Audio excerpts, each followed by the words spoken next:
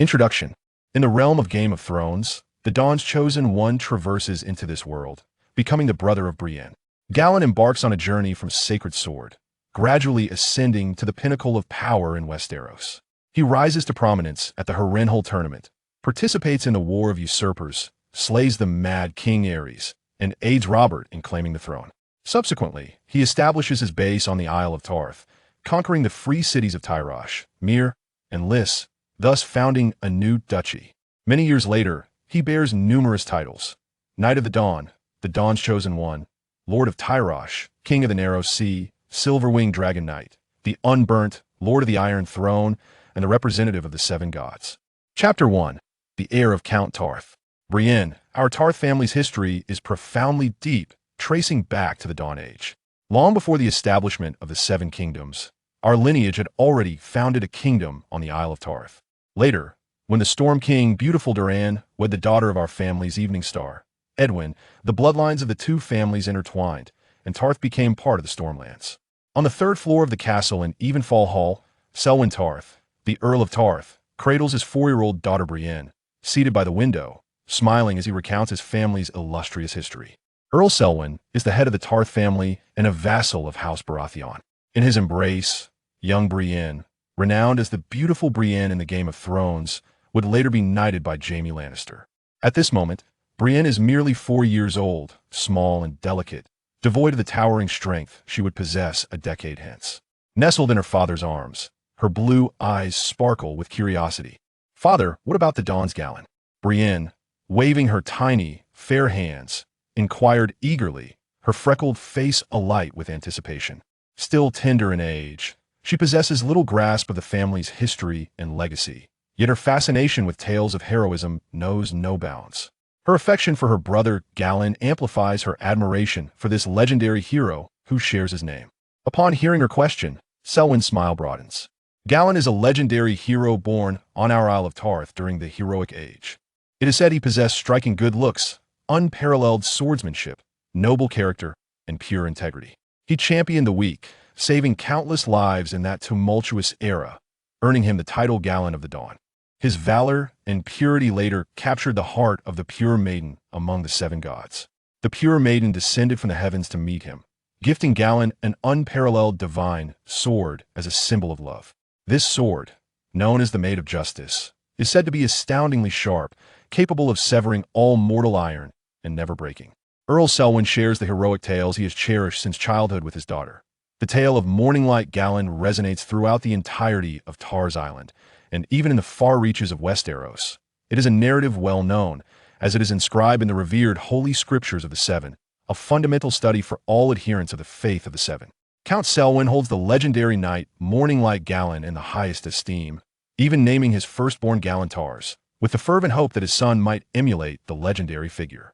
As Count Selwyn gazed upon the breathtaking sapphire sea, cradling his daughter Brienne, a sudden clamor of hurried hoofbeats echoed from the castle courtyard. "Alas, my lord, a calamity has befallen the young master." Upon witnessing his steward Claude galloping into the castle with an urgent countenance, Count Selwyn's demeanor shifted to one of grave concern. "What transpired? Speak clearly." A knot of anxiety tightened in the count's chest as he furrowed his brow and demanded answers. The steward, his voice trembling, replied, "My lord, the young master clandestinely ventured to Moonscape, infiltrating a sea-filled cavern in search of the fabled sword of Galladon. He is yet to re-emerge, and I have dispatched others to search." Count Selwyn, who had maintained a semblance of composure, was now engulfed in panic. Moonscape, a rugged precipice on the southeastern edge of Tar's Island, had once been the domain of a noble house, where the legendary hero Morninglight Galladon was born. However, a cataclysmic storm had obliterated the realm, leaving it a mere ruin. The Tar's people widely believed that upon his passing, Galladon concealed his sacred sword, Dame Justice, within the cavernous cliffs of Moonscape, awaiting a worthy successor to claim it. Count Selwyn could scarcely fathom that his son had acted so recklessly, sneaking off to seek the sword within the treacherous caves. It was a perilous time, for the seas were tumultuous, and even the island's most adept fishermen dared not venture into the churning waters of the rocky shore. "Quickly, take me there." Selwyn's voice was hoarse as he shouted, stumbling down the castle stairs, forgetting to set Brienne down from his arms. By the time he reached the castle courtyard, There was no opportunity to persuade Brienne to remain behind. Reluctantly, he galloped towards Moonscape, cradling Brienne, accompanied by Claude and a retinue of castle guards. Upon arriving, Selwyn found a throng of guards and attendants scouring the rocky outcrops and the surging sea. Yet there was no sign of Galladon. Claude, tell me when Galladon departed and when he vanished. Gazing at the rising tide, Selwyn's face contorted with rage as he grasped the steward's collar and bellowed. My lord, I learned of it only from old Feck's son, Claude stammered. Claude, slightly balding and of Mediterranean descent, found himself in a state of anxious desperation as he faced the wrath of his master. He gestured towards a trembling young boy with dark skin, who was hiding amidst the crowd. Count Selwyn, his eyes reddened with agitation, fixed his intense gaze upon the boy. Old Feck's son, come here. Tell me everything you know. The count spoke in a hurried manner. Yes, my lord. The slender, dark-skinned boy, his face etched with despair and trepidation, stepped forward and recounted the events. My lord, this morning I was crabbing nearby when I spotted a glimmer of bluish-green light tinged with orange within a steep cave. At first I thought I had imagined it, but soon after I saw the light again. Recalling the tales from my childhood, I believed it to be the fabled holy sword. However, I dared not venture inside, for the seawater had already risen to my waist and the tide was steadily increasing. I returned to the town and shared my discovery with my companions. Just then, the young master happened to pass by and overheard my words. He insisted I lead him to the location of the holy sword. I brought him here, but by the time we arrived, the cave was nearly submerged. Before I could dissuade him, the young master plunged into the water. I was terrified no matter how loudly I called. He did not resurface. In a panic, I ran back to report to Lord Claude. Panting heavily, Count Selwyn clenched his fists, his breath coming in ragged gasps. His heart raced with a tumult of emotions, struggling to suppress the urge to take vengeance upon old Feck's son. Following the direction indicated by the boy, he found that the cave was now almost entirely engulfed by the sea, with only the dark rocks barely visible beneath the waves. Given the time spent in futile search, it was clear that no one could hold their breath for so long. The thought that his only son might be drowning in the very waters before him caused Count Selwyn's heart to wrench painfully, nearly to the point of bloodshed. Search! Find him immediately! I care not how you do it, you must locate Galladon. After a few deep breaths, Count Selwyn bellowed. He left unsaid the consequence that awaited old Feck and his son should his eldest remain unaccounted for. They would pay a most grievous price. Yes, my lord. The guards present responded loudly, fully aware that their lord teetered on the edge of rage and madness. Everyone on Tarsus Island knew of Lord Selwyn's high hopes for young Galladon. More than 20 men scoured the vicinity, tirelessly searching within a radius of several miles. Brienne clutched at her father's pant leg, filled with both anxiety and fear. She did not comprehend the nature of the events unfolding, but her father's worried demeanor suggested that her brother was in peril. Father, where is brother? What has happened to him? Brienne sobbed softly, tears cascading down her cheeks, her gaze vacant and lost. Count Selwyn was reminded of his 2 children who had passed away too soon, and the possibility of losing another child, his most exceptional eldest son, overwhelmed him with sorrow. A sense of helplessness, a feeling he had never known in adulthood, shattered the defenses of his heart, compelling him to weep just as his little daughter did. Yet he understood that he could not succumb to tears. He was a lord, a knight, the Count of Stormhaven, and he must swallow his grief. Count Selwyn offered no words to Brienne, for he did not know how to respond. Instead, he lifted her into his arms and joined the search party for his son, Galladon. As time trickled by like sand in an hourglass, the sea grew increasingly tumultuous, and soon the rock beneath their feet would be entirely submerged. Father, brother. Just as Selwyn's heart grew colder, as if an invisible hand were tightening around it, nearly suffocating him, Brienne suddenly pointed in a direction from his embrace, exclaiming with delight. Selwyn turned abruptly and, to his astonishment, beheld a pair of small legs clad in leather boots emerging from the sand and surf beneath the rocks. The boots bore the emblem of the Tar's familiar yellow sun and a blue moon. Galladon! With a quivering voice, Count Selwyn called out, immediately setting Brienne down and stumbling forward. Upon hearing Selwyn's voice, the steward Claude and 2 nearby guards turned in unison, as if awakening to a realization, and rushed over. When Selwyn reached the edge of the rocks, he indeed saw his son Galladon's form amidst the gravel and surf behind the stones. The small Galladon appeared as pale as parchment, his lips tinged with purple, his eyes tightly shut, damp black hair clinging to his forehead, his body motionless, as if the sea had robbed him of his life force. Selwyn's complexion turned ashen, fear radiating from his eyes as he tremulously extended a hand to Gallen's nose. There was no breath. Gallen had seemingly lost all signs of life. Count Selwyn froze, despondently collapsing into the water. "Father! Father!" At that moment, Brienne rushed over. The 4-year-old Brienne moved with a steadiness and courage beyond that of the typical little girl. Upon arrival, she beheld her brother Gallen, pale and with a distended belly. "Brother!" Brienne threw herself beside Gallen, tears glistening in her eyes. At that instant, Steward Claude, accompanied by the 2 guards, hurried over. "Young master." Seeing Gallen lying there, so ashen, Claude's heart quaked, and despite having steeled himself for the worst, he was engulfed in profound sorrow. Claude swiftly knelt beside Gallen and Count Selwyn. First, he checked for breath, finding none. His face paling further, yet refusing to lose hope, he grasped Gallen's arm to check his pulse. Upon doing so, his eyes widened in disbelief. "Master, the young master still has a pulse. He is alive." The butler, Claude, exclaimed. "What?" The Earl of Selwyn, who had been languishing in the sea, suddenly convulsed with joy, seizing Gallen's other hand to check for a pulse. Indeed, as Claude had stated, a faint heartbeat was still present. "Hurry, we must save him." The Earl's voice trembled, his eyes reddening with a mixture of elation at the reprieve and the cold sweat of dread that soaked his back. He clasped Gallen's icy hand tightly, as if a treasured possession had miraculously returned to his grasp. Butler Claude immediately began to compress Gallen's chest with remarkable speed. Sea water continuously spilled from Gallen's mouth, yet no breath was restored. After several compressions, Claude saw no signs of revival. In desperation, he altered his approach, grasping Gallen's legs and tilting his body upwards. "Come here. Assist me in compressing the young master's chest." Claude shouted to 2 guards. The guards promptly positioned themselves on either side, grasping Gallen's arms and commencing chest compressions. One after another, the Earl was drenched in a fine sheen of cold sweat. His heart raced wildly. He repeatedly implored the dawn and the 7 gods for their protection. Zhao Xian's consciousness gradually stirred from an abyss of darkness. He vaguely recalled being struck heat-in by a dump truck while en route to register at university, after which he had lost all awareness. "So have I perished?" Zhao Xian sighed in regret, pondering. The out-of-control truck had collided with him at speeds exceeding 80 miles per hour from any perspective. Survival seemed impossible. He harbored no illusions. He was certain he had met his end. It was unfortunate he had finally gained admission to university, poised to take charge of his life, only to have fate cruelly snuff out his future. Zhao Xian, an orphan, had grown up in an orphanage before being adopted by a couple. Initially, they treated him kindly, but once they had a child through in vitro fertilization, Zhao Xian suddenly became an extraneous presence in their home.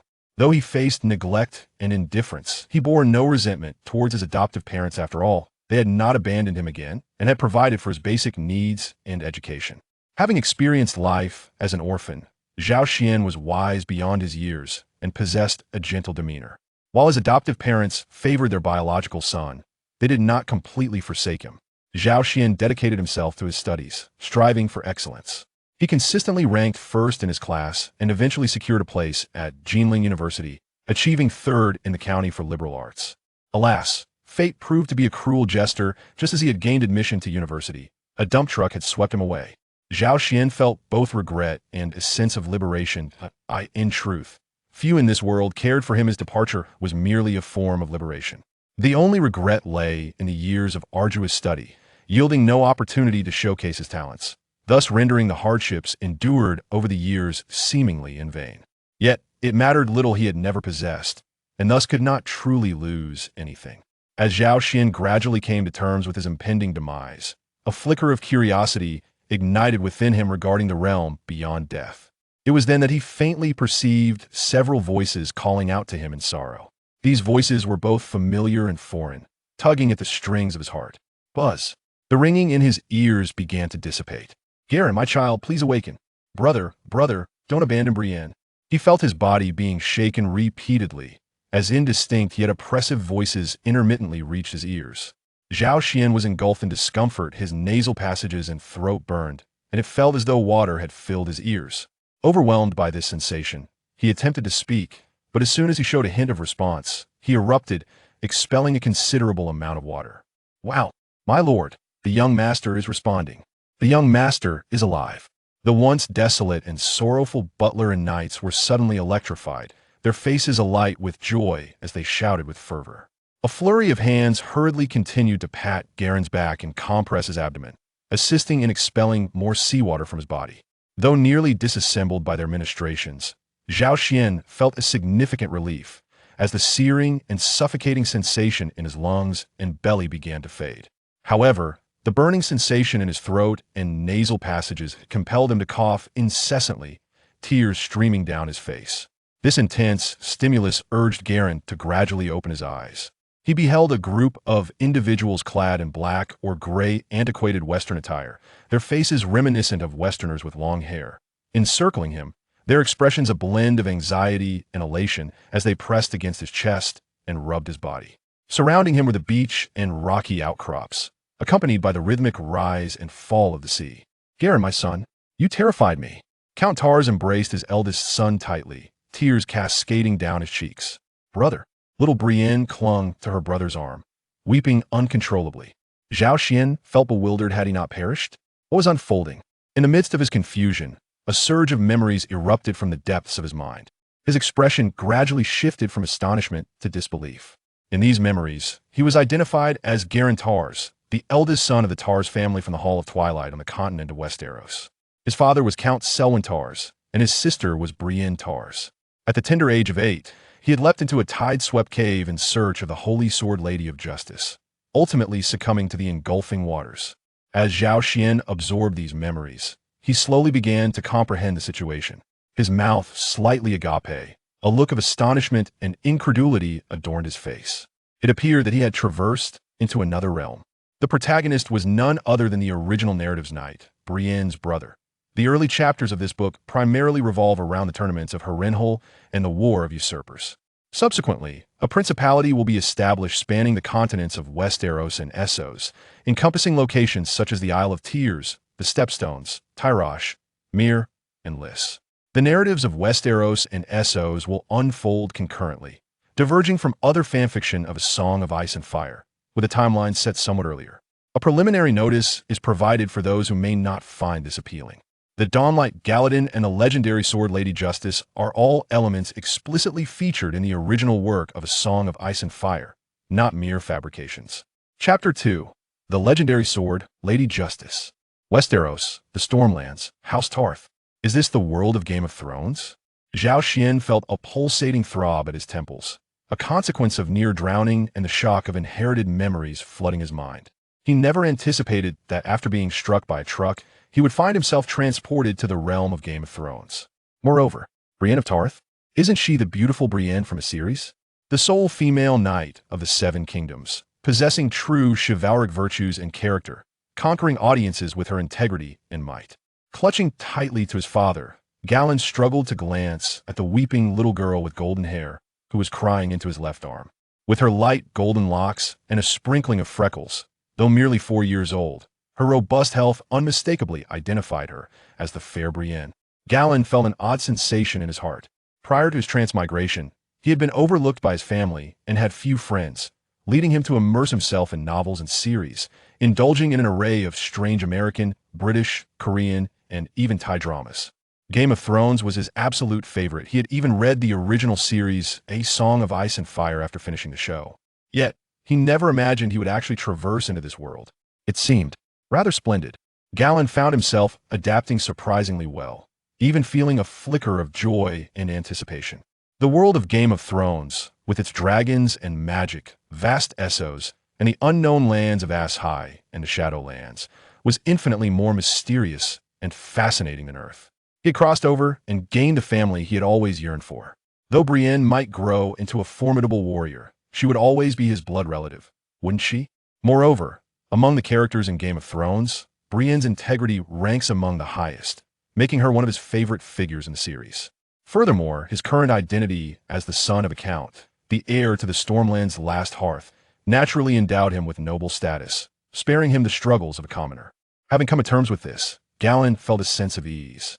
Somehow, he felt a profound connection with this body, as the memories of the original owner seamlessly blended with his own recollections of every moment he could remember since gaining consciousness. "Father, I am fine. The Earl of Selwyn embraced Gallan tightly, making him struggle for breath. Gallan patted his father's back feebly and murmured, "Enough, enough." Only then did the Earl release his eldest son, shedding his usual mask of composure and wisdom, revealing an overwhelming blend of joy and fear at having him back. Grasping his son's shoulders and feeling the chill radiating from his body, the Earl swiftly removed his black velvet cloak and wrapped it around Gallan. "Come, we must return to the castle." Seeing that his son seemed to have escaped the clutches of death, the Earl rose immediately. He needed to bring Gallan back to the castle for Master Amos to diagnose and treat him. Wait a moment, father." However, Gallan suddenly spoke up, halting his father's intent to lift him. The Earl and the others cast puzzled glances in their direction. Amidst their uncertain stares, Gallan offered no explanation. He stepped forward, searching through the water and sand beneath the rocks where he had been found. At last, a faint, clear light emerged from the depths of the sea.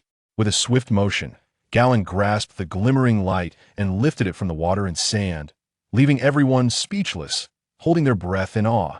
What he held was no ordinary weapon, but a sacred sword. The blade emanated a soft, azure glow, as if it had drawn life from the depths of the ocean.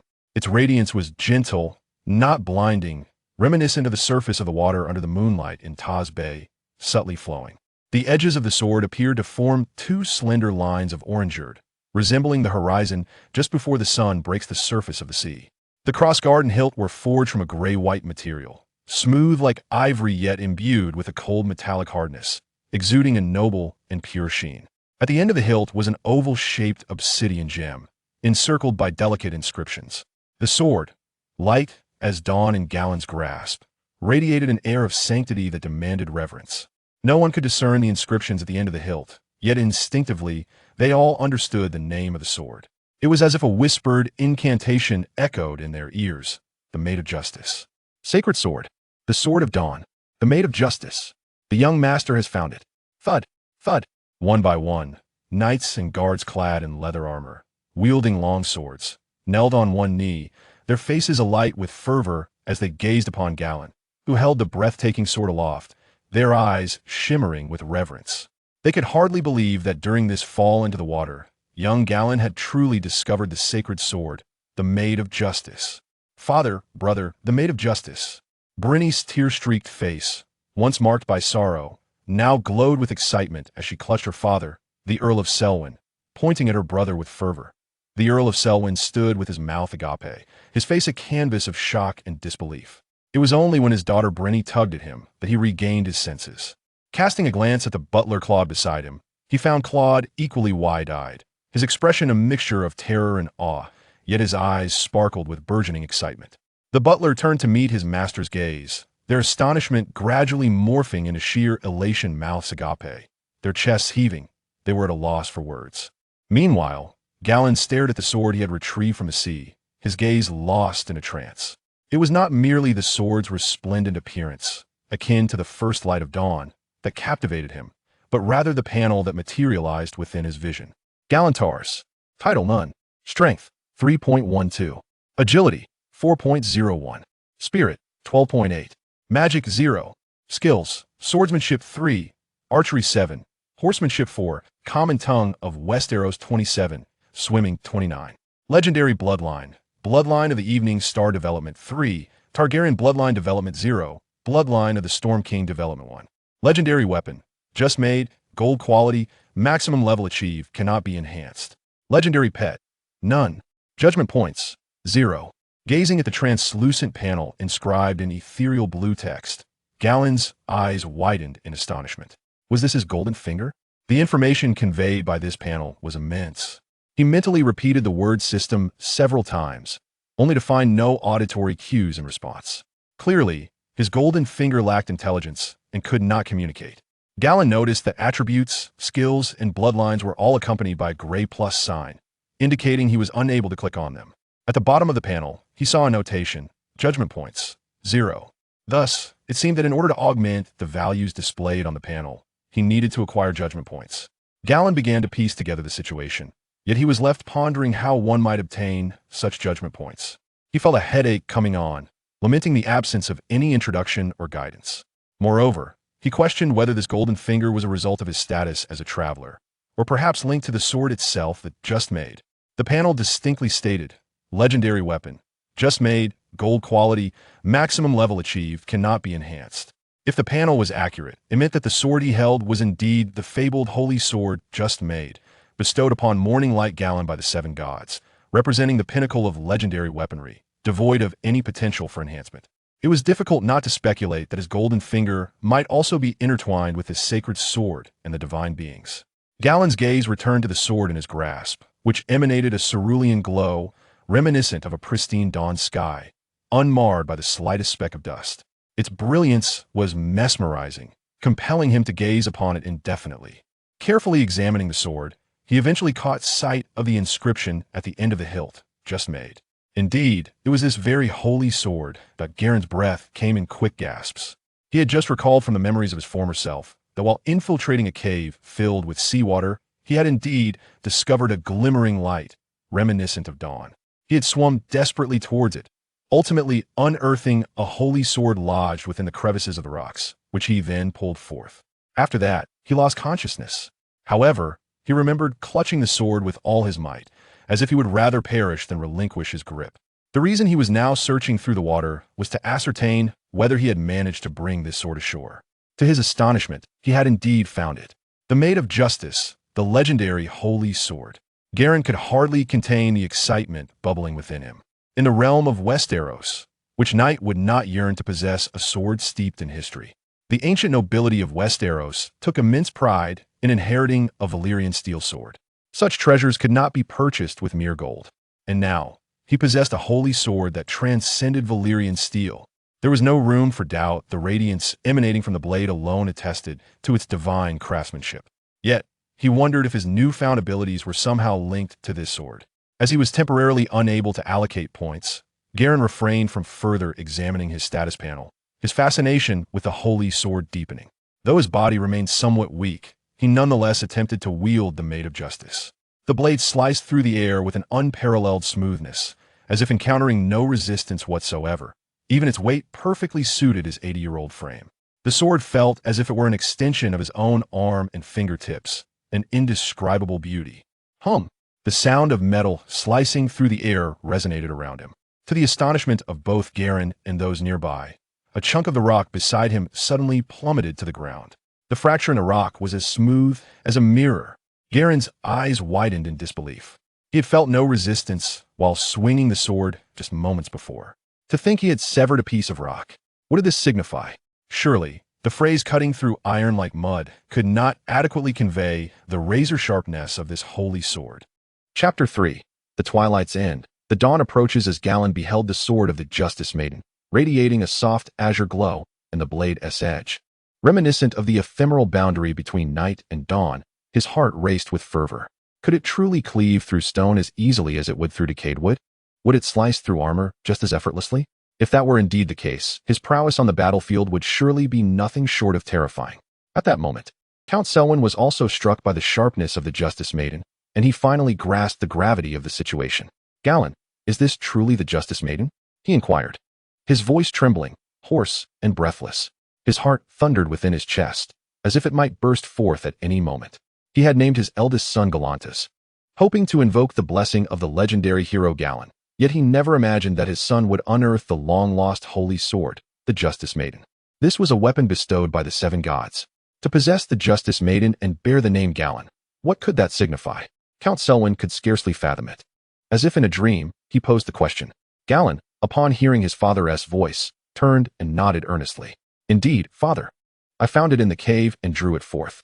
Galladon was aware that without his transmigration, the original self would have met an untimely demise.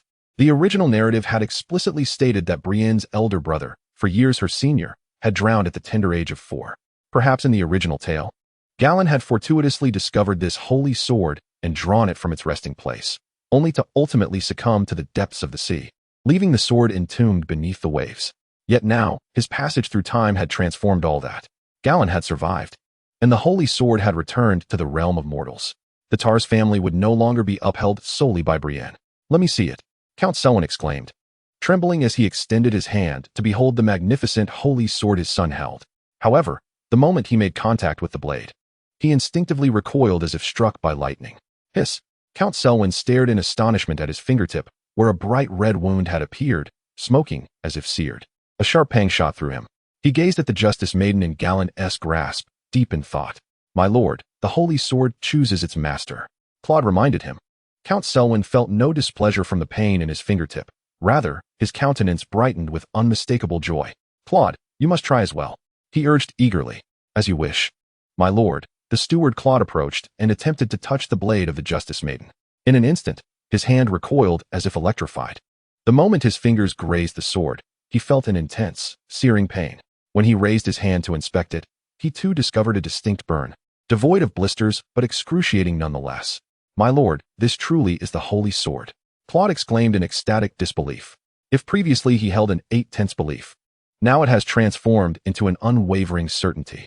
This is undoubtedly the legendary sword of the Just Maiden, bestowed by the pure maiden among the 7 gods. Galladon was somewhat taken aback. He had not anticipated that this sacred blade would only permit his touch, while any other would be met with searing agony upon contact.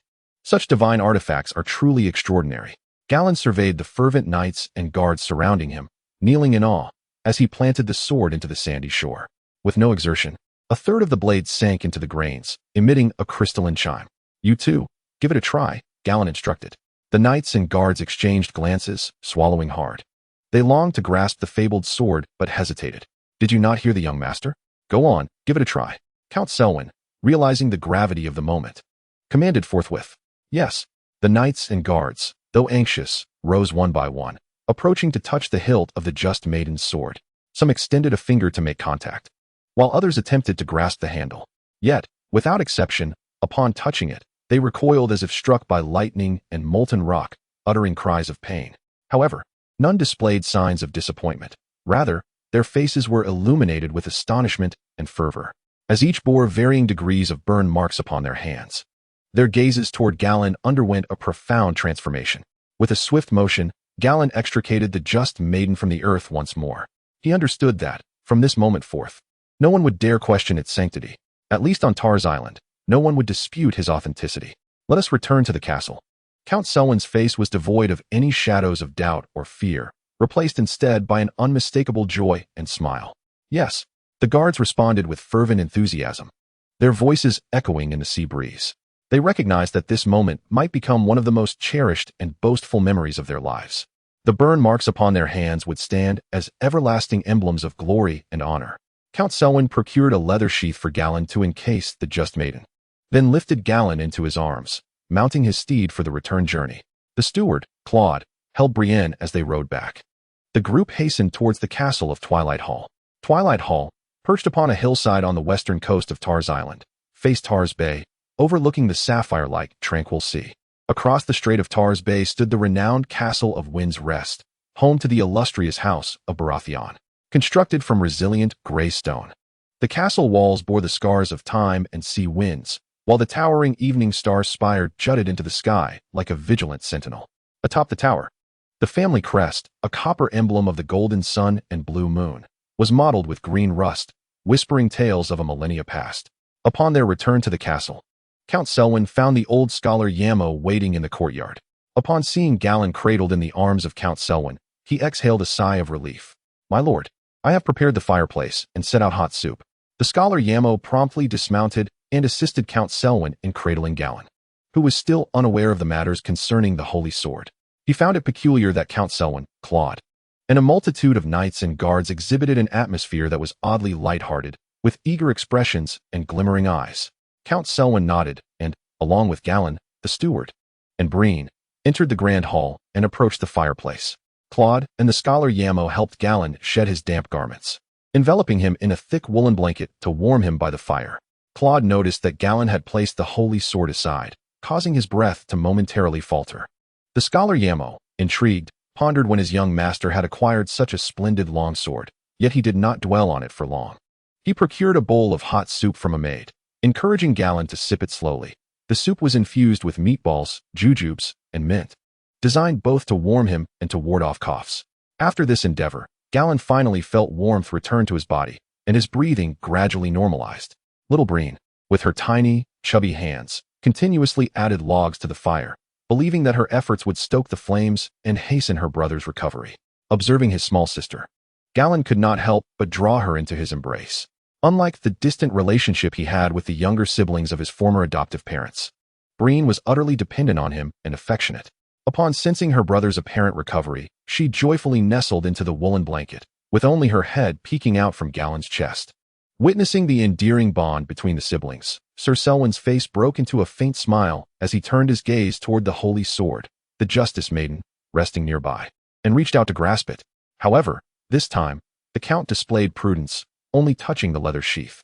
As he held it, the weight of the sword was palpable, requiring both hands for him to raise it with any semblance of ease. An expression of astonishment crossed Count Selwyn's face. The sword weighed at least 30 to 40 pounds, far exceeding the weight of a typical two-handed sword. Yet, Galladon had effortlessly wielded this sword single-handedly moments ago in Morn's corner. Perhaps this was the enchantment of the holy sword. As he was not its rightful owner, it felt extraordinarily heavy in his grasp. The Count scrutinized the circle of inscriptions at the hilt, where the words Justice Maiden were boldly etched. With a sigh, Count Selwyn set the sword down, allowing his gaze to drift vacantly toward the family crest above the fireplace, depicting two suns on a red background and two moons on a blue background, lost in contemplation. For millennia, the Stark family had basked in glory, as had the Baratheon, Lannister, and Gardner families. Even the once common Tyrell family had ascended to become the Lords of Highgarden, ruling over the entire Reach. Yet what of their own Tarth family? It had been an eternity since they had left a significant mark upon the annals of history in Westeros. Long ago, the patriarch of the Tarth family was revered as the Evening Star. Now, no one remembers, nor do they deign to address them as such. The twilight wanes, and dawn approaches. The Earl of Selwyn's mind conjures the family motto. Perhaps, Galladon is the dawn of the Tar's family. Chapter 4. 3 Legendary Bloodlines. Galladon. What compelled you to leap fearlessly into the sea and enter that cave? Was it the son of Old Feek guiding you? The Earl of Selwyn, roused by the crackling of burning firewood, gazed at his son Galladon, who extended his hands toward the flames, his eyes flickering with firelight. Upon hearing his father's words, Galladon grasped the underlying meaning. No, father, the son of Old Feek did nothing. You need not trouble him. Galladon shook his head. The Earl of Selwyn appeared skeptical, suspecting that someone might harbor ulterior motives to exploit and harm the heir of the Tar's family. Galladon's memories were clear. The son of Old Feek was reluctant to lead the way, coerced by the authority of nobility to do so. Ultimately, he disregarded Old Feek's son's counsel and plunged into the sea. Then why are you so certain there is a holy sword within the cave? The Earl of Selwyn inquired with a frown. Because I heard some sort of calling from the shore, Galladon replied after a moment of contemplation. In his memories, the previous incarnation was distinctly impetuous, a child with no reverence for death. However, he refrained from voicing this, knowing it would invite a thorough reprimand from the Earl of Selwyn. The calling of the holy sword? The Earl's eyes widened, his chest rising and falling rapidly. Indeed. Galladon nodded. After all, he had already acquired the holy sword. Whether or not there was a calling was of little consequence to him. He spoke thus, as it would conveniently provide an excuse for any changes he might undergo in the future. After all, he was the chosen successor of Morninglight Galladon, the new master of the holy sword. It was only natural for him to exhibit wisdom and maturity beyond his peers. The Earl of Selwyn, oblivious to Galladon's fabrications, immediately completed a fanciful narrative in his mind, believing it wholeheartedly. My son, could it truly be that he bears some monumental responsibility, favored by the 7 gods? The Earl of Selwyn's breath quickened, further affirming his suspicions. The validation of this conjecture filled him with immense joy and ambition. He was delighted that the family would undoubtedly flourish once again under Galladon's stewardship.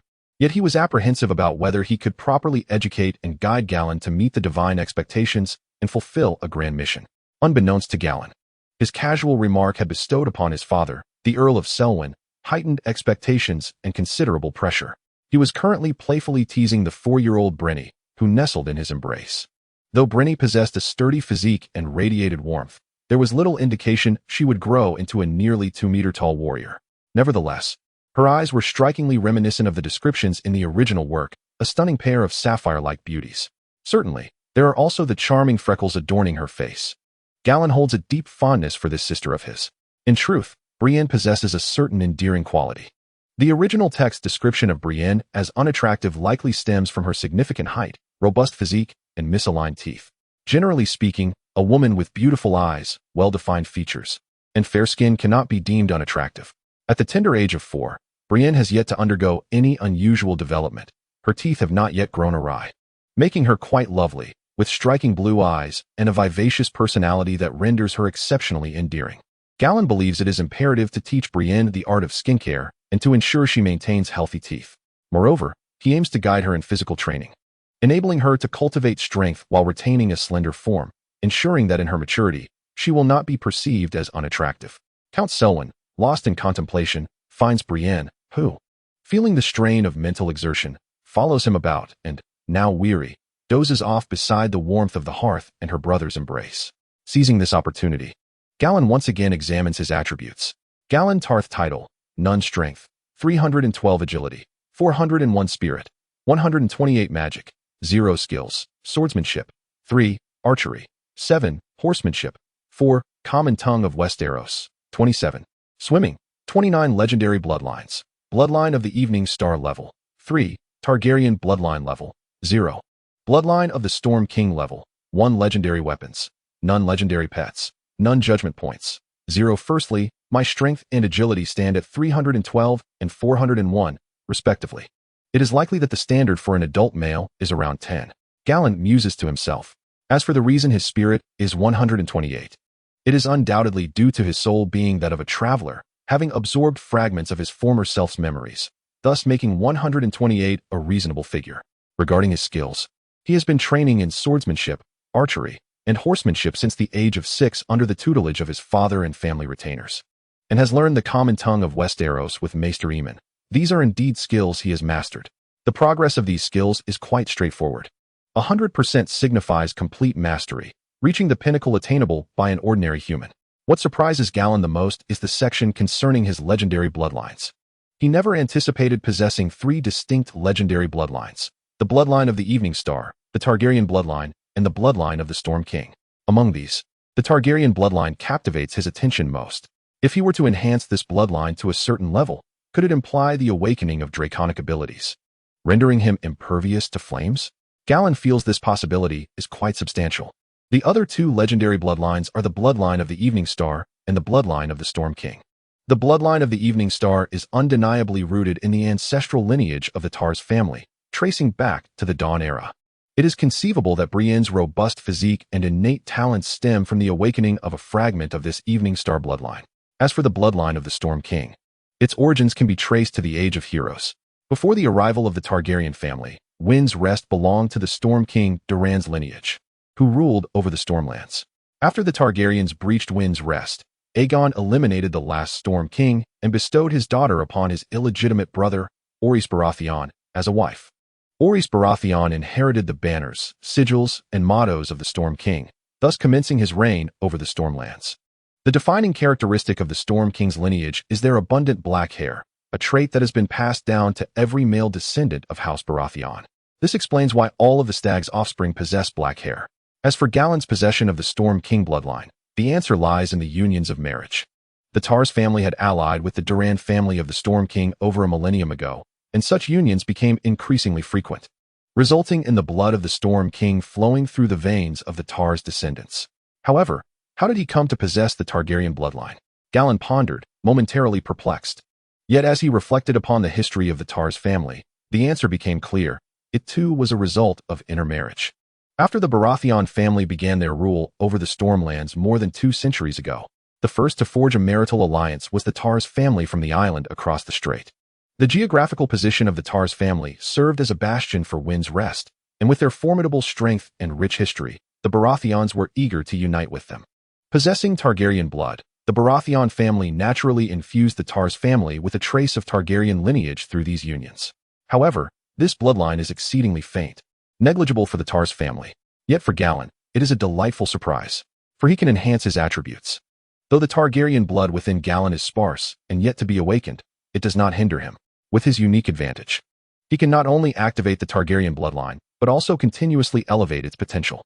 Sooner or later, he shall attain a sufficiently robust Targaryen bloodline, becoming a dragon rider akin to Daenerys Targaryen. This is of paramount importance, for dragons are an inescapable presence in the realm of Westeros. The distinction between possessing dragons and lacking them is monumental. Galladon eagerly anticipates the prospect of riding a dragon. Young master, the bathwater is prepared. Shall I escort you back to your room for a refreshing soak? The voice of the butler, Claude, interrupted his musings. Claude approached with a steady gait, a gentle smile gracing his features, the sheen of his bald head gleaming softly in the firelight. Very well. Garin regained his senses and glanced down. Although his body and hair had dried, the salt from the sea clung to his skin, rough and irritating, a discomfort he could not ignore. He slowly rose, gently placing his sister Brienne onto the lap of their father, Lord Selwyn. Go on, rest well, Lord Selwyn said softly as he received Brienne. Garin nodded and followed Claude upstairs. His bedroom was situated on the 5th level of the Twilight Tower, offering a panoramic view of the Twilight Hall. The two ascended the spiral staircase within the tower, the steps made of coarse granite, their edges smoothed by countless footsteps. Iron oil lamps were set into the walls, their dim flames flickering and casting elongated shadows. With each step, a faint echo resonated through the corridor, accompanied by the rhythmic sound of crashing waves filtering in through the small windows above. Before long, they reached the 5th floor. Garin's door was fashioned from heavy oak, its surface intricately carved with the golden sun and blue moon insignia of House Tarth. Claude opened the door, slightly bowing and stepping aside without entering. Garin entered his bedroom, which was modestly furnished yet retained an air of nobility. A faded tapestry adorned the wall, depicting the scene of Morninglight Garin holding hands with the pure maiden among the 7 gods. The stone floor was covered by a thick woolen carpet, soft and silent beneath his feet. In the center of the room stood a large wooden bathtub filled with warm water, where a few lavender petals and a handful of fragrant herbs floated, steam rising gently and blurring the air. The fireplace beside it crackled with burning firewood, casting a warm glow upon the walls. In one corner, a small door led to the maid's narrow resting chamber, ajar and revealing a faint flicker of candlelight. A girl, around 13 or 14 with fair skin, stood by the tub in a gray linen maid's dress, her sleeves slightly rolled up. She was testing the water temperature with delicate hands and, upon seeing Garin enter, turned to him with a respectful and bright smile. Master, I have prepared the bathwater for you. Allow me to assist with your garments, she said, her voice clear and tinged with a hint of the Tars Island fisherman's accent. Garin approached and nodded. The girl stepped forward, deftly untying the sash of his outer robe and helping him remove his salt-stained clothing. He stepped into the bathtub, the warm water enveloping him instantly, the subtle sense of wood and rosemary mingling, dispelling his fatigue and inviting him to relax. This girl was named Karina, a maid personally chosen by Garin's late mother. She had served him since childhood, developing a close bond with him. Her chestnut hair, slightly wavy, was tied back in a ponytail, exposing her long, fair neck, giving her a clean and lovely appearance. Karina, you may step out for now. I shall call for you once I am finished, Garin said, closing his eyes, his voice low and laced with weariness. Karina gave a slight bow, acknowledging his request, and quietly retreated towards the small door, leaving Garin to immerse himself in the warmth of the steam and his thoughts. Leaning back against the edge of the tub, Garin forced his eyes closed, striving to relax both body and mind. It was only now that a question dawned upon him. It seems he has arrived prematurely. According to the knowledge imparted to him by the learned maester, it is currently the year 275 of the conquest, and the Mad King Aerys still sits upon the Iron Throne. Ned Stark is merely 12 years old, just 4 years his senior. There remain at least 2 decades before the original narrative commences. Although Galladon possesses some understanding of the early tales of this realm, he cannot claim to know them intimately. At this moment, he finds himself contemporaneous with figures such as Jaime Lannister, Ned Stark, and Peter Baelish. How intriguing. With his eyes closed, a faint smile graces Galladon's lips. He feels no confusion, but rather a sense of fascination. After all, this era is exceptionally vibrant. The Tourney at Harrenhal, the War of the Usurper, the Iron Islands Rebellion. These monumental events far surpass the tumultuousness that follows Robert's ascension to the Iron Throne. When the true saga unfolds, he will be around 30 years old, at the pinnacle of his life. His current station is only slightly inferior to that of Robert and Jaime. He is the heir of Riverrun, a legitimate son of a count. The island of Tarth, where Riverrun is situated, is akin to a miniature version of the Reach. The territory boasts mountains, grasslands, hills, and forests, rich in resources. Although the Tarth family may not rival the wealth of the Arbor, their population is greater, and their resources more abundant, making it a commendable domain. The location of Tarth is also quite advantageous, nestled to the northeast of Storm's End, forming a protective shield around it.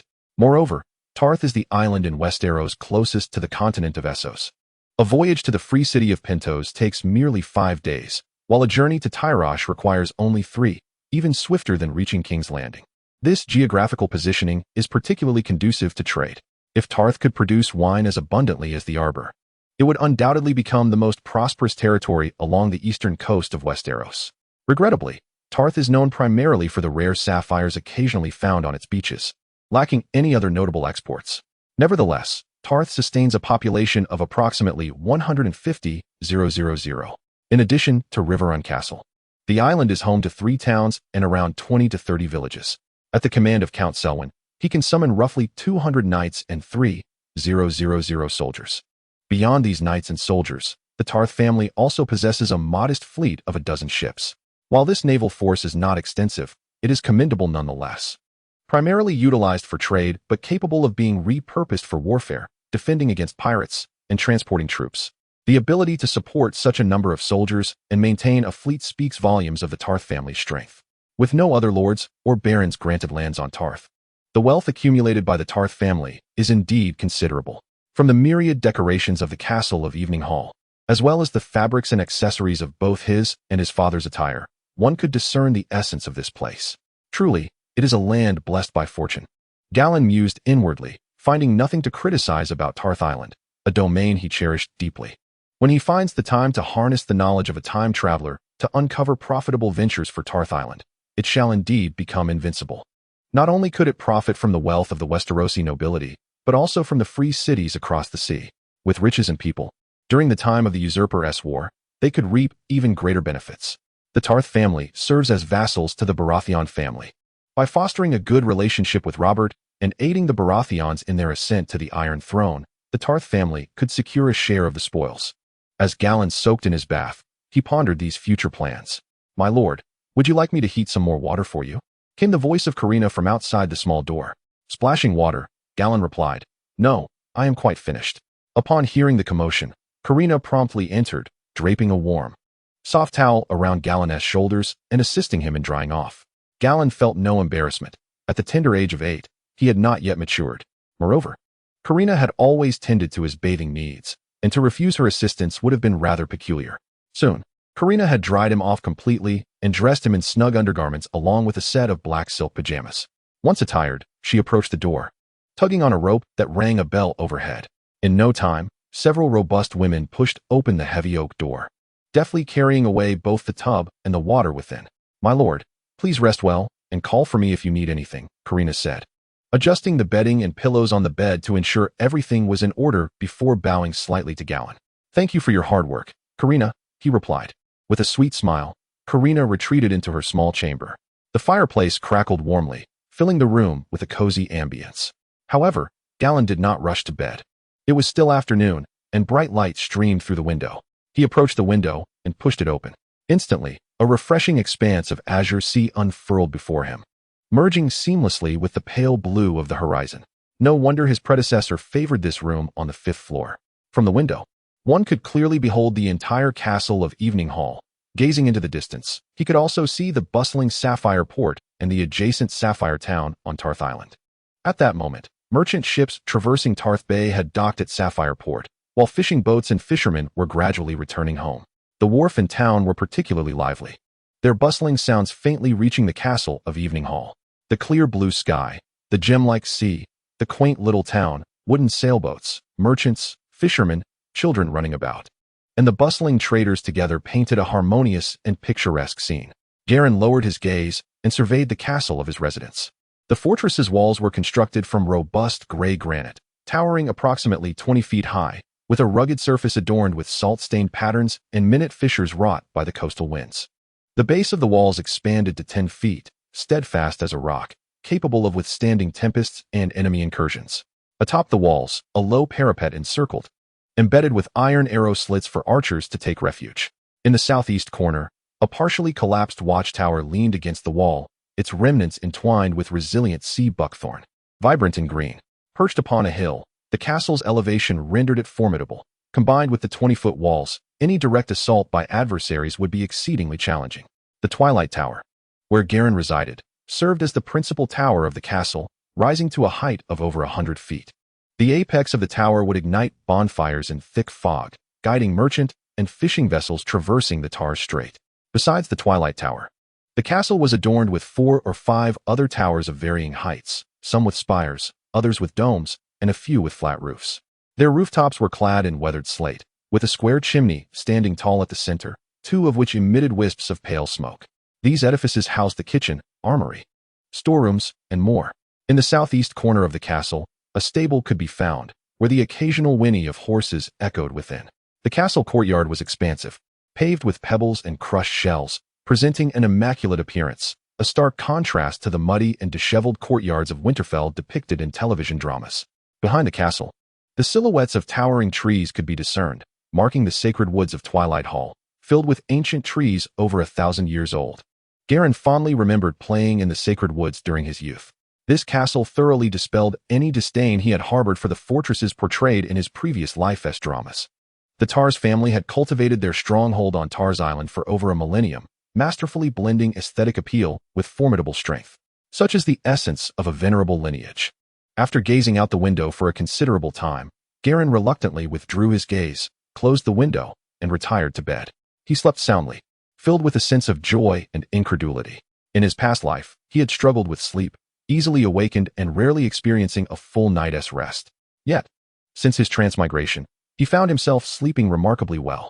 Perhaps it was due to his possession of 3 legendary bloodlines, endowing him with exceptional health. In any case, upon awakening, Garin felt both mentally and physically rejuvenated. He increasingly perceived his transmigration as a fortuitous occurrence. "My lord, you are awake." Carina seemed to sense the commotion, timely peeking through a small door with a smile. "Good morning, Carina," Garin replied with a grin. "Good morning, my lord," Carina beamed, promptly presenting warm water and toiletries. After cleansing his face with a damp, warm towel, Garin found himself momentarily stymied by the toothbrush and cup before him. The toothbrush was, in fact, a slender twig, roughly the length of a chopstick and the thickness of a finger, with the upper third meticulously crushed into fine fibers. According to memory, the precursor was to use such a chewing stick dipped in salt to brush one's teeth and cleanse the mouth. Never mind, it will have to suffice. Galladon dipped the branch in a bit of salt, meticulously cleaning his mouth and teeth. However, this crude tool proved somewhat harsh, despite his carefulness.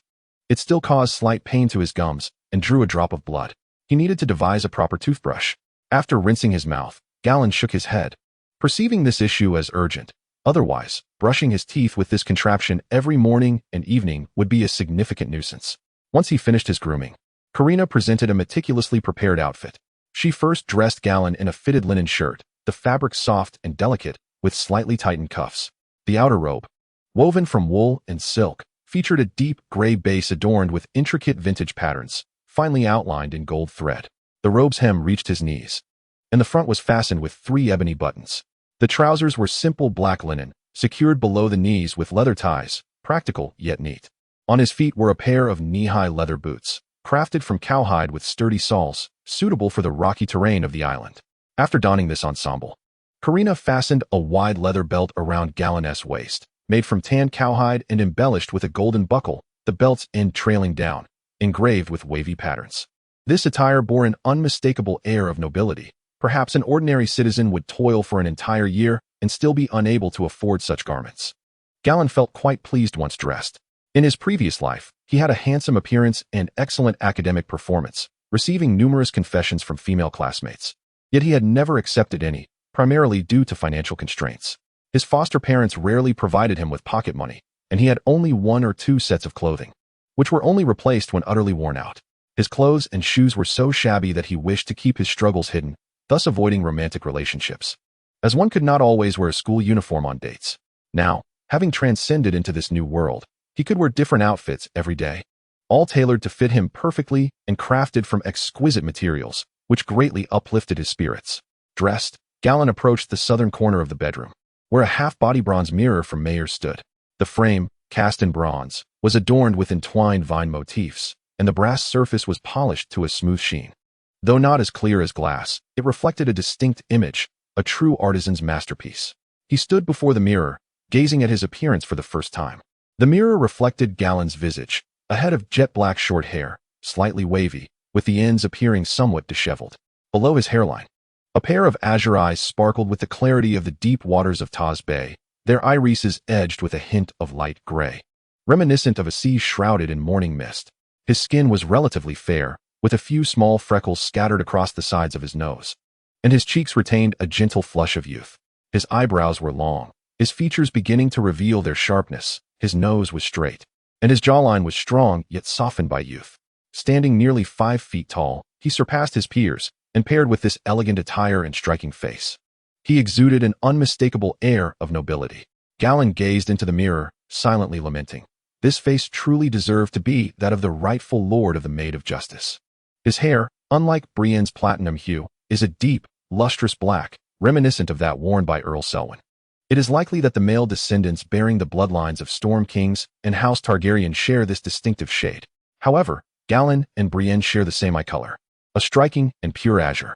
After adjusting his attire, Galladon descended the staircase to the grand hall, where the maidens were bustling about, carrying platters of bread, sweet soups, smoked meats, and sliced fruits to arrange upon the long table. Young master. Upon seeing Galladon, they all paused respectfully, bowing in deference. Yet, Galladon noticed a newfound brightness in their gazes, filled with fervor and respect. Clearly, news of his discovery of the holy sword had spread throughout the castle. He nodded in acknowledgement, just as the steward, Claude, approached him. Young master, please partake in your meal.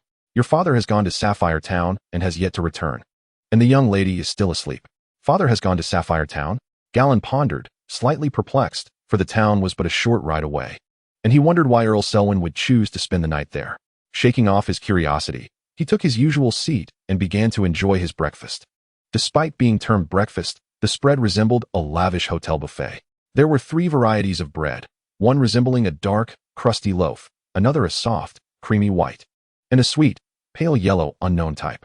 In addition, there were 4 types of meats: smoked bacon, sweet shrimp, slices of ham, and chicken.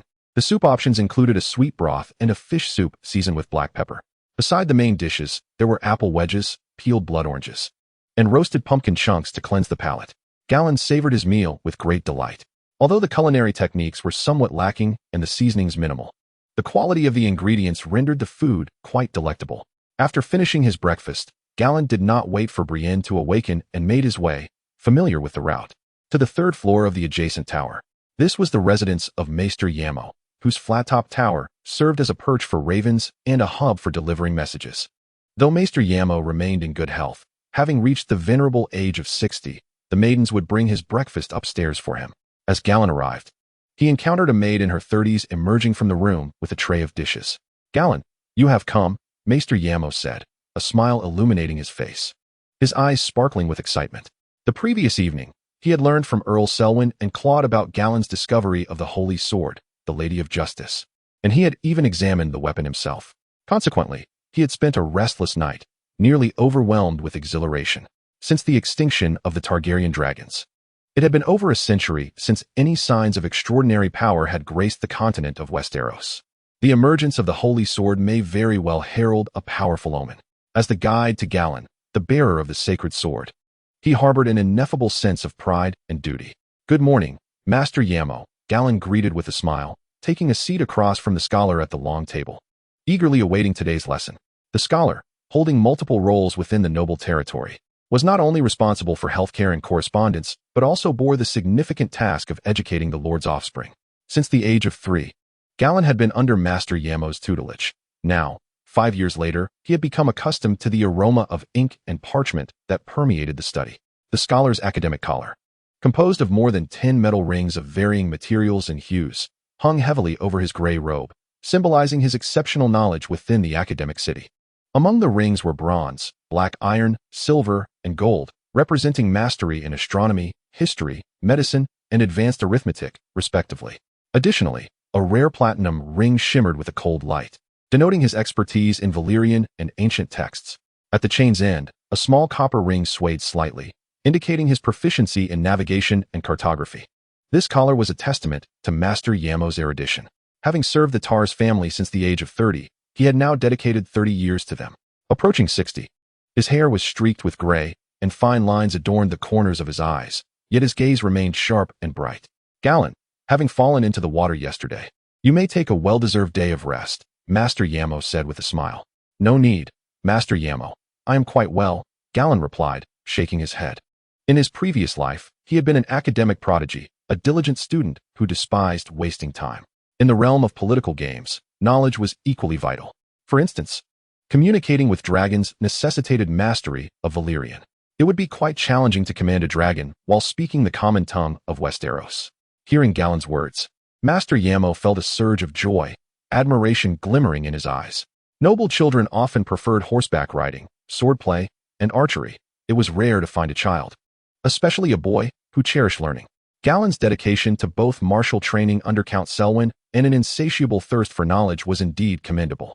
Now that Gallen had also acquired the sacred sword of the Maid of Justice, Master Yamo's expectations for his knowledge and character had risen even higher.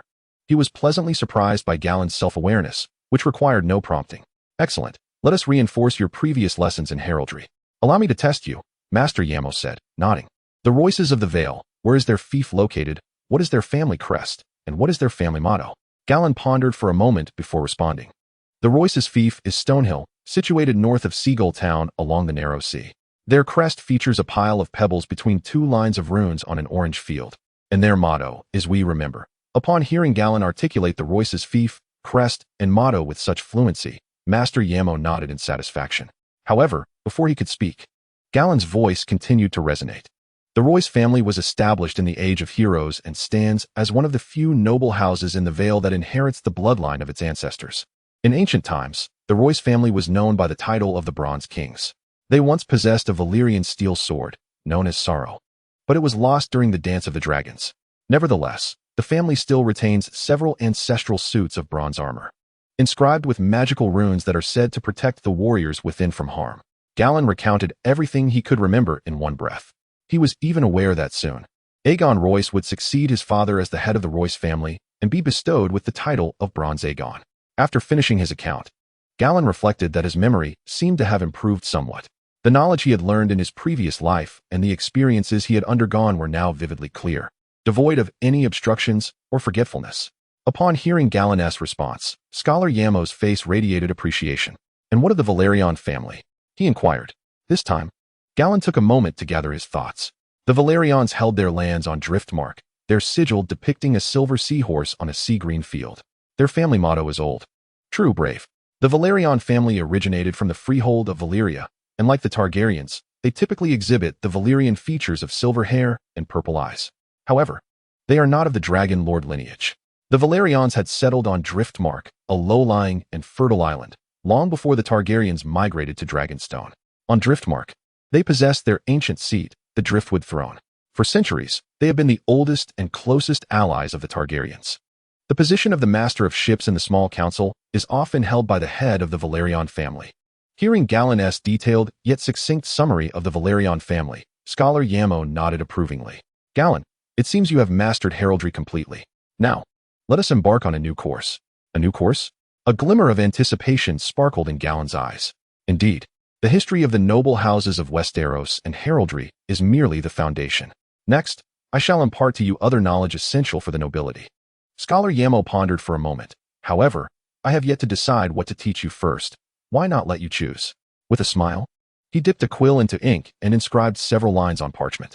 After completing his writing, he pushed the parchment towards Gallen, who glanced at it to find the following options: Geography of the Seven Kingdoms of Westeros and Cartography, Noble Etiquette and Laws of Inheritance. Knowledge of medicine and herbs. Gallen contemplated and deemed geography to be of utmost importance. While noble etiquette and laws of inheritance were also significant, there was no immediate rush. After all, he was only 8 years old and could learn them later. As for medicine and herbs, a general understanding would suffice. Scholar Yamo, I wish to begin with geography and cartography. Gallen set down the parchment and looked up. Master Amo nodded, having anticipated this, as the noble etiquette, inheritance laws, and medicinal herbs were rather tedious subjects for a child. Geography, on the other hand, was comparatively more engaging. Very well, I shall commence your lessons in geography today. Master Amo smiled, rummaging beneath the table to retrieve a large scroll, intending to unfurl it upon the long table. However, at that moment, Gallen interjected, Master Amo, may I study another subject? Another subject? What might that be? Master Amo paused. Curiosity piqued. Valyrian, Gallen replied. Valyrian? Master Amo expressed mild surprise, not expecting Gallen to show interest in such a language. Typically, only the children of House Targaryen and House Valerion were required to learn Valyrian. He could not fathom why Galladon wished to pursue it. In truth, Valyrian held little practical relevance for the nobility of Westeros, as it was primarily spoken in the free cities across the narrow sea. Indeed, I often overhear merchants from the free cities conversing in Valyrian at the Sapphire Harbor. I am quite curious about the continent of Essos and aspire to explore the free cities one day, hence my desire to learn Valyrian, Galladon succinctly explained. This was indeed one of his reasons. However, the more genuine motivation was his aspiration to master Valyrian for the sake of riding dragons in the future. Naturally, he could not disclose this, lest even Master Amo deem him somewhat unhinged. Ah, a journey to the free cities, you say? That is quite a splendid notion. Master Amo nodded, refraining from further comment. Having spent 30 years on Tarth Island and interacted with many merchants from Essos, including those from the Summer Isles, he was well aware of the thriving economy and culture of the free cities. Galladon's travels there would undoubtedly broaden his horizons and enrich his knowledge, and he saw no reason to dissuade him. As for the safety of such travels, that was beyond his concern. He trusted that Count Selwyn would manage it appropriately. Very well, I shall teach you both subjects. However, this will render the curriculum rather intensive, necessitating more time spent in my company for your studies. Master Amo said with a smile. Not a problem, Galladon readily agreed, nodding emphatically. Thus, Master Amo began by guiding Galladon through a study of the map of Westeros, which Galladon grasped swiftly, having previously examined a more detailed electronic map numerous times. Before his crossing, he had even researched it while watching the television series and reading the novels. Observing Galladon's rapid comprehension, Master Amo's face beamed with delight. He then produced a collection of Valyrian poetry and began to teach Galladon the Valyrian script and pronunciation through the verses. Truth be told, Galladon felt somewhat bewildered by the poetry collection. After all, who would commence their studies with poetry as a beginner's textbook? However, considering this world is reminiscent of the Western Middle Ages, devoid of the concept of dictionaries, one must persevere through the challenges of learning. Fortunately, Scholar Amo possesses a wealth of knowledge, explaining concepts in a manner that is both accessible and comprehensible. After listening for a while, Galladon began to absorb the information. After approximately 2 incense sticks worth of Valyrian instruction, Galladon glanced at his interface, only to find that the new skill of Valyrian had not appeared in his skill bar. He surmised that he needed to achieve at least 1% proficiency in Valyrian for the skill to be registered. Galladon remained unperturbed. After all, he had yet to grasp how to acquire judgment points, leaving him unable to allocate skill points. Patience was essential, as the sun ascended higher in the sky, casting its radiant light through the window and deepening the shadows. A series of knocks echoed from the door. Scholar Amo, young master, the Lord is in the hall, and he requests your presence. Had his father returned? Galladon turned to the door. Go on, Galladon. Today's lesson concludes here, Scholar Amo replied with a smile, clearly pleased with Galladon's intellect and engagement. Galladon gave a slight bow to Scholar Amo before exiting the study, following the maid to the hall of the Evening Star. Upon entering the hall, he was greeted by Count Selwyn, who approached with a smile, brandishing a sword. Galladon recognized it as the holy sword, Justice's handmaiden, which he had drawn the previous day. This time, however, the sword was no longer encased in a simple leather sheath but adorned with an elegant black scabbard. At the sight of the exquisite scabbard enveloping Justice's handmaiden, Galladon understood why his father, Sir Selwyn, had ventured to Sapphire Town and spent the night there. He had sought the blacksmith Byron to craft the scabbard. Byron, the blacksmith of Sapphire Town, was renowned as the finest craftsman on the vast Isle of Tarth, sought after by merchants and knights alike for weapon forging and armor repairs. Count Selwyn must have feared the loss of the holy sword, thus taking the initiative to commission Byron to forge the scabbard overnight. Noticing the faint bloodshot in his father's eyes, Galladon inferred that Selwyn had likely spent the entire night awake. Galladon, the scabbard is ready, Count Selwyn declared, holding the sword with both hands, slightly straining as he presented it to Galladon with a gentle smile. Galladon accepted the sword with one hand, curiously examining it. The scabbard, primarily forged from black iron, bore the rough textures of hammering, exuding a sense of resilience. A thin layer of pine wood was embedded within, revealing natural patterns that lightened its weight. The top, near the hilt, was wrapped in a band of gray shark skin, coarse yet durable, enhancing grip. Several silver threads elegantly traced the iron surface, winding around the wood, adding a stark gleam. The combined length of the scabbard and hilt measured approximately 4 feet. The leather strap of this scabbard deviates slightly from the conventional design. Typically, a sword scabbard is worn diagonally at the waist, whereas this strap has been meticulously crafted for a slanted carry on the back. It is evident that Count Selwyn has taken into account his son's tender age and insufficient height, thus opting for a customized diagonal fastening. Nevertheless, even in this diagonal position, the sword, known as the Lady of Justice, appears somewhat lengthy for young Gallan at present. However, this is of little concern, as Gallan, at the mere age of 8, has already reached the height of 5 feet. In just a couple of years, the diagonal carry of this sword should suit him perfectly. Gallan is quite pleased with the texture of the scabbard. He grips the hilt and slowly draws out a portion of the blade. Instantly, a crisp, ethereal light emanates from the scabbard, accompanied by a melodious sound of delicate metal scraping, revealing 1/3 of the captivating blade of the Lady of Justice. Count Selwyn, Steward Claude, and several guards and maidens within the hall fixate their gazes, their breaths momentarily stilled. The sword is indeed breathtakingly beautiful. Each glimpse immerses the soul in its allure. Gallan smiles gently and replaces the sword back into its scabbard. He then weighs the sword and scabbard together. It is perfectly within his capacity to bear. He had noted the expression on Count Selwyn's face when he handed him the sword, as if it were quite heavy. Yet, to Gallan, it feels remarkably light. It seems that the Lady of Justice can adjust its weight freely, providing him with the most comfortable grip. It is no wonder that this sword is rated as a legendary golden tier weapon on the panel, a quality that cannot be surpassed. It is indeed extraordinary. Thank you, Father. Gallan expresses his gratitude to Count Selwyn with joy. The Count smiles and nods in acknowledgement. Brother. At that moment, Brienne, amidst the company of several maidens, comes running from the courtyard and leaps into Gallan's embrace. Judging by the sand on her hands and feet, she must have been playing in the sand at the beach. Building castles. Gallan, now that Brienne is 4 years old, you should take her along to study with Master Amor starting tomorrow, Count Selwyn suggests, observing Brienne, who is noticeably more robust and lively than other girls her age. All right, Gallan nods in agreement. He had begun his own education with Master Amor at the age of 3, now at 4.5. It is indeed time for Brienne to learn the spelling of the common tongue of Westeros. Claude, please have the kitchen prepare lunch, Count Selwyn instructs Steward Claude. Certainly, my lord, Claude replies with a slight bow before promptly exiting to carry out the order. Just as Claude steps out of the hall, Master Amor rushes in, clutching a piece of parchment. Sir, I bring good news. Master Amor approaches Count Selwyn's seat and presents the rolled-up letter delivered by Raven. What good news? Count Selwyn took the letter, opened it, and immediately displayed a look of astonishment. The queen had given birth to a healthy male infant? Gallan, who had been playfully engaging with his sister Brienne, turned his gaze up at his father upon hearing this news. A healthy male infant, a prince? Prince Rhaegar was already 16. Could this second royal child be the dull-witted Viserys? Indeed, my lord. King Aerys has named him Viserys Targaryen.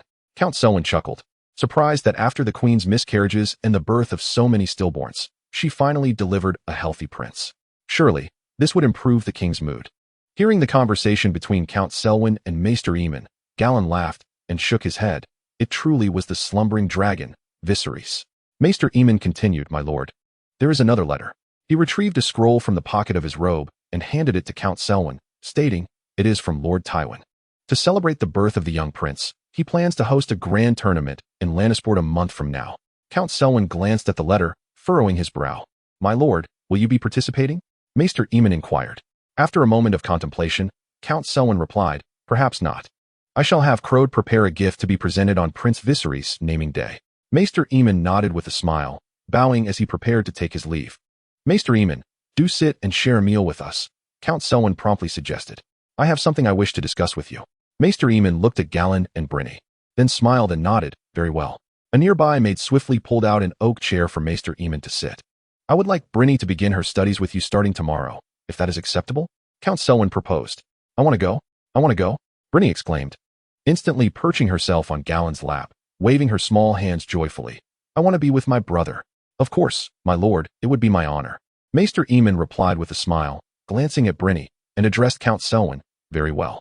Count Selwyn nodded in agreement, smiling as well. The two continued to discuss the political landscape of King's Landing and the significant recent events in the Seven Kingdoms. For instance, the conflict between King Aerys and Hand of the King Lord Tywin had become overt, with frequent disagreements arising from their differing political views.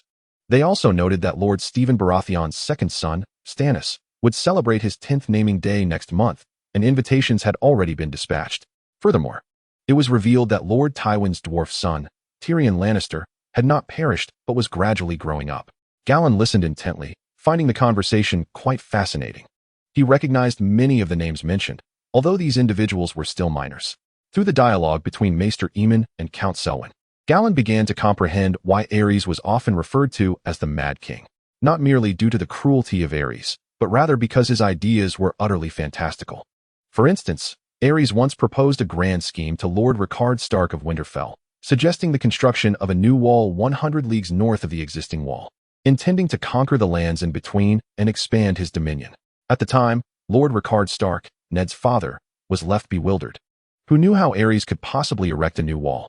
Moreover, within the area Aerys envisioned, there were approximately 100,000 wildlings, which would incite a monumental conflict with them.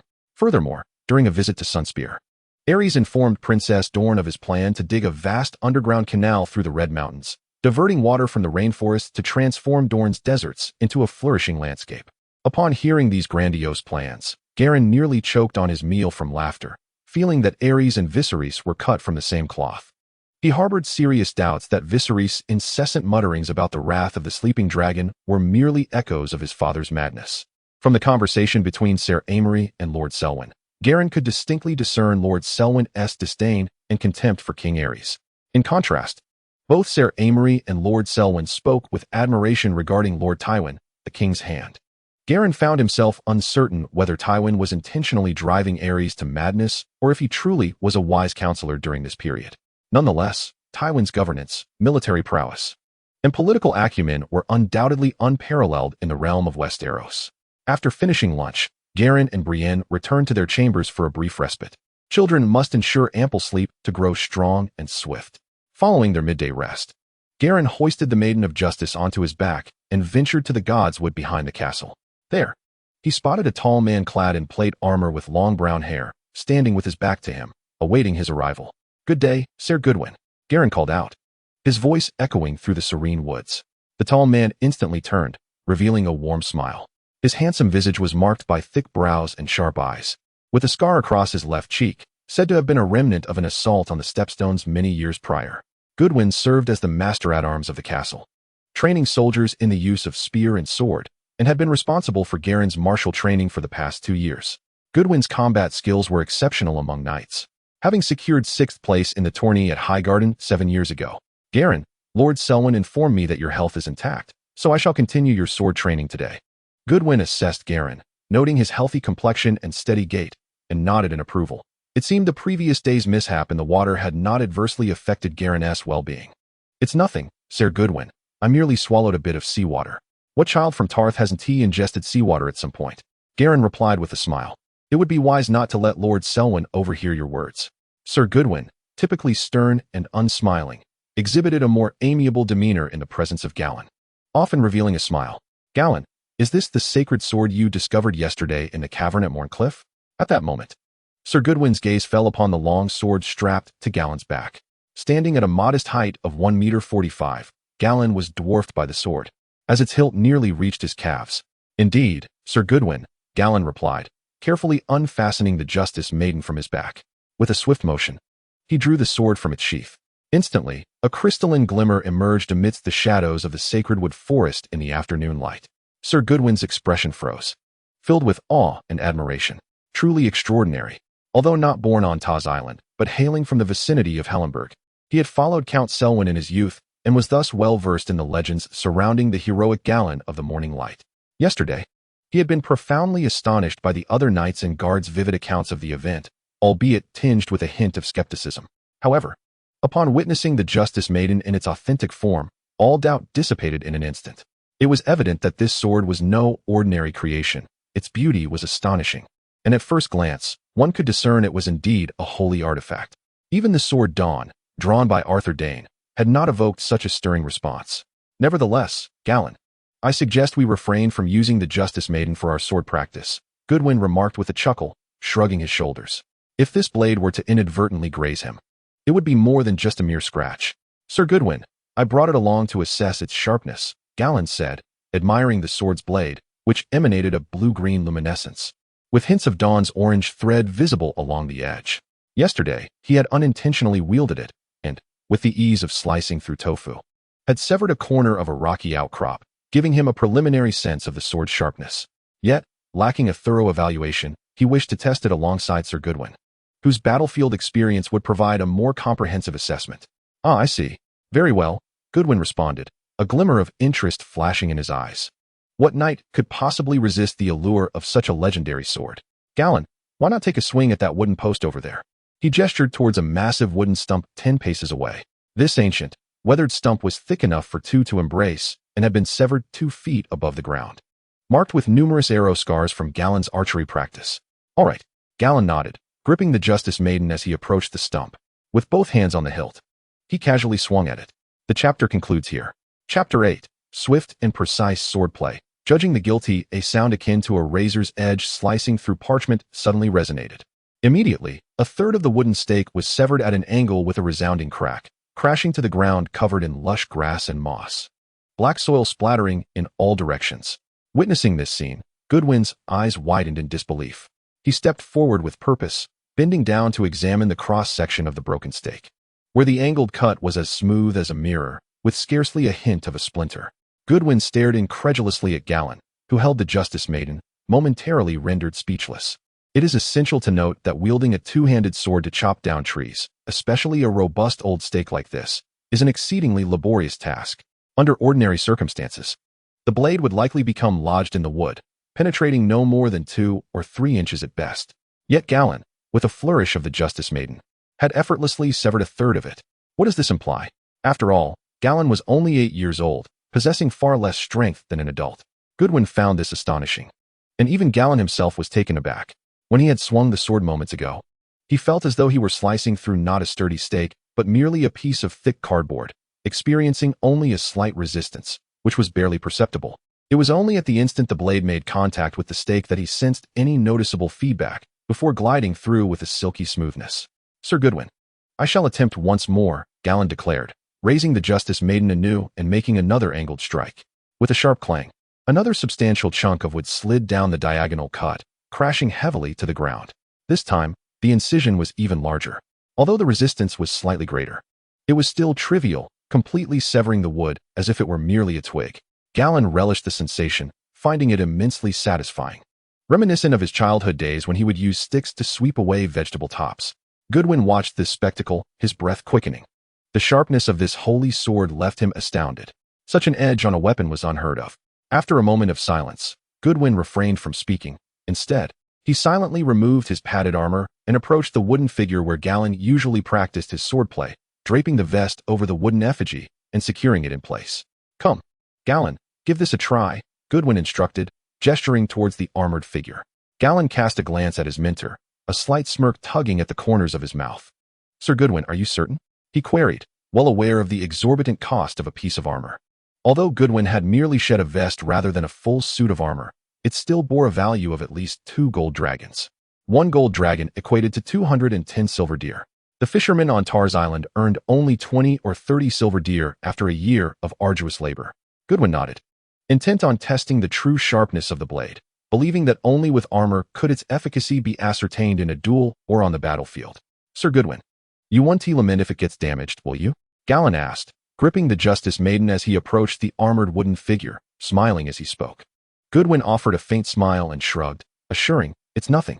I believe Lord Selwyn will reimburse me. Gallan chuckled, knowing well that his father was affluent. After all, it was merely a suit of plate armor, and the armory at the Twilight Hall still held some reserves. Gripping the hilt of his sword firmly, Gallan adjusted his stance, his gaze sharpening as he summoned strength from his core and arms simultaneously, swinging fiercely at the plate armor. With a resounding clash, sparks erupted, and the crisp sound of metal on metal reverberated in the air. This time, Gallan distinctly sensed a resistance, yet simultaneously felt the exhilarating thrill of his blade slicing through the barrier. When his strength was entirely thwarted, the blade of the Justice Maiden came to a halt. The scene before them caused both Gallan and Goodwin to briefly display astonishment. The armor's chest plate had been diagonally cleaved nearly 3/4 of its length, only managing to trap the sword at its hem. Beneath the armor, the wooden figure bore a deep gash as well. One could easily envision that had a real person been clad in this armor, they would have been disemboweled on the spot. Goodwin, the instructor, was particularly taken aback. It was essential to note that Gallan was still but a child. In another decade, when Gallan reached the age of 18, with his strength multiplied several times, what might the power of this strike become? And what if he were mounted on a warhorse, charging with velocity and might. One strike could potentially shatter both man and steed. The mere thought of Galladon wielding the Justice Maiden, carving through throngs of enemies, leaving a trail of severed limbs in his wake, made Goodwin's breath quicken with fervor. Look at that Morninglight, Galladon, who has trained under my tutelage. Sir Goodwin even began to envision himself in old age, seated in a tavern, sipping ale and regaling tales of grandeur.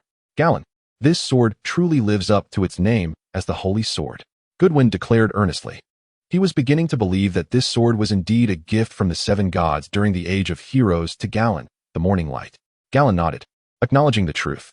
No wonder the holy scriptures of the Seven Stars proclaimed that the Justice Maiden was exceptionally sharp, capable of cutting through all mortal iron, never to break.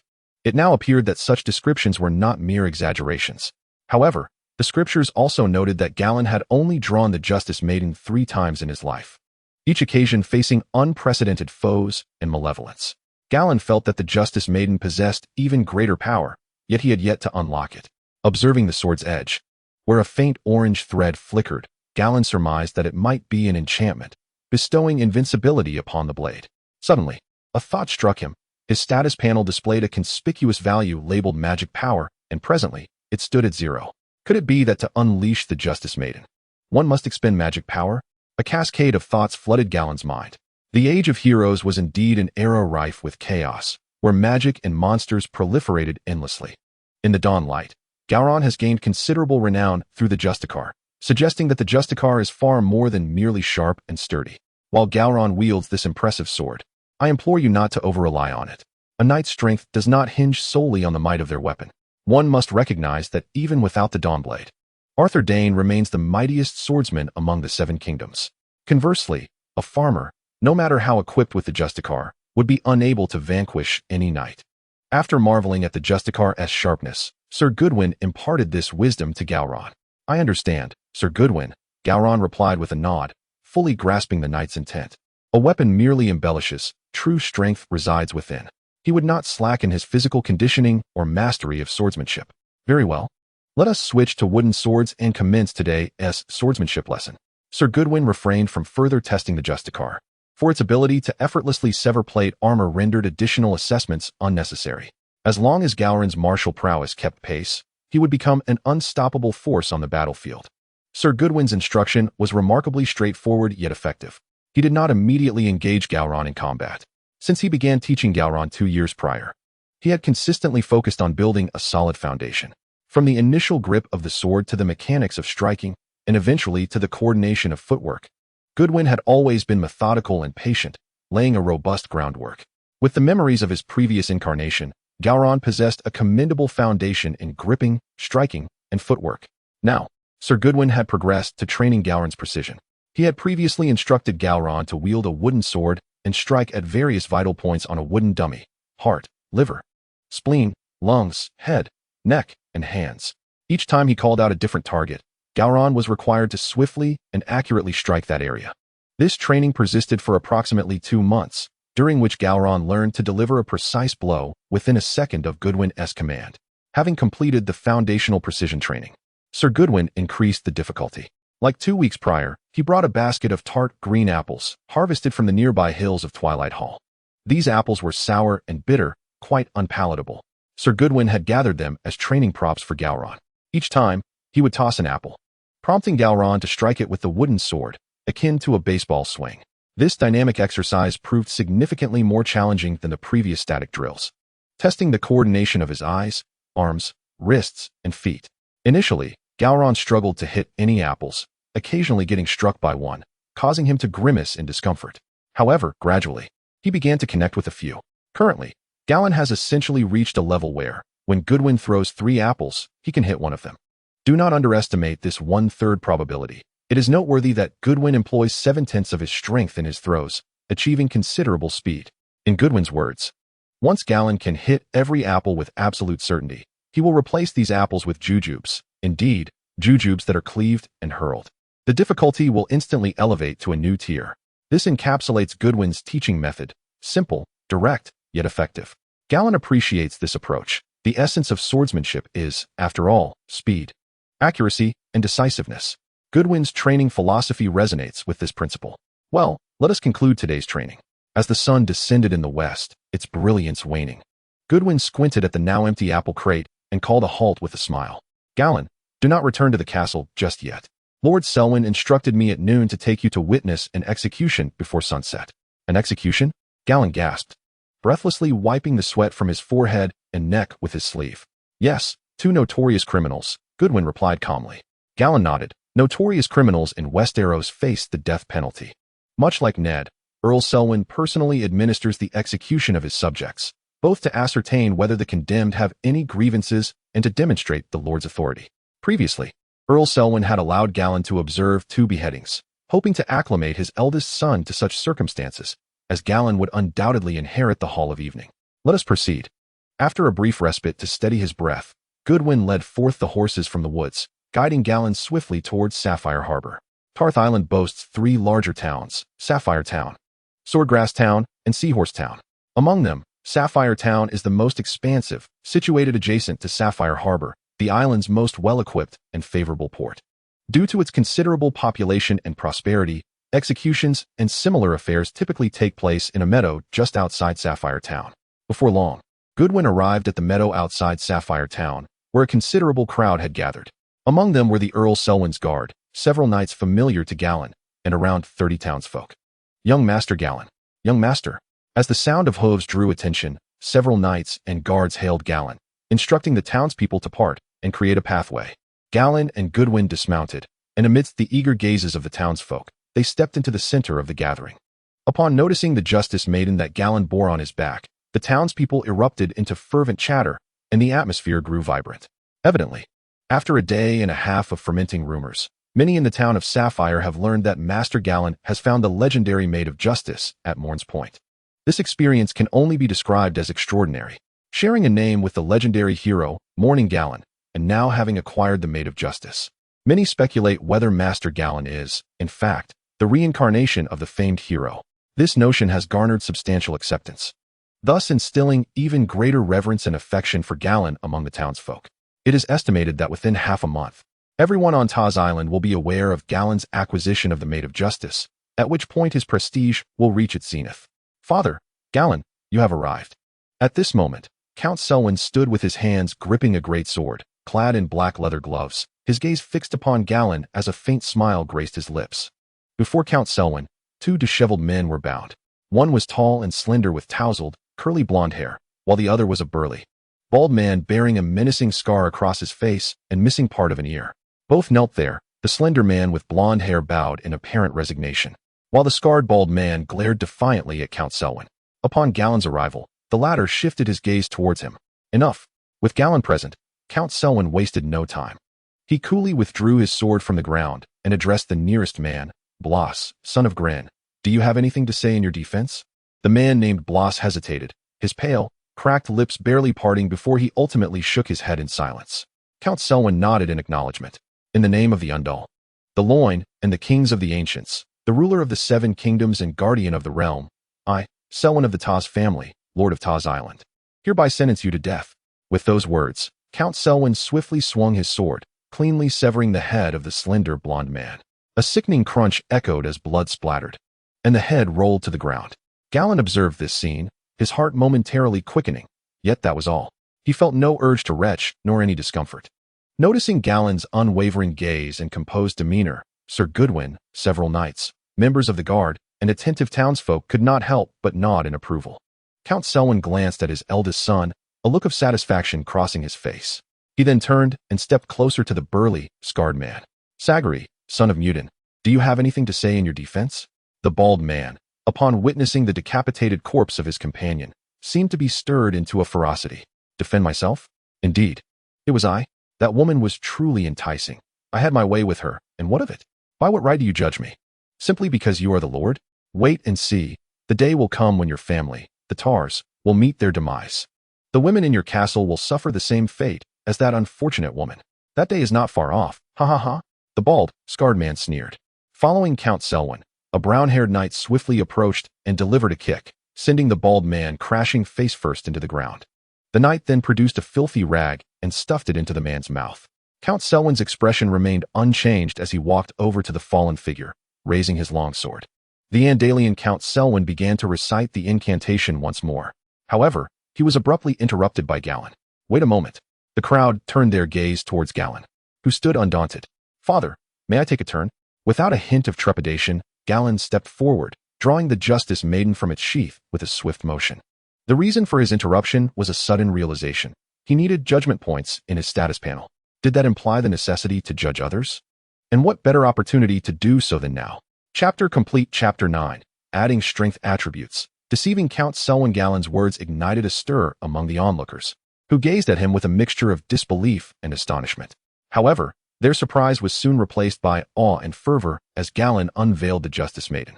The blade, emanating a faint azure glow and adorned with iridescent hues along its edge, spoke volumes of its extraordinary nature. With the Justice Maiden in hand, Gallan's declarations seemed less shocking. You wish to take part? Count Selwyn's expression mirrored his astonishment. He was perplexed by Gallan's assertion. Nonetheless, seeing Gallan approach with unwavering resolve and the Justice Maiden drawn, Selwyn pondered and ultimately relinquished his sword. If Gallan desired to try, then so be it. Selwyn quickly rationalized that his intention in having Gallan witness executions was to prepare him for the responsibilities of a lord. Although this was somewhat premature, it was not entirely unacceptable. Stepping back, Count Selwyn nodded at Gallan, making way for him. Had it been any other lord, they might have chastised their son for such audacity, as execution was traditionally the privilege of the lord alone. After all, he had yet to abdicate. But Gallan was Selwyn's only son, and with the Justice Maiden in hand, the circumstances were different. Seeing his father's approval, a glimmer of anticipation shone in Gallan's eyes. Why hadn't he thought of this before? By judging others, could he not gain judgment points? With such speculation in mind, Gallan stood before the bald, scarred man, gripping the Justice Maiden firmly against the nape of his neck. The townsfolk, guards, and knights all fixed their gaze upon the scene. The 8-year-old Gallan, brandishing the radiant holy sword, and the struggling, malevolent death row inmate created a scene that filled them with excitement. Gallan glanced at the fervent spectators, striving to adopt a solemn demeanor. Sagari, son of Mordin, your actions have transgressed the law and are utterly unforgivable. In the name of the Morning Light, I hereby sentence you to death. Upon uttering the execution decree, Gallan hesitated not for a moment, raising the Justice Maiden before delivering a decisive blow. After all, it was his first act of killing. Even though he knew the Justice Maiden was extraordinarily sharp, he exerted all his strength. A flash of bluish light intertwined with an orange hue streaked through the air, accompanied by a peculiar clang, as the bald man's head instantly fell from his shoulders. His wide-eyed visage bounced twice upon the ground, becoming soiled with dirt and grass.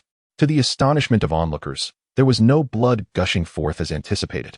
Instead, the severed neck bore a charred appearance, emitting wisps of smoke along with a faint sizzling sound. A profound silence enveloped the crowd, and the spectators felt their presence had not been in vain. Following the execution, Gallan felt as if he had merely sliced through a taut rope, experiencing only a slight resistance and unimaginable smoothness. He did not feel repulsed or distressed by his first act of murder. Rather, he felt exhilarated and swiftly summoned his status panel. Galladon Tarth's title: none strength, 312 agility, 401 spirit, 128 magic, 0 skills, swordsmanship, 3, archery, 7, horsemanship, 4, common tongue of Westeros, 27, swimming, 29 legendary bloodline, Dusk Star bloodline development, 3, Targaryen bloodline development, 0, Storm King bloodline development, 1 legendary weapon, Justice Maiden, quality has reached its peak, cannot be enhanced legendary pet, none judgment points, 2 upon gazing at the panel. Particularly the 2 judgment points displayed, Gallan's heart raced with exhilaration. Indeed, it was possible. He had acquired 2 judgment points. A wave of joy surged within him. He had not anticipated that judgment points could truly be obtained through the judgment and execution of others. Yet, he remained uncertain whether this applied to any individual or solely to death row inmates. Regardless, he had discovered the method to acquire judgment points. He could delve into this further over time. Gallan's heart pounded vigorously. There were too many onlookers around, and he could not allow his excitement to show. If he were to display joy after taking a life, even his subjects and father would be alarmed. With no time to ponder his newfound power, Gallan retracted the panel. Gazing upon the headless corpse before him, Gallan felt a twinge of disdain. It was not disgust, but rather a sense of aversion. He realized that in death, a body bore little distinction from livestock that had been beheaded, drained of blood, and skinned. The portrayals in television dramas and novels were misleading. Only the sight of intestines and entrails flying about could elicit true revulsion. The act of severing a head did not induce nausea in him. In fact, among the onlookers, very few exhibited signs of vomiting. Many appeared more exhilarated than ever. "Well done," remarked Count Selwyn as he approached and patted Gallan on the shoulder. He assumed that the foul-mouthed bald man's earlier tirade had provoked Gallan, prompting him to take it upon himself to behead the bald offender. Count Selwyn was quite pleased with Gallan's display of bravery, which far exceeded his expectations. To execute a prisoner at the tender age of 8 was no feat for the faint-hearted. Many noble children of his age would not dare to even glance at such a scene. "Gallan! Gallan! Morninglight Gallan!" Just as Selwyn intended to disperse the crowd and instruct the guards to bury the body, he found that the spectators did not disperse as usual. Instead, they fervently gazed at Gallan, who had yet to sheath the sword of justice, gradually chanting his name. As more joined in, their voices grew more harmonious and fervent. Count Selwyn and the knights were stirred by this display. Gallan, however, remained largely unfazed by the crowd's adulation, offering only a faint smile and a wave of his hand. He was still adjusting to the attention and cheers directed at him. "Let us go, father," Gallan said to Count Selwyn, eager to return and delve into the intricacies of his newfound skills. "Very well," Count Selwyn replied, smiling faintly, admiration shining in his eyes. Soon, they rode back to the castle of Mournful Hall. Gallan quickly concocted an excuse, claiming he needed to cleanse himself, and hurried upstairs to his chamber. Count Selwyn, believing this to be Gallan's first experience with taking a life, nodded in understanding. Once in his room, Gallan discovered that Karina had arranged for hot water, prompting him to shed his clothing and immerse himself in the bath. After dismissing Karina, he eagerly summoned the interface once more. Galanta's title: none strength, 312 agility, 401 spirit, 128 magic, 0 skills, swordsmanship, 3, archery, 7, horsemanship, 4, common tongue of Westeros, 27, swimming, 29 legendary bloodline, Twilight Star bloodline development, 3, Targaryen bloodline development, 0, Storm King's bloodline development, 1 legendary weapon, Justice Maiden Gold quality has reached its peak. No further enhancement possible. Legendary pet, none judgment points. 2. Gazing at his attribute panel, Gallan felt a sudden surge of ambition. He had just acquired 2 judgment points. What should he allocate them to? With his hands resting on the edge of the bathing tub, his right index finger absent-mindedly traced the tub's rim as he pondered. The number following magic remained gray, indicating he could not allocate points there. His legendary weapon had also reached its maximum quality, leaving no room for enhancement. As he currently possessed no legendary pets, his only options were strength, agility, and legendary bloodlines. Gallan was indeed inclined to invest in his legendary bloodline. However, after some contemplation, he decided against it. As it was his first allocation, he preferred to directly observe the effects of his choices. Who could say whether adding 2 points to his legendary bloodline would yield any noticeable transformation? Should the result be indistinguishable from the previous state, it would render the decision rather awkward. Thus, he resolved to enhance his fundamental attributes instead. Strength or agility? Strength it shall be. After a moment of inner conflict, he decided to allocate points to strength, as the effects would be the most evident. He carefully clicked twice on the number following strength, 312. Instantly, the golden numeral shimmered twice, and his judgment points decreased from 2 to 0. Simultaneously, the strength attribute transformed from 312 to 314. Buzz. As his strength attribute ascended from 312 to 314, Gallan immediately felt a surge of warmth radiating through his entire being. This sensation was far more pronounced than the warmth of the bathing water. It felt as though his blood were boiling. Yet, miraculously, this boiling did not render him overwhelmed. The warmth swiftly permeated his blood, gradually seeping into every muscle, cell, and even penetrating his very bones. Unable to suppress a gentle sigh, Gallan exhaled. "What is it, my lord? Is the water too hot?" Karina, seemingly attuned to his voice, inquired with a hint of concern. "No, it's not that. I merely strained myself a bit during training this afternoon," Gallan quickly replied. "Oh, very well. Please inform me when you have finished bathing, and I shall assist you in drying off," Karina said, visibly relieved. "All right." Gallan too felt a sense of relief. However, just as he spoke, his expression shifted subtly.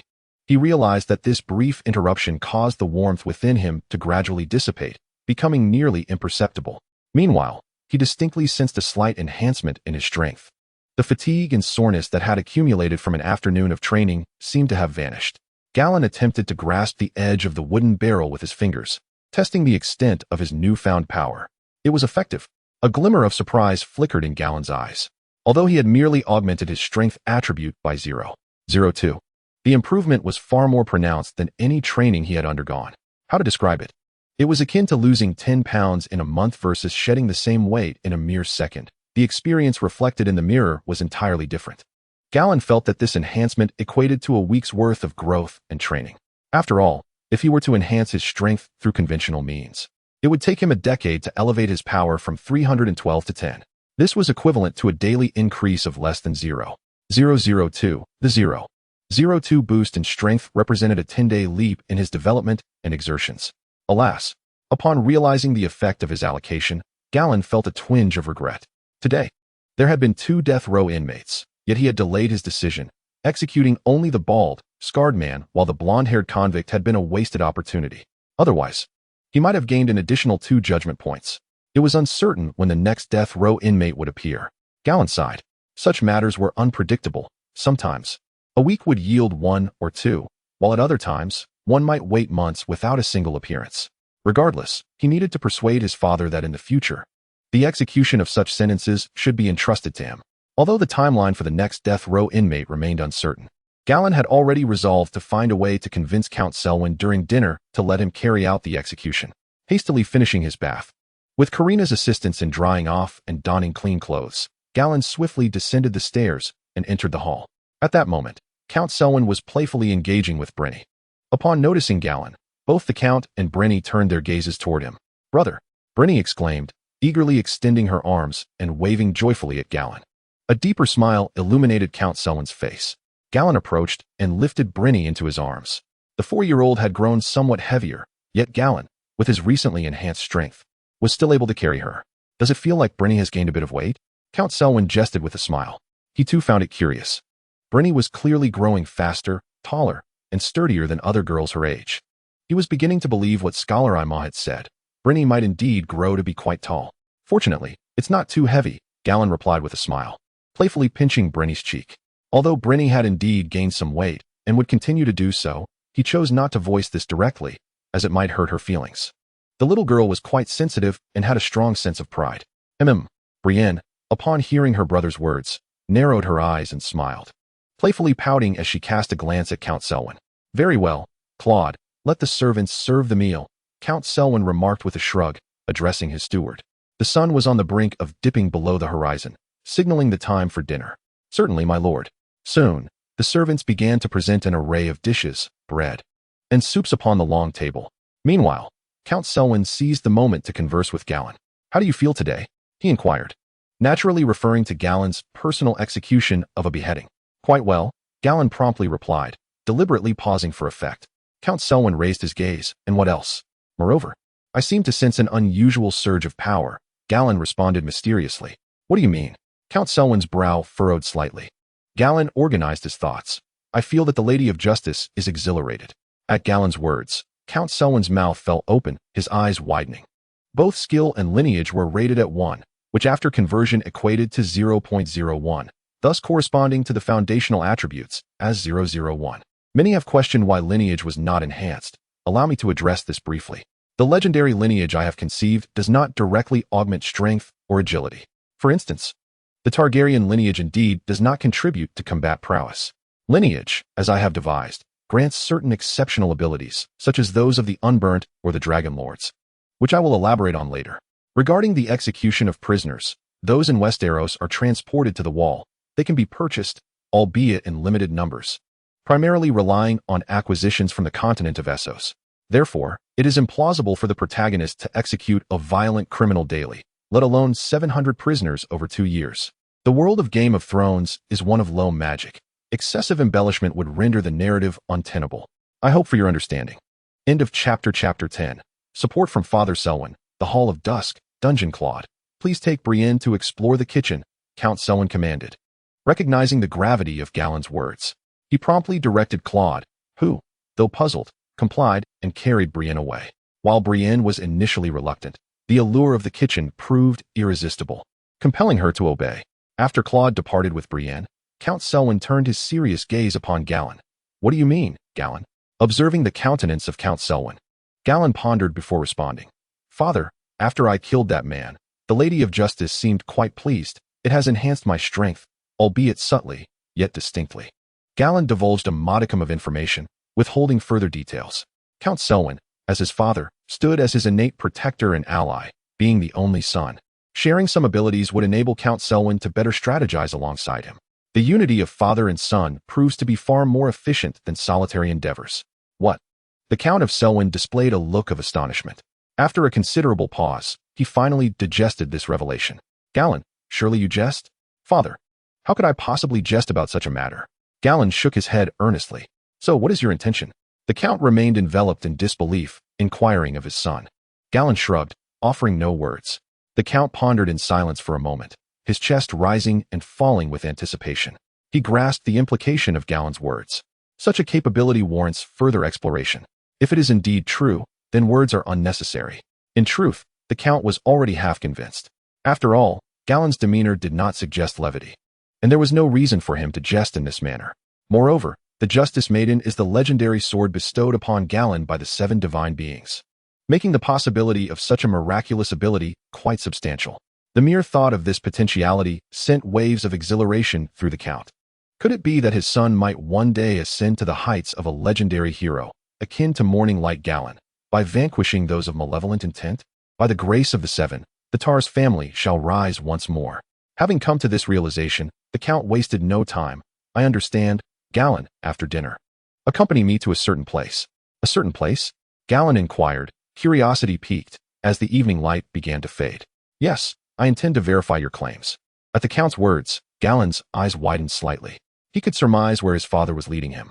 Meanwhile, the maids had completed serving dinner. The steward, Claude, returned with a delighted Berenice, who clutched a blueberry tart in her hands. Soon after, the family finished their meal. The Count instructed Berenice's nurse to take her back to her room for a story, then dismissed the other servants, before leading Galladon to a tower in the southeastern corner of the Twilight Hall. My lord, where do you intend to take the young master at this hour? Claude inquired. Puzzled. I have matters to discuss with Galladon. Bring me 2 torches. The Count replied with a calm demeanor. Very well. Although Claude remained perplexed, he understood his master's temperament. If the Count chose not to disclose his intentions, it was likely he wished to keep it private.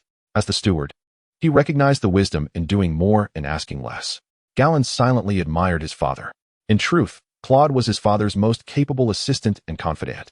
Yet, the Count did not divulge the unique nature of the Justice Maiden to Claude. This was not due to a lack of trust, but rather an understanding that the fewer individuals privy to the secret, the better. He trusted Claude, but that did not eliminate the possibility of betrayal or information leakage. His father was a man who discerned the gravity of situations without being swayed by emotions. Galladon held a sense of admiration for him.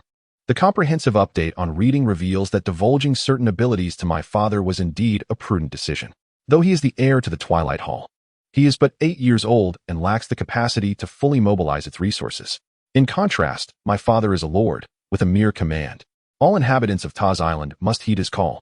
Should I choose to conceal matters from him, I would be left to languish in despair, awaiting the unpredictable revival of death row inmates, with no assurance of acquiring even a modicum of judgment points. However, the current situation is quite different. Count Selwyn has taken me on a nocturnal venture to engage in monster hunting. The low tower at the southeastern corner of the Twilight Hall conceals a dungeon beneath, housing several prisoners. Count Selwyn's intention in bringing me to the dungeon is not for the purpose of bloodshed or any such endeavor. With a torch in hand, he and I navigated the darkness towards the tower. Upon our arrival, 2 guards clad in black robes and leather armor, swords sheathed at their waists, promptly saluted Count Selwyn. He acknowledged them with a nod. The guards, having completed their salute, refrained from further conversation, understanding their lack of entitlement to question the Count. One of them, displaying commendable understanding, opened the heavy door of the tower and led the way, guiding Count Selwyn and me down the spiral stone stairs towards the dungeon. As we descended, I could distinctly feel the temperature drop. At the base of the stairs lay a lengthy corridor, now illuminated by numerous torches affixed to the stone walls. A tall, gaunt man, hunchbacked and disheveled with greasy hair, emerged from a chamber upon hearing our approach. Upon seeing him, the guiding guard bowed respectfully to Count Selwyn and then retraced his steps with the torch. The disheveled man, who had one eye, regarded Count Selwyn with curiosity, inquiring, "My lord, what brings you here at such a late hour? And why have you brought Galladon along? This place is dark and filthy, It may frighten the young master. At that moment, the one-eyed man also noticed Gallan standing behind Count Selwyn and furrowed his brow. Uncle Moken, Gallan is not as fragile as you might think. Count Selwyn replied, shaking his head. Greetings, Uncle Moken, Gallan said to the one-eyed man. Moken, as he is called, is indeed Gallan's uncle, a distant relative of the Taz family.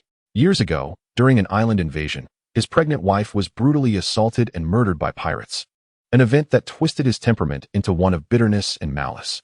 Subsequently, Count Selwyn, accompanied by soldiers and Moken, avenged the wrongs, eliminating every last pirate.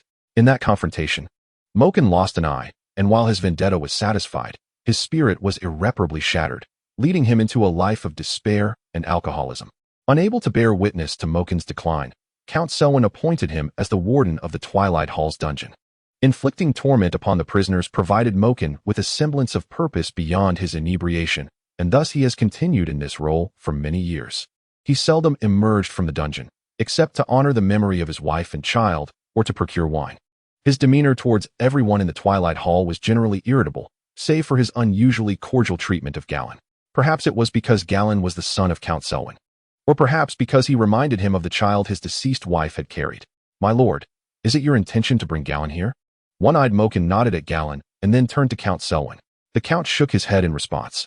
Moken, please fetch that smuggler, Rhys, from a couple of days ago, and also bring in the murderer, Fisher, who slaughtered the Grisha family. Ensure they are securely bound. Moken raised an eyebrow, but, sensing that Count Selwyn was reluctant to elaborate, eventually acquiesced with a nod. He understood the Countess' temperament. When he chose not to speak, no amount of inquiry would yield answers. Despite the scent of alcohol clinging to him and his disheveled appearance, Moken was efficient in his tasks, and shortly returned from the dungeon with two captives.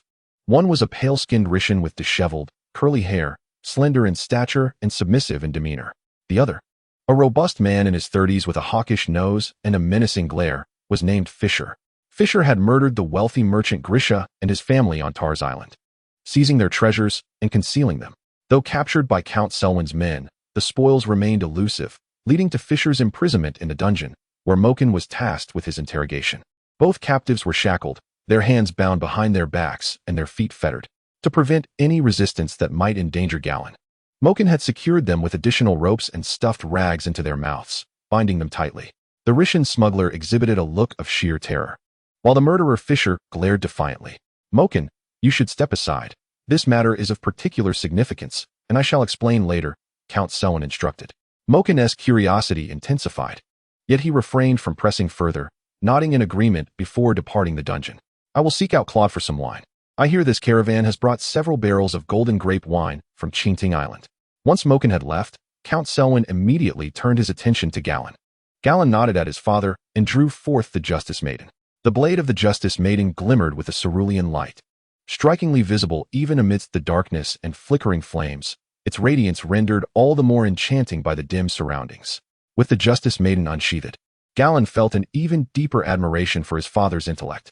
The two prisoners chosen by Count Selwyn represented a stark contrast. One was a smuggler, likely a victim of the powerful and Rhys, guilty of no grave crime. The other was a remorseless killer who had annihilated an entire family. This was evidently a test of the Justice Maiden's capabilities, precisely what Gallan desired to ascertain, for he too sought to understand how the system's judgment points could be attained. Is it possible to gain judgment points by slaying anyone, or is it solely reserved for the execution of the guilty? As Gallan unexpectedly drew his longsword, the smuggler Rhys, who had been kicked to the ground by Moken, immediately began to struggle in terror, emitting a series of low groans from his throat. Without uttering a word, Gallan swiftly advanced, and the Justice Maiden swept across Rhys's neck with a single stroke. This time, Gallan did not wield his sword with both hands or exert his full strength. Rather, he used one hand and applied about 70% of his power. The Justice Maiden immediately carved a cyan arc, and with a swift motion, severed the smuggler's head from his body. Due to the burning effect of the Justice Maiden on those other than Gallan, no blood splattered. Instead, there were crimson burn marks at the severed neck, with a faint wisp of smoke rising. After slaying the smuggler, Gallan promptly checked his panel. Nothing. He noticed that the judgment points still read 0. A slight frown creased Gallan's brow. There were now two possibilities. The first was that judgment points could only be obtained by executing individuals with significant crimes, and this smuggler may not have committed any grave offenses, hence the lack of points. The second possibility was that the system might impose a cooldown period, requiring a certain amount of time before one could judge another and earn points. While Galladon pondered this, Fisher on the ground was already thrashing about in a frenzy. He had not anticipated that Count Selwyn would come to kill him so late at night, especially with his son in tow. He had yet to reveal the location of the treasure. How could they act so swiftly? Is that not so? At this moment, Count Selwyn spoke, disregarding Fisher's struggles. Galladon nodded. Let us try again. Rather than being disheartened, Count Selwyn pointed towards Fisher on the ground. Instantly, Fisher struggled even more fiercely, his eyes growing increasingly menacing. Galladon nodded in response. He approached Fisher, raising the Justice Maiden once more, perhaps concerned about adhering to the proper procedure. Galladon recited a phrase as he had during the day. In the name of the Morninglight, I hereby sentence you to death. With that, Galladon swung down the Justice Maiden. Crack! Fisher's wide-eyed head fell to the ground in an instant. For the Justice Maiden, the human body was no different from paper. It shattered upon contact. After executing Fisher, Galladon immediately opened his panel again. Galladon Tarth's title, none strength, 314 agility, 401 spirit, 128 magic, 0 skills, swordsmanship, 3, archery, 7, horsemanship, 4, common tongue of Westeros, 27, swimming, 29 legendary bloodline, bloodline of the evening, star development level, 3, Targaryen bloodline development level, 0, bloodline of the Storm King development level, 1 legendary weapon, Justice Maiden quality, maxed out, cannot be upgraded legendary pet, none judgment points, 0 still nothing? Galladon's head throbbed with confusion. The procedure was correct, and he had even meticulously included the judgment words. Yet, this Fisher was undeniably a murderer, far more culpable than the bald, scarred man from earlier. Why then had he not yet acquired any judgment points? Could there truly be a cooldown period? Galladon felt a sense of helplessness, but upon reflection, it seemed quite reasonable. After all, without a cooldown, his frenzied killings would render him invincible in no time, making even a dragon merely a fleeting concern. Father, it's still not possible. Galladon shook his head at Count Selwyn. What do you think is the reason? Count Selwyn did not doubt that Galladon had been dishonest with him before dinner. Rather, he was genuinely inquiring about Galladon's perspective. Perhaps it requires a certain interval before taking effect. Galladon proposed his hypothesis. Count Selwyn pondered for a moment and nodded. I understand. I will bring you back tomorrow to give it another try. A flicker of gratitude flashed in Galladon's eyes. Count Selwyn truly placed great trust in him. If it had been another lord, upon hearing his son's words, especially after 2 murders with no results, he would likely have been furious. Yet, Count Selwyn not only remained calm, but also intended to continue assisting him with the experiment. Galladon silently commended his father. Let us go? Count Selwyn patted Galladon on the shoulder and turned to descend the stone steps. Soon, they arrived at the entrance of the tower on the 1st floor. When Mokin returns, you and Mokin will handle the bodies in the dungeon. Count Selwyn instructed the 2 guards at the door before departing with Galladon. Upon returning to his chamber, Galladon gazed at his panel, feeling somewhat resigned. However, he did not dwell on it for long. With his father's cooperation, he would eventually uncover how to acquire judgment points. There was no need to rush. The following morning, Galladon continued his studies with Scholar Ima, this time accompanied by Brienne. Brienne was well-behaved. Though lively and sometimes playful with Galladon, she was obedient to the adults and rarely rebellious. Scholar Ima instructed her to peruse a picture book while he taught Galladon, and she complied, engrossed in her reading. After completing his lesson with Galladon, Scholar Ima began narrating the stories from the picture book to Brienne, using the tales to teach her the spelling of some common words in Westerosi. The morning passed swiftly in this manner. In the afternoon, Galladon was once again in the Sacred Wood, undergoing training with Sir Goodwin. Today, in addition to swordsmanship training, there was archery practice. Galladon's talent for archery surpassed his swordsmanship. He had learned the art of aiming, drawing, and releasing the bowstring early on, his movements already well practiced. What remained was to hone his skills to perfection through repetition. The enjoyment of archery far exceeded that of swordplay, and Galladon practiced with great delight. To his surprise, as the training was nearing its conclusion, he distinctly felt his skills improving, consistently hitting the bullseye. Curiously, he opened his panel and discovered that his archery skill had progressed from level 7 to level 8. This was an unexpected delight. Whether it was due to his previous self reaching a plateau or his enhanced mental acuity from the transition, leading to a greater capacity for comprehension, remained uncertain. After completing his swordsmanship and archery practice, Galladon hastily bid farewell to Sir Goodwin and returned to the Hall of Dusk. Earl Selwyn was already waiting for him in the hall. Galladon took the warm towel handed to him by a maid and wiped the sweat from his face and neck before following Earl Selwyn once more to the dungeon located in the southeast corner of the castle. The guards during the day were markedly different from those of the previous night. Earl Selwyn led Galladon down to the basement, where this time Moken did not come to greet them. Galladon could hear intense wailing emanating from deep within the dungeon. Clearly, Moken was interrogating a prisoner. Moken, Earl Selwyn called into the depths of the dungeon. Soon, the sound of an iron door creaking open echoed through the air, revealing Moken, who was wiping blood from his hands with a piece of cloth. My lord. Moken immediately nodded to Earl Selwyn and then flashed a brief smile at Galladon. Moken, select 2 prisoners as you did last night, Earl Selwyn instructed. Very well. Moken nodded, not bothering to ask further questions, and promptly turned to select the prisoners. Before long, he returned with 2 bound prisoners in tow. One was a burly old man with white hair and beard, while the other was a middle-aged woman with a fearful expression and a harsh demeanor. Through Earl Selwyn's introduction, Galladon learned of their crimes. The elderly man, once a warrior in his youth, had retired to become a fisherman. Recently, after a quarrel with another fisherman, he harbored resentment and, during a fishing trip, kicked his rival into the sea. Unbeknownst to him, the man he had cast into the water was fortunate enough to survive, washed ashore at Windrest Fort. Later, he returned by boat to Tar's Island and reported the incident to Earl Selwyn, who subsequently had the old man arrested. As for the middle-aged woman beside him, her crime was the maltreatment of her stepdaughter.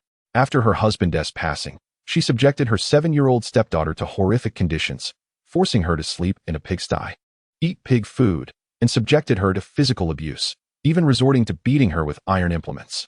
Eventually, a neighbor, unable to bear the sight any longer, reported her to the Lord. Earl Selwyn imprisoned her with the intention of arranging her execution by hanging on a future date. Moken kicked the woman to the ground but refrained from laying a hand on the elderly man. The old man gazed at Earl Selwyn and silently knelt, holding his head high. Moken, I understand. I'll take a look around. Moken smiled, self-aware, and ascended the staircase.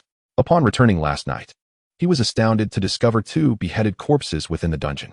The revelation was particularly shocking when he noticed that the wounds not only exhibited no blood, but also bore charred marks. He could almost surmise what had transpired, yet chose to remain silent. After Moken departed, Galladon promptly unsheathed the Justice Maiden. Approaching a stern-faced middle-aged woman, he declared, in the name of Dawn, I sentence you to death. Without further ado or unnecessary gestures, he struck down with a single sword stroke. The sound of decapitation echoed as the head fell to the ground. Nearby, an elderly man on his knees observed this scene, his brow furrowed in astonishment.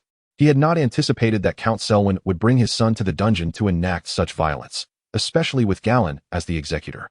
Moreover, was this indeed the Justice Maiden that Moken had spoken of? What a magnificent sword it was! Galladon paid no heed to the old man's gaze, as his attention was entirely captivated by the panel before him. Galladon Tarth's title, none strength, 314 agility, 401 spirit, 128 magic, 0 skills, swordsmanship, 3, archery, 8, horsemanship, 4, common tongue of Westeros, 27, swimming, 29 legendary bloodline, Twilight Star bloodline development, 3, Targaryen bloodline development, 0, Storm King's bloodline development, 1 legendary weapon, Justice Maiden quality, maxed out. Cannot be enhanced legendary pet, none judgment points. 3 remarkably, he had acquired 3 judgment points. Observing the changes on the panel, Galladon's heart surged with exhilaration. 6,000 words equate to a 3-in-1 chapter. End of this chapter. Chapter 11, Level Up. 2 years swiftly passed, and the birth of Lannister occurred. Why had he received 3 points this time? Galladon pondered the alteration in his judgment points on the panel, somewhat taken aback. It was noteworthy that he had only garnered 2 points for slaying the bald rapist the previous day. Yet now, having executed a woman who abused her stepdaughter, he had obtained 3 points. Could it be that this woman had committed other, undisclosed atrocities? It was certainly a possibility, Galladon speculated. He had come to understand one crucial aspect. The acquisition of judgment points indeed had a cooldown, likely permitting only 1 judgment per day. Furthermore, each judgment seemed to be determined by the weight of the sins borne by the condemned.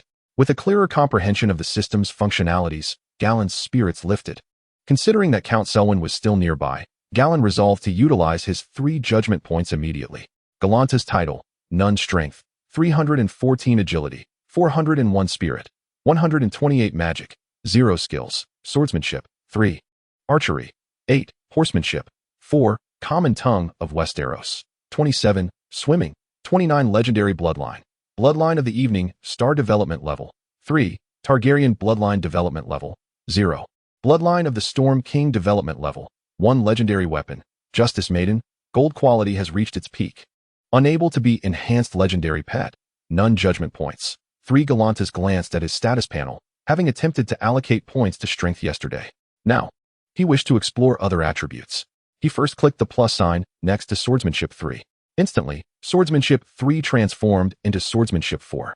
Concurrently, a refreshing sensation emerged in Galantis' mind.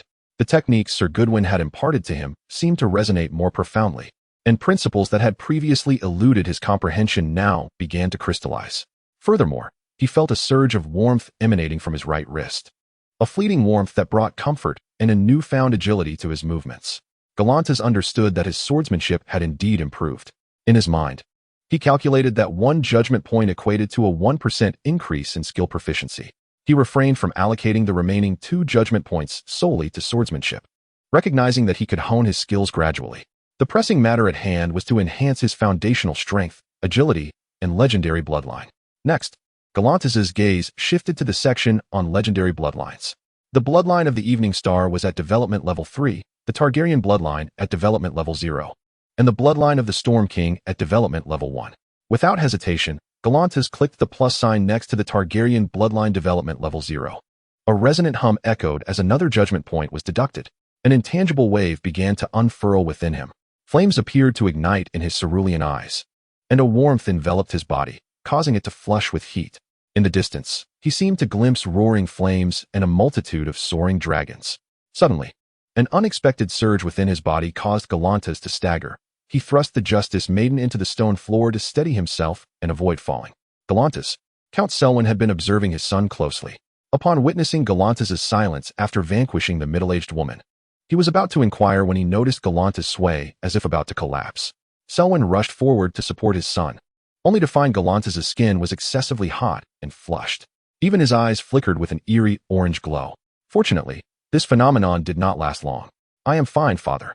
Garin swiftly steadied himself, aided by the support of Count Selwyn, gasping for breath as he straightened his posture.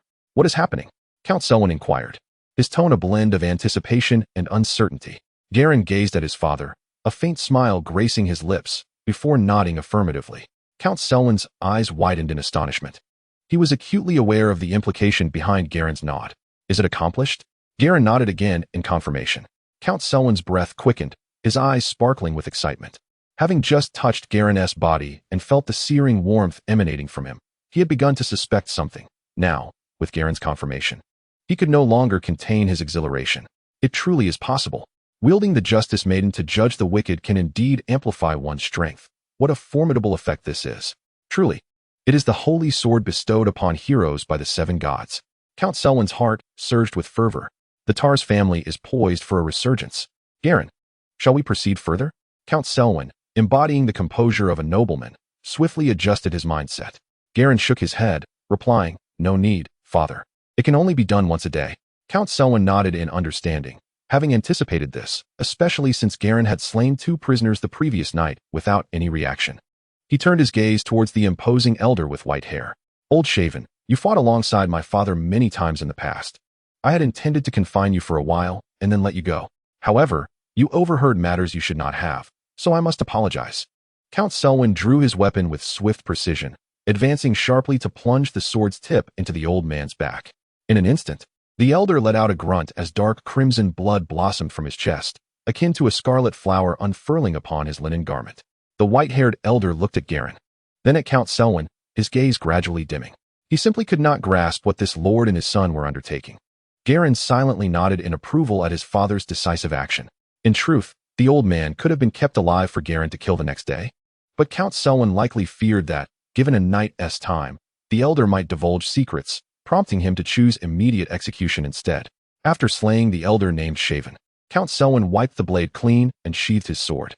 "Let us depart, Garin. We shall return tomorrow," he declared, leading Garin out of the dungeon. At the entrance of the dungeon's first level, Mokin sat cross-legged in the shadows, occasionally lifting a wine jug to sip from. The rich aroma of wine wafted through the doorway. Upon spotting Count Selwyn and Garin ascending, Mokin immediately rose from the ground. Count Selwyn nodded at him. "Mokin, I must trouble you to dispose of the body," he instructed. Mokin opened his mouth, hesitating to respond. Upon hearing the words of Count Selwyn, he realized that the two prisoners had likely met their demise, much like the previous night. He found himself perplexed as to why Count Selwyn insisted on having Galladon engage in such frequent acts of violence. Even in the pursuit of courage, there seemed to be no necessity for such early exposure. After all, Galladon was merely 8 years old.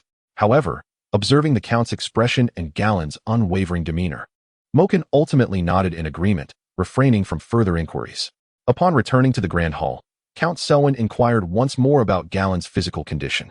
After confirming that Galladon's physical prowess had indeed been enhanced, the Count lifted his glass and took a sip of wine, as if having made a resolute decision. Following dinner, Galladon played for a while with Brienne before retiring to his chamber for rest. In his bedroom, Galladon gazed out at the vast expanse of twinkling stars and reopened his status panel. To his astonishment, he noticed that the development level of his Targaryen bloodline had risen to 1. He pondered how high the development level must be for a dragon to recognize its master, and he mused about the potential of his fire-resistant igniter physique. However, with the Red Comet's arrival still far off, he decided it was prudent to refrain from further investing in the Targaryen bloodline for the time being. Aside from dragon riding, its contributions to combat prowess appeared rather limited. Curiosity piqued, Galladon contemplated the other two legendary bloodlines, the bloodline of the Evening Star and that of the Storm King, wondering what peculiarities might arise from their development. With 1 point of judgment remaining, he resolved to invest it in agility. He focused on the golden plus sign next to agility and allocated the point. As his judgment points reached 0, he felt a familiar surge of warmth coursing through him once more. This time, however, the sensation differed subtly from the intense heat experienced during his previous enhancement of strength. After a brief span of 4 to 5 seconds, the warmth gradually subsided. Galladon sensed changes within his body. He engaged in some physical movement within his room, side jumps, turns, and punches, and indeed felt slightly more agile. Though the difference was not overtly pronounced, he reflected on this enhancement, realizing that his increased agility seemed to bolster not only his speed, but also his swordplay, punching, and evasion capabilities. Yet, the improvement was subtle. He felt no disappointment. After all, agility had merely increased from 401 to 402. The future held much promise. Galladon has now essentially grasped the myriad functionalities of the system panel. He holds an unwaveringly optimistic outlook for the future. His father, Selwyn, evidently intends to lend his full support, offering Galladon numerous opportunities to adjudicate over prisoners, thereby significantly accelerating his growth. By the time he reaches the age of 16 or 17, his combat prowess will undoubtedly rival that of Rhaega, Robert, and Ned, and he may even aspire to reach the heights of the legendary Dawnbringer, Arthur Dayne. This period coincides perfectly with the eruption of the War of Usurpers, during which he shall have the chance to showcase his skills. As for when he turns 30, at the onset of the original narrative and the outbreak of the War of the Five Kings, by then, he should emerge as the mightiest man in the Seven Kingdoms, perhaps even commanding his own dragon. Galladon, the dragon rider of Dawnlight. Why should the Targaryens not claim the Iron Throne? Selwyn, the Earl, would likely never suspect that his son is already contemplating ascension to the Iron Throne. The following day, Galladon continued his studies under the tutelage of Maester Imo and Sir Goodwin. Sir Goodwin was astonished by Galladon's progress, praising his enhanced strength, agility, swordsmanship, and archery skills, all of which had markedly improved. As training neared its conclusion, Earl Selwyn arrived at the Godswood to observe Goodwin's instruction of Galladon. Upon hearing Goodwin's commendations, a smile of pride could not be suppressed on Selwyn's face as he exchanged knowing glances with Galladon.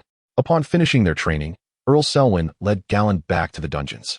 This time, Mucken was notably more adept, having prepared 2 prisoners in advance. It appeared that Selwyn had conferred privately with Mucken, who cast a gleaming glance at Galladon before deftly retreating deeper into the dungeon to avoid suspicion. Galladon wielded the Justice Maiden, decisively striking down the first prisoner. Surprisingly, however, he did not receive any judgment points. "Father, what crime has this man committed?" Galladon inquired, turning to Earl Selwyn. "Poaching," Selwyn replied. A dawning realization struck Galladon. He understood the reason for the absence of judgment points. Commoners who poach within the Lord's designated forest face capital punishment or banishment to the wall to serve as night's watchmen. This crime is decreed by the king and nobility, and in a certain sense, it is a charge of convenience. Clearly, from the system's perspective, this transgression did not qualify as a crime or possessed insufficient malevolence to warrant judgment points. Noticing Galladon's expression, Selwyn comprehended the situation as well. In fact, He had deliberately chosen this particular individual for Gallan to judge today as a form of trial. Selwyn nodded, signaling Gallan to proceed. Thus, Gallan swung the Justice Maiden once more, severing the head of another prisoner. This time, the system panel promptly reflected a change. Judgment points. 1 Father. What crime has he committed? Gallan asked, gazing at the dismembered body of the stout man on the ground. Having received merely 1 judgment point indicates that the transgressions of this individual are relatively minor. Count Selwyn's expression grew peculiar as he absently touched the ring on his finger, an act of incest. He had cast his son out to become a sailor, seizing the opportunity to take advantage of his own daughter-in-law, resulting in the birth of a child. Gallan glanced at the head of the short, stout middle-aged man on the ground, somewhat speechless. What a melodramatic twist. His demise was not unjust. It appeared that within the system's parameters, such a crime was recognized, albeit deemed light, meriting only a single judgment point as reward. Is it effective? Count Selwyn inquired. Gallan nodded, affirming its efficacy, though not particularly impressive. The Count returned the nod, now grasping that the Justice Maiden's ability allowed for the judgment of but 1 sinner each day. The deeper the sins borne by the individual, the more pronounced the enhancement for Gallan. This was quite logical. After all, the Justice Maiden was a holy sword bestowed by the gods, aimed at punishing evil and promoting virtue, aligning perfectly with the sword's purpose. In the ensuing period, Gallan led a regimented life, studying geography and Valyrian with Master Yamo in the mornings, while training under Sir Goodwin in the afternoons. Time passed swiftly, and before long, 2 years had elapsed. On this particular day, Count Selwyn stood at the docks of Sapphire Harbor, accompanied by the impeccably attired Gallan and Brienne, surrounded by a retinue of guards and knights, awaiting the arrival of a vessel adorned with the sigil of House Arryn, a white sail emblazoned with the majestic eagle. Indeed, this ship hailed from the Vale, belonging to House Arryn. The significance lay not solely in the ship itself, but in the esteemed guest on board, Robert Baratheon. The firstborn of House Baratheon was returning from the Eyrie to Storm's End, passing by the Isle of Tears, prompting Count Selwyn to greet him at the harbor alongside his children and retainers. Robert was returning from his foster father, Jon Arryn. For a simple reason, his parents had bestowed upon him a younger brother. Duke Steffon Baratheon had named his youngest son Renly Baratheon. This chapter, consisting of 4,000 words, combines 2 segments. Do not perceive my daily updates as sparse, for I am merely reluctant to divide the chapters. Chapter complete. Chapter 12, The Young Robert and Ned in the Realm of Westeros. It has long been a tradition among the nobility to place their offspring in the care of families of equivalent status as foster children. This practice of fostering is generally aimed at consolidating alliances or providing education and training. Of course, there are instances, like that of Theon Greyjoy, where one is compelled into fosterage, effectively becoming a hostage. However, in most cases, sending a son to serve as a foster child is primarily intended for the fortification of alliances and the acquisition of knowledge. For instance, Duke Steffon Baratheon sent his eldest son Robert to be fostered by Lord Jon Arryn, not only to further the bond between the 2 families, but, more importantly, due to Steffon's respect for Jon Arryn's character and capabilities, believing that Robert would receive superior education and growth under his auspices. The relationship of fostering a son holds profound significance, rivaling even the marriages among nobility, and at times proving to be even more steadfast. Consider the Duke of Stannis Baratheon, who entrusted his son Robert to Jon Arryn as a ward. What must Jon Arryn have felt? The Duke placed his firstborn in my care for my guidance, which speaks volumes of trust.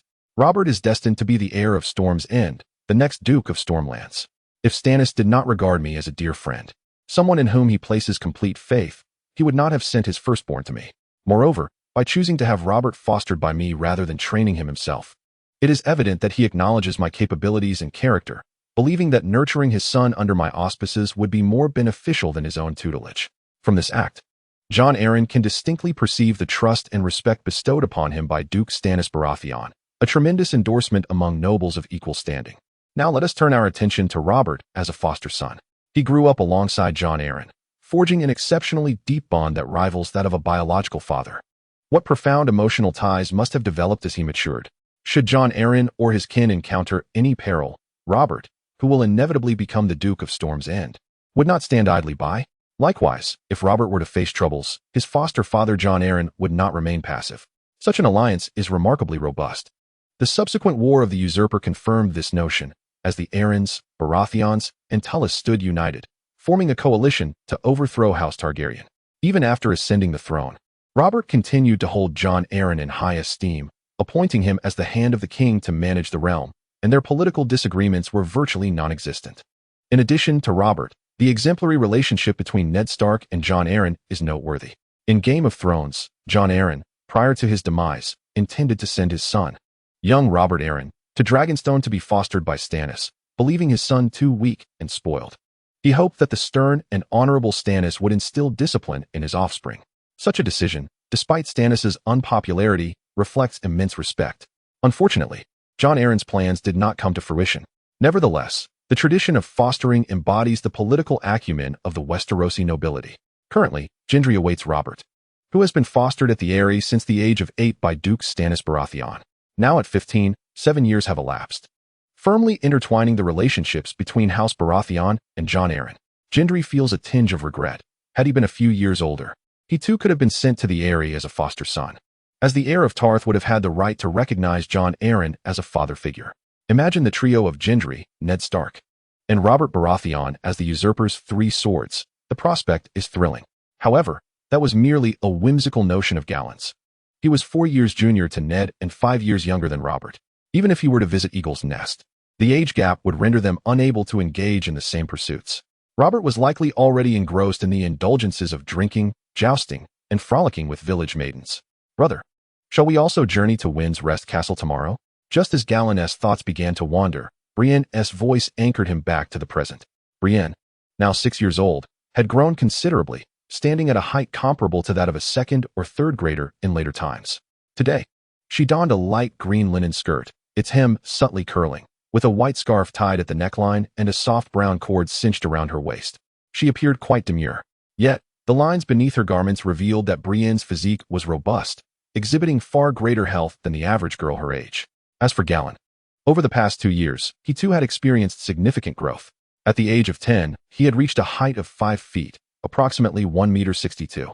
One could surmise that in a few years, Gallan might well surpass 1.80 meters, a conservative estimate. It was possible he could grow to a height akin to Brienne's, potentially even reaching 2 meters. However, Gallan's frame did not betray any bulkiness. He was clad in a dark gray linen shirt, complemented by a long black coat, secured at the waist with a simple belt, and paired with tailored black trousers, with the Justice Maiden slung diagonally across his back. He exuded an aura of youthful vigor intertwined with a hint of elegance. At 10, Gallan's features were becoming more defined, his eyes were deepening in intensity, and his visage appeared increasingly handsome. He placed his right hand on Brienne's shoulder, drawing her close, and smiled as he inquired, "Do you wish to go?" "Indeed," Brienne replied eagerly, nodding fervently, her face aglow with excitement, her beautiful blue eyes sparkling. She had heard many tales about the history of Wind's Rest Castle from Maester Aemon and was quite curious about the grand fortress constructed by the builder Brandon. "Very well. Let us persuade father to take us tomorrow," Gallan replied with a smile. He had devoted the past 2 years to study and training, remaining sequestered on Tarth Island. This occasion, coinciding with the birth of Baelor Targaryen, presented a perfect opportunity for him to witness Wind's Rest Castle and make the acquaintance of the nobles of Westeros. As Gallan conversed with Brienne, a vessel adorned with the sigil of House Arryn drew nearer. He could faintly discern 2 figures at the bow. One of them, tall with dark hair, was likely Robert. Gallan mused about Robert's formidable combat prowess, which was indeed extraordinary. Before succumbing to the vices of indulgence, Robert's martial capabilities could be regarded as among the finest in the 7 kingdoms. On paper, only Arthur Dayne might rival his prowess. After all, Rhaegar had been the champion of the tournament at Lannisport 2 years prior, his skills being exceptional. Yet, during the War of Usurpation, Robert had decisively vanquished him. One can only imagine the extent of Robert's ferocity. However, I shall surpass him in strength in due course. Gallan smiled softly as he summoned his panel.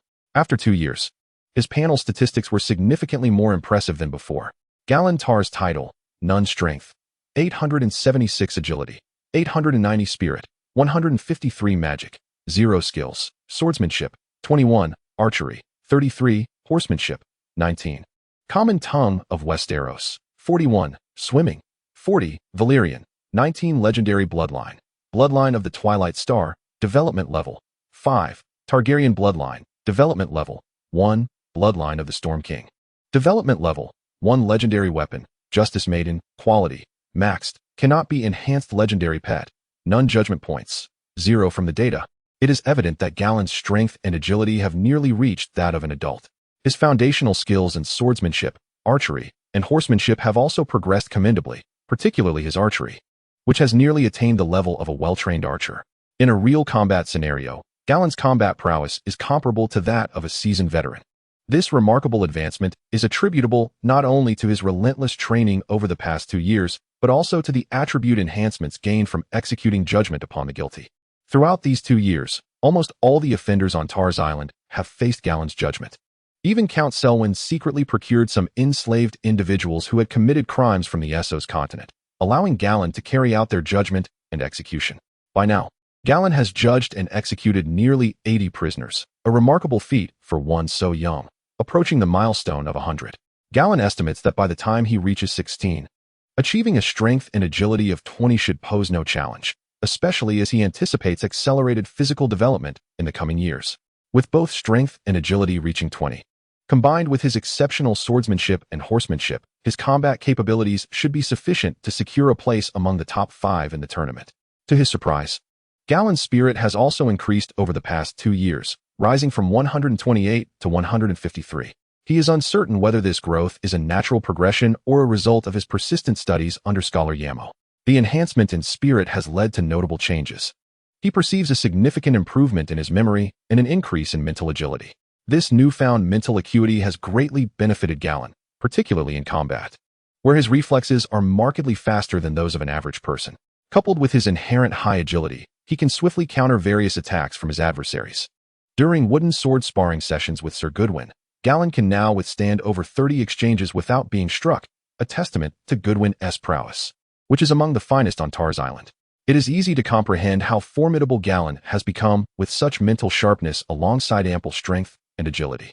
He has resolved to enhance his spirit further once his judgment points are sufficiently abundant. The speed of neural response can sometimes play a crucial role on the battlefield and in duels. Anchor, drop the anchor.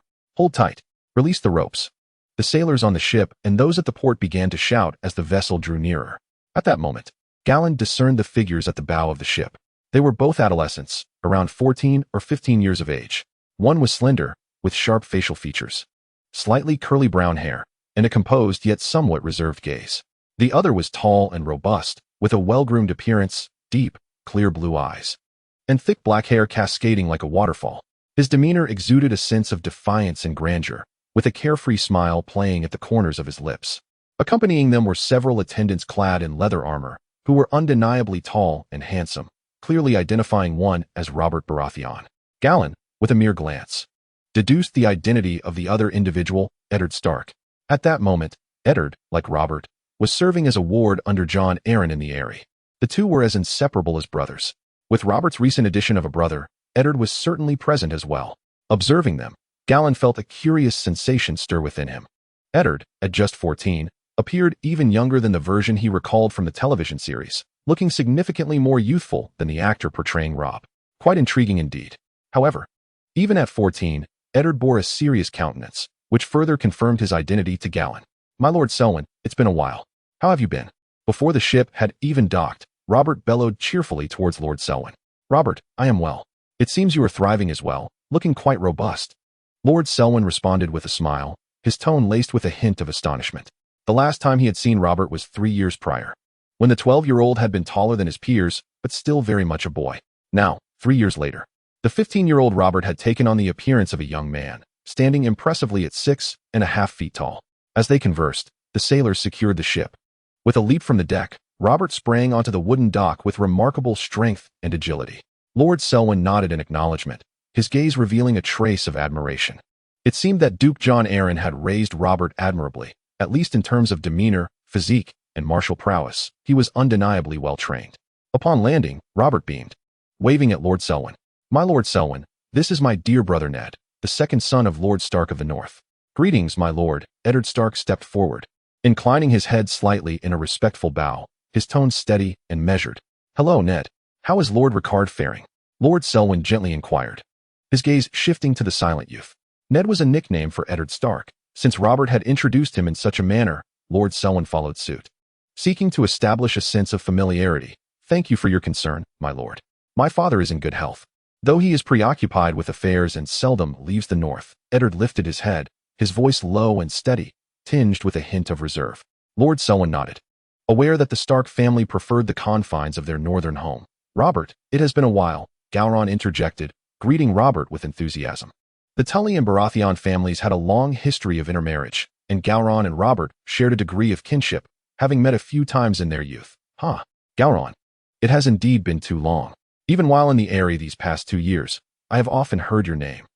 Robert laughed heartily as he approached, clapping Galladon on the shoulder, his gaze inevitably drawn to the hilt of the justiciar, which was visible at Galladon's back. Galladon chuckled, shrugging his shoulders.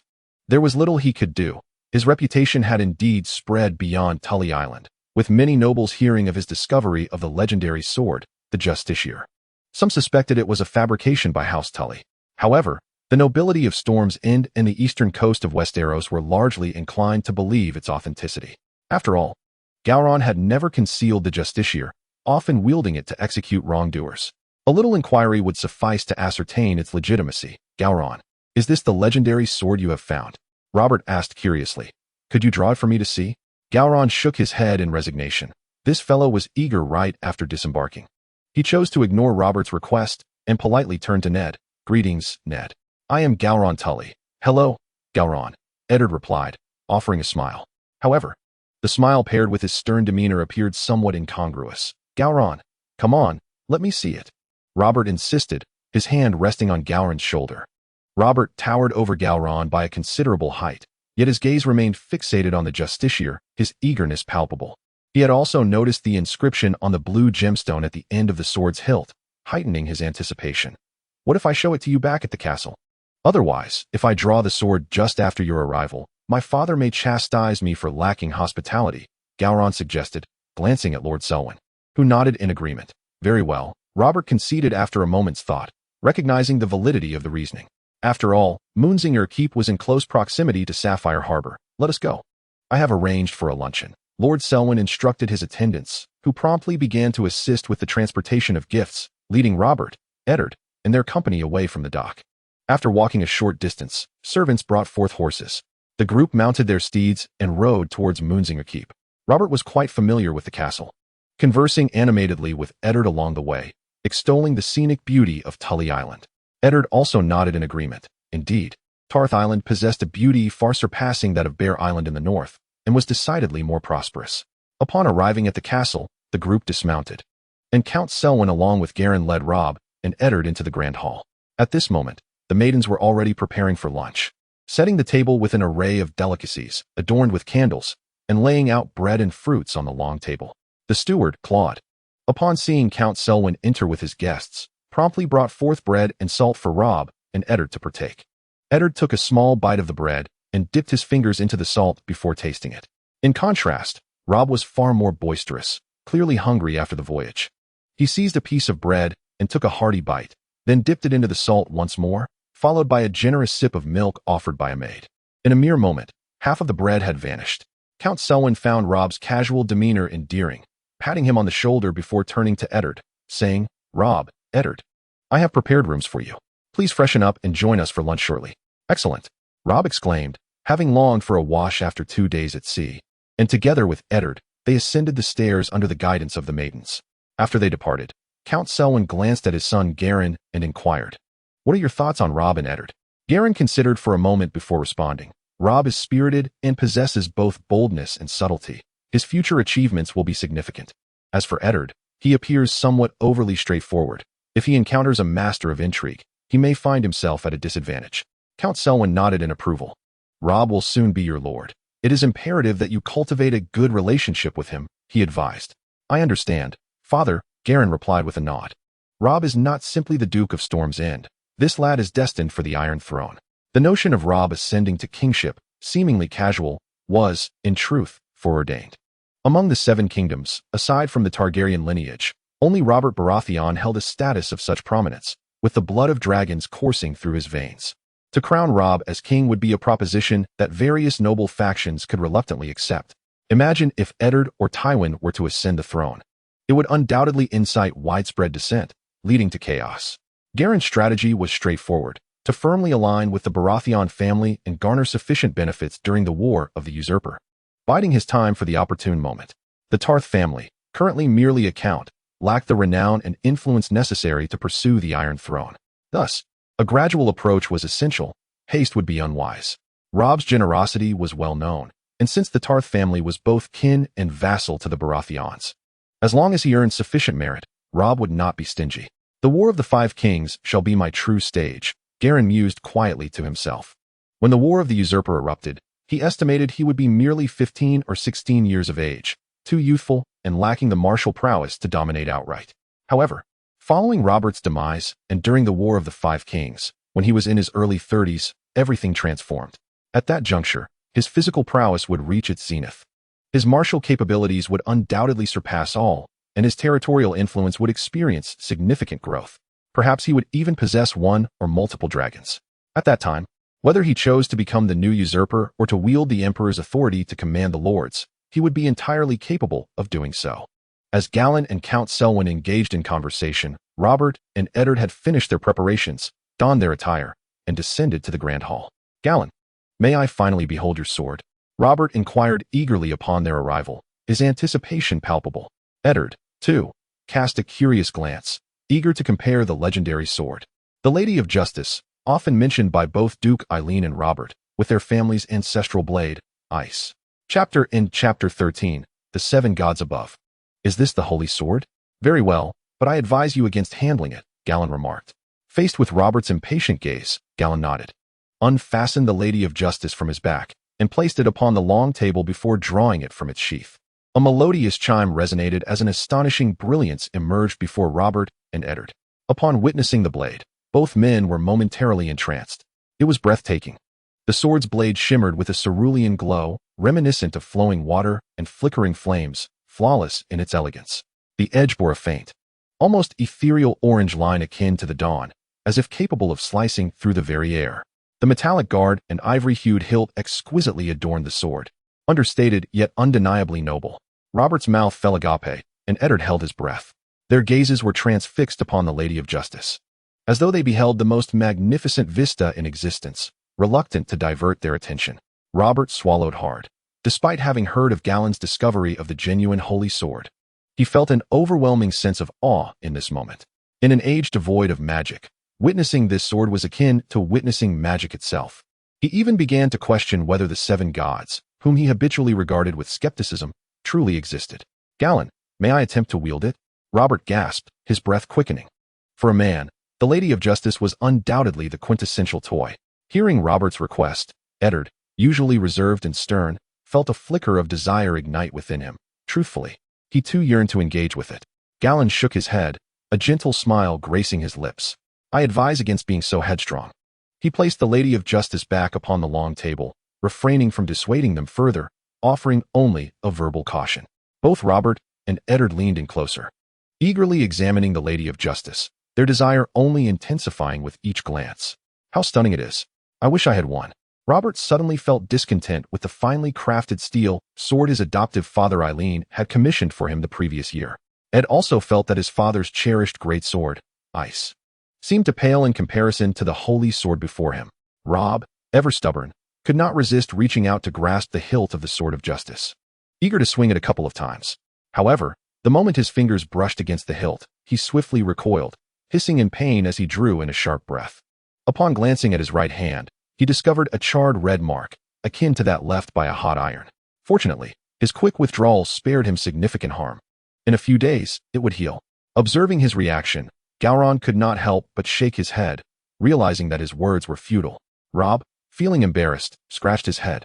He had indeed heard the rumors that others should not touch Gowron's holy sword. Ed examined the Sword of Justice, feeling a twinge of temptation, yet upon seeing Robb, Gowron, and Count Selwyn, he ultimately restrained himself. Gowron, how did you come upon it? Could it truly be the legendary holy sword bestowed upon you by the pure Maiden of Dawn? Robb asked incredulously, sucking on his burnt fingers. It was discovered by mere chance, Gowron replied with a smile. I cannot say whether it is a weapon granted by the Seven, but it is undeniably sharp, regardless. Robb clicked his tongue, his expression contorting with envy. Gowron, this does not seem to be forged from Valyrian steel. Ed interjected, his gaze still filled with astonishment. Gowron nodded. Swords made of Valyrian steel exhibit distinct characteristics, with blades displaying a deep gray or nearly black metallic sheen. often featuring rippled or wave-like patterns. In contrast, the blade of the Sword of Justice shimmered in a blue-green hue, emanating a soft glow, reminiscent of rare luminous weapons found in games, unmistakably superior to Valyrian steel. Gowron recalled that the legendary weapon category rated the Sword of Justice as gold, suggesting that there might be others rated in blue or purple. Sir Goodwin claimed that my sword is far sharper than Arthur Dayne's Dawn. This statement rendered both Robb and Ed speechless, exchanging silent glances, for they possessed neither Dawn nor even a Valyrian steel sword. The Baratheon family had risen relatively late and lacked the ancient lineage to inherit Valyrian swords. The Stark family, on the other hand, did possess such a sword. Ice, a renowned weapon, but it belonged to Ed's father, Duke Ricard, destined to be passed down to his elder brother, Brandon. Thus, he had no opportunity to wield it. At 14 and 15 years of age, they stood at the pivotal threshold of boyhood to manhood, harboring an insatiable desire for a weapon of legendary status. And now, Gowron's Sword of Justice pierced their hearts like a dagger. It was utterly unfair. Just how sharp is it? Robb could not help but inquire. Well, it can effortlessly sever plate armor, Gowron replied. What? Suddenly, both Robert and Ned widened their eyes. Galen, you must be jesting. Robert's expression turned serious, filled with disbelief. Galen chuckled lightly. He was certainly not joking. 2 years prior, with a strength of 312, he could nearly sever plate armor. Now, with an impressive strength of 876, he could effortlessly slice through it with a single-handed sword swing. If you doubt my words, I shall demonstrate after the luncheon, Galen stated. In truth, he seldom exhibited his abilities in such a manner. However, before Robert and Ned, the two principal figures in the forthcoming War of the Usurpers, he felt it necessary to showcase his prowess and worth, ensuring he gained their favor and, consequently, a greater share of glory in the impending conflict. Excellent. Robert could hardly contain his excitement. He felt that this journey to Tarth Island was indeed fortuitous, a true eye-opener. Ned was equally astonished. The notion of severing plate armor was astounding. Even their family's Valyrian steel could merely leave marks upon it. During their conversation, the servants had nearly completed the preparations for the sumptuous feast.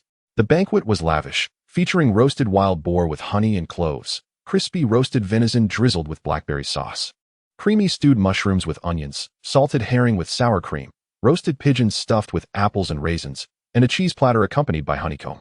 A variety of wines were also served, including robust red wine from Dorne, golden wine from the Arbor, Tyroshi pear brandy from Essos, sweet mead from Myr, and dark beer from Volantis.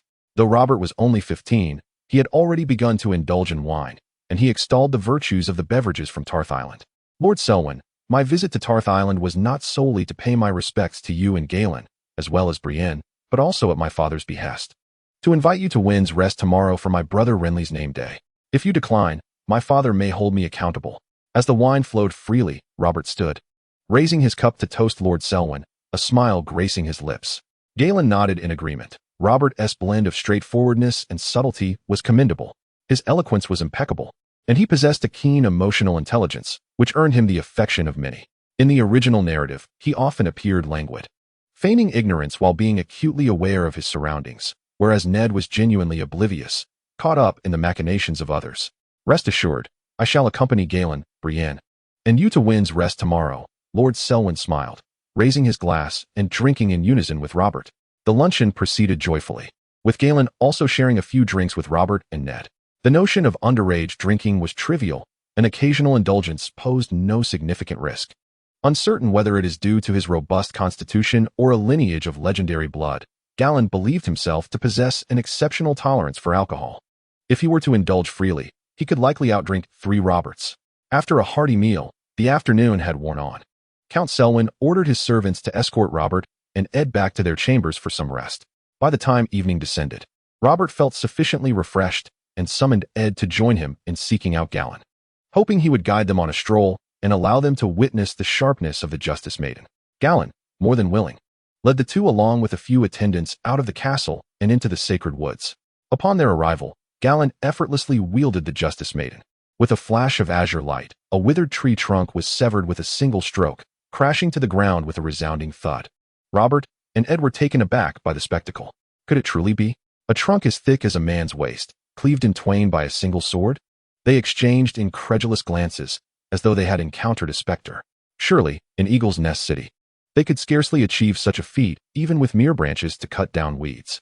Noticing their astonishment, Galladon chuckled and approached the immense wooden stump where he had first tested the sharpness of the Justice Maiden. Robert and Ed soon beheld the several smooth, angled severances upon the gigantic stump. A chill ran down their spines. Could it be that Galladon had indeed carved these with the Justice Maiden? Was that truly possible? Even the sharpest of axes could not achieve such an effect. Yet, while they remained in a daze, Galladon gripped the sword with one hand and executed a diagonal slash. The sound of wood fracturing along its grain echoed through the air. Moments later, a segment of the stump slid down the cut and tumbled onto the grassy ground, splattering dark mud. The fallen piece was nearly the size of a grinding stone. Robert and Ed swallowed hard, suddenly realizing that Galladon's claim of the Justice Maiden being able to cleave through plate armor was no jest. Robert's breath quickened. What prowess would such a holy sword demonstrate in a duel or on the battlefield? The thought was almost too much to bear. The very notion that Galladon would soon be his vassal filled him with an exhilarating rush, akin to downing a barrel of chilled wine. How about I demonstrate on plate armor for you? Galladon inquired with a playful smile at the two, who stood in stunned silence.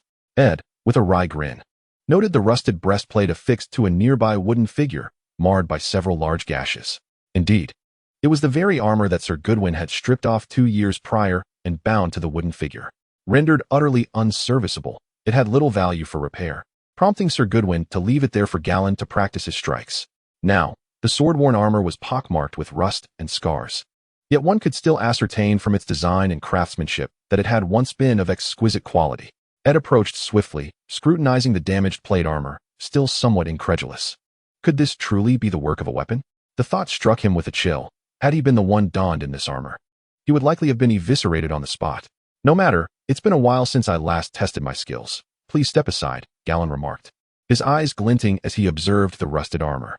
Robert and Ed instinctively retreated a considerable distance, judging by the sharpness of the Justice Maiden displayed by Galladon. It was clear that contact with the blade could lead to dire consequences. Galladon, wielding the sword in one hand, let its tip angle towards the ground as he ambled toward the wooden figure bound in the armor. Upon reaching a distance of 2 or 3 meters from the wooden figure, Galladon flicked his wrist, reversing his grip on the sword's hilt, and with a sweeping motion, he slashed upward with the Justice Maiden. A resounding clang of metal echoed, accompanied by a shower of sparks. The plate armor shattered instantly. The fractured chest piece, along with the back, was cleaved in two by the Justice Maiden, causing the wooden figure to split apart as well. Gasp! Witnessing this scene, both Robert and Ed stood agape, inhaling sharply. This was astonishing. By the 7 gods, was this truly the holy sword? Ed found himself wavering in his faith. Could this sword indeed be a weapon bestowed by the 7 gods upon mortals? Otherwise, who could forge such a formidable blade? Ed and Robert were momentarily transfixed. Galladon, satisfied with the effect of his strike, felt a surge of pride. With a strength of 876, his one-handed swing produced such devastating results. He pondered the potential of his power reaching 10, or even 15 or 20. What might that yield? He could easily unleash a relentless onslaught on the battlefield. A veritable scythe of destruction, where foes and steeds alike would be obliterated and limbs severed. Galladon, you lad will undoubtedly become the next Dawnsword Master. Robert finally snapped back to reality, stepping forward to pat Galladon on the shoulder earnestly. While Galladon's swordsmanship may not rival that of Arthur Dayne in finesse as he matured, the visual impact of his combat would surely rival, if not surpass, that of Arthur Dayne. Galladon smiled humbly, responding, my swordsmanship still requires practice. I am far from being compared to the Dawnsword Master. Hey, Ned, how about we offer Galladon some pointers in swordplay? Just a bit of guidance. A wooden sword will suffice, Robert suggested with a mischievous grin, glancing at Ed. Ed, having grown up alongside Robert, was well aware of the implications behind his friend's intentions. He wanted Galladon to spar without the Justice Maiden, using a wooden sword to give him a good thrashing. Ed smirked, though Galladon was not short for his age. He was merely 10 years old. Robert was 14, and Ed was 15. Was this truly fair? However, before Ed could voice his thoughts, Galladon's voice interrupted. Certainly. I have been longing for a practice partner. Galladon chuckled, sheathing the sword of justice and placing it aside. He was eager to witness the martial prowess of Ed and Robert at this stage. Typically, he practiced with Sir Goodwin and occasionally sparred with the soldiers and vassal knights of the castle, leaving him uncertain of his own capabilities. Haha, Ned, did you hear that? Galladon is in dire need of our training assistance, Robert grinned, unable to contain his excitement as he seized a wooden sword from a nearby rack. The sword bore numerous scars and stains, having been used by Galladon for chopping wood and training purposes. Gallan also retrieved a wooden sword, standing opposite Robert. "Very well. I shall officiate," Ed remarked, observing the eager grin on Robert's face, which hinted at a playful intent to overpower his opponent. "Let the match begin, Gallan," Robert declared, extending his wooden sword toward Gallan. Gallan nodded, his expression now focused. His strength was 896, agility 890, and mental fortitude 153. In terms of raw strength, he was undoubtedly at a disadvantage against Robert, but he believed his agility might match up, and he likely surpassed Robert in mental acuity. He was not without his own combat potential. Chapter 14. Robert bewildered. His younger brother is remarkably strong. Robert advanced, swiftly unleashing a powerful strike that was both fierce and commanding. The wooden sword sliced through the air with a soft whistle, aiming directly at Gallan's chest. With a calm demeanor, Gallan steadied his stance, raising his wooden sword to execute a precise block. The swords clashed with a crisp sound, causing a slight tremor in Gallan's arm. After deflecting the first strike, he quickly adjusted his footing and posture, opting not to immediately counterattack. Instead, he retreated a half-step, tightening his grip on the wooden sword, preparing to parry Robert's second strike.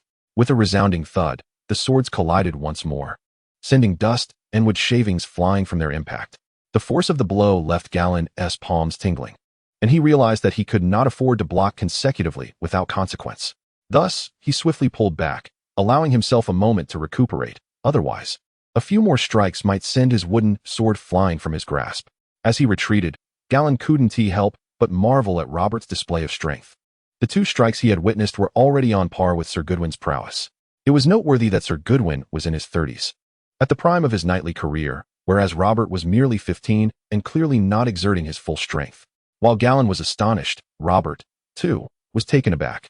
Though he had only exerted 50% of his strength, the young squires from Eagle's Nest could hardly withstand it, and even Ed would tremble after their sparring sessions. Yet here was Gallan, at only 10 years of age, exhibiting no signs of struggle whatsoever. Robert suddenly realized that Gallan's strength and swordsmanship exceeded all of his expectations.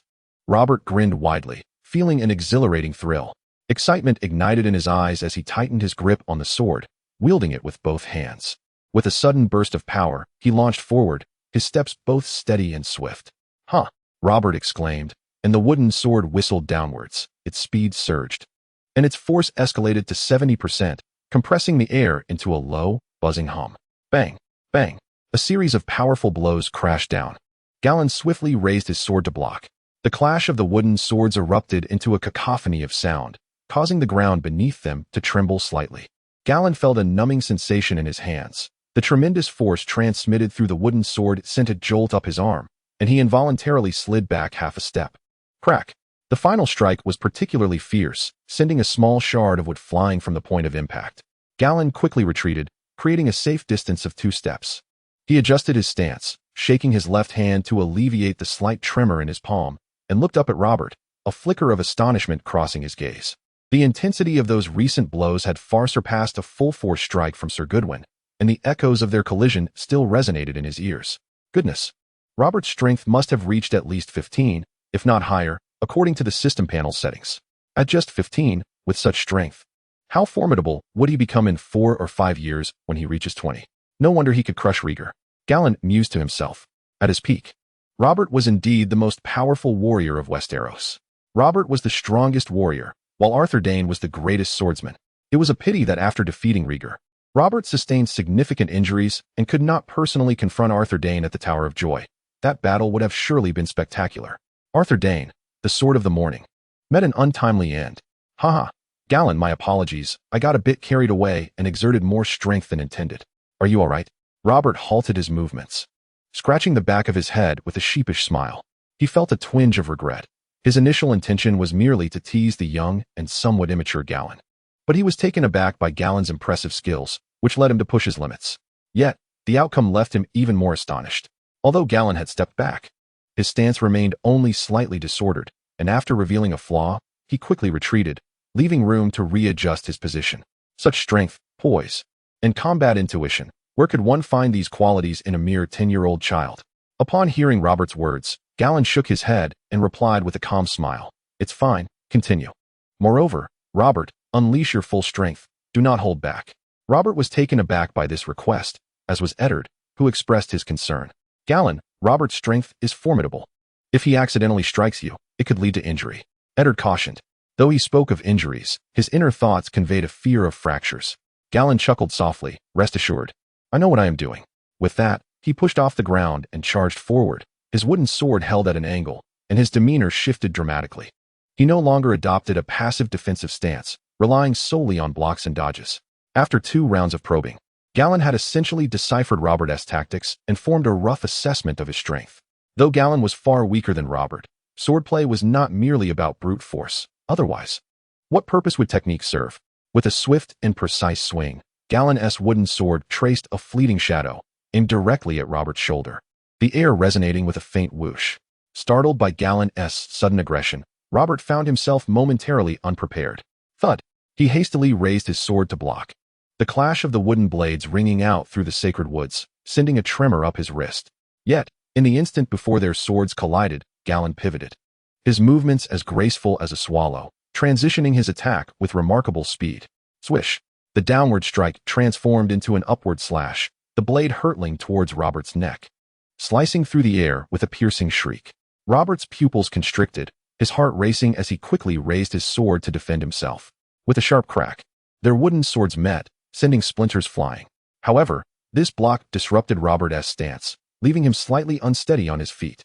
A sly smile crept across Gallan's face as he seized the opportunity to close the distance, unleashing 2 rapid strikes aimed at Robert's abdomen.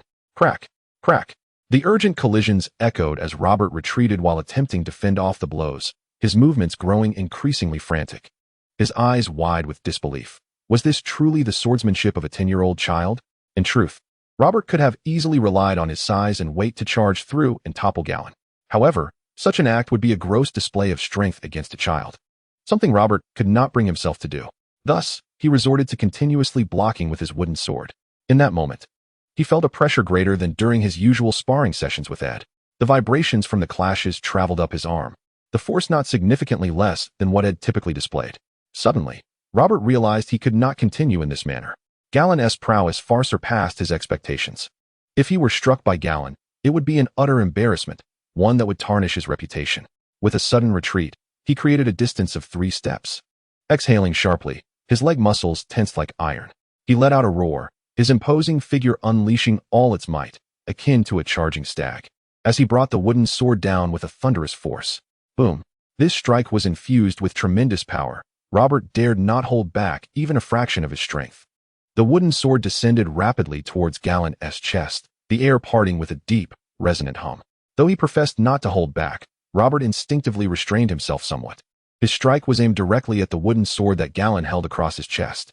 Understanding Gallan's strength, he intended for this blow to dislodge Gallan's sword, and then follow through to strike his chest. While Gallan's chest might feel the sting of the residual force, and he could very well stumble, it would not result in any serious injury. This was the best solution Robert could conceive. He managed to preserve his dignity without truly harming Gallan. In response to Robert's powerful strike, Gallan maintained a serious demeanor, though his heart was far from as anxious as Ed's beside him. With a mental acuity soaring at 153, his reflexes were quicker, his dynamic vision sharper, and his thoughts more agile. While Robert's strength was formidable and his explosive power remarkable, to Gallan, the movements seemed to slow, revealing vulnerabilities. In an instant, he devised 3 strategies: sidestep to evade, block head-on, or take the risk of a close counterattack. Gallan's eyes narrowed as he ultimately chose the riskiest, yet most effective approach. As Robert's wooden sword descended, Gallan surged forward rather than retreating, hastening his steps into the oncoming gust of the sword. Although he was considerably smaller in stature than Robert, strength is never absolute. Timing is crucial. Robert erred by holding back, attacking without sealing off Gallan's escape. Despite the ferocity of his strike, he inadvertently provided an opening. In that moment, Gallan's mind was as calm as a machine, while his blood surged with fervor. He discerned Robert's intentions with clarity and identified the optimal response. At the critical moment of collision, Gallan executed a near 90-degree lean backward, dropping to one knee while his body, propelled by inertia, continued to slide forward across the grass. This perilous maneuver narrowly evaded Robert's full-force strike, the wooden sword slicing through the air just above him, generating a sharp whoosh. With Robert's sword missing its target, the anticipated clash with Gallan's wooden sword and subsequent horizontal sweep towards Gallan's chest did not materialize. It was as if he had missed a step on a staircase, creating a significant opening in his stance. Robert, who had previously worn a confident smile and had even contemplated how to assist the fallen Galladon, felt an ominous premonition wash over him as the wooden sword swung empty. His center of gravity disrupted. He was rendered unable to retract his sword or evade. Indeed, in the next heartbeat, Galladon, half kneeling and sliding backward on the grass, passed by him. The wooden sword held horizontally in Galladon's grip struck Robert's left abdomen with a sharp, crisp sound. Robert's body froze suddenly. As they crossed paths, dust rose from the grass, and the air seemed to hang still for a moment. The sound of the wooden swords clashing lingering in the atmosphere. Robert stood in stunned silence, his tall frame rigid as a statue, his sword still poised in a futile swing.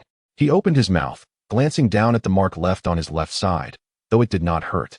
It felt like a glaring brand, leaving his mind blank. Ed, standing nearby, gaped with his mouth ajar. The referee's wooden stick slipping from his grasp and striking his foot with an audible thud, unnoticed. His eyes widened, the stern expression on his face vanished, replaced by sheer astonishment. How could this be? Rob finally regained his senses, abruptly turning to gaze at Galladon, his throat constricting as he swallowed hard, releasing a dry gulp. Galladon slowly rose, brushing off the grass from his knees, casually flicking his wooden sword, which emitted a soft whoosh. Rob, it seems I have emerged victorious, Galladon remarked with a gentle smile. Rob opened his mouth, intending to respond, but could only manage a dry chuckle. Haha, Galladon, you little rascal, you're impressive. Unable to restrain himself, Rob gave Galladon a thumbs up while scratching his head. The mix of embarrassment and admiration played across Rob's face as he plunged his wooden sword into the ground, secretly pondering. This kid is so strong at just 10 years old. What will he be like in the future? Ed quickly approached, glancing between Rob and Galladon, still finding it hard to believe what he had witnessed. He realized that Rob had essentially exerted all his strength in that match. Galladon's move had been nothing short of astonishing. The backward slide was entirely unexpected, even for him. Although such a strike would undoubtedly be deflected by plate armor on the battlefield, in this practice bout, Rob had clearly been defeated. Ed mused, if Rob had lost, did that imply he too was no match for Galladon? In their usual training sessions, Rob often triumphed, with Ed only occasionally besting him through extraordinary efforts, a stroke of luck. Really, Galladon humbly smiled, acknowledging that he had taken advantage of Rob's reluctance to genuinely harm him, thus cleverly securing his victory. In a true duel with real swords, he was certain he would not have prevailed against Rob. Oh, but wait, he had the Justice Maiden. Even in a life-or-death confrontation, it appeared Rob would still struggle against him. Rob couldn't help but pat Galladon on the shoulder, eliciting a grimace from Galladon. Rob had initially thought to tease Galladon, who, despite being merely 10 years old, exuded an air of calm maturity. However, he had ended up being soundly defeated instead. It was rather disheartening. Rob's emotions were a tumultuous mix. He felt compelled to intensify his training, reducing time spent on drinking and chasing girls. After all, if he couldn't even best a 10-year-old like Galladon, how could he continue to boast about his prowess? This defeat had sharply jolted Rob, making him acutely aware of his complacency. Yet beyond the embarrassment, he felt a profound sense of shock and delight. He was astonished by Galladon's extraordinary strength. While Galladon had not unleashed his full potential, he had certainly demonstrated a remarkable 80% of it. Galladon had essentially triumphed over him in a direct confrontation, especially with that final move, which was nothing short of breathtaking. Given Galladon's displayed power, agility, wisdom, and experience, he bore no resemblance to a mere 10-year-old child. Rather, he seemed akin to a seasoned knight. If Galladon possessed such prowess at the tender age of 10, what might he become in 7 or 8 years when he reaches adulthood? Another Arthur Dayne, perhaps? Even surpassing Arthur Dayne, Robert pondered upon Galladon's blade, the Lady of Justice. Previously, he had been astounded by the sharpness of the Lady of Justice. Now, he marveled at Galladon's physical prowess and strength. Galladon possessed an indomitable holy sword and an extraordinary aptitude for swordsmanship. In any conceivable future, he would not pale in comparison to Arthur Dayne. If such attributes were bestowed upon Eddard, Robert would surely feel a pang of envy. Yet, directed towards Galladon, his heart brimmed with joy rather than jealousy. For Galladon was the heir of the Evening Hall, destined to be his vassal, his little brother. With such a formidable little brother, what could Robert possibly find to complain about? He had heard tales of the audacious Jaime Lannister. In the future, should Jaime prance before him, he would summon Galladon to confront him. The mere thought filled him with delight. Robert clapped Galladon on the shoulder, excitement swelling within him. Chapter 15 Eddard. Who could possibly contend with that? Ned, you too. After patting Galladon's shoulder, a sudden thought struck Robert. and he turned to Eddard beside him. The recent bout had provided Robert with a vivid sense of Galland's strength, speed, and technique. Galland's power was but slightly less than Eddard's, his agility comparable, and his skill on par with Eddard's. Indeed, Galland's combat intuition seemed to surpass that of Eddard. Overall, it appeared that Galland and Eddard were quite evenly matched. However, Robert harbored a vague sense that Galland's chances of victory might be somewhat higher. Thus, he could not help but exclaim in gleeful anticipation, having already lost face. He could not allow Eddard to merely stand by. Otherwise, he would surely become a frequent target of Eddard's teasing in the future. Upon hearing Robert's words, Eddard smirked, a hint of resignation in his demeanor. He was already 14, while Galland was merely 10. Winning would be expected, yet losing would undoubtedly shatter his pride, much like Robert. To be honest, Eddard had no desire to participate. Yet, observing Robert's mischievous gaze and Galland's eager expression, he realized he could not evade this. Reluctantly, he drew the wooden sword that Robert had thrust into the ground. Galland grinned, brushed off the dirt and dust from his knees, and took a few steps forward to stand opposite Eddard. In that moment, both wielded wooden swords, poised for action. Robert, having transformed from the one struck to a spectator, wore an expression brimming with excitement. He proclaimed, just like before, whoever gets struck first loses. Ready, set, go? With Robert's signal, both Galland and Eddard sharpened their gazes. Facing Eddard, Galland felt a significant reduction in pressure. Eddard did not possess the innate strength of Robert. The Stark family seemed to share a lineage akin to that of the legendary blood of the Running Wolf, yet Eddard had clearly not awakened any extraordinary gifts. His talents appeared rather ordinary. In the original text, Eddard Stark received the finest education from a young age in Winterfell, later being sent to the Vale for the meticulous tutelage of Jon Arryn. One could assert that Eddard was privy to the most elite education within the realm of Game of Thrones. However, his achievements are rather unremarkable. During the Battle of the Tower of Joy, he led 73 warriors from the north, only to be nearly annihilated by Arthur Dayne. Had it not been for the cunning of the diminutive Howland Reed, who seized the moment with extraordinary precision, Eddard and his men might have suffered total defeat. This was particularly notable given that Arthur Dayne fought with diminished resolve, having learned of the deaths of the Mad King Aerys and Rhaegar, seemingly seeking only death. One wonders what fate would have befallen Eddard and his companions had Dayne been granted even a glimmer of hope or determination. Aside from this so-called legendary defeat, Eddard engaged in another well-documented battle after becoming Hand of the King, during which he was besieged by Jaime Lannister and his men. His performance in this confrontation was even more dismal. Let us not invoke the notion of overwhelming numbers when he faced Arthur Dayne. Was it not a disparity in numbers as well? Consider the valor, demeanor, and accomplishments of Arthur Dayne, then juxtapose that with Eddard's disheartening display against Jaime Lannister. Ultimately, he was left with a crippled leg, captured, and imprisoned in the dungeons of the Red Keep, a truly ignominious fate. If one were to rank the combat prowess within the realm, figures such as Arthur Dayne and the youthful Barristan Selmy would undoubtedly be classified as legendary swordsmen. Peak Robert Baratheon, peak Jaime Lannister, Gregor Clegane, and Oberyn Martell could be considered formidable. In contrast, the likes of Brienne, Sandor Clegane, and Podrick would fall into the realm of average competence. As for Eddard, he might barely scrape by with a passing grade. Garren possessed a rough estimation of Eddard's capabilities, hence he was not overly concerned. Suddenly, the wooden swords of Eddard and Garren clashed, producing a crisp sound. The force reverberating from the blades confirmed Garren's suspicions. Eddard's strength was somewhat superior, yet limited. Currently, Garren's strength was rated at 876, while Eddard's was at most 91 or 92, and unlikely to exceed that. Considering Eddard's average physical talents and his mere 14 years of age, such strength is indeed commendable.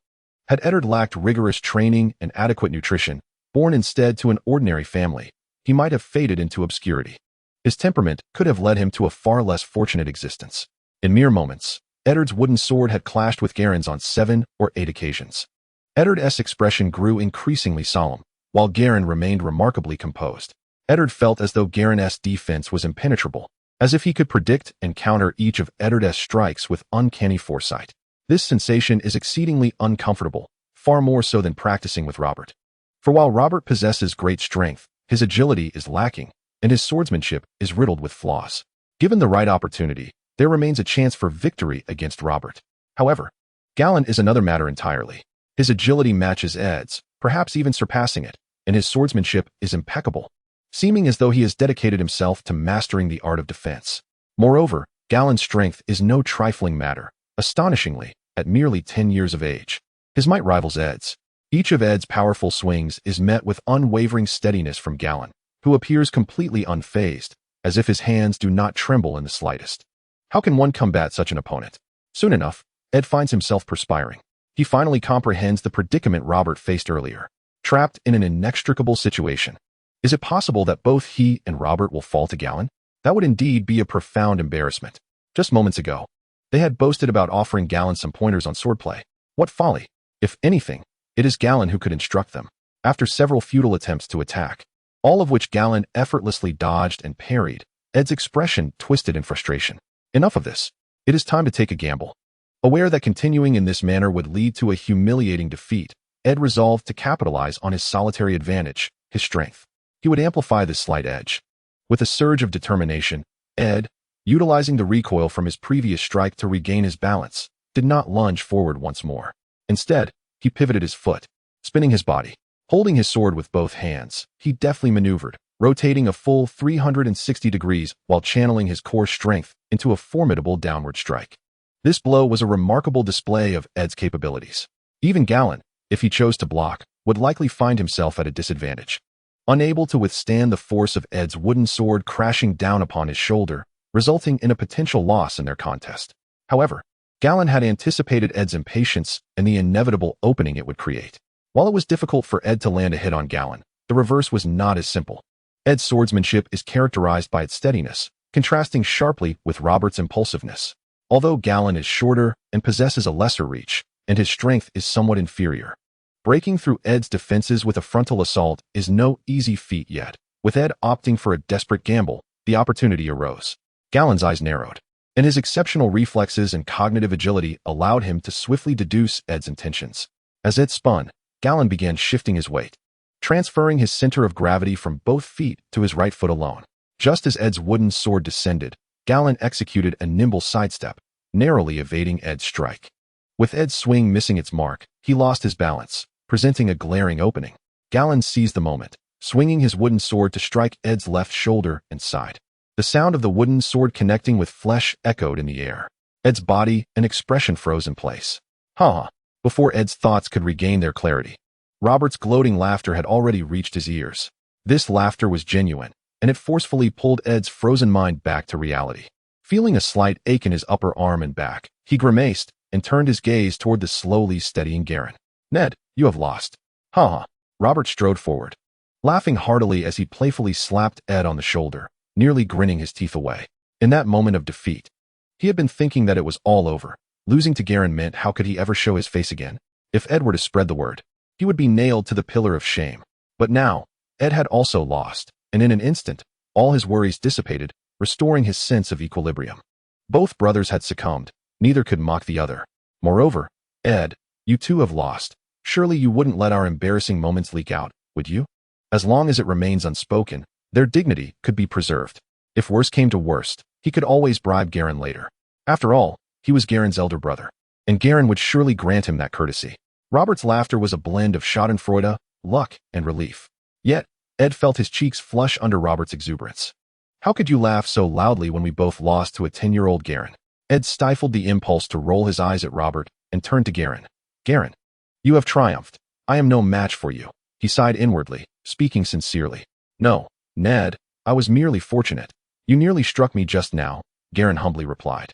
Ed's sword had barely grazed his shoulder, and there was truth in his words. However, Galladon understood that even if they were to engage again, the outcome would remain unchanged. The peril was merely superficial. He had already calculated everything in advance. Ed shook his head, recognizing the truth in Galladon's words. Yet, his thoughts extended beyond this training session. He contemplated the future. He was already 14, while Galladon was merely 10. Galladon could best him now. What would happen in the years to come? When Galladon reached his age, to what heights would his strength, speed, and formidable skills ascend? Would the 18-year-old Ed stand a chance against him? Ed pondered, and he realized it was utterly impossible. Not just him. In a few years, Robert would likely be completely overshadowed by Galladon as well. At just 10, Galladon's strength was not much weaker than his own, indicating that Galladon possessed an innate power akin to Robert's. Moreover, Galladon possessed swordsmanship skills that Robert lacked. The prospects of the future seemed to align with Robert's assertion. Galladon might indeed become the next Dawn Swordmaster. Ed felt resigned. He was unlikely to ever defeat Garen. Although there had long been speculation, the reality of being bested by the 10-year-old Galladon is still quite heart-wrenching. Previously, in Eagle's Nest City, he had, much like Robert, distinguished himself among his peers, cultivating a sense of confidence and pride. Now, that has shattered. He must return to rigorous training. Ed shifted his body to evade Robert's enthusiastic clapping. Like Robert, he too was inspired to intensify his training. Galladon, you should cease your modesty.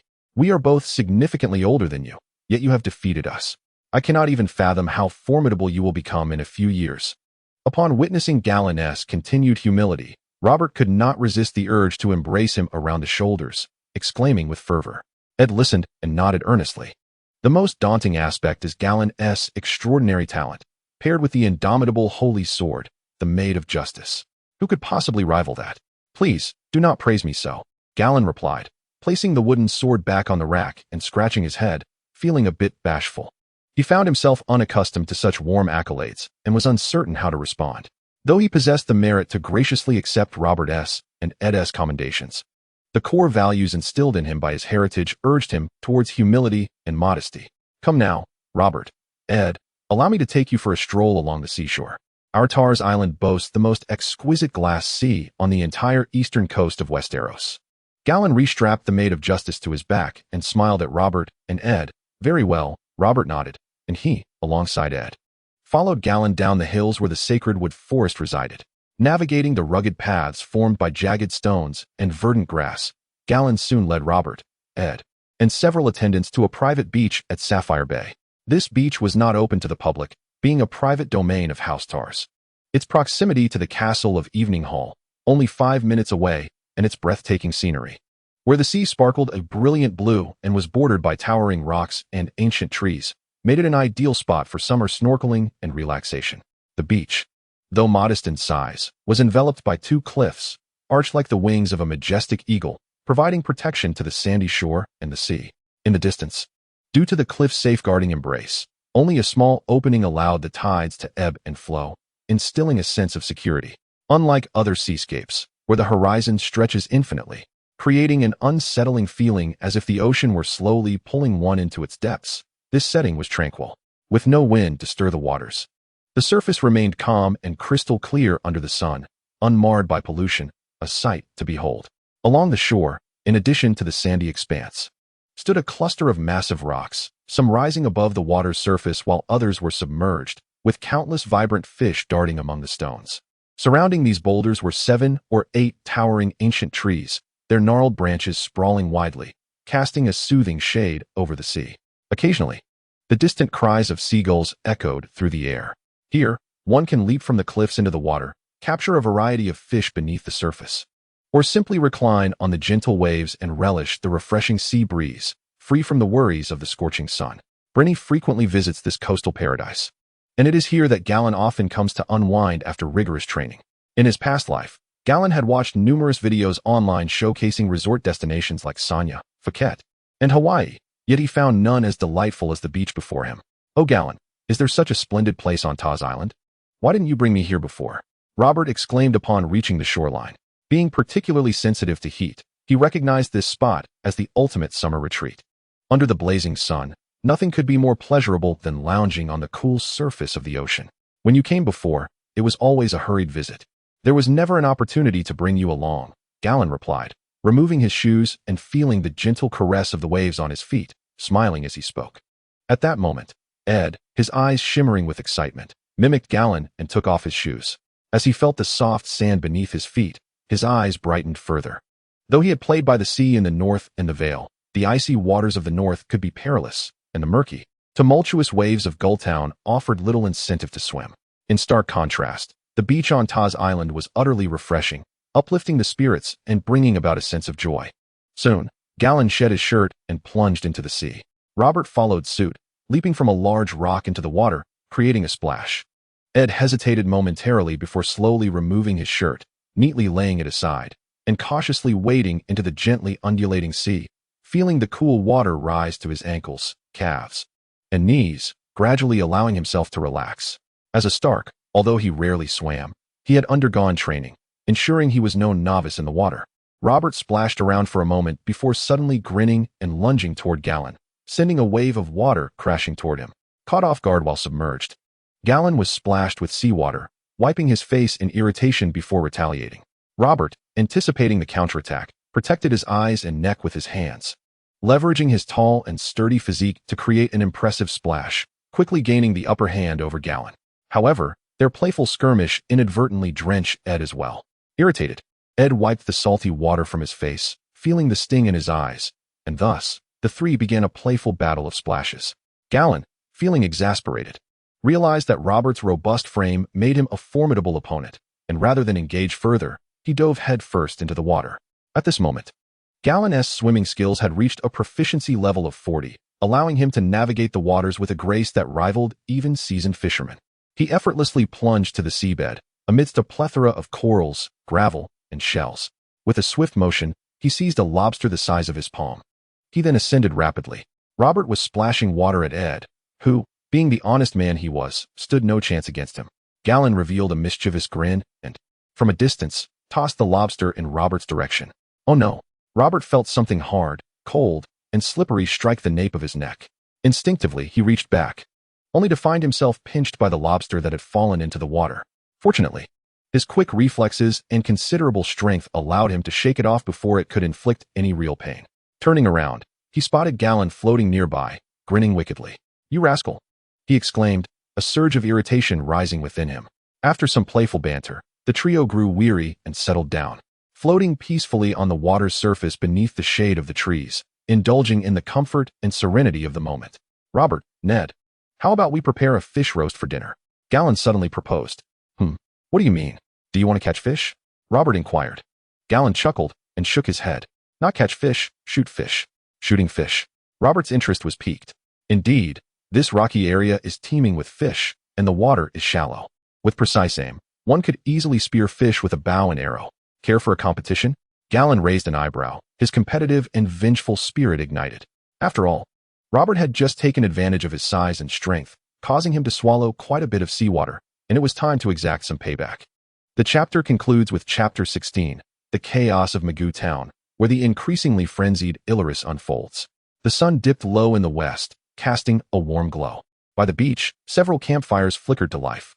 Galladon, Robert, and Ed sat together, while a few guards in the distance tended to their own fires. Laughter and chatter filled the air as they grilled the freshly caught fish. Smaller, less palatable fish were carelessly tossed into the flames, while only the larger, more succulent ones were skewered on branches to roast, ensuring each person enjoyed 2 or 3 pieces. It was clear that their haul had been quite bountiful. Of the fish shot, over half were the result of Galladon's skill, a small portion attributed to Ed, and Robert had managed to hit only 2. Though Robert's swordsmanship was commendable, his talent for archery was rather mediocre. Ed fared better, but he could hardly compare to Galladon's exceptional prowess in shooting. "Galladon, how do you shoot so accurately?" Robert relished the camaraderie of roasting fish around the campfire. To enhance the experience, he had procured 2 flasks of wine from the guards, ready to sip and savor while feasting.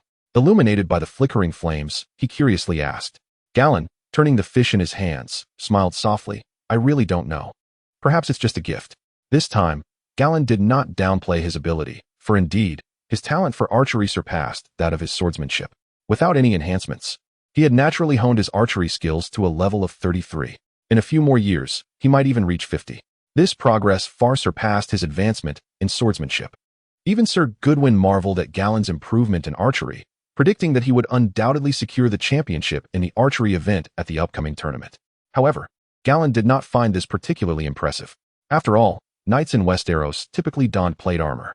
No matter how exceptional one's archery might be, it would be quite challenging to pierce through such armor. It would only suffice to take down foot soldiers. His fondness for archery stemmed purely from the enjoyment it brought him. The sensation of releasing the bowstring and watching the arrow hit its mark was far more exhilarating than practicing with a sword. "Galladon, you are destined to be the champion of the tournament." Ned, who had been rather silent, suddenly interjected. "Haha, that's still a long way off," Galladon chuckled, not overly modest.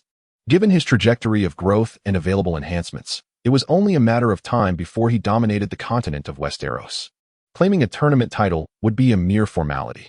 "By the way, Galladon, you missed the tournament in Lannisport 2 years ago. Ned and I attended." "That Riga fellow was quite impressive," Robert remarked. narrowing his eyes. For reasons unknown, he felt a peculiar irritation towards Prince Rhaega, perceiving him as somewhat pretentious and overly self-important. Lannisport is too far. My father was not keen on me traveling such distances, Galladon casually offered as an excuse. In truth, he had wished to attend. But the journey from Tarth to Lannisport would take nearly half a month. He deemed it more beneficial to focus on training and self-improvement during that time. Robert, Rhaega is 3 years your senior. It's only natural he excels, Galladon continued with a smile. TCH, next time at the tournament, I will definitely defeat him, Robert retorted, a hint of defiance in his voice. 2 years prior, he had been 13 while Rhaega was 16. And he had watched enviously as the 16-year-old Rhaega claimed the tournament championship. Now at 15, he was eager to emulate Rhaega's feat and secure a title for himself, seeking his moment in the spotlight. Although he felt somewhat disheartened by Galladon's remarks today, he remained confident in his own abilities. The tournament typically comprised 3 events: jousting, team competitions, and archery, with jousting being the most thrilling and prestigious. Robert, robust and naturally strong, excelled in horsemanship, giving him a significant advantage in jousting. Thus, he believed he was on par with Rhaega. When the next grand tournament, gathering knights from the 7 kingdoms, occurred, he was certain he would claim the top prize. Galladon couldn't help but smile at Robert's words. If the narrative remained unchanged, for years hence at the Harrenhal tournament, the champion would still be Rhaega. Not only would Robert fail to claim the title, but he would also be outshone by Rhaega. Nonetheless, it could not be said that Robert was inferior to Rhaega. After all, Robert truly defeated Rhaegar in a direct confrontation during the Battle of the Trident. Although Rhaegar was skilled in martial arts, Robert excelled in actual combat. This is the advantage of innate strength. Sheer power can surpass skill. No matter how proficient you are in swordsmanship, horsemanship, or archery, I could simply crush you with a single blow. It is precisely this achievement that has led Galladon to place great emphasis on his own strength and agility attributes. Over the past 2 years, he has scarcely allocated points to any other attributes, dedicating all the judgment points obtained from sentencing prisoners solely to enhancing his strength and agility. His aim is to possess an extraordinary physical form that can suppress all opposition. By the way, Robert, Ned, I heard from Maester Aemon and my father that Rhaegar's personality is the complete opposite of his father's. Is that true? Galladon casually remarked. This comment caused Robert and Eddard to exchange glances, their expressions shifting. They were reminded of King Aerys' recent descent into madness. Indeed, compared to the king, Rhaegar was far more courteous, especially after last year's incident, which had further exacerbated the king's insanity. Robert furrowed his brow and replied. Upon hearing Robert's words, Eddard instinctively glanced at the guards in the distance, ensuring they could not overhear, before exhaling in relief. Although Robert's status would likely protect him from repercussions for speaking of the king's madness, should such remarks become public, it would undoubtedly lead to complications. After all, King Aerys has grown increasingly cruel. Who knows what he might do next? Galladon smiled faintly at Robert's remarks. The incident he referred to indeed caused a significant uproar across Westeros last year. This event is now termed the Defiance of Duskendale by the nobility of the realm. The backstory is rather lengthy, but the principal issue began a few years prior when the hand of the king, Tywin, ceased using the gold of the Westerlands to subsidize the crown's finances, resulting in a strained treasury and a budget deficit. In an attempt to resolve the fiscal crisis, King Aerys doubled the taxes at King's Landing and Old Town ports, while tripling the taxes at other ports across Westeros. It must be said that while this tactic proved effective, it was profoundly foolish. Aerys' actions alienated the majority of the powerful nobles who possessed ports within their territories. The island of Tarth relied on the Sapphire Harbor for its livelihood, and Count Selwyn had previously expressed his fury over this matter, leading to a deep-seated resentment towards King Aerys thereafter. The king effectively robbed from the plates of the great lords to fill his own coffers. One must not underestimate this situation. The Targaryen dynasty ruled Westeros for over 200 years. Why is it that under Aerys, the great lords rose in rebellion, ultimately toppling the Targaryen throne? Was it solely due to King Aerys' cruelty and madness? Not quite. While Aerys' brutality was tolerable to some extent, after all, most chose to tread lightly and avoid the madness of this king. Within their own domains, they remained sovereign rulers. As long as they refrained from provoking him, they faced no troubles. Primarily, it is Aerys' intention to seize funds from the coffers of the noble families. The port taxes have been increased threefold, effectively siphoning off the majority of profits. The nobles, accustomed to a life of luxury and indulgence, find it intolerable to be suddenly reduced to subsisting on meager rations. While enduring such hardship may be feasible, The indignity of having their wealth taken while Aerys indulges in opulence is unbearable. To then treat them with such disdain, as if they were mere livestock to be slaughtered at will, is an affront that cannot go unchallenged. The latest chapter of this saga reveals that both life and property are under threat, as Aerys has struck at the two most sensitive spots for the nobility. This has ignited a clandestine surge of discontent among the noble families. The uprising in the town of Magoo Valley last year was, in truth, a counterstrike by the nobility. Count Dennis Darklyn of Magoo Valley was the first to rise in rebellion. Once a vital port in Blackwater Bay, Magoo Valley had thrived for centuries. However, since the Targaryens established the capital in King's Landing, everything changed. With the expansion and prosperity of King's Landing, Magoo Valley's trade began to dwindle, and its wealth diminished correspondingly.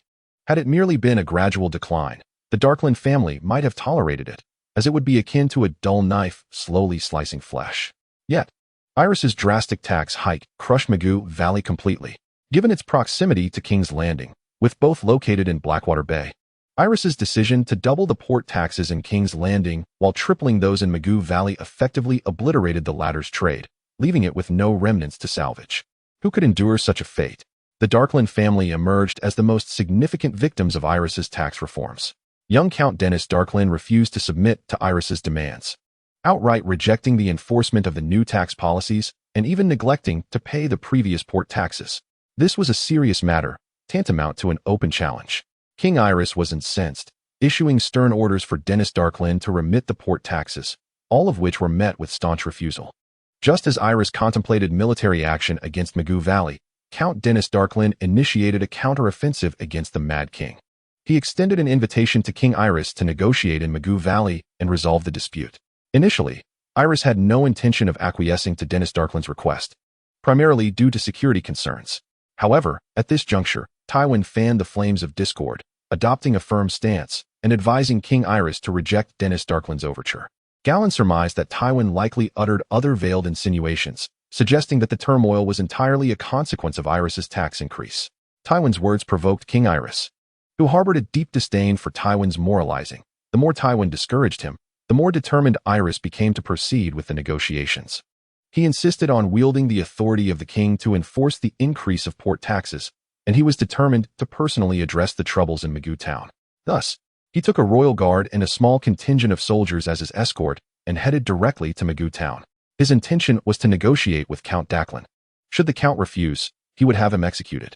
However, upon King Aerys's arrival in Magoo Town, he was seized by Dennis Darklyn. Aerys was utterly taken aback. He never anticipated that the Darklyn family would dare to rebel and detain him. Yet, regardless of his shock and regret, Dennis Darklyn had no intention of letting him go. Dennis threatened Aerys, demanding either the revocation of the tripling of port taxes or granting Magoo Town the autonomy to set its own tax rates. How could Aerys possibly agree? To do so would render him a laughingstock in the eyes of Tywin and his courtiers. In a fit of rage, he berated Dennis Darklyn. Infuriated, Dennis imprisoned Aerys and then negotiated with Tywin, the hand of the king. However, Tywin immediately rebuffed Dennis's overtures and promptly surrounded Magoo Town with troops. Tywin's stance was exceedingly resolute. He would only accept Dennis Darklyn's surrender and the release of the king, rejecting any negotiations or threats from him. Dennis found himself in a precarious position. If this rebellion yielded no tangible promises, Magoo Town would inevitably face ruin. Thus, he chose to hold out, continuously communicating with the royal council, but all his efforts were dismissed by Tywin, who even ceased to meet with Magoo Town's envoys. Dennis was left utterly bewildered. He unleashed all his fury upon the Mad King Aerys, subjecting him to relentless humiliation and torment. Consequently, the siege endured for 6 months, and no one knew the extent of the indignities and abuses Aerys suffered in Magoo Town. After half a year, Tywin grew impatient and resolved to launch a full-scale assault on Magoo Town. At that moment, some members of the royal council expressed dissent, fearing that such an action would incite Count Darklyn to execute King Aerys. However, it was said that Tywin replied, "He may, or he may not, but if he does, we shall have a better king." This statement implied that Aerys's death would pave the way for the wise Rhaegar to ascend the throne. Tywin's words effectively silenced the ministers of the royal council, as they found merit in his reasoning. Without comparison, there would be no harm. A young, handsome, and courteous Rhaegar would undoubtedly make a superior king compared to the mad fool Aerys. At that time, Rhaegar was also among the forces besieging Magoo Town, and he did not vehemently protest against Tywin and the council's proposal. Indeed, Who could blame anyone for desiring a change in leadership? The courtiers viewed Aerys as foolish and regarded his son Rhaegar as wise, even secretly wishing for him to perish at the hands of Denys Daclin. How could King Aerys remain sane under such circumstances? Tywin's intentions were glaringly apparent. He aimed to wed his daughter Cersei to Rhaegar. Should Aerys fall to the blade of Daenerys Targaryen, he would support Rhaegar's ascension to the throne, and in a bid to curry favor with House Lannister. Rhaegar would undoubtedly take Cersei as his bride. In such an eventuality, Tywin would serve as Hand of the King, his daughter would be queen, and the Lannister family's power would reach its zenith. If events unfolded according to Tywin's design, it would indeed be favorable, at the very least. The Seven Kingdoms would remain tranquil and prosperous. Yet, who could have foreseen that, at this critical juncture, a formidable force would arise to thwart his plans? That force was Barristan Selmy, this renowned and fearless captain of the Kingsguard, on the eve of Tywin's impending assault, expressed his desire to fulfill his sworn duty and implored Tywin to allow him one final attempt to rescue his king. He sought to stealthily infiltrate the town under the cover of night, locate the path to Dragonstone, and escort the king to safety. This notion was nothing short of audacious and reckless. The idea of a single man breaching the castle and rescuing the king amidst vigilant guards seemed utterly implausible. Tywin shared this sentiment. Perhaps to mask his own culpability in coercing the king towards his demise, Tywin publicly lauded Barristan's loyalty, courage, and fearlessness, granting him a day to pursue his plan. At this point, Tywin felt assured, even beginning to contemplate how to facilitate Cersei's marriage to Rhaegar. After all, Cersei was extraordinarily beautiful and harbored a deep infatuation for Rhaegar, an ideal match. However, Tywin could never have anticipated what was to come. Barristan, against all odds, transformed the impossible into reality, conjuring a miracle in the face of despair. Under the cloak of night, he ascended the castle walls, disguised himself as a beggar, infiltrated the stronghold, and dispatched the guards along his path until he reached the dungeons, where he forcefully liberated the king. It is noteworthy that Barristan, armed with naught but a sword and without armor, penetrated the dungeon. In a remarkable twist, after rescuing King Aerys from his prison, Barristan fought his way out of the castle, commandeered horses from the stables, and carved a bloody path to freedom, successfully escaping the town of Duskendale before the castle gates could close. This escapade was utterly outrageous and legendary. Not only did Tywin fail to foresee it, but no one did, including Prince Rhaegar and Aerys himself. This singular act immortalized Barristan, transforming him into a living legend of the Seven Kingdoms. Upon witnessing Aerys' miraculous rescue, Tywin's countenance turned ashen. The ministers, too, were left bewildered. The entire royal council and the great lords had already devised plans to see Rhaegar ascend the throne. Who could have anticipated Barristan's formidable prowess? In the end, they had no choice but to begrudgingly allow Aerys to maintain his rule.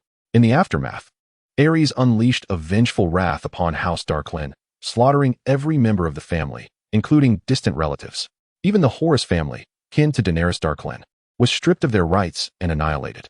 Only Sir Simon's young nephew, Tormund Horrell, was spared from calamity, and this was solely due to the compassion of Sir Balistan, who interceded for mercy, allowing the youth to survive. The recent events in the town of Mornval have profoundly altered King Aerys' temperament, who was already known for his volatile nature, pushing him to the brink of madness. His disdain for the king's hand, Tywin, and his own eldest son, Rhaegar, has intensified. He harbors a deep-seated hatred for Tywin's coldness and the inherent contempt he perceives from him, and his loathing for Rhaegar is even more pronounced. Aerys suspects that Rhaegar harbors ambitions to usurp him, even to the extent of wishing his death. If Balistan could infiltrate Mornval under the cover of night to rescue him, why did Rhaegar, the champion of the Seven Kingdoms, remain passive, turning a blind eye? Such thoughts render Aerys incapable of forgiving his son. Feeling increasingly isolated, Aerys has lost trust in everyone. Upon hearing of a eunuch named Varys across the narrow sea, renowned for his unique talents, he summoned Varys to court and appointed him as the Master of Whisperers. Through the intelligence provided by Varys' little birds, Aerys sought to discern any potential treachery against him. Varys emerged as a figure reminiscent of the secret police, with his initial duties centered on surveilling the great nobles and ministers, reporting directly to the king. This is why both nobles and ministers despise Varys. No one relishes the thought of being watched and reported upon. In addition to establishing this intelligence network, Aerys' character gradually morphed into one that was more cruel and capricious. He became increasingly obsessed with fire, developing an affinity for wildfire. His executions of prisoners by wildfire became ever more frequent, Galladon heard from Count Selwyn that recently, Aerys had even begun to fabricate charges to burn nobles alive with wildfire. It could be said that he was descending further into madness.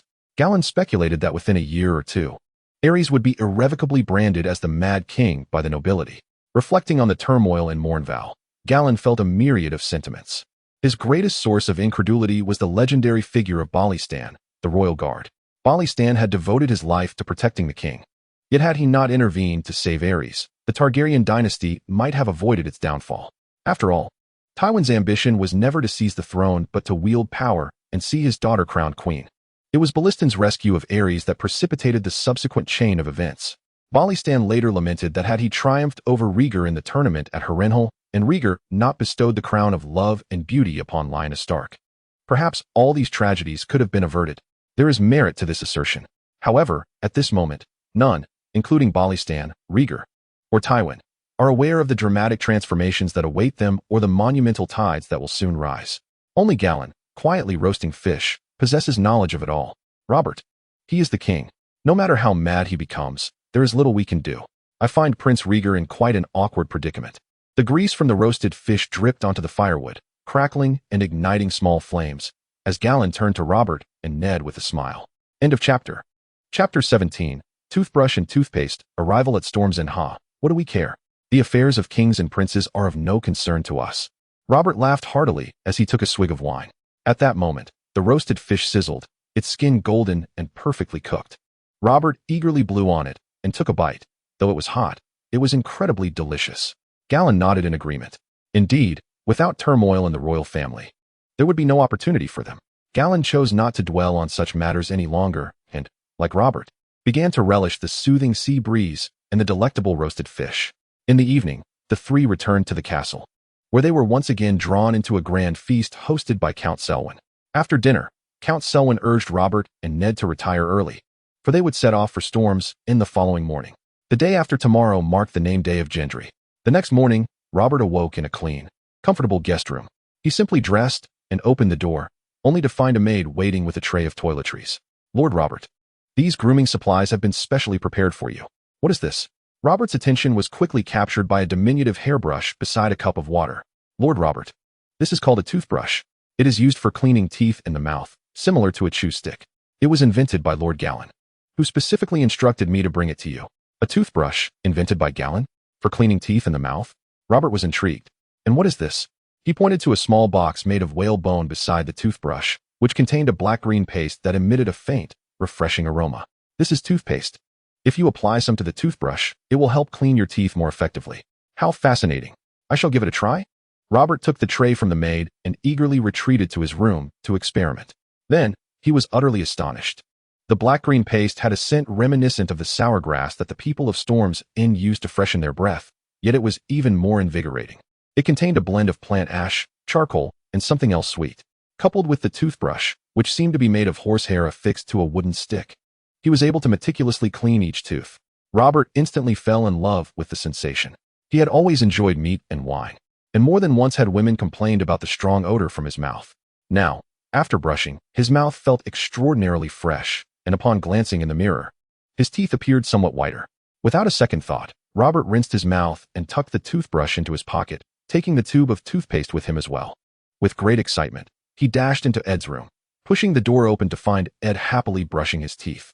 The two exchanged astonished remarks about toothbrushes and toothpaste, then descended the stairs together in search of Garin. How's the experience? Is it satisfactory? It's remarkable, Garin. How did you conceive of this? You're a genius. Robert was genuinely astonished, admiring Garin even more than he had the previous day when Garin had bested him. Morning tooth care had once been a chore, yet now it felt like a delight. Garin, how did you affix the horsehair to the wooden stick? Ed inquired, equally intrigued. Garin chuckled and explained. I drilled numerous small holes at one end of the stick, then inserted bundles of horsehair, securing them with fish glue, before trimming the excess and polishing it to a smooth finish. Fish glue?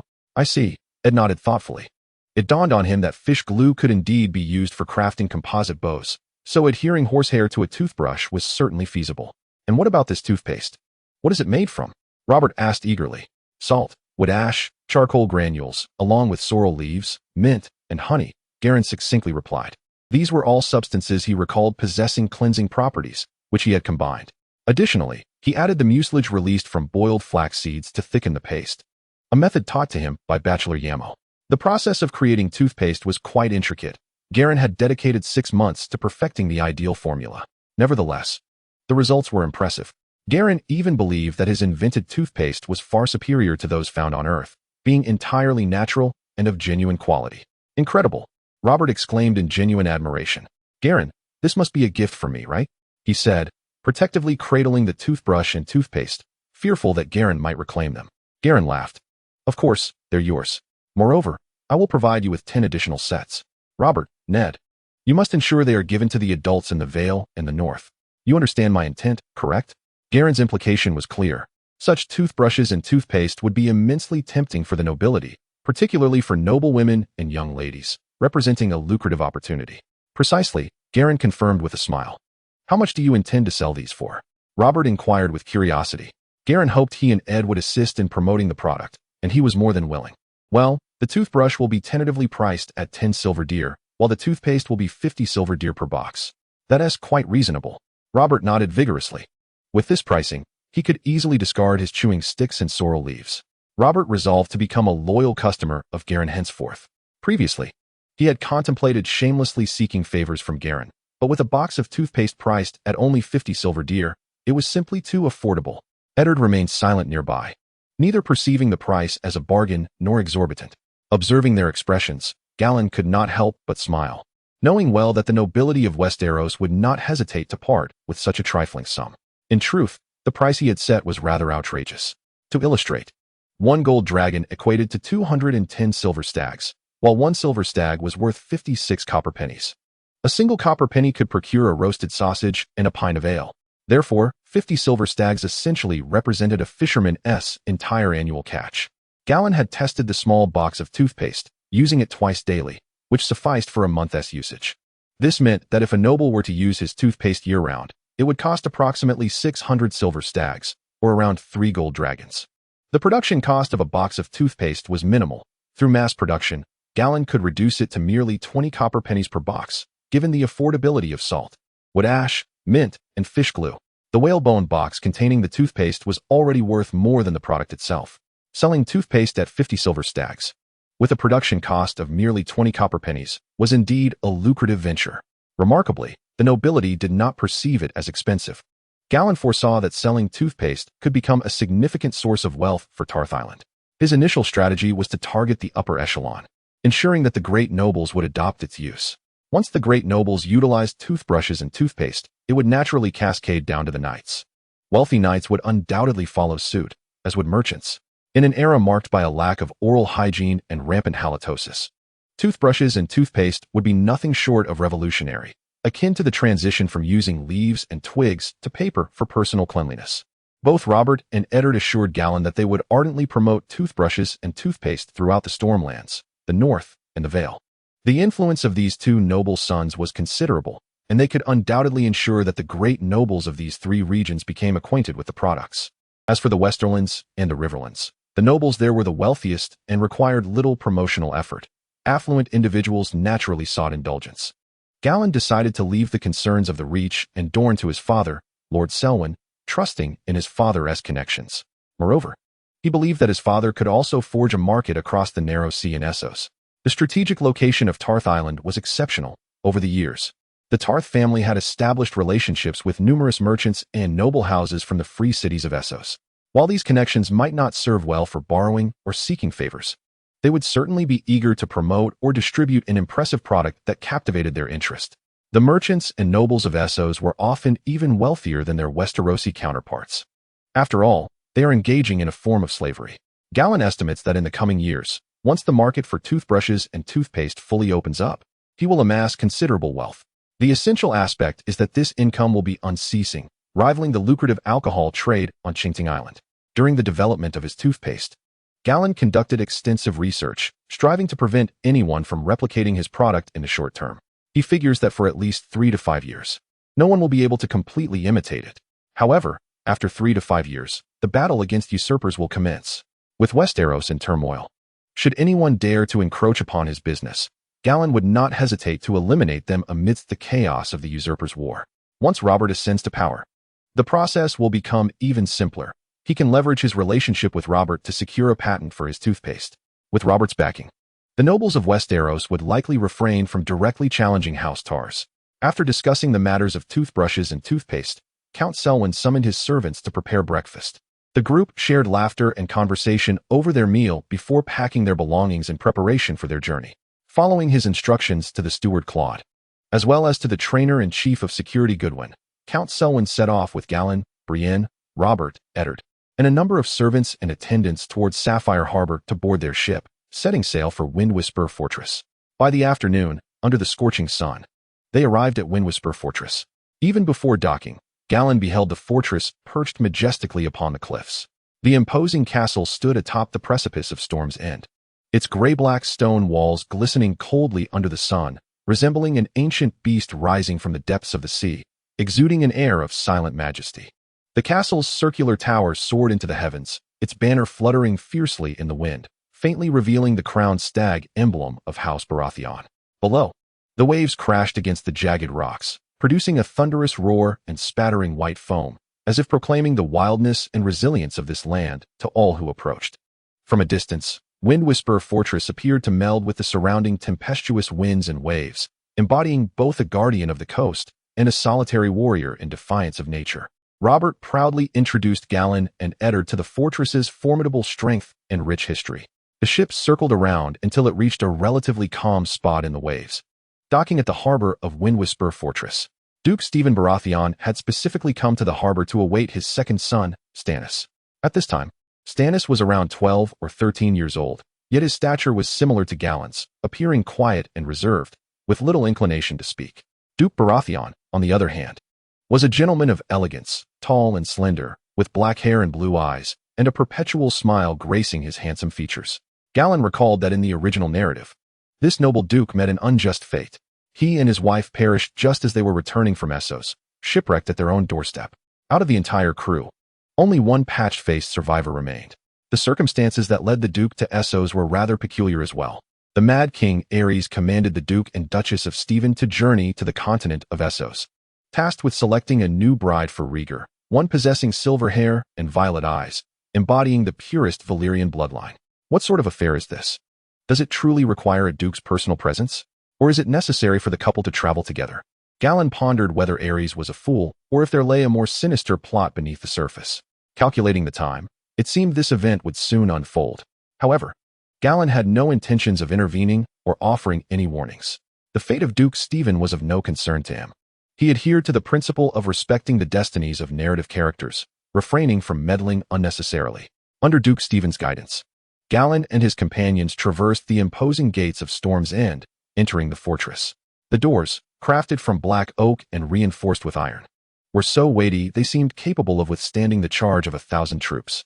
Beyond the threshold lay an expansive courtyard, its ground paved with stones smoothed by sea winds and rain, with traces of moss faintly visible between the cracks. Every so often along the walls stood a watchtower, where sentinels armed with spears surveyed the surroundings with keen eyes. At the heart of the courtyard, a sturdy yet unadorned weapons rack displayed long swords, shields, and battle axes, evidently meant for the soldiers' daily drills. Several soldiers draped in the Baratheon stag emblem diligently polished their weapons, the clinking of armor creating a crisp metallic symphony. In the distance, the whinnying of horses echoed from the stables, where a few robust steeds were being fed hay by attendants. The air was infused with the briny scent of sea salt, mingled with the subtle aromas of earth and manure, woven together by the howling sea breeze, creating a distinctive atmosphere. To one side of the courtyard, a broad stone staircase ascended toward the grand hall of the keep. Flanking the staircase were weathered stone sculptures depicting stags and the ancient kings of storms. Though the details had been worn smooth by the elements, they still exuded a sense of majesty. Looking up, the circular tower of the keep soared into the clouds, its flag flapping violently in the gale, producing a sharp crackling sound. Nearby, the relentless roar of waves crashing against the rocks never ceased. Upon entering Storm's End, Brienne was evidently overjoyed, though her fine upbringing compelled her to behave with decorum. Yet, Galladon could discern her delight through the strength of her small hand and the sparkle in her eyes. It was, after all, nearly 6-year-old Brienne's first venture beyond Tarth.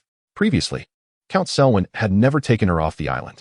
Duke Stephen instructed a servant to present salt and bread, once consumed.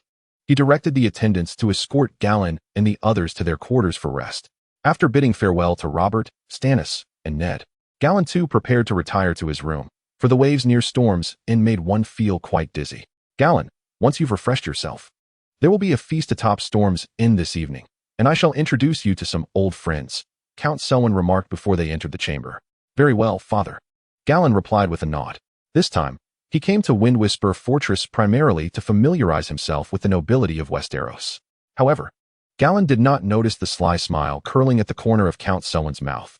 Chapter 18. Attending the banquet and acquiring a wife guided by a maid. Gallan entered his guest chamber. The Tarth family, being a relative and significant vassal of the Baratheon house, had arranged for them to occupy the finest guest rooms, where both the illumination and the furnishings were exquisitely curated. From the window, Gallan could admire the distant waves crashing against the cliffs. After relishing the view for a while, he began to bathe and refresh himself, washing his hair as well. Once finished, he donned a clean outfit, a white linen shirt paired with a black waistcoat to enhance his silhouette, complemented by tailored deep gray trousers, a belt adorned with small pieces of turquoise at his waist, and soft black leather boots upon his feet. The overall ensemble was simple, yet imbued with a touch of elegance.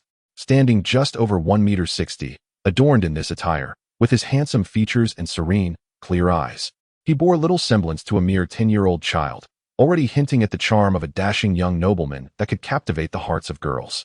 Once attired, Gallan pondered for a moment and decided not to bring the Justice maid with him. He knew that should he take her along, many would undoubtedly expect him to showcase her, a prospect he was not particularly fond of. Gallan, are you ready? I shall take you to the banquet. Outside, rhythmic knocks echoed, followed by the voice of Count Selwyn. Coming, father, Gallan replied, opening the door. Count Selwyn cast a glance at his son, a look of satisfaction and slight pride gracing his features. Gallan had grown increasingly handsome, and surely that old man, Leighton, would be quite pleased. Let us go. Count Selwyn offered no special admonitions, confident in Gallan's inherent politeness and decorum. Accompanying Count Selwyn was a beautiful chestnut-haired maid, nearly 30, who respectfully led the way. Soon, they arrived at the grand hall on the top floor of Windwhisper Fortress. The hall was illuminated by the flickering glow of hundreds of lights. A long table at the center was laden with sumptuous food and wine. Surrounding the long table were several smaller round tables adorned with pastries, wine, and glasses. The hall was already teeming with over 20 nobles, both men and women of varying ages, gathered in small clusters, raising their glasses in laughter and conversation. The formal naming banquet for Lord Blue was scheduled for the following evening. Hence the gatherings over the preceding nights served merely to relax and facilitate interaction among the early arriving nobility. Upon witnessing Count Selwyn's arrival with Gallan, numerous eyes turned in their direction. Particularly noteworthy is a tall, middle-aged man, his golden hair interspersed with strands of silver, possessing deep green eyes and a gentle countenance.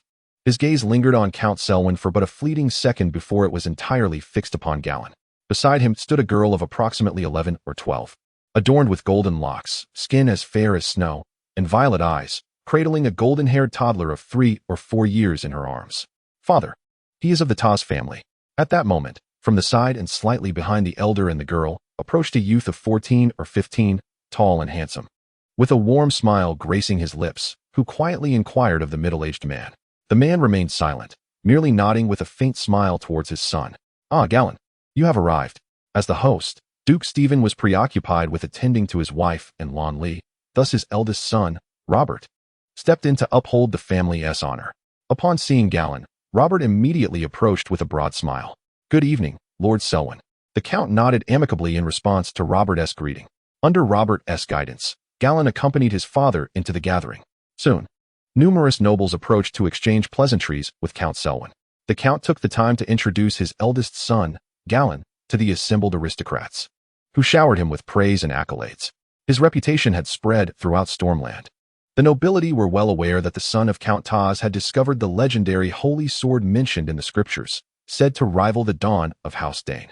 Upon witnessing Gallan, the nobles were further astonished by his striking appearance and noble demeanor. Several even contemplated introducing their daughters to Count Selwyn and Gallan. Yet, the Count merely smiled, neither consenting nor declining. After a while, Count Selwyn led Gallan to a middle-aged nobleman with golden hair, slightly tinged with silver. Gallan, this is the Earl Leighton of Old Town. Do not forget to greet him, the Count said, raising his glass in a gesture of camaraderie. Good day, Earl Leighton. I am Gallan, and I have long heard of the esteemed Hightower family of Old Town. It is an honor to meet you. Gallan politely greeted the Earl. Greetings, Gallan. Earl Leighton replied with a smile, nodding at Gallan, his eyes glimmering with appreciation and satisfaction.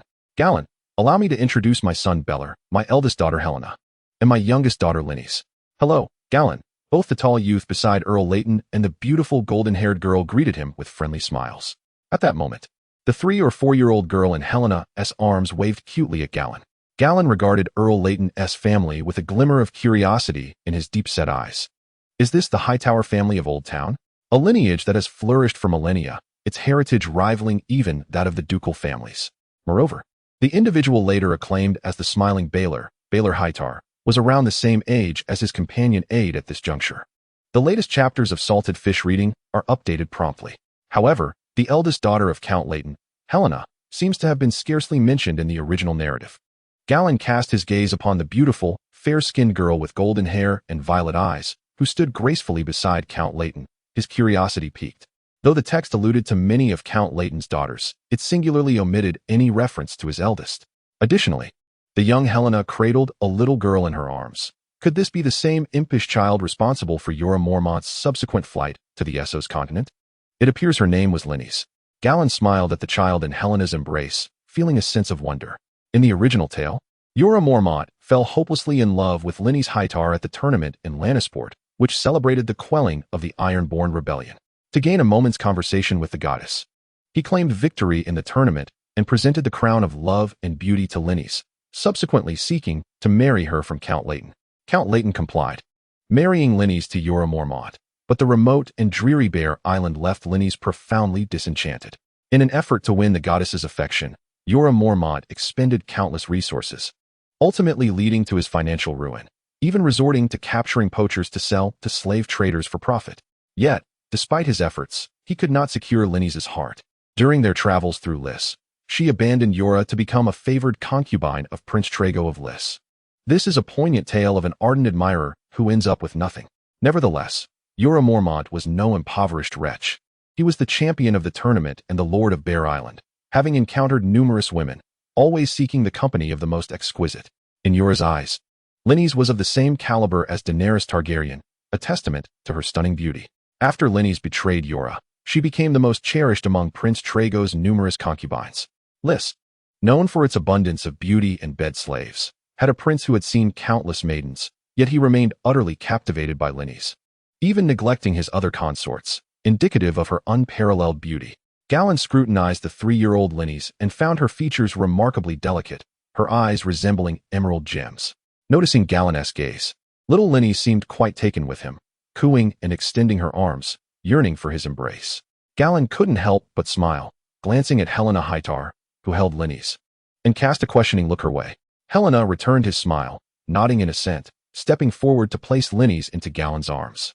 With practiced ease, Gallan cradled Linnis, well-versed in how to hold a child comfortably from his frequent embraces with Brienne.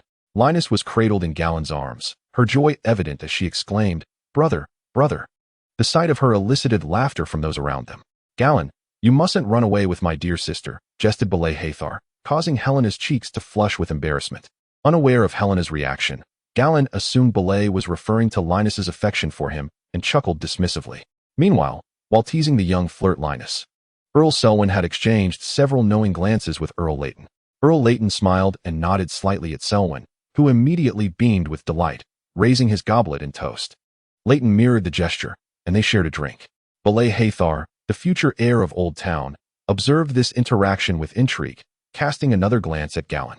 At that moment, Helena's fair cheeks were aflame with shyness, making her somewhat restless, yet her sparkling eyes, directed at Gallan holding Linus, shimmered with brightness. After engaging in conversation with the Hathor family for a while, Earl Selwyn departed with Gallan. At the long table, as Selwyn selected a few of his favored dishes, he casually inquired of Gallan, "What do you think of Earl Leighton and his children?" Gallan, savoring a delicacy from Greenstone Keep, looked up and replied calmly, "They are quite admirable." It is evident that the Hathor family possesses a rich heritage and excellent upbringing. He felt no fault in the Hathor family.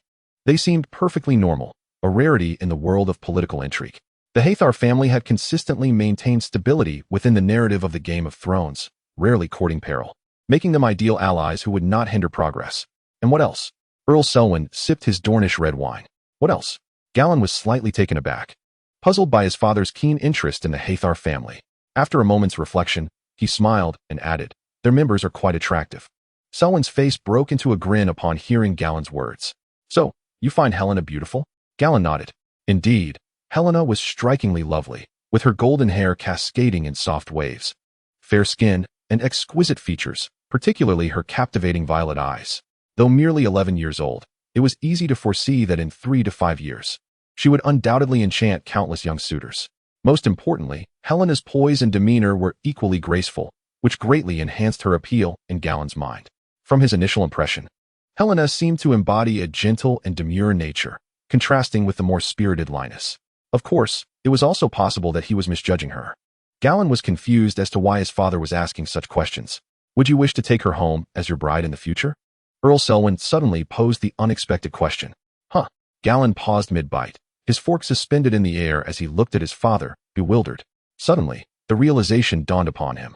No wonder my father specifically brought him to Wind's Rest and urged him to tidy up. It turns out this was an arrangement for an introduction to a potential match.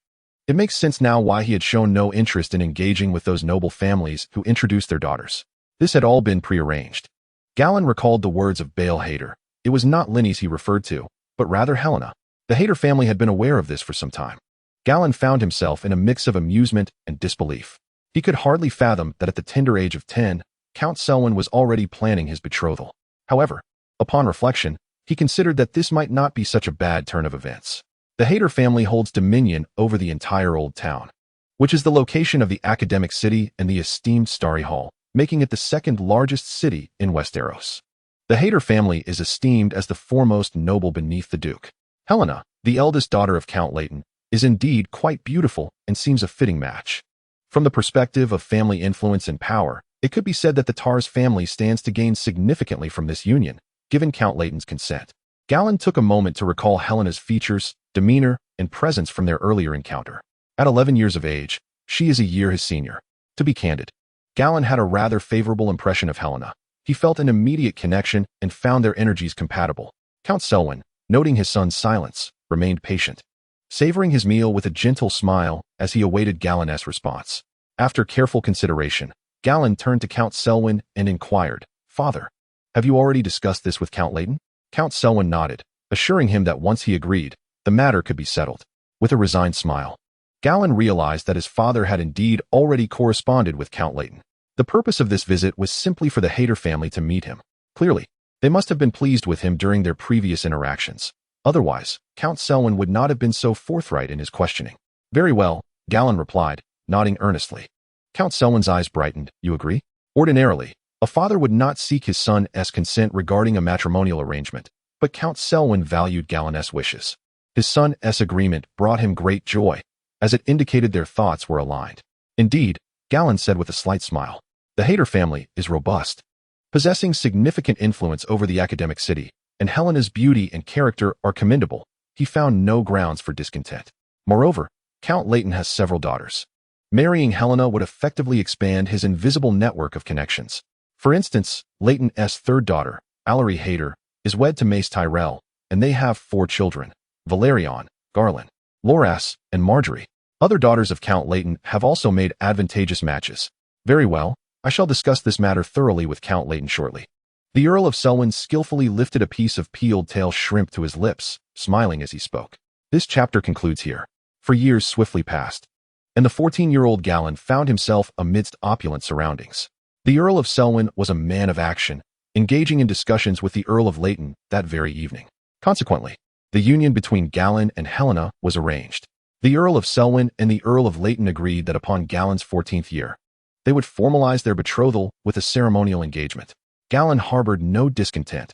He was not particularly enamored with the notion of romantic love. His father had selected for him a prime example of beauty and wealth, and he had no intention of pursuing the elusive concept of free love, unlike some wealthy young men depicted in dramas. The following day, on the occasion of the named day for Balan, many prominent nobles of Westeros gathered. Under his father's guidance, Gallan mingled with several aristocrats familiar from the original tales. During the festivities, he engaged in amiable conversation with Helena, who was accompanied by Lannis. Throughout this interaction, Galladon closely observed Helena's demeanor and found no trace of the arrogance often associated with noble women. Instead, she was remarkably approachable. Unlike many noble maidens who reveled in song and dance, tea parties, and social gatherings, she exhibited a passion for plants and books. Likely influenced by the scholarly atmosphere of the citadel, Galladon was thoroughly pleased with both Helena's character and her beauty. According to the arrangement discussed between his father and the Earl of Leighton, he was expected to marry Helena around the ages of 16 or 18. This timing coincided perfectly with the conclusion of the War of the Usurper. Galladon felt confident that Helena was also content with him, as evidenced by the occasional blush that graced her cheeks during their interactions. Although Galladon had never experienced romantic love, he recalled the timeless adage, "A maiden's blush surpasses all." To his surprise, the somewhat wayward Lannis appeared particularly fond of him. When their families parted, she shed tears, clinging to Galladon and making him both amused and bewildered. Though she might be a bit of a flirt, her beauty was undeniable, and Galladon found it hard to harbor any resentment. With the Hightower family as an ally, the toothbrush and toothpaste Galladon had invented were assured a prosperous market in the Riverlands, the Westerlands, and the northwestern regions of Dorne. The Hightower family, with roots tracing back to the Dawn Age and once among the kings of the First Men, boasted a rich history and a well-established trading system. Galladon believed that upon his return, he could invent a few more lucrative items and collaborate with the Hightower family for sales, ensuring that together, they would command respect throughout Westeros. The day following Balon's name day, the Earl of Selwyn took Galladon and Brienne back to Tarth. Galladon eagerly anticipated resuming his training and studies. Helena is merely 11 years old, and both she and Galladon are still quite young to entertain notions of romance. It is prudent to defer such matters for a few years. For now, it suffices to leave her with a favorable impression. Upon returning to Tarth Island, Galladon's life resumed its orderly rhythm. However, as he matured, and with ample nourishment, he noticeably perceived a swift enhancement in his physical capabilities. Thus, time passed swiftly, and before long, for years had elapsed. During this period, numerous events transpired. For the Stormlands, the most significant occurrence was the untimely demise of the couple, Stephen Baratheon and his wife. A few months after Renly's name day, King Aerys, whether out of whimsy, caution towards his son, or other motives, issued a decree for Duke Stephen Baratheon to journey to the continent of Essos, tasked with selecting a bride of pure Valyrian blood, with silver hair and purple eyes. For Rhaegar, Duke Stephen, having fought alongside Aerys in the War of the Ninepenny Kings, shared a cordial relationship with him. Perhaps out of a sense of obligation or for other reasons, Duke Stephen acquiesced and traveled to Essos with his wife. Regrettably, Duke Stephen did not find a suitable bride in the Free Cities and met a tragic fate en route back to Storm's End. His ship ran aground in Shipbreaker Bay, resulting in the loss of all aboard. The unforeseen death of the Duke and his wife was a grave matter for the Stormlands. Upon hearing the news in the Eyrie, Robert was filled with fury and deep sorrow, directing his wrath towards King Aerys. However, Lord Jon Arryn restrained him and personally accompanied Robert to Storm's End to assist him in inheriting the title of Duke. Though Robert managed to suppress his rage with Jon's guidance, the seeds of hatred towards the Targaryens were sown deeply within him. This sentiment was entirely understandable, for in Robert's eyes, Duke Stephen and his wife were victims of Aerys' machinations. Consequently, Robert's animosity extended to Rhaegar, as the couple had ostensibly traveled to Essos in search of a bride for him. Jon Arryn recognized Robert's youthful impetuosity and his burgeoning hatred towards the king and Rhaegar, concerned that Robert's presence in the Stormlands could incite turmoil.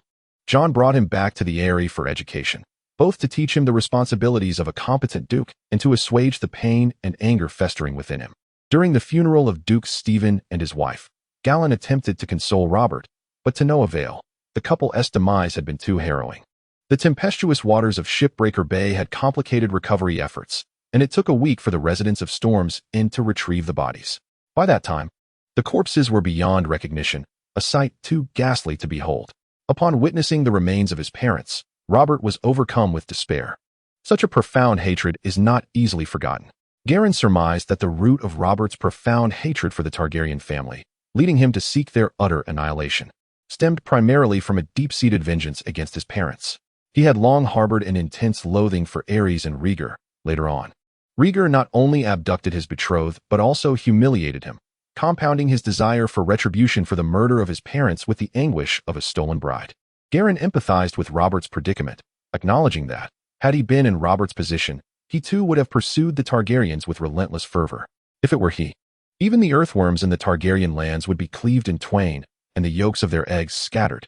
Fueled by the impetus of his parents' demise and his own burgeoning martial prowess, Robert, during his time in the Eyrie, refrained from indulgence and instead dedicated himself to rigorous training, fervently anticipating the day he could exact vengeance. Meanwhile, in King's Landing, chaos reigned. Following a series of events, Aerys grew increasingly unhinged, his proclivity for murder becoming ever more frequent. From the Wall to Dorne, both commoners and nobles began to refer to him in hushed tones as the Mad King. As Aerys' firstborn, Rhaegar felt the weight of immense pressure. 2 years prior, he had wed Princess Elia Martell of Dorne, yet Aerys' resentment and suspicion towards Rhaegar only intensified. In a bid to safeguard both himself and his wife, Rhaegar chose to retreat to Dragonstone. Nevertheless, Aerys continued to exhibit hostility towards Rhaegar and his daughter-in-law, even refusing to acknowledge the birth of Rhaegar's children or to participate in their naming ceremonies. The rift between the king and his son became glaringly apparent. As the royal tensions escalated, accompanied by Aerys' madness, the Seven Kingdoms simmered with unrest beneath the surface. While the world outside was tumultuous, the island of Tarth remained tranquil and serene. Perched at the edge of the continent of Westeros, Lord Selwyn, accompanied by Garren and Brienne, lived in seclusion, undisturbed by the chaos beyond. Garren remained attuned to the shifting tides of the political landscape, yet his focus primarily rested on self-improvement. In recent years, with the flourishing of the toothbrush and toothpaste business, the halls of Evenfall became increasingly prosperous. With newfound wealth, Lord Selwyn generously invested in the development of his son. He forged alliances with the elite of Tyrosh, Pentos, and Lys, purchasing notorious criminals and death row inmates with gold, bringing them to Tarth for Garren to execute in secret. Last year, Lord Selwyn initiated contact with the slave trade in Astapor, Yunkai, and Meereen, procuring prisoners from the slave bay. With his father's unwavering support, Garren presided over many trials, amassing a significant reserve of judgment points, which he diligently allocated to enhance his foundational attributes. In the sacred grove behind the castle of Evenfall, Garren was presently engaged in his daily training. Unlike before, Ser Goodwin was not present to spar with him, for since last year, Ser Goodwin had declared Garren graduated. In both combat and swordsmanship, Galladon has surpassed him, leaving little room for further instruction. Consequently, Galladon has embarked on a journey of self-training to enhance his abilities. With a deep breath, he is seen bare-chested, clad in black linen trousers cinched with a narrow black leather belt, as he bears a wooden log the size of a millstone while performing push-ups. Sweat trickles down his cheeks, soaking his exposed torso. Now at the age of 14, Galladon possesses a physique of remarkable perfection, standing nearly 6 feet tall, with well-defined muscles that, while not overly large, exude an aesthetic beauty and explosive power. Carrying a burden of over 30 pounds, he manages to complete more than 300 push-ups, a testament to his strength and endurance. At last, he reaches his daily quota of push-ups. With a roll to the side, he shakes off the log and collapses onto the grassy ground, gasping for breath to calm his racing heart. After 4 years, Galladon's features have fully matured. His jet black hair, slightly wavy and cut into a tousled style, is now damp with sweat, the tips unruly. Beneath his dark locks lie piercing azure eyes, their depths subtly rimmed with a hint of light gray. His straight nose, fair complexion, and thin, rosy lips, combined with his captivating muscle definition, render him strikingly perfect, reminiscent of a youthful Keanu Reeves. Galladon retrieves a towel from nearby to wipe the perspiration from his forehead and face, simultaneously summoning his status panel. Galladon Tarth's title: None Strength, 1873 Agility, 1811 Spirit, 1914 Magic, 0 Skills, Swordsmanship, 62, Archery, 69, Horsemanship, 48, Common Tongue of Westeros, 69, Swimming, 72, Valyrian, 60 Legendary Bloodline, Bloodline of the Evening Star, Development Level, 9, Targaryen Bloodline, Development Level, 1. Bloodline of the Storm King, Development Level, 1, Legendary Weapon, Lady Justice, Quality Maxed, no further enhancements possible, Legendary Pet, none judgment points. Tenim? Has my strength increased by 0.01. Quite satisfactory. A smile graces Galladon's face as he observes the lavish status panel before him, his spirits buoyed. Over the past 4 years, with hardly any rest and relentless training amidst all weather, coupled with the judgment of numerous prisoners, his prowess has grown to the point where he can overpower all knights on Tar's Island. He has faced the vassals of the Tar's family and several free knights. Aside from Ser Goodwin and a couple of exceptionally skilled knights, the rest are hardly worthy adversaries. It is simply the result of his exceedingly high base strength and agility. The strength and agility of a typical adult male hover around 10, while a well-trained knight possesses a strength ranging between 13 and 15 and agility between 12 and 14. In stark contrast, Galladon exhibits both strength and agility exceeding 18. In terms of fundamental physical attributes, Galladon surpasses them all.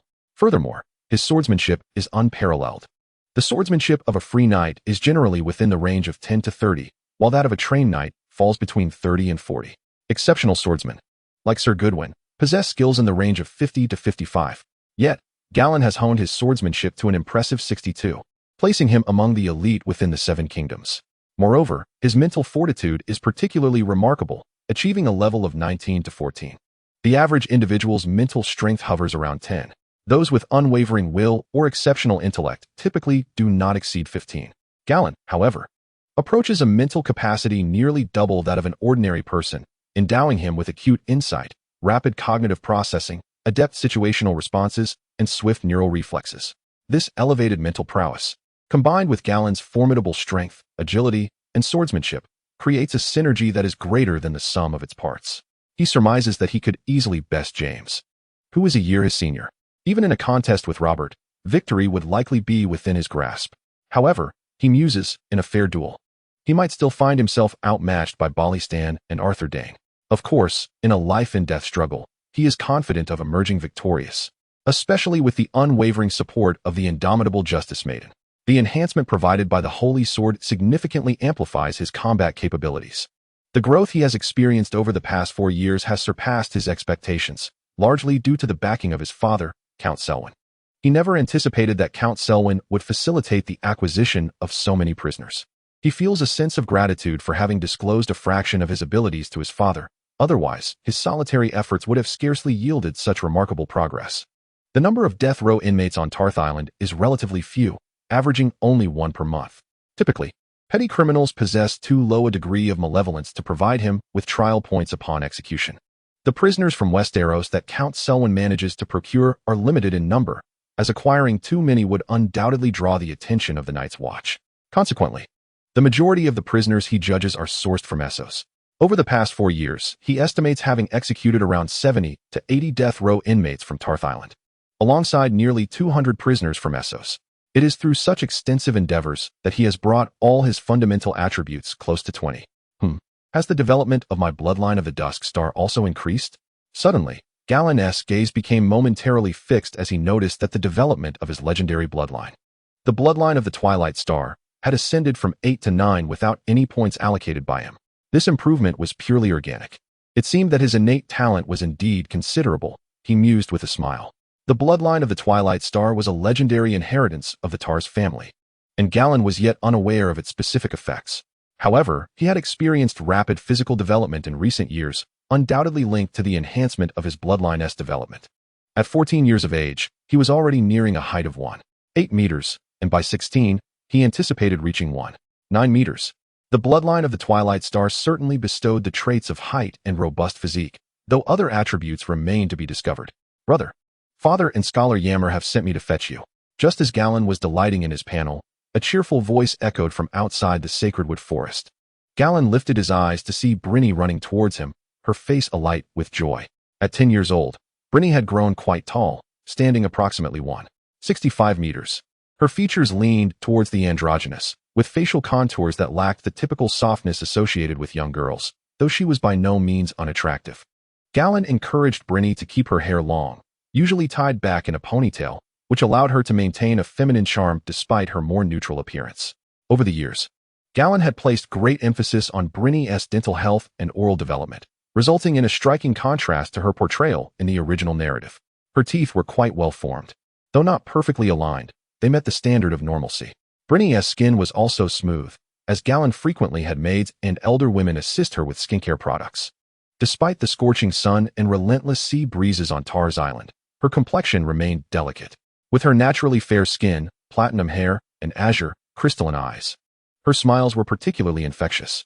As Brienne approached, she no longer leaped into Galladon's embrace as she had in her childhood, having matured over the years.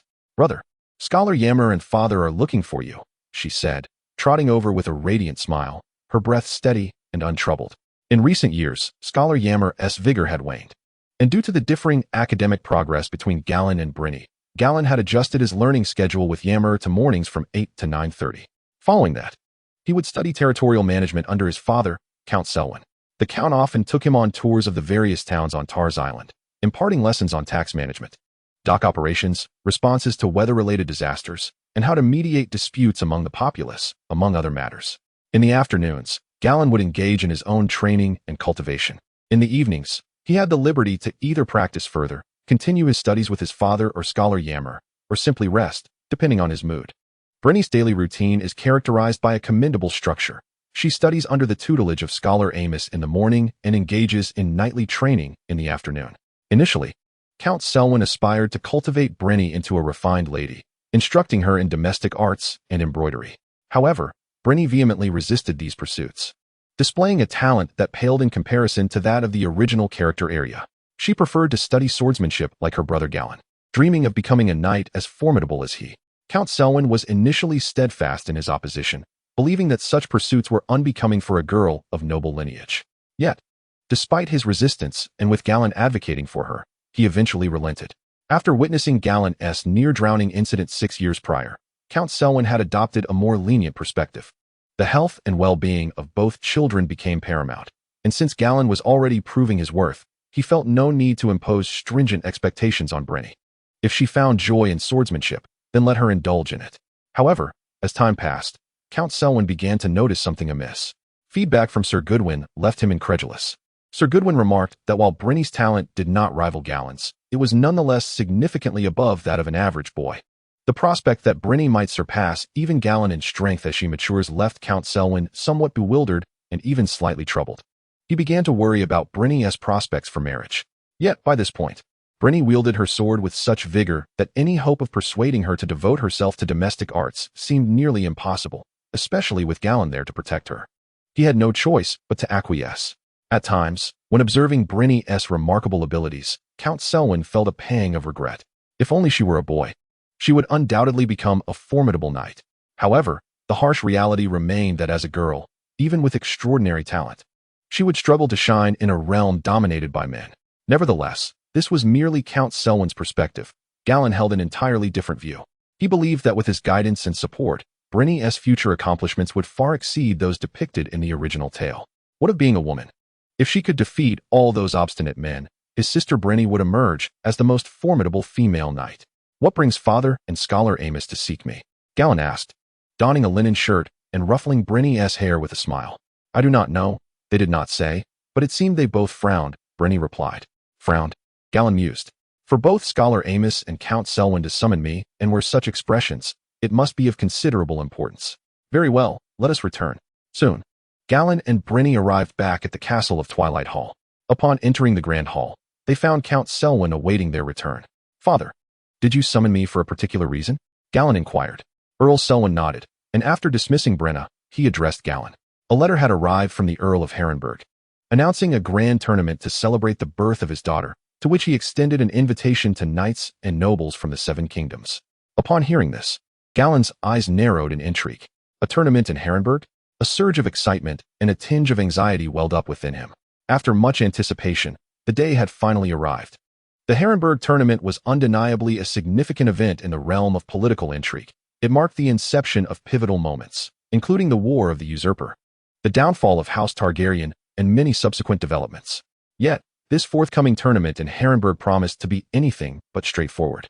As tumultuous thoughts surged through Galladon's mind, Earl Selwyn continued, Why, you ask, my son?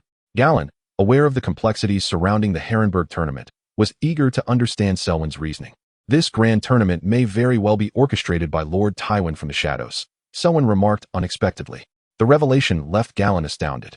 The notion that the old lion was involved behind the scenes was a new concept to him. Observing Galladon's astonishment, Selwyn shook his head and smiled. Do you have any idea what the prize for the victor of this tournament amounts to? How much? Galladon queried, his curiosity piqued. He knew the Harrenhal tournament was on a grand scale, yet the specifics of the prize eluded him. Selwyn calmly responded, 60,000 gold dragons. Galladon's eyes widened in disbelief. It soon dawned on him why Selwyn believed this event was orchestrated by Duke Tywin. The prize was simply extravagant. Father, is that the combined prize for the 3 categories? Or is it solely for the champion of the jousting event? Gallan sought clarification. Selwyn glanced at his son and replied, the latter. The prize for the team competition stands at 40,000 gold dragons, while the archery champion receives 20,000. Gallan gasped at the figures. This meant that the total prize pool for the Harrenhal tournament would exceed 120,000 gold dragons. Such a sum surpassed even the lavish tournament hosted by Robert to celebrate Eddard's ascension as Hand of the King in the original tale. In that event, Robert offered a prize of 40,000 gold dragons for the jousting champion, 20,000 for the team competition, and 10,000 for the archery champion. The Harrenhal tournament, organized by the Earl of Riverrun, was set to be the most grandiose tournament in nearly 3 decades, and this was merely a glimpse of the prize money. To comprehend the organization of a tournament, one must recognize that it entails far more than merely the expenditure of prize money. There exists an array of costs including venue fees, hospitality expenses, beverages, and sustenance. The formidable prize on offer is certain to attract nearly all the elite knights and nobles from the Seven Kingdoms, necessitating a colossal outlay that will undoubtedly surpass the grandeur of the tournament once hosted by Lord Robert in the original tale, likely exceeding it by at least double the scale. Such a sum is far beyond the financial capacity of House Hagen. Given that House Hagen cannot afford it, one must ponder who is providing the funding. In the Seven Kingdoms, only a select few possess such financial resources. Father, why do you surmise that Lord Tywin is the one orchestrating this behind the scenes? Gallan inquired with curiosity, as the Tyrell family also seems capable of such financial feats when it comes to this tournament, which will gather a significant portion of the nobility and knights from the realm. In correspondence with Count Leighton, he indicated that Lord Tywin might very well convene with numerous nobles during this tournament to discuss the deposition of King Aerys and the elevation of Rhaegar. Gallan began to understand. It appeared that Count Selwyn had acquired this intelligence from Count Leighton. Throughout the Seven Kingdoms, if one were to identify the most formidable intelligence network, it would undoubtedly be that of House Hightower. Although their information system may lack the precision and specificity of Varys's, its reach is unparalleled, owing to the presence of a citadel in Old Town. While each noble family's maester is ostensibly devoted exclusively to their lords, human nature is fraught with self-interest. How many could truly refrain from leaking information? Thus, it is hardly surprising that House Hightower has come by such knowledge. Father, do you believe we should support Lord Tywin? Gallan asked.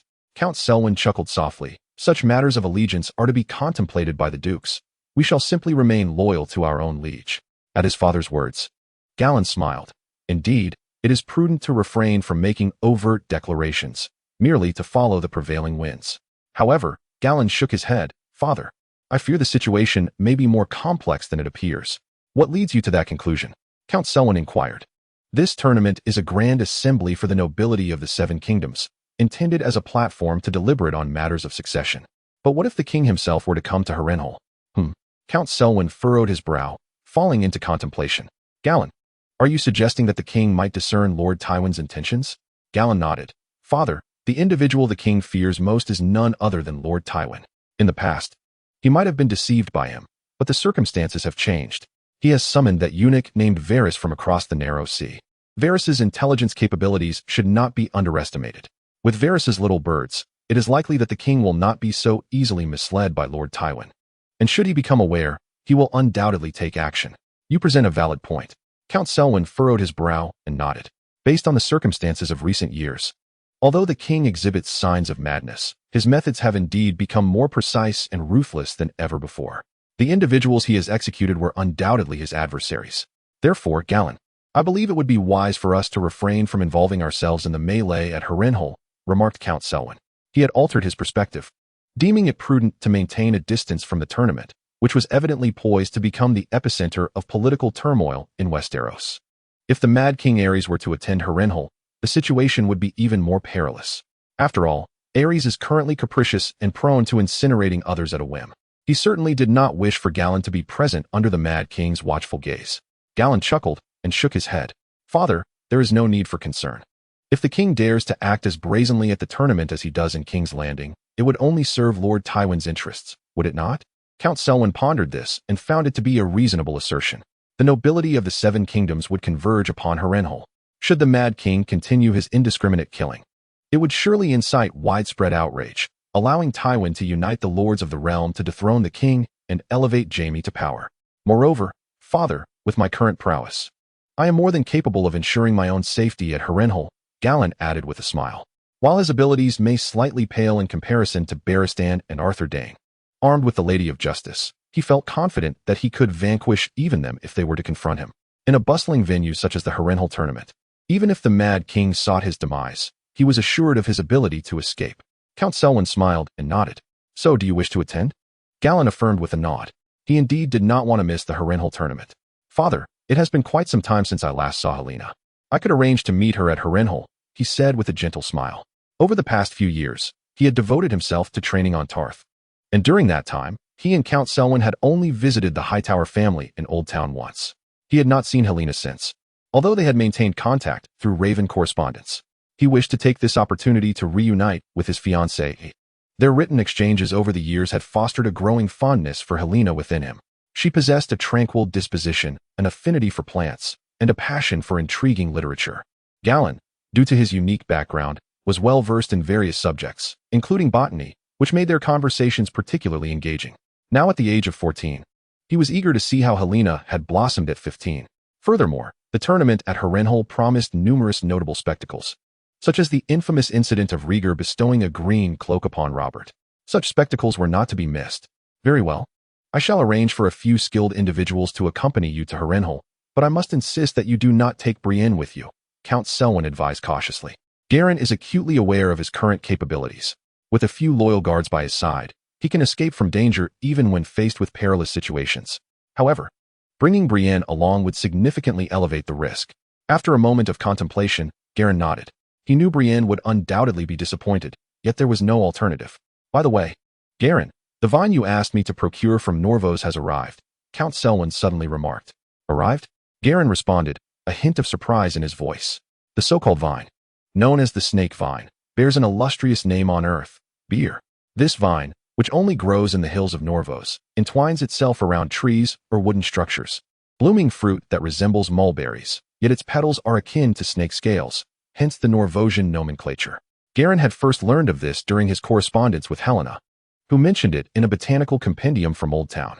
Upon hearing Helena's description, Garin immediately thought of beer. He promptly instructed Count Selwyn to procure some beer. The continent of Westeros boasts a plethora of alcoholic beverages, even including ale and rye beer, yet it lacks true beer.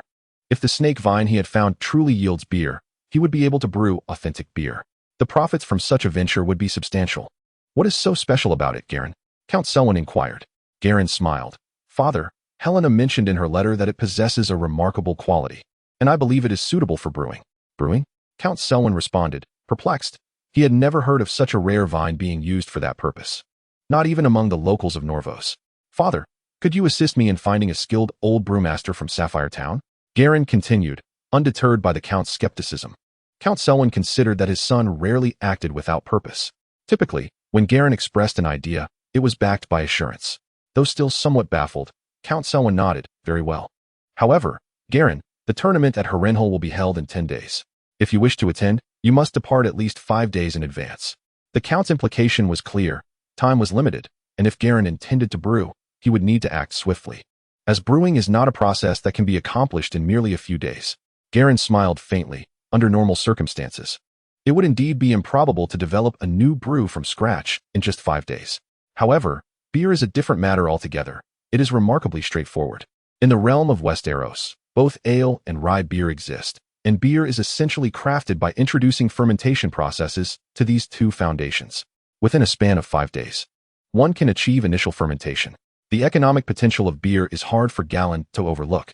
Presently in Westeros, the lower-tier alcoholic beverages predominantly consist of ale, inferior wines, mead, and cider. Among these, ale remains the most consumed by the common folk due to its readily available ingredients, low cost, and uncomplicated brewing process. Ale possesses a lower alcohol content and often has a somewhat murky taste. At times, herbs or honey must be added to make it more palatable. Beer, on the other hand, is an elevated version of ale, retaining all of ale's merits while discarding its various shortcomings and enhancing the flavor profile. Those accustomed to ale, upon tasting beer, are certain to become enamored. Even those who do not favor ale may find themselves charmed by the rich malt aroma, the fine bubbles, and the refreshing taste of beer. Once introduced to the market, beer is poised to swiftly replace ale and become the most sought-after beverage in Westeros. Even in Essos, it is likely that many would develop a liking for beer. The market potential is simply immense. If confidentiality is maintained, the Tarth family could monopolize the beer trade for quite some time, yielding unimaginable profits. Krold, take Galladon to fetch those snake vines, and arrange for him to meet with an experienced brewer, said Count Selwyn to the steward busy in the distance. Certainly, my lord, Krold replied promptly. Under Krold's guidance, Galladon soon discovered his desired items in the storeroom of the Twilight Hall, a small pouch of snake vine seeds and a large sack of dried snake vines. The captain entrusted with the task had even thoughtfully used a clay pot to transplant a small snake vine, though the vine appeared slightly wilted from sea transport. Its fresh appearance was still evident. Galladon recognized it immediately. This was indeed the key to brewing beer. His heart soared with joy. Master, can these really be used for brewing? Krold inquired, perplexed. He had heard of brewing with grains and fruits, but never with these vines, which seemed rather peculiar and were unknown even in Westeros. A smile graced Galladon's face. Absolutely. With Galladon's assurance, Krold refrained from further questioning and promptly escorted him to Sapphire Town, where they sought the expertise of an elderly brewer. To Galladon's surprise, this seasoned brewer specialized in crafting ale, aligning perfectly with Galladon's intentions. Master Galladon, are you suggesting that we incorporate these snake vines into the ale? Yes, but first, describe to me your process for brewing ale. In the brewery, Galladon engaged in conversation with an elderly brewer named Bayfewer, whose hair was partially white, accompanied by Claude. The townsfolk of Sapphire referred to him affectionately as Old Bayfewer, known for supplying ale and wine to the local inns. Upon hearing Galladon's words, Old Bayfewer promptly replied, Young master, the steps for brewing ale are fundamentally the same for everyone. Begin with the sprouted wheat, dry it, then grind it into granules, followed by boiling it with water. After boiling, transfer it into a wooden barrel without a lid for 2 days, and subsequently cover it for fermentation. The key lies in mastering the drying of the malt and ensuring constant stirring during boiling. The method you mentioned of adding herbs or fruits has been tried, but it proves challenging to please all tastes. Ultimately, adding honey post-brewing yields more satisfactory results. Old Bayfewer patiently elucidated to Galladon. Galladon smiled, but shook his head repeatedly. Indeed, ale is the precursor to beer, with similar principles and steps involved in its brewing. However, the process of ale production is rather rudimentary, lacking sophisticated techniques. Yet, this could also be seen as an advantage, allowing him to establish a monopoly through the distinctiveness of the process. Galladon recalled the brewing process of beer, noting that the most crucial step is the addition of beer during boiling. Beer can mitigate the coarse texture and sweetness of ale, imparting a subtle bitterness, aroma, and fruity notes, which in turn enhances the purity of the malt's fragrance. In addition to incorporating beer, Galladon observed that Old Bayfewer did not use yeast in the ale-making process.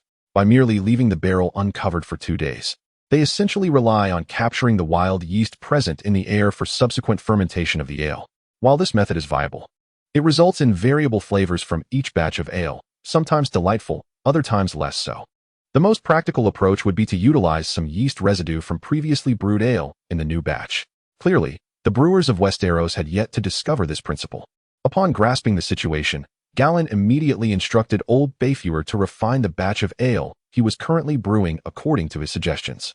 When Galladon and Claude arrived, Old Bayfewer was already heating a cauldron, preparing to boil the malt granules for a new batch of malt beverage. This particular batch of malt was indeed suitable for Galladon's experimentation with beer. Soon, the malt granules began to simmer as water was added, and Old Bayfewer diligently stirred with a wooden stick to prevent sticking to the bottom. As Galladon deemed the timing appropriate, he personally sprinkled in 2 handfuls of beer. Old Bayfewer, though subconsciously skeptical of its efficacy, did not intervene. He recognized Galladon's esteemed reputation on Tarth Island and felt that indulging the young master in his whims would be harmless. At worst, he would lose a few barrels of ale. However, soon both Old Bayfewer and Claude exhibited subtle shifts in expression, their surprise palpable. As they savored the aroma of the boiling brew, the distinct scent of malt mingled with a subtle essence of bitterness, a fragrance that, although faint, seemed to invigorate the air within the brewery. Old Bayfewer, seasoned in his craft, immediately recognized that this unique serpentine scale indeed possessed a rich and singular aroma, stirring a sense of anticipation within him. As time flowed on, the sun began its descent, yet Galladon remained oblivious to the waning daylight. Eventually, the boiling process reached its conclusion. Old Bayfewer filtered the pot of malt extract through a sieve before transferring it into a wooden barrel. At that moment, Galladon suddenly recalled that the brewing process could be enhanced by cooling the mixture with ice. He promptly dispatched Claude to fetch some ice blocks from the nearby inn. The ancient inns of Sapphire Town, with their underground ice cellars, were well equipped for such a need. Soon, Claude returned with 2 attendants, bearing 2 barrels of ice. Galladon instructed them to place the steaming malt extract barrel amidst the ice to facilitate cooling. Afterward, he requested Old Bayfewer to bring forth some of the residual sediment from a previous brew and add it to the barrel. "Master, are you truly certain about including this residue?" Old Bayfewer inquired, his expression reflecting a mix of confusion and concern. This sediment, the remnants left in the barrel after the brewing of the ale, was typically filtered out and discarded or fed to the pigs before delivery. The notion of adding it to the freshly brewed ale bewildered him, especially as he had been eagerly anticipating the outcome of the serpentine-infused brew. With such impurities, what quality could the flavor possibly retain? "Enough of your chatter. If the master commands it, you must comply," Claude chided with a light-hearted reprimand. Having known Old Bayfewer for quite some time, reluctantly, Old Bayfewer acquiesced and added the residue. Galladon, maintaining his silence, understood that these remnants were, in fact, yeast sediment, which would expedite the fermentation process of the beer.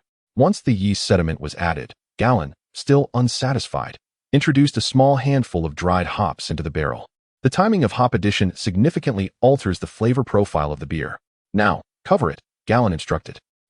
Old Bayfewer exclaimed, astonished. "Master, the lid must remain open for 2 days to allow for fermentation. Otherwise, the ale will lack flavor and risk spoiling," Old Bayfewer earnestly cautioned. Galladon shook his head with a smile. "Just follow my lead. I am merely conducting an experiment." With that, Old Bayfewer nodded in agreement, resigning himself to accompany Galladon in this whimsical endeavor. After all, it was merely a batch of ale. As the lid was placed atop the barrel, Galladon's excitement grew. Yet, a tinge of regret lingered. Due to the limitations of their technique, he could not infuse the beer with carbon dioxide to enhance its effervescence. Nevertheless, it would suffice. This is truly a pure and handcrafted beer, with a rich malt aroma that cannot be compared to industrial beers found on this planet. After completing the brewing process, Galladon returned to the castle of Twilight Hall, instructing Claude to remain behind and manage subsequent matters. Among these, the utmost priority was secrecy.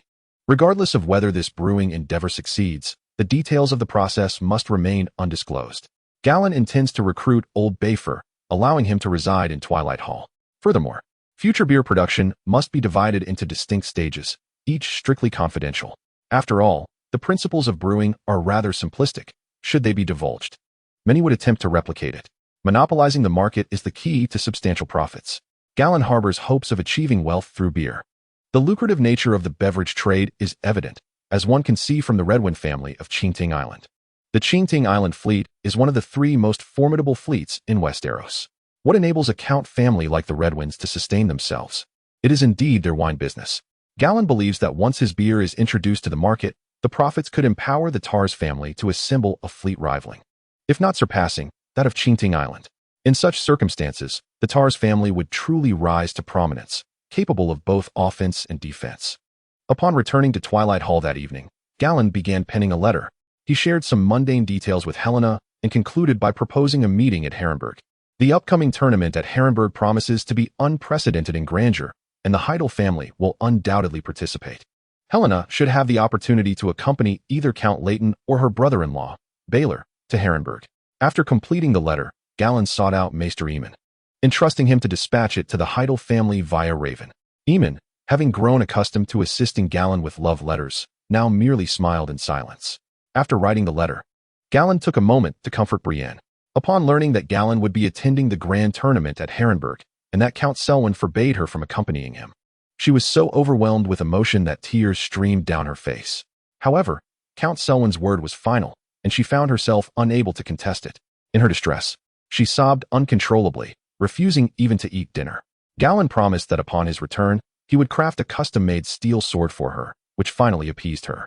In the following days, Galladon diligently continued his training while also preparing his belongings for the tournament at Harrenhal.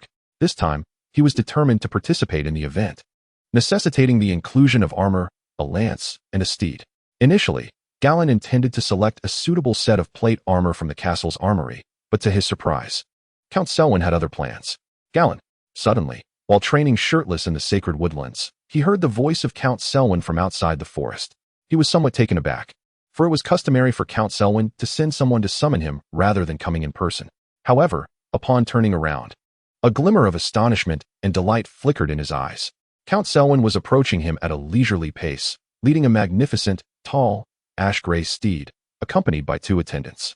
The horse was adorned with a coat of short, ash-gray fur that shimmered faintly with silver in the sunlight, standing approximately 66 inches at the shoulder. Its muscular lines carved with an artist's precision, especially prominent in its chest and hindquarters, reminiscent of a taut bowstring. The steed's head towered above that of Count Selwyn, exuding an imposing presence, yet it was remarkably docile under the Count's guidance. A finely crafted black leather saddle, embellished with sapphires from the Hall of Dusk and accented with 2 silver lines, rested upon its back. It was evident at a glance that this was a prized stallion. "Father, what is this?" Galladon inquired, unable to suppress his curiosity despite having his suspicions. Count Selwyn smiled. "Since this is your first participation in the tournament, how could you not have a worthy warhorse? I have specially sought out this fine steed from the Dothraki plains of Essos for you. Its name is Thundercloud." "Thundercloud. A splendid name." Count Selwyn led the stallion to Galladon, who reached out to gently stroke Thundercloud's forehead, unable to contain his admiration. Perhaps sensing Galladon's kindness, Thundercloud nuzzled against his palm, clearly of a gentle disposition, unlike some horses known for their fiery tempers. Galladon circled Thundercloud twice, growing increasingly fond of the magnificent creature. The horse's color was indeed to his aesthetic liking. Such an ash-gray hue was rare among horses, exuding a sense of elegance and beauty. If it were on Earth, it would be akin to a silver-gray supercar, undeniably striking. "Galladon, it shall be yours from now on," Count Selwyn said with a smile, handing the reins to Galladon. Galladon returned the smile as he accepted the reins. "Why not give it a try?" Count Selwyn suggested. Galladon nodded and, with a swift motion, mounted Thundercloud's back. The horse's height was noticeably greater than that of the steeds he had previously ridden, granting him a broader view, and he could distinctly feel the immense power of Thundercloud. With a gentle tug on the reins, Thundercloud immediately understood, turning its head and trotting forward with a brisk pace, gradually picking up speed. Galladon rode Thundercloud around the sacred woods twice, feeling both swift and stable. He marveled at how the Dothraki managed to train such a high-caliber steed to be so compliant and cooperative. While riding, Galladon sensed that Thundercloud adjusted its gait and the degree of jostling to ensure he experienced the utmost comfort. This was an experience unparalleled by any horse in the stables of the Hall of Dusk. Galladon was exceedingly pleased with his steed. It is no wonder that the Dothraki hold their horses in higher esteem than their wives. Women are plentiful, but fine horses are a rarity. "What do you think, Galladon? Are you satisfied?" Count Selwyn inquired with a smile as Galladon returned. Indeed, Galladon nodded enthusiastically. "Father, how many golden dragons did you spend on this horse?" He remained mounted, still savoring the experience, and curiously addressed Count Selwyn. Count Selwyn shook his head with a faint smile. 200 golden dragons. 200 golden dragons? Galladon was taken aback. The price was exorbitant, to say the least. A typical riding horse is valued at merely a few silver stags, and during times of conflict, the price may rise to 12 golden dragons. A well-trained warhorse generally ranges from 5 to 10 golden dragons. The steeds of noble lords vary in price according to their quality, typically falling between 10 to 100 golden dragons, with very few exceeding 100. Yet here he was, astride this magnificent beast, Lightning, which was appraised at 200 golden dragons. One can only imagine how extravagant that is. Most nobles would hesitate to part with such a sum for a horse. However, upon further reflection, Galladon found it quite reasonable. After all, Lightning's quality was indeed exceptional, procured from the Dothraki, who seldom sell fine horses to outsiders. Moreover, the journey from the Dothraki Sea to Tarth is no small distance, incurring considerable shipping costs. "Galladon, you should dismount. We have 2 days until our departure. There will be ample time for you to bond with Lightning. I have something else to present to you." "Very well," Galladon nodded and promptly dismounted. 2 young attendants who had accompanied Count Selwyn stepped forward, bearing a large wooden tray. Curiously, Galladon glanced at it, having been entirely captivated by Lightning moments before, neglecting the items the servants carried. As he unveiled the black cloth, a set of deep gray plate armor with a metallic luster revealed itself before him. The armor was a rich gray, with the surface exhibiting subtle flowing patterns reminiscent of ripples upon water, shimmering gently in the light, exuding an understated yet noble aura. The helmet was designed to be simple and practical, devoid of ornate embellishments, featuring a slight arc at the brow to protect the head while maintaining lightness. Its overall form was robust, yet elegant. Galladon's eyes brightened with a mix of surprise and admiration. The hue of this armor was distinct from ordinary plate armor, and its craftsmanship was exceptional. "Father, what material is this armor made from?" Garen asked, intrigued, as the metallic sheen bore a familiar resonance. Count Selwyn's face broke into a smile. You should be no stranger to Valyrian steel, I presume? Gallan was taken aback, somewhat bewildered. Is this forged from Valyrian steel? He found it hard to believe. How could this be possible? No. Count Selwyn shook his head. This left Gallan puzzled. What did his father mean? Gallan, are you aware that the free cities were once under the dominion of Valyria? Count Selwyn inquired. Gallan nodded. The ancient Valyrian Empire, relying on dragons, ruled over the continent of Essos, and in ancient times, the free cities were indeed under Valyrian control. This is also why many free cities still speak Valyrian today. Having witnessed Valyria's splendor, the master craftsmen of the free cities have long sought to recreate Valyrian steel. This particular metal was invented by a master blacksmith in Kays, who was researching the replication of Valyrian steel. Although it may not match the strength and lightness of true Valyrian steel, it remains far superior to ordinary fine steel and is resistant to rust. Superior to ordinary fine steel and resistant to rust? Gallan mused, touching the surface of the deep gray plate armor, observing the flowing patterns reminiscent of Valyrian steel. Why does this resemble Damascus steel so closely? Before his journey through time, his classmates would often invite him to watch blade forging competitions after class. He was quite familiar with this pattern. Damascus steel is known for its rust-resistant qualities. Father, how much does this suit of armor cost? Gallan asked again. He sensed that it would not come cheap. Count Selwyn chuckled, extending 2 fingers. Still 200 gold dragons? Gallan sighed with slight relief. While 200 gold dragons was indeed expensive, it was not beyond reach. Primarily, the toothbrush and toothpaste you invented have garnered the admiration of the Kays nobility, who, in pursuit of establishing a long-term trade relationship with us, essentially gifted this suit of armor. Count Selwyn remarked, smiling. He did not perceive the armor as costly, but rather as quite a bargain. The master blacksmiths of King's Landing would charge a similar price for armor customized for the great nobility. Yet the materials used would not be of such quality as this faux Valyrian steel, at best utilizing colored metals. Half-gifted, and still 200 gold dragons. Gallan's lips twitched. This was quite the lucrative deal. Gazing at the armor, an idea suddenly sparked in Gallan's mind. Could he also attempt to replicate Damascus steel? Although he knew nothing about forging, he had watched numerous videos on the subject. Perhaps, with the guidance of skilled blacksmiths, he could inadvertently discover the technique? If Tar's Island could produce Damascus steel weapons, it would be of immense significance. Conveniently, there was an iron mine on Tar's Island, eliminating the need to import iron or from elsewhere.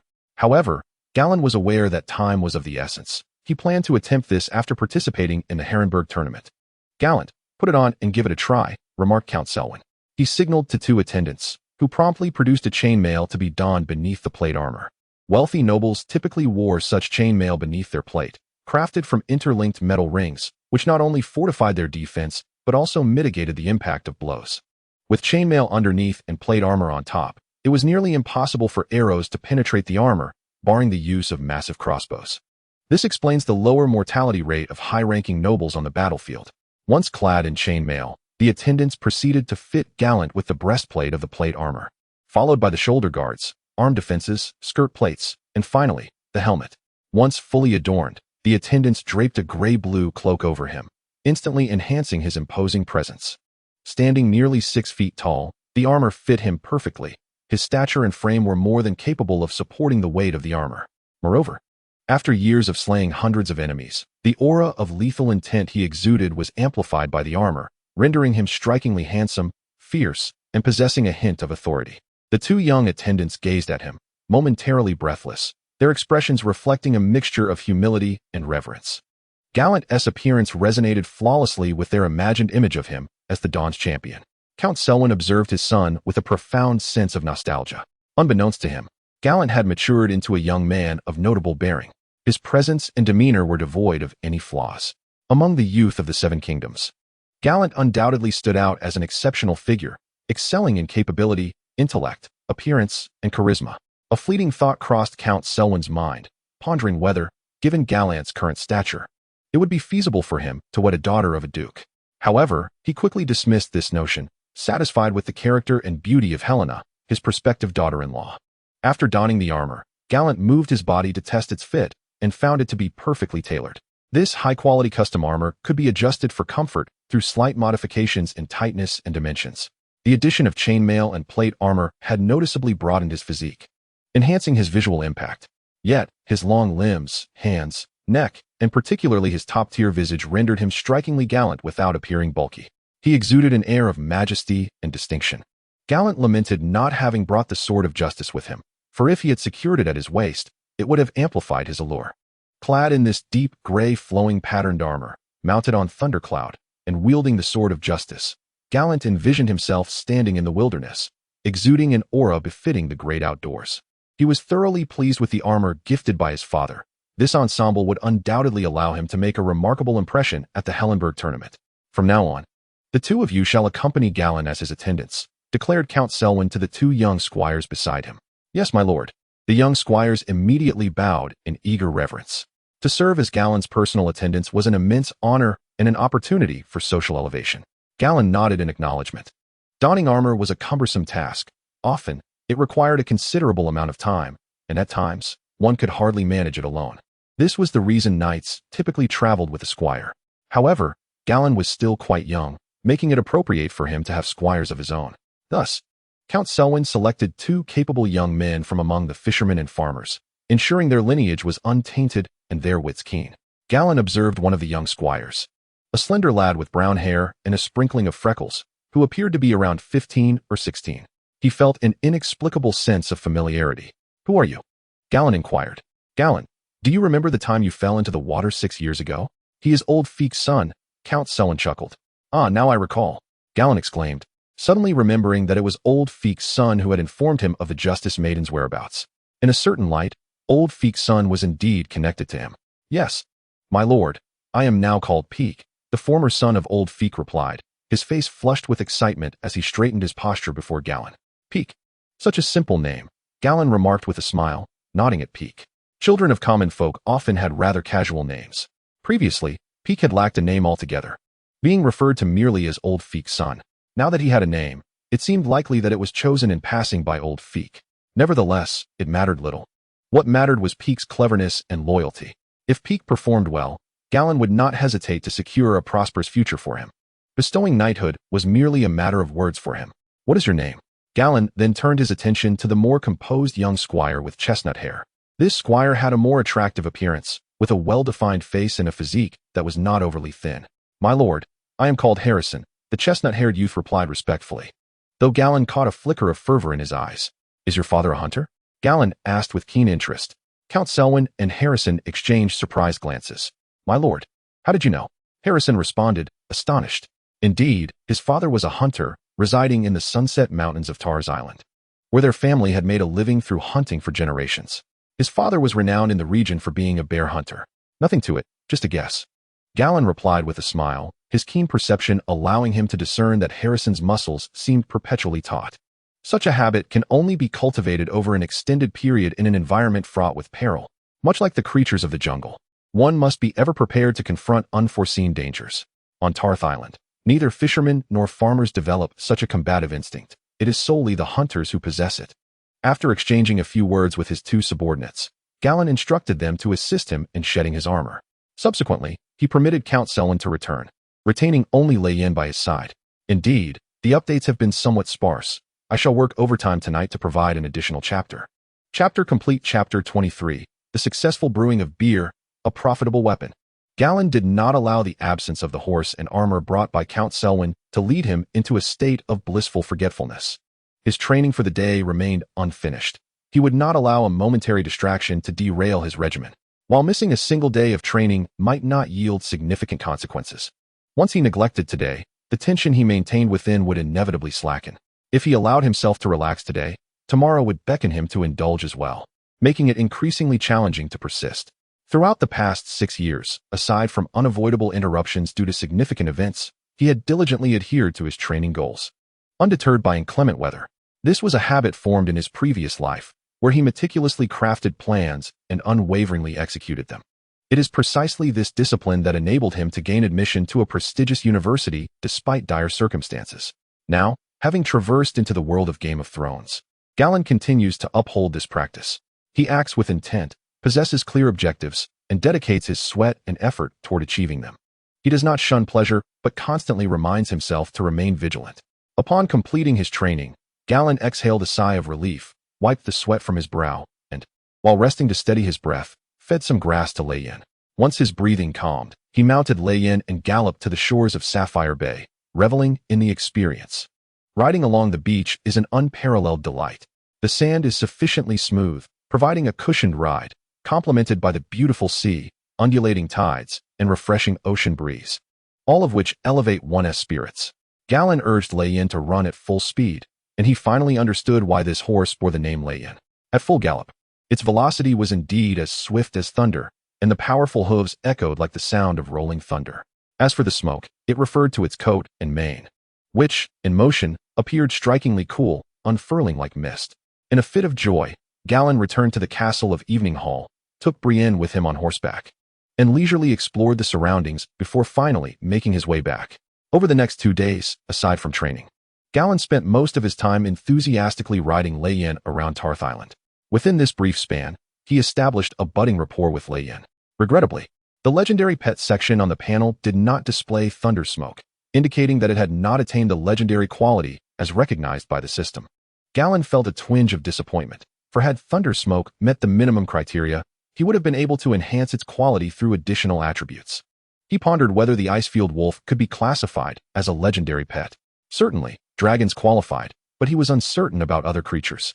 Until he acquired and hatched a dragon egg, he could still attempt to obtain other legendary pets. The Icefield wolf possessed considerable intimidation. In the original text, Rob's Icefield wolf performed remarkably on the battlefield, capable of throwing enemy cavalry into disarray and proving remarkably effective during nighttime raids.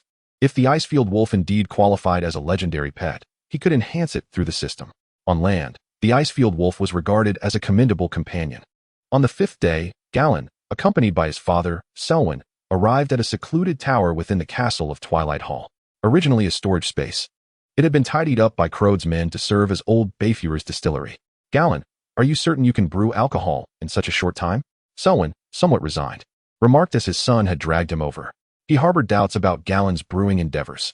Crode had briefly informed him about Galladon's brewing process, which merely involved improving ale by adding a touch of snake vine. Even if fermentation coincidentally succeeded, it would at best yield a slightly different ale, lacking commercial value. Galladon smiled silently. He instructed old Bayfewer to bring out the wooden barrels that had previously stored beer from the cool shade. Old Bayfewer's demeanor had changed. Skepticism had diminished, replaced by anticipation. Over the past few days, he had frequently caught the aroma of the ale wafting from the barrel's vent. The scent differed significantly from the alesh he had previously brewed, with a noticeable reduction in sweetness and off flavors, while the malt fragrance was particularly rich and pure, accompanied by subtle herbal notes and a hint of bitterness.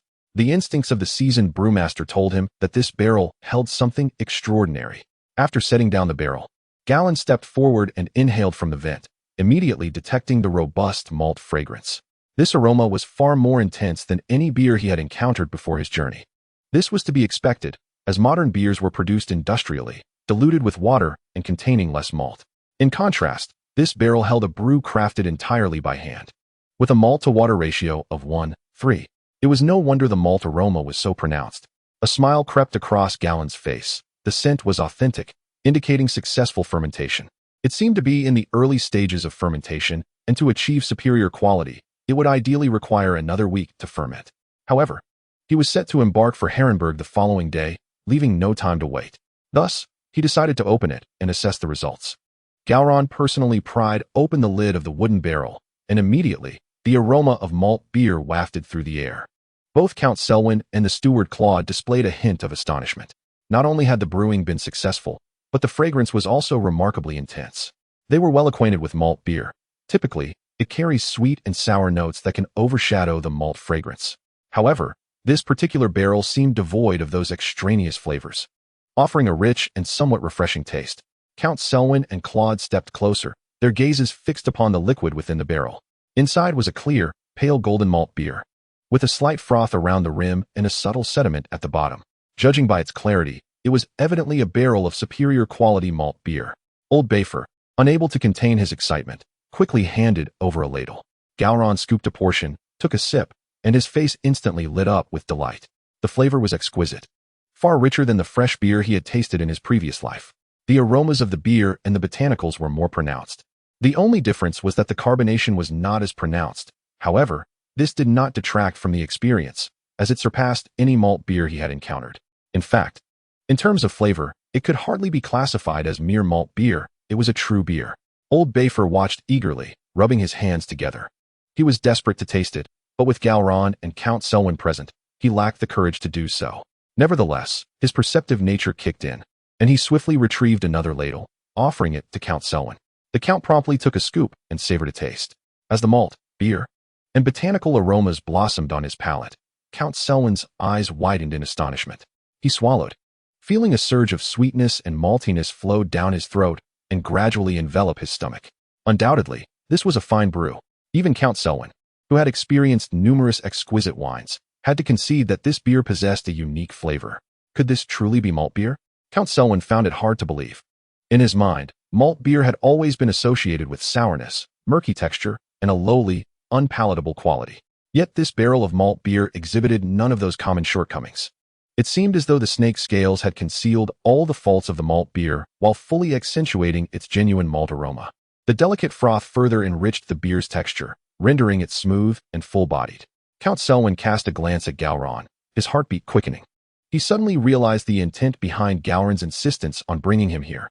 The chapter concludes with Chapter 24, as the maid Karina prepares to set off towards Harrenhal. After Count Selwyn's tasting, Old Bayfer finally exchanged knowing glances with Claude, who smiled and nodded in understanding of the old fellow's intentions. Old Bayfer immediately scooped a spoonful, intoxicated by the aroma before taking a sip. Surprise instantly graced his countenance. He swallowed, closed his eyes, and savored the taste for a few seconds. Master Gallen, you are truly remarkable. I never expected this ale could possess such a flavor. I feel as though I've wasted my years. After tasting, Old Bayfer was left in absolute admiration for Gallen. Old Bayfer, what do you think of the quality of this ale? Asked Count Selwyn, casting a curious glance toward him. My lord, the quality of this brew is incomparable to any ale, rivaling even some fine wines. The rich malt fragrance is simply exquisite. Old Bayfer exclaimed with delight. As a brewer and a seasoned connoisseur, it was evident that he relished the flavor of this drink. Count Selwyn's smile widened in response. Claude, intrigued, took the ladle from Old Bayfer's hands and took a sip, his expression shifting. He rarely drank, as he believed it could cloud judgment.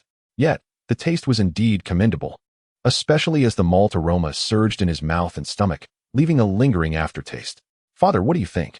Gallen inquired after taking another sip from the ladle, smiling at Count Selwyn. This barrel of ale, though not crafted with utmost precision and insufficiently fermented, already boasts such a flavor. Imagine how much better it could be with further refinement. This could certainly pave a new lucrative avenue for Taz Island. And I dare say it may yield more profit than toothbrushes and toothpaste. Count Selwyn expressed with astonishment. He never anticipated that Gallen would achieve such success. It seemed he had once again underestimated his son's exceptional capabilities.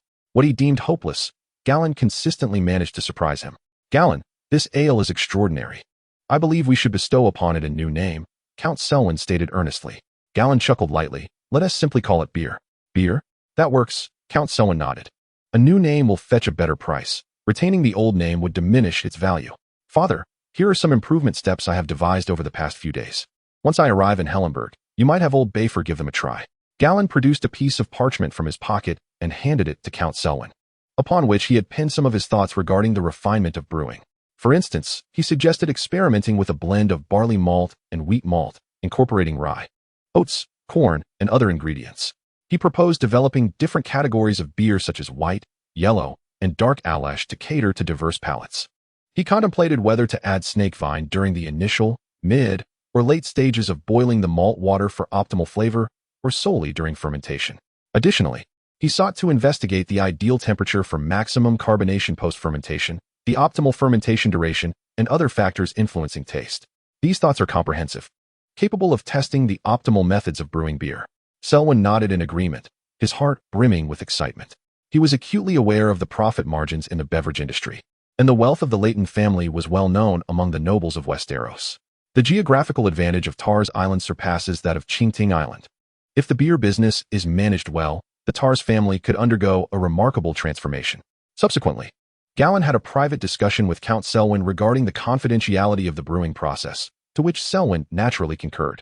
The success of the toothbrush and toothpaste business had made him acutely aware of the lucrative nature of monopolies, concerned with family interests and future prospects. He would not take such matters lightly. With the arrangements for beer research and brewing in place, Galladon felt assured that he need not worry about the rest. His father would handle the subsequent tasks. That evening, in his room, Galladon began to inventory the essentials for his journey the following day. "Young master, am I to accompany you to Harrenhal?" A tall, fair-skinned girl with chestnut hair looked at Galladon with surprise. She was none other than his personal maid, Karina. At 19, Karina had developed beautifully, standing close to 1.7 meters tall, her skin immaculate from not being exposed to the sun frequently.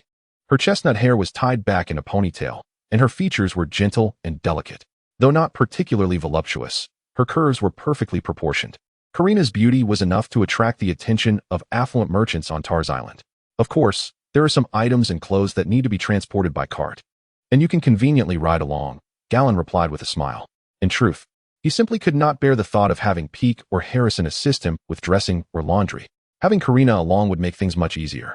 This trip would last at least half a month, perhaps even a month, and he had grown accustomed to her attire. Without her, he would feel quite out of sorts. Given that there was a cart available, bringing Karina along posed no issue at all. "Excellent," Karina exclaimed joyfully. She had yet to leave Tar's Island in all her years. Galladon had informed her that the upcoming tournament at Harrenhal would be the grandest in Westeros in decades, and she was eager to witness it. With a smile on her face, Karina meticulously checked Galladon's belongings several times, ensuring everything was in order before proceeding to pack them away. By late at night, once everything was arranged, Galladon retired to bed. "Young master, please rest well," Karina said, preparing to extinguish the candle. However, Galladon gently patted the bed beside him and smiled. "Sleep here tonight." Karina's face flushed at his words, the rosy hue enhancing her delicate complexion. "Yes," she replied, extinguishing the candle and quietly slipping into bed beside Galladon in the darkness. Soon, Galladon felt Karina's strands of hair brush against his cheek. He extended his hand, enveloping Karina's slender and delicate form in his embrace.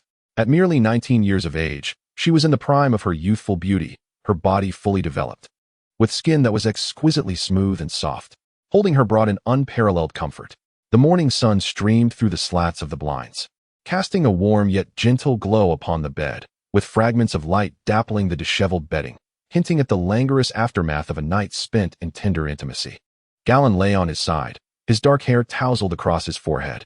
His arm gently encircled Karina's waist, while she nestled against him, her chestnut locks cascading like a waterfall over the pillow, intertwining with his black tresses. Karina's cheek rested against Galladon's chest, her breath soft and shallow, her sleeping visage serene. Gradually, Karina's eyelashes fluttered, and she opened her eyes to find herself cradled in Galladon's embrace, gazing at his face so close. Feeling the warmth of his breath between his nostrils, a deeper flush blossomed on her cheeks, akin to the morning light painting a delicate blush across her fair complexion, causing her heart to quicken. She lifted the hand that had been resting around Galladon's waist, hesitating momentarily before gently placing it against her own face. A beam of sunlight illuminated her forehead, and she squinted, savoring the tranquility of the moment, her lips curving into an involuntary smile. After a brief while, Karina released her hold on Galladon and quietly rose from the bed. Clad only in a thin nightgown, her figure appeared strikingly graceful, the morning light accentuating her slender waist and long legs, resembling a serene and beautiful painting. Once dressed, she silently slipped through the small door back to her own little compartment. From a shelf, she retrieved several oil paper packages, carefully unfolding them to extract a few dried herbs, some bay leaves, a small pinch of mugwort, and a single black seed, ingredients she would use to brew her moon tea. This concoction served as a contraceptive elixir, a remedy she had discreetly acquired from Scholar Amo 3 months prior, following her first foray into forbidden pleasures with Galladon. Consuming this moon tea post-encounter effectively prevented pregnancy. However, Scholar Amo had solemnly warned her against exceeding 3 doses within a month, lest irreversible harm befall her body, potentially leading to lifelong infertility. With deliberate care, Karina ground the herbs, placing them into a small ceramic cup, and poured in warm water, stirring quietly until the liquid transformed into a light brown hue. She endeavored to make no sound, wishing not to disturb the still sleeping Galladon.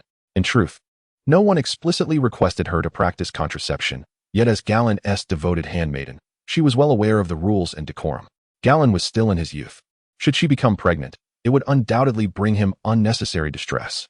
When Galladon awoke, Karina had already donned her attire and prepared the garments he was to wear that day, along with his toiletries.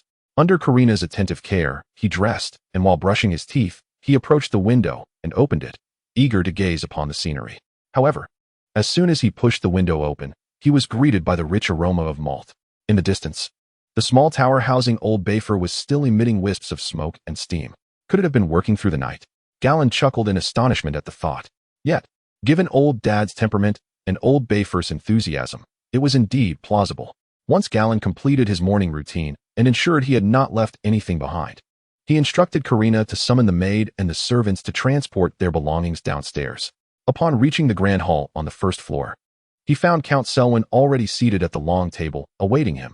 Beside him sat Brienne, her eyes red and her lips pursed, clearly having engaged in yet another fruitless negotiation with Count Selwyn. During breakfast, Count Selwyn reiterated the precautions to be observed while traveling. Throughout the meal, Brienne remained sullen, eating her food in a state of discontent. After the meal, as the servants cleared the dishes, Count Selwyn exchanged a glance with Crode, who promptly nodded and exited the hall.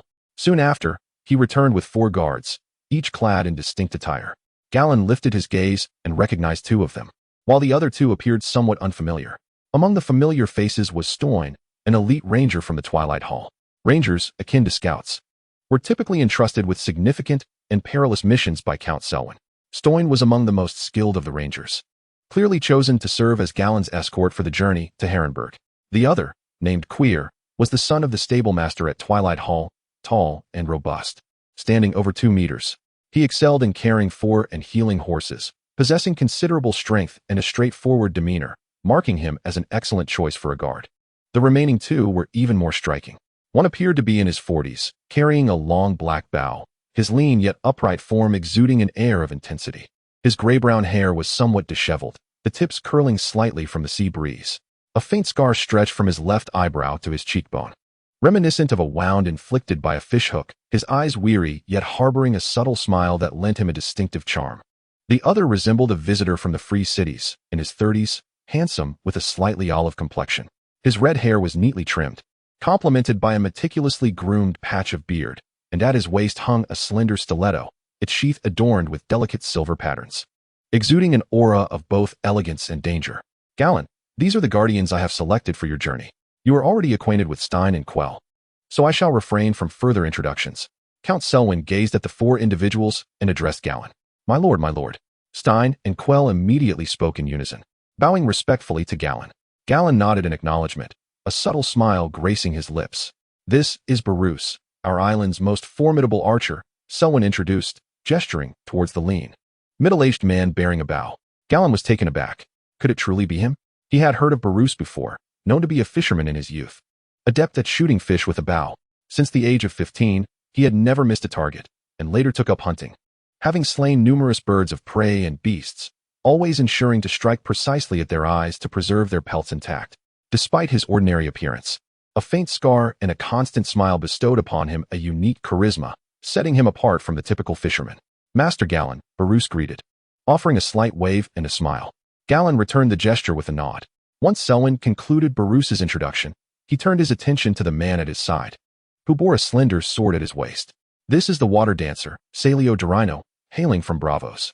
Greetings, Master Gallan, exclaimed Salio, his red hair and neatly trimmed beard framing a cheerful visage as he performed a Bravosi salute. His movements were graceful and fluid, the slender sword swaying gently with his steps, producing a soft metallic clink. Gallan nodded in response, feeling a twinge of surprise. He had not anticipated meeting a water dancer from Bravos, which explained the use of a slender sword. In the original tale, Arya's mentor, Syrio, was also a water dancer and the appointed chief swordsman of the Sea King. After Eddard's capture, Syrio, wielding a wooden sword, had defeated 5 soldiers of House Lannister, ultimately facing off against Meryn Trant, buying time for Arya's escape. His combat prowess was indeed remarkable. Gallan pondered how Salio's abilities would compare to Syrio's. Additionally, what could have led this Bravosi water dancer to pledge allegiance to House Tarth? Perhaps sensing Gallan's curiosity, Count Selwyn chuckled softly. Salio fell in love with the Sea King's woman and could no longer remain in Bravos. Coincidentally, he knew Old Camp from the Sun Chaser, and through his introduction, he came to us. Upon hearing Selwyn's explanation, Gallan raised an eyebrow. A fine fellow, indeed. He has certainly given the Sea King a reason for jealousy. The surrounding Barus, Stein, and Quell regarded Salio with newfound admiration, with Barus giving a thumbs up. Salio, the Bravosi water dancer, flashed a wide smile. Mythos was forced upon me by that old Sea King. My love for her is genuine. Galladon, upon hearing this, began to grasp the situation at hand. Salio has absconded with the young and beautiful mistress of the Sea King. Not only is he unwelcome in Braavos, but even in the free trade cities of Pintos and Coer, he finds no sanctuary, for Braavos' influence extends across numerous free cities. Retreating to the Isle of Tarth with his lover proves to be a prudent choice, as the Sea King's reach does not extend to Westeros. Unless the Sea King were to employ the faceless men to eliminate Salio, which seems unlikely. The funds required to hire such assassins could instead procure a plethora of youthful and enchanting mistresses. After introducing the 4 guards, Claude has nearly arranged for the luggage to be stowed, and the group sets forth towards Sapphire Dock. A sleek, 3-masted sailing vessel awaits at the pier. Named the Evening Star, its elongated, elegant hull is adorned with a deep blue and light gray paint that mirrors the hues of the waters surrounding Tarth. 3 towering masts support expansive white sails, embroidered with the sigil of House Tarth. The bow is graced by a sculpture of a woman holding a lantern, seemingly guiding the ship on its voyage. Though not as formidable as a warship, the entire vessel exudes an air of lightness and agility, perfectly suited for the long journey to Harrenhal. Father, Brienne, I am departing. Galladon calls out from the deck, waving to Lord Selwyn and Brienne as he boards with his companions, Kalina, Pick, Harrison, and the guard Stein. Lord Selwyn nods in acknowledgement. Brienne's eyes glisten with unshed tears, yet she holds them back, pursing her lips with a silent resolve to train diligently and compete alongside her brother in the upcoming melee. Soon, the Evening Star unfurls its sails and sets forth, the azure waves gradually diminishing the sight of Sapphire Harbor, as Lord Selwyn and his entourage fade from view. The Evening Star, belonging to House Tarth, carries no other passengers or cargo beyond the captain and crew, allowing for ample space. After placing their belongings in their respective cabins, the group gathers on deck to admire the seascape. Their destination is not Wind's Rest, but rather a northern voyage across the narrow sea, passing by Dragonstone and Crab Isle, before veering westward at Crab Bay to finally dock at the Wellspring City. This arrangement is deliberate, as traveling by sea is far more comfortable than overland, avoiding numerous perils. While Westeros is dotted with lords, the countryside is rife with bandits. Last year, Jaime Lannister was knighted for his valor in assisting Arthur Dayne and Barristan Selmy in vanquishing the notorious Brotherhood without banners. Galladon seeks to avoid complications, opting to anchor near Wellspring City, the closest point to Harrenhal.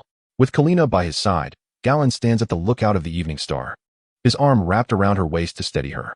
Initially hesitant, Kalina gradually releases her grip on the railing under Galladon's encouraging gaze. With her arms outstretched, she embraced the caress of the sea breeze against her face, gazing at the boundless expanse of the azure ocean in the distance. The experience elicited an involuntary, joyous sigh from her lips. Galladon's 2 attendants and 4 guards, all raised by the seaside, exhibited no signs of discomfort despite the slight rocking of the vessel. Instead, they gathered together, exchanging laughter and compliments, particularly lauding Salio. For these men, Salio's audacity in seducing the Sea King of Braavos was nothing short of remarkable. After spending some time at the lookout with Karina, Galladon descended to a tranquil spot on the aft deck to commence his daily training regimen. He began with stretches, followed by lateral jumps, weighted push-ups, and abdominal exercises, diligently targeting every muscle in his body. After 6 years of rigorous training, Galladon had discovered a regimen that suited him best. His approach to fitness primarily mirrored modern exercises, intertwined with methods imparted by Professor Goodwin. Harrison, initially engrossed in the banter of Stein and others, suddenly caught sight of Galladon on the aft deck, partially obscured by the sails. Clad in a short-sleeved linen shirt and engrossed in his workout, he was momentarily taken aback, a look of incredulity crossing his face. Just moments before, Galladon had been affectionately embracing Karina at the lookout, an act he considered entirely normal. However, he was utterly unprepared for the sight of Galladon's rigorous training that followed, which starkly contrasted with his expectations. No wonder young Master Galladon had bested so many knights. Harrison's curiosity piqued as he observed Galladon's distinctive training methods. Could this be a tradition passed down through the Tarth family? Momentarily forgetting his intention to deliver the ale to Ballas, he approached Galladon directly. "My lord," he called out. Harrison, what is it?" Galladon replied, maintaining his balance while performing a one-arm push-up. "My lord, may I train alongside you?" Harrison inquired earnestly. "Oh," Galladon smiled, intrigue flickering in his eyes. "Certainly, but my training intensity is quite high, and I never skip a day. Can you keep up?" "Absolutely, my lord," Harrison affirmed with a serious nod. Galladon returned a subtle smile and nodded in acknowledgement. Harrison promptly cast the ale aside and joined the training. He began to mimic Galladon's movements, gradually adapting to the exercises. With commendable physical prowess, Harrison managed to endure the high-intensity training for 20 to 30 minutes before becoming breathless and struggling to maintain the pace. Galladon nodded inwardly, recognizing that Harrison was likely among the more exceptional young hunters, which explained why Count Selwyn had chosen him as his attendant. Harrison, if you find it too strenuous, take a break. There's no need to rush. Take your time. As Galladon performed weighted crunches, he addressed Harrison, young master, I can continue. Harrison, drenched in sweat and gasping for breath, replied, young master, I. At that moment, Pick, seemingly in search of Harrison, was taken aback upon discovering both Galladon and Harrison engaged in training. Galladon smiled at him, choosing not to speak. Pick quickly grasped why Harrison had gone to fetch a beer and had not returned. He was training alongside the young master. A sense of realization washed over Pick. Young master, may I also join in the training? He asked with a furrowed brow. All right, but we are about to wrap up today. Perhaps tomorrow, Galladon responded. He had no intention of instructing either Harrison or Pick. They could simply mimic his actions beside him. Training in a group would foster a better atmosphere. It was evident that Harrison had great potential, perhaps one day capable of standing on his own. As for Pick, it remained to be seen whether he possessed any talent. But considering he was the first to discover the holy sword, Galladon was willing to offer him some guidance. Very well, Pick said, scratching his head, immediately focusing intently on Galladon's training movements. He refrained from speaking further, not wanting to disturb Galladon. After a while, Harrison could no longer endure and collapsed onto the deck. At that moment, he truly perceived Galladon's formidable physique. It was astonishing to him that Galladon had sustained such high-intensity training for another half an hour, with the intensity only increasing as time passed. Pick, too, was left in awe, swallowing hard at the sight. Soon, Stoyne, Queer, Barroos, and Salio also noticed Galladon's physical training. Stoyne and Queer chuckled as they introduced Galladon's diligence to Barroos and Salio, who couldn't help but feel a sense of admiration. Rarely did one find a noble as industrious as Galladon. No wonder he could defeat all the knights on Taz Island at such a young age. After concluding his training, Galladon found it was lunchtime. The ship's fare was far from meager, featuring wine, beer, mushroom meat soup, roasted pork ribs, grilled fish, smoked fish, ham, and rye bread. Although the taste paled in comparison to the food at the Castle of Twilight, Galladon did not complain and enjoyed his meal heartily. In the afternoon, Galladon sought Barroos's counsel on archery. Barroos demonstrated his skill, effortlessly shooting down a few passing seagulls, leaving Galladon in awe. Barroos's archery skill was 69, already considered exceptional, but his prowess surpassed that at a minimum of 85. No wonder he was renowned on Taz Island, and even held a reputation throughout the Stormlands. Barroos imparted some archery insights to Galladon. These were his treasured skills. He would never share them with others. However, Galladon was different. He was the future Lord of Taz Island. It is a privilege for Ballas to impart his archery wisdom to Galladon. Establishing such a benevolent connection will undoubtedly yield significant benefits for both him and his offspring. Under Ballas's guidance, Galladon swiftly recognized some of his misconceptions. After a series of corrections and attempts, he was astonished to discover that his archery skills had ascended to level 70. This clearly indicated that Ballas possessed exceptional prowess, enabling Galladon to rapidly enhance his skills under such elevated tutelage. In the following days, aside from his daily training, Galladon sought Ballas's counsel on archery. He also had the opportunity to witness the unique swordsmanship of the water dancers from Braavos. It must be said that the water dancers' technique is indeed remarkable. They wield swords with one hand, exhibiting remarkable speed and agility. Devoid of armor, their strikes can be lethally decisive.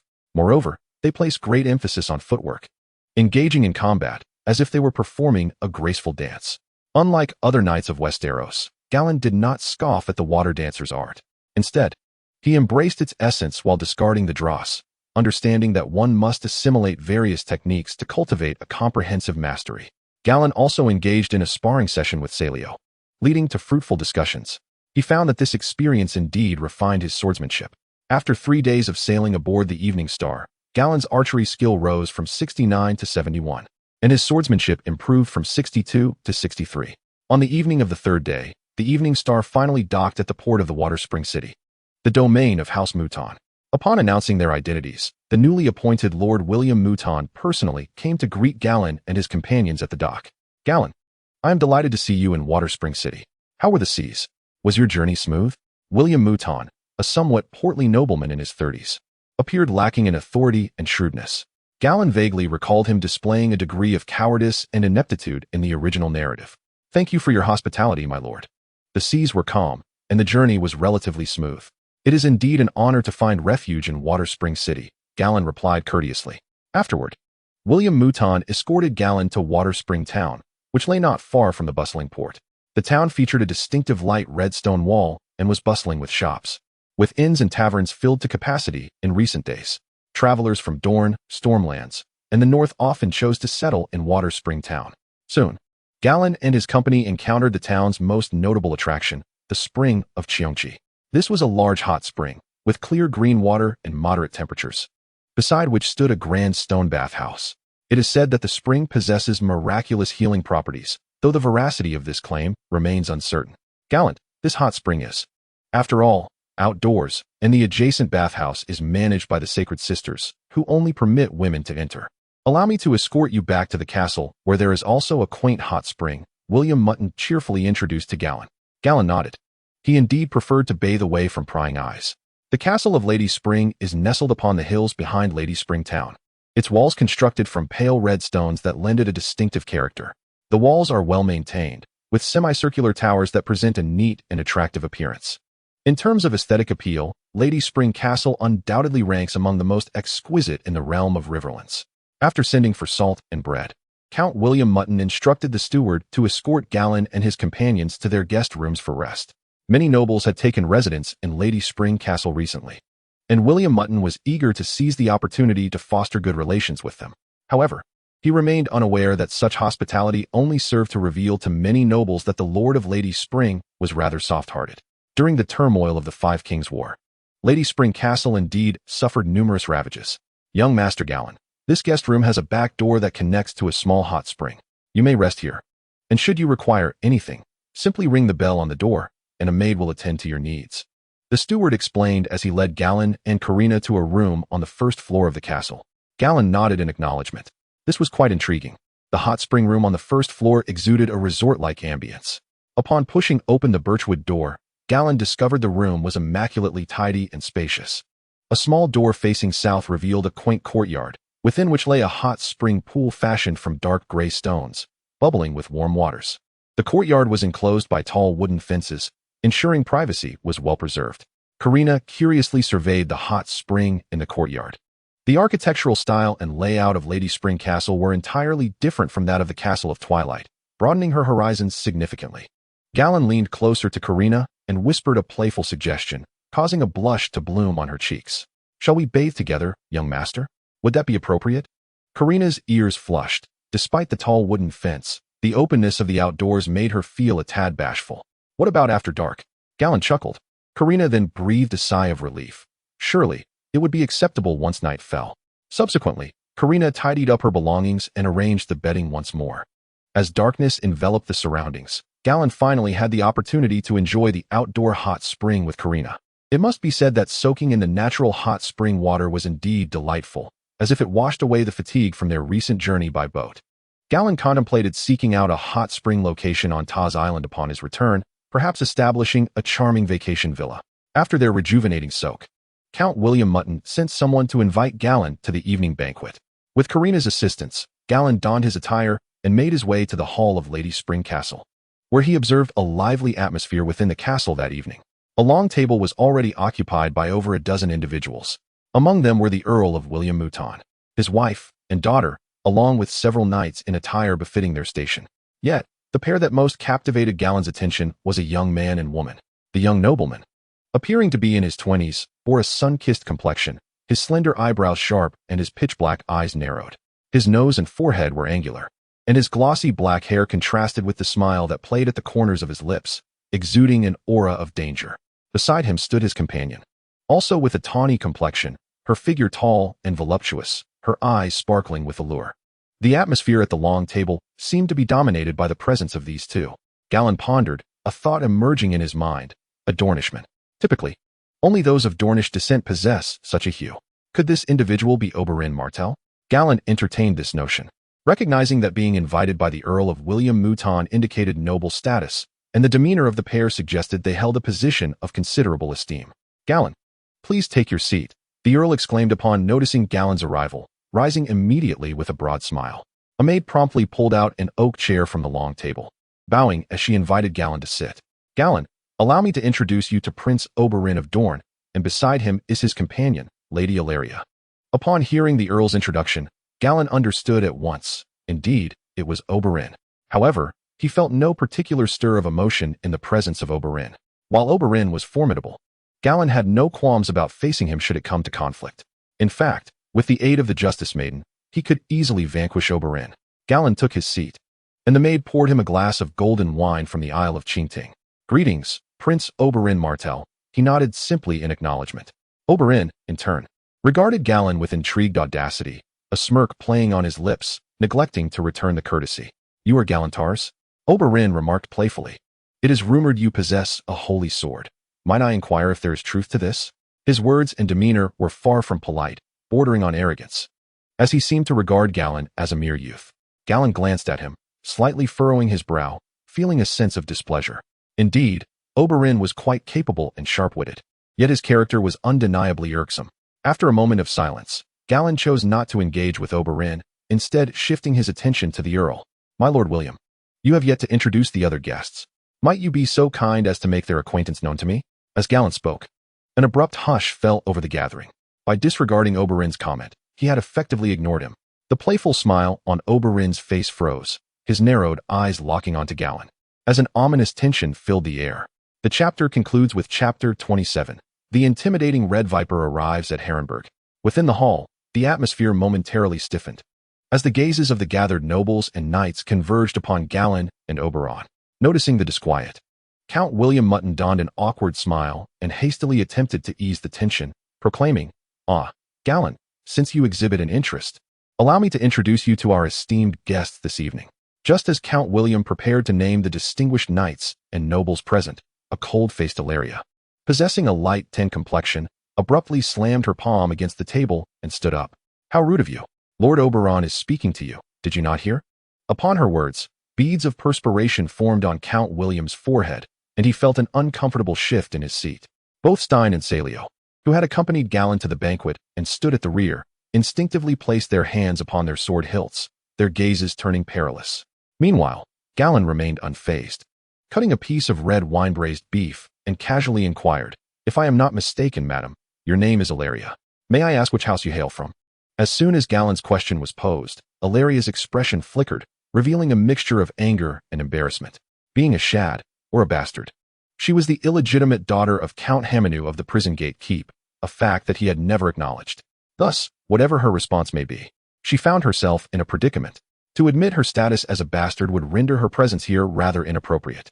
Her aggressive questioning only served to highlight her borrowed authority. "She is my companion, my woman, and that is all you need to know," Oberyn interjected, pulling at Ellaria's wrist, urging her to sit down, before speaking in a low, commanding tone.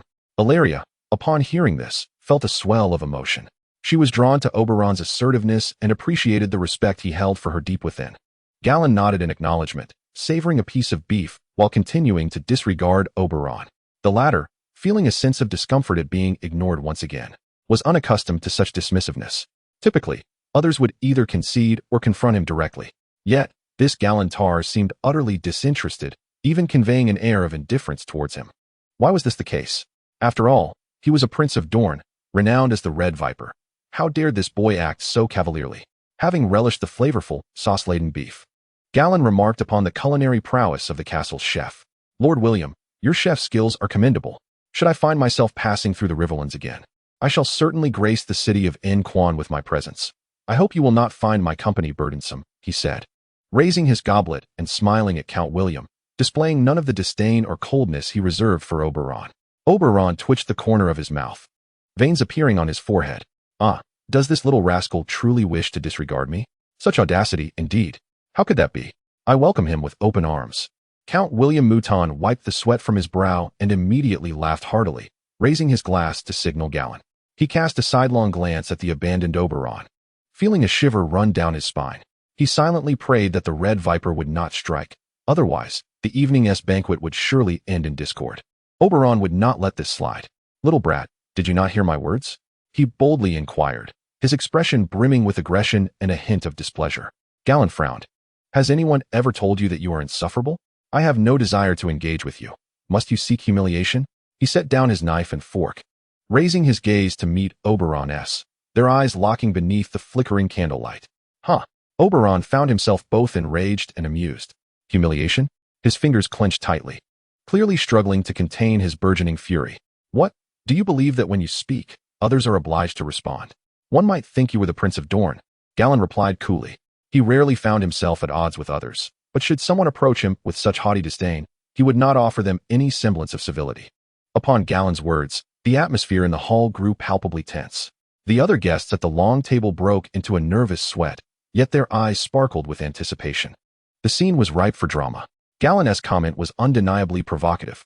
Indeed, in a certain light, Oberon was merely a disinherited Martell. He had gained infamy for having poisoned Edgar Ironwood during a tournament in his youth, which had prevented him from ever being knighted. A noble scion without a title or land, yet he possessed formidable martial prowess, a vengeful nature, and a penchant for poison, bolstered by the backing of Prince Daeron, instilling a measure of fear among the nobles and knights of Westeros. Ha ha ha, little brat, I admire your spirit. You are unlike the typical nobility. What surprised Galladon and the others was that Oberon did not retaliate with anger, but instead burst into an unexpected fit of laughter. Observing the mirthful Oberon, his companion, Ilaria, appeared somewhat taken aback. According to their past encounters, this would typically lead to a duel. Galladon, too, was astonished by Oberon's unorthodox demeanor. His temperament was indeed elusive. Galladon Tarth, I must apologize for my rudeness. However, I am genuinely curious. Is your holy sword authentic? In an unforeseen turn of events, Oberon took the initiative to apologize to Galladon. Some at the table breathed a sigh of relief, while others displayed disappointment at the lack of the anticipated spectacle. However, they were all curious as they looked towards Galladon, eager to learn the nature of Oberon's inquiry. Galladon nodded slightly, signifying his acceptance of Oberon's apology. If you truly wish to know, it would be more appropriate to approach me privately rather than broaching the subject at the dining table, Galladon stated calmly, his presence subtly overshadowing the infamous Oberon. It is worth noting that he had taken the lives of hundreds of prisoners over the years, accumulating a profound aura of malevolence and indifference. Huh, you speak the truth. Oberon found himself unexpectedly admiring Galladon. Initially, he had perceived Galladon as merely a 14-year-old, a mere child lacking in experience, and thus had underestimated him. However, after this exchange, he realized that Galladon possessed a fortitude far surpassing that of most nobles he had encountered. Perhaps it was more accurate to say he exuded confidence, which piqued Oberon's curiosity.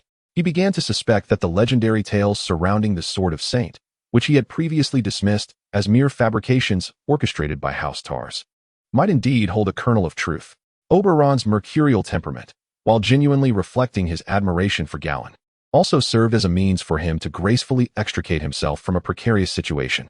Though arrogant, he was not foolish enough to provoke a long-standing noble house over a mere meal. Continuing an argument with Galladon would have merely escalated into a duel, a futile endeavor even if he were to emerge victorious, given Galladon's youth. It would have been a clear case of bullying, and he knew that Count Selwyn would likely harbor resentment towards House Martell thereafter. To satisfy his ego by offending the increasingly influential House Tarth was, in essence, ill-advised. From Prince Daeron, Oberon had learned that the recent trend of toothbrushes and toothpaste in Dorne originated from House Tarth, and it was rumored that House Hightower had decided to form an alliance through marriage with them. These indicators suggested that House Tarth was not to be trifled with. He had merely sought to gauge Galladon's character, not anticipating such resolute defiance. Thus, his words were a blend of sincerity and a search for an avenue of retreat.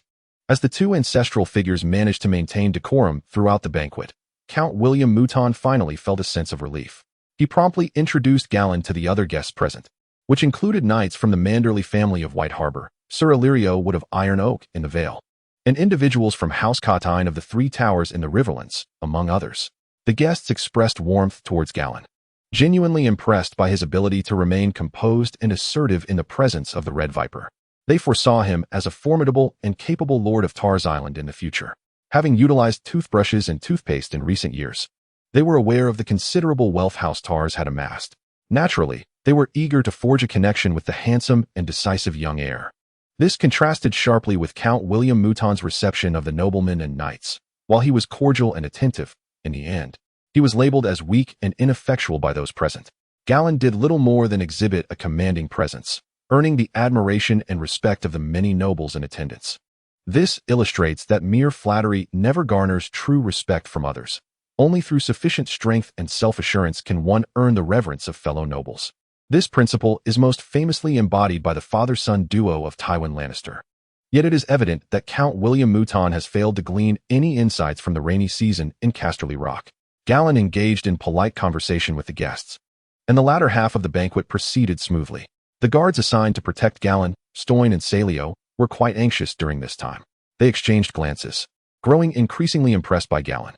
When out in the world, it is wise not to seek trouble, yet one must not be fearful of it either. Despite being only 14, Galland already exuded the dignity and aura of a lord, which delighted them and gave them hope for the prosperity of House Tarth. After dinner, while returning to his chamber, Galland was approached by Oberyn. Galladon Tarth. Oberyn had not brought Ilario along, seemingly sending her back to their room while he sought out Galland alone. Red Viper, halt! Stoyne interjected, furrowing his brow and resting his hand on the hilt of his sword as a warning. As an elite knight, he was well aware of Oberyn's notorious reputation and harbored no fondness for one who preferred to coat his weapons with poison, remaining vigilant. Oberyn smiled and raised his hands, indicating no ill intent and lacking weapons. Galland regarded him coolly. If you seek friendship, there is no need. Oberyn's lips twitched, his expression darkening. He had not anticipated that despite his apology and good intentions expressed during the banquet, Galland would still regard him with disdain. If you wish to witness the sword of justice.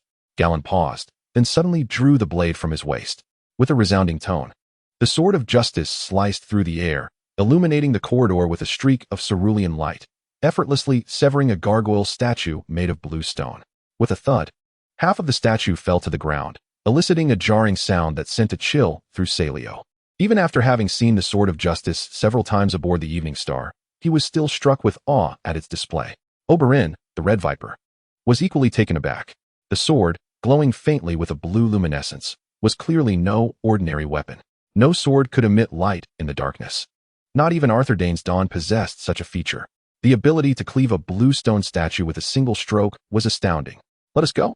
After this brief exhibition of the Sword of Justice, Galland uttered no more words, simply addressing Stoyne and Salio before turning to depart. Stoyne and Salio quickly followed suit, leaving Oberyn standing there, still in a state of shock. The figures of the three Gallands vanished around the corner of the corridor, prompting Oberyn to dazedly approach and examine the severed part of the statue. He beheld a gargoyle, nearly human in height, cleaved cleanly at the waist. The smoothness of the indicated a precise cut rather than a brutal break. Oberyn was filled with incredulity, doubting the circumstances. He drew a dagger from his lower back and thrust it against the gargoyle's form, only to discover its impenetrable hardness, leaving merely a faint mark. Realizing that the statue was not crafted from plaster but carved from fine stone, Oberyn fell silent. Meanwhile, Galland returned directly to his chamber. Stoyne, Salio, rest well tonight. We shall embark for Harrenburg at dawn, he instructed as they parted ways. Understood, my lord. We shall forego drinking tonight. Stoyne and Salio promptly agreed. Once back in his room, Galland disrobed and immersed himself in the hot spring for a while, as he still bore the lingering scent of alcohol from earlier. While soaking, Galland reflected on Oberyn, the Red Viper, and found him rather detestable. His disdain extended to the entire Martell family. Oberyn and Doran, the brothers, had proclaimed vengeance for Elia for over a decade, yet had taken little effective action. Ultimately, Oberyn nearly met his demise at the hands of the Mountain. A farcical turn of events. This incident with the Mountain clearly demonstrated that the Dornish brothers were bullies, preying on the weak. Everyone knew the Mountain was merely an executioner. The true mastermind was Tywin Lannister. Without Tywin's consent, would the Mountain dare to assault the daughter of Prince Doran and the wife of Prince Rhaegar? Yet, Doran and Oberyn dared not confront Tywin, instead barking at the Mountain in vain. They vowed to kill the Mountain to avenge Elia, which was a paltry endeavor. Why merely shout and not act? Was the Mountain so formidable that he was beyond reach? If they could not openly lead troops against him, could they not discreetly send assassins? Could they not bribe those close to the Mountain to poison him? The Red Viper could poison others, yet hesitated to poison the one who violated his sister? Even if all else failed, could not the Martell family procure the services of the faceless men in Bravos to eliminate the Mountain? Yet what was the outcome? The Mountain thrived and scathed, while the Martell family had merely shouted for years, allowing their nemesis to live freely. Their impotence was astounding. In truth, Tywin had not anticipated such cowardice from the Martells. If they sent someone to kill the Mountain, what could Tywin do? Would he march his armies against Dorne? Even Tywin, formidable as he was, could not accomplish that. Garin even speculated that Tywin intended to sacrifice the mountain to quell the wrath of House Martell. Yet, the Martells remained inert, incessantly demanding Tywin execute the mountain and deliver his severed head to Dorne. It is rather absurd. The Dornish can covertly assassinate the mountain, but they cannot expect me to carry out his execution myself. Otherwise, who in the Westerlands would dare to ally with me in the future? Observing that the Dornish merely shouted without courage to act, Tywin decided to disregard them altogether. This was one of Garin's chief grievances against House Martell. Furthermore, he found Oberyn's character unappealing. He detested such troublemakers, and even more so the underhanded tactics employed in fair duels. Thus, even when Oberyn extended a gesture of goodwill, Garin rebuffed his advances. His display of the Maid of Justice was merely a means to extricate himself from any entanglement with Oberyn and simultaneously to intimidate him. As for Prince Doran of House Martell, Garin found him peculiar. Doran struck him as a cunning ninja turtle, seemingly wise, yet ultimately befuddled. This portrayal is consistent in both the show and the novels. Their scheme was, astonishingly, to restore the Targaryen dynasty, a notion hardly worthy of critique. House Martell has lingered in Dorne for countless years without seeing any enhancement in its power. In the face of adversity, Prince Doran's sole response was to endure, entirely disregarding the humiliation faced by the Dornish as various factions trampled upon their dignity. He seemed oblivious to the fact that while he could endure as a ninja turtle, others might be unwilling to do so. The indomitable spirit that the Dornish take pride in is their resilience. Even in the face of Conqueror Aegon riding on Balerion, they did not yield. Yet, for the sake of his grand ambitions, Prince Doran appeared to slide down a path of submission. It is no wonder that his daughter sought to rebel against him. Garin's disdain for House Martell naturally rendered him disinclined to engage with them. With House Martell recently allied through marriage to Rhaegar, they were undoubtedly staunch supporters of the crown. In the forthcoming war of usurpers, they would certainly emerge as adversaries. Thus, there was no necessity for him to extend them any courtesy. A confrontation was warranted. After a rejuvenating bath, Garin spent a pleasant night with Galena. The following morning, they packed their belongings and prepared to depart. Count William Mouton had thoughtfully arranged a carriage, a request Garin had made during the previous night's banquet, intending to borrow it and return it upon their return journey. As for the damaged gargoyle statue from last night, Count William made no mention of it. At parting, Garin could not help but shake his head. Count William's character was far too soft. Being a nice guy in the realm of Westeros is hardly an advantageous label. However, should an opportunity arise in the future, he would not mind lending a hand to Count William Mouton. Gallion rode atop Race Smoke, while the others mounted horses purchased from the town of Inquan. Karina, laden with luggage, sat in the carriage. The group traversed the picturesque farmland and meadows of the Riverlands, heading westward towards Harrenhal. As evening approached, Gallion was struck by the sight of several towering, albeit somewhat damaged, spires coming into view. Each of these towers stood far taller than the Twilight Tower on Tar's Island. Upon witnessing this ruined castle complex, Gallion realized they had arrived at Harrenhal. With over 5,000 words penned, I must condense this into one chapter for now, due to other matters this evening. More will be written tomorrow. Chapter 28. The Grand Harrenhal. Ashalar Dane from a distance. Harrenhal resembled a venerable black dragon, its wings riddled with gaping holes. It was magnificent, awe-inspiring, yet in ruins. Gallion and his companions were momentarily taken aback by the sheer scale of Harrenhal. It was a structure that would leave anyone who beheld it in utter admiration, evoking thoughts of its former strength and prosperity before the devastation. However, Gallion's astonishment soon shifted as another spectacle captured his attention. Outside the towering black walls of Harrenhal, countless tents of varying colors sprouted like wild mushrooms across the open fields. A cursory glance revealed there must have been thousands of them. My heavens, my lord, how many people have come? Barlius, perched on his horse and previously sipping wine, froze in shock, his face a mask of disbelief. Recovering from his initial surprise, Gallion chuckled. There must be at least several tens of thousands. Indeed, considering the prize for this tournament totaled a staggering 120,000 gold dragons, it was sufficient to send every knight into a frenzy. Winning any event would grant a champion a life of leisure. Knights of renown, fledgling warriors, and even free riders from all corners of Westeros flocked to the event. In addition to the multitude of knights, numerous nobles from the Seven Kingdoms had arrived. The Harrenhal tournament was not merely a competition, but a grand assembly for the nobility of Westeros. It had been over a decade since such a splendid occasion had transpired, and the nobles brought their children to witness the world beyond their estates. Moreover, It served as an opportunity for clandestine political negotiations. Aside from Dorne, the other dukes were actively fostering this gathering. Consequently, nearly two-thirds of the nobility attended the Harrenhal tournament. Nobles and knights undoubtedly represented the most powerful and affluent segments of Westerosi society. Their assembly attracted a throng of bards, merchants, courtesans, and vendors. Such an overwhelming influx of people rendered the dilapidated Harrenhal incapable of accommodating them. Thus, nobles, knights, and assorted individuals were compelled to pitch their tents in the open plains outside Harrenhal. As the date of the tournament draws ever nearer, the number of tents has proliferated significantly. To this day, the tents have encircled Harrenhal to the point of complete saturation, extending slowly along the shores of the Eye of the Gods Lake. Galladon and his companions cast their gazes upon the lake, marveling at its exquisite beauty. The waters of the Eye of the Gods are a vibrant green and pleasantly warm, home to black swans gliding gracefully upon its surface. The shimmering Bow stream feeds into the lake, while an unnamed tributary flows out, eventually merging with the Blackwater River. At the heart of the lake lies an island known as Thousand-Faced Isle, where it is said that the children of the forest and the ancients once forged their sacred oath. Galladon could faintly discern the lush green isle in the distance across the lake's surface. Perhaps they might have the opportunity to visit Thousand-Faced Isle in the coming days, where they might uncover some relics of the ancients. Galladon mused. "My lord, shall we set up camp here, or proceed directly to Harrenhal?"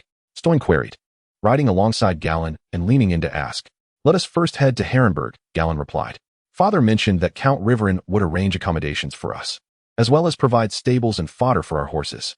Stoin and the others nodded in agreement. While they had no qualms about pitching tents outdoors, the idea of tending to their steeds amidst the odor of horse manure was less than appealing. Before long, Galladon and his party arrived at the gates of Harrenhal. The imposing and steep walls of the castle towered before them like a sheer cliff. Looking up, they could see the catapults atop the battlements appearing as diminutive insects. Some of the stones in the walls were cracked and faded, and from outside the gatehouse, the 5 towers were barely visible, obscured by the towering walls, revealing only their pinnacles. Among the 5 towers of the castle, even the shortest surpassed the height of the Evening Star Tower in the Hall of Dusk. Yet none stood unscathed. The towers bore the scars of time, twisted and crumbling, remnants of the dragon fire unleashed by the Targaryens centuries ago. The gates were ajar, and a company of guards stood watch. Upon noticing the flag affixed to the carriage, they immediately recognized the identity of Galladon and his entourage. "Esteemed lord, might I inquire if you hail from House Tarth of the Stormlands?" A knight in his 30s, impeccably groomed, approached with a respectful demeanor. Galladon nodded, introducing himself. "I am Galladon Tarth, representing the Hall of Dusk at this tournament in Harrenhal. Please inform Count Riverrun of our arrival." "Certainly, please follow me," the knight replied, bowing slightly before leading the way. The surrounding guards parted to allow passage. Upon entering the castle, Galladon was struck with awe. The scale was monumental, constructed entirely of dark stone. It was difficult to fathom the immense labor and time required to erect such a fortress, rivaling that of a city. Yet, even this grand edifice, the largest and most formidable in Westerly, had been effortlessly laid waste by dragons. Indeed, dragons are essential, Galladon contemplated inwardly. From the remnants of the crumbling towers of Harrenhal, one can distinctly sense the formidable power of the dragon's flames. Under the guidance of a knight, the group swiftly arrived at the stable to secure their steeds. The stable, constructed of stone with a wooden roof, was ample enough to accommodate 1,000 horses. It was evident that the original architects of Harrenhal intended to forge this castle into an impregnable fortress of war. "Quill, do not place Thunder in here. You shall lead him, and we will tend to him at the tent later," Galladon instructed Quill. The health of Thunder was crucial for the forthcoming tournament, and entrusting his care to others was simply not prudent. After all, one could never be too cautious about the possibility of someone secretly feeding Thunder poisonous beans or toxins. "Very well, my lord," Quill replied in a subdued tone. He immediately stayed behind to oversee Thunder, ensuring that no strangers could approach him, and personally inspected the feed and beans intended for Thunder. "Galladon, I am delighted to have you in Harrenhal." After the horses were secured, a middle-aged man with brown hair, slightly balding, and clad in a black noble's robe, approached with a broad smile, accompanied by his attendants. He greeted Galladon warmly. "It is a pleasure to meet you, Count Heen," Galladon replied politely, having recognized the Count from the description provided by Count Selwyn in his correspondence. "Selwyn has already communicated with me about you, Galladon. This is our first encounter, and I must say, you are far more handsome than your father," Count Heen remarked with a smile, his eyes brimming with admiration. At merely 14 years of age, Galladon's stature, demeanor, and appearance were indeed striking. After a brief exchange of pleasantries, Count Heen instructed his attendants to escort Galladon to the prepared chambers. Due to the large number of nobles visiting Harrenhal, Count Heen could only provide 1 or 2 guest rooms for each noble. The offspring and attendants of the lords had no choice but to set up tents outside the castle, including the Stark family. Individuals like Brandon, Ed, and Lyanna were also forced to camp outside. The rooms within the castle were typically reserved for freshening up and arranging attire.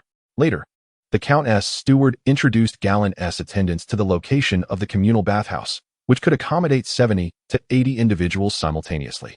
Knights and attendants could cleanse themselves in the public baths.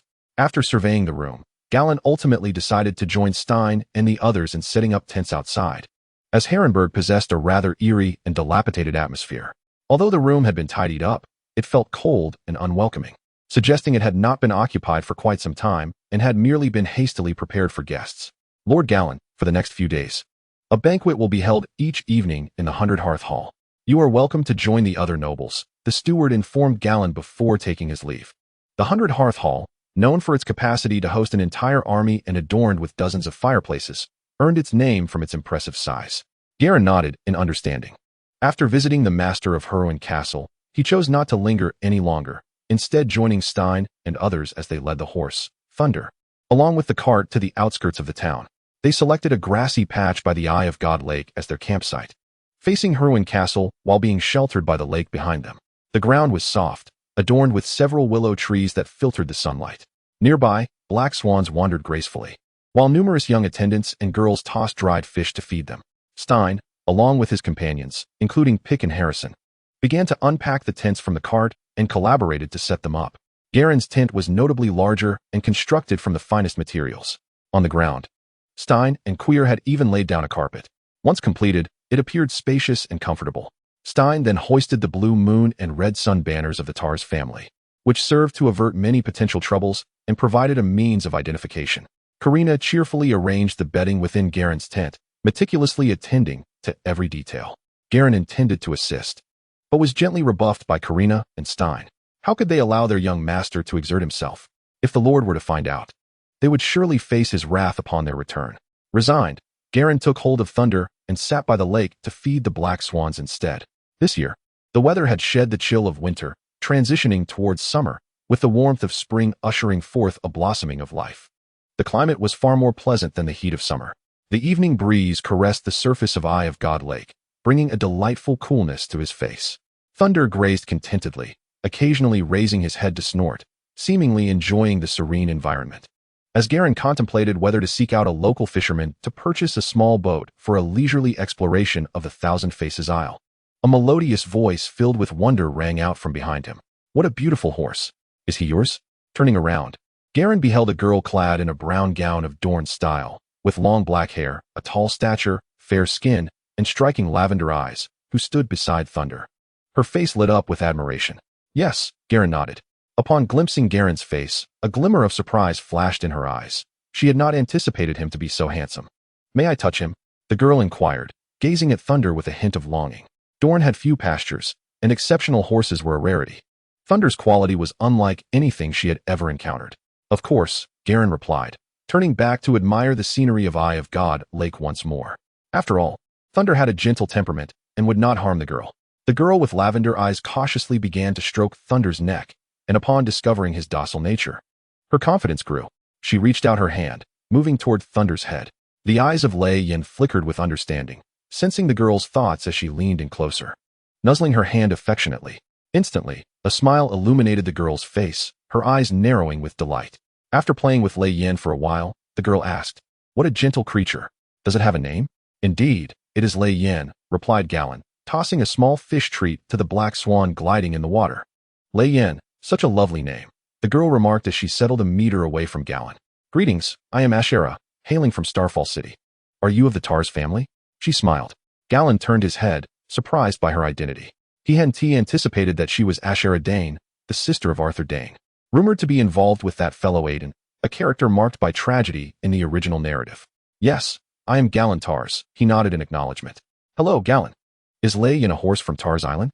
Ashera inquired, noticing Galladon did not seem to share the same eagerness for conversation as other nobles. "No, It hails from the Dothraki Sea of Essos, Galladon replied, finding himself drawn into conversation with Miss Ashera. The Dothraki Sea? Ashera gasped softly, her curiosity piqued. She had only read a little about it in books, never imagining this exquisite, gentle horse would originate from there.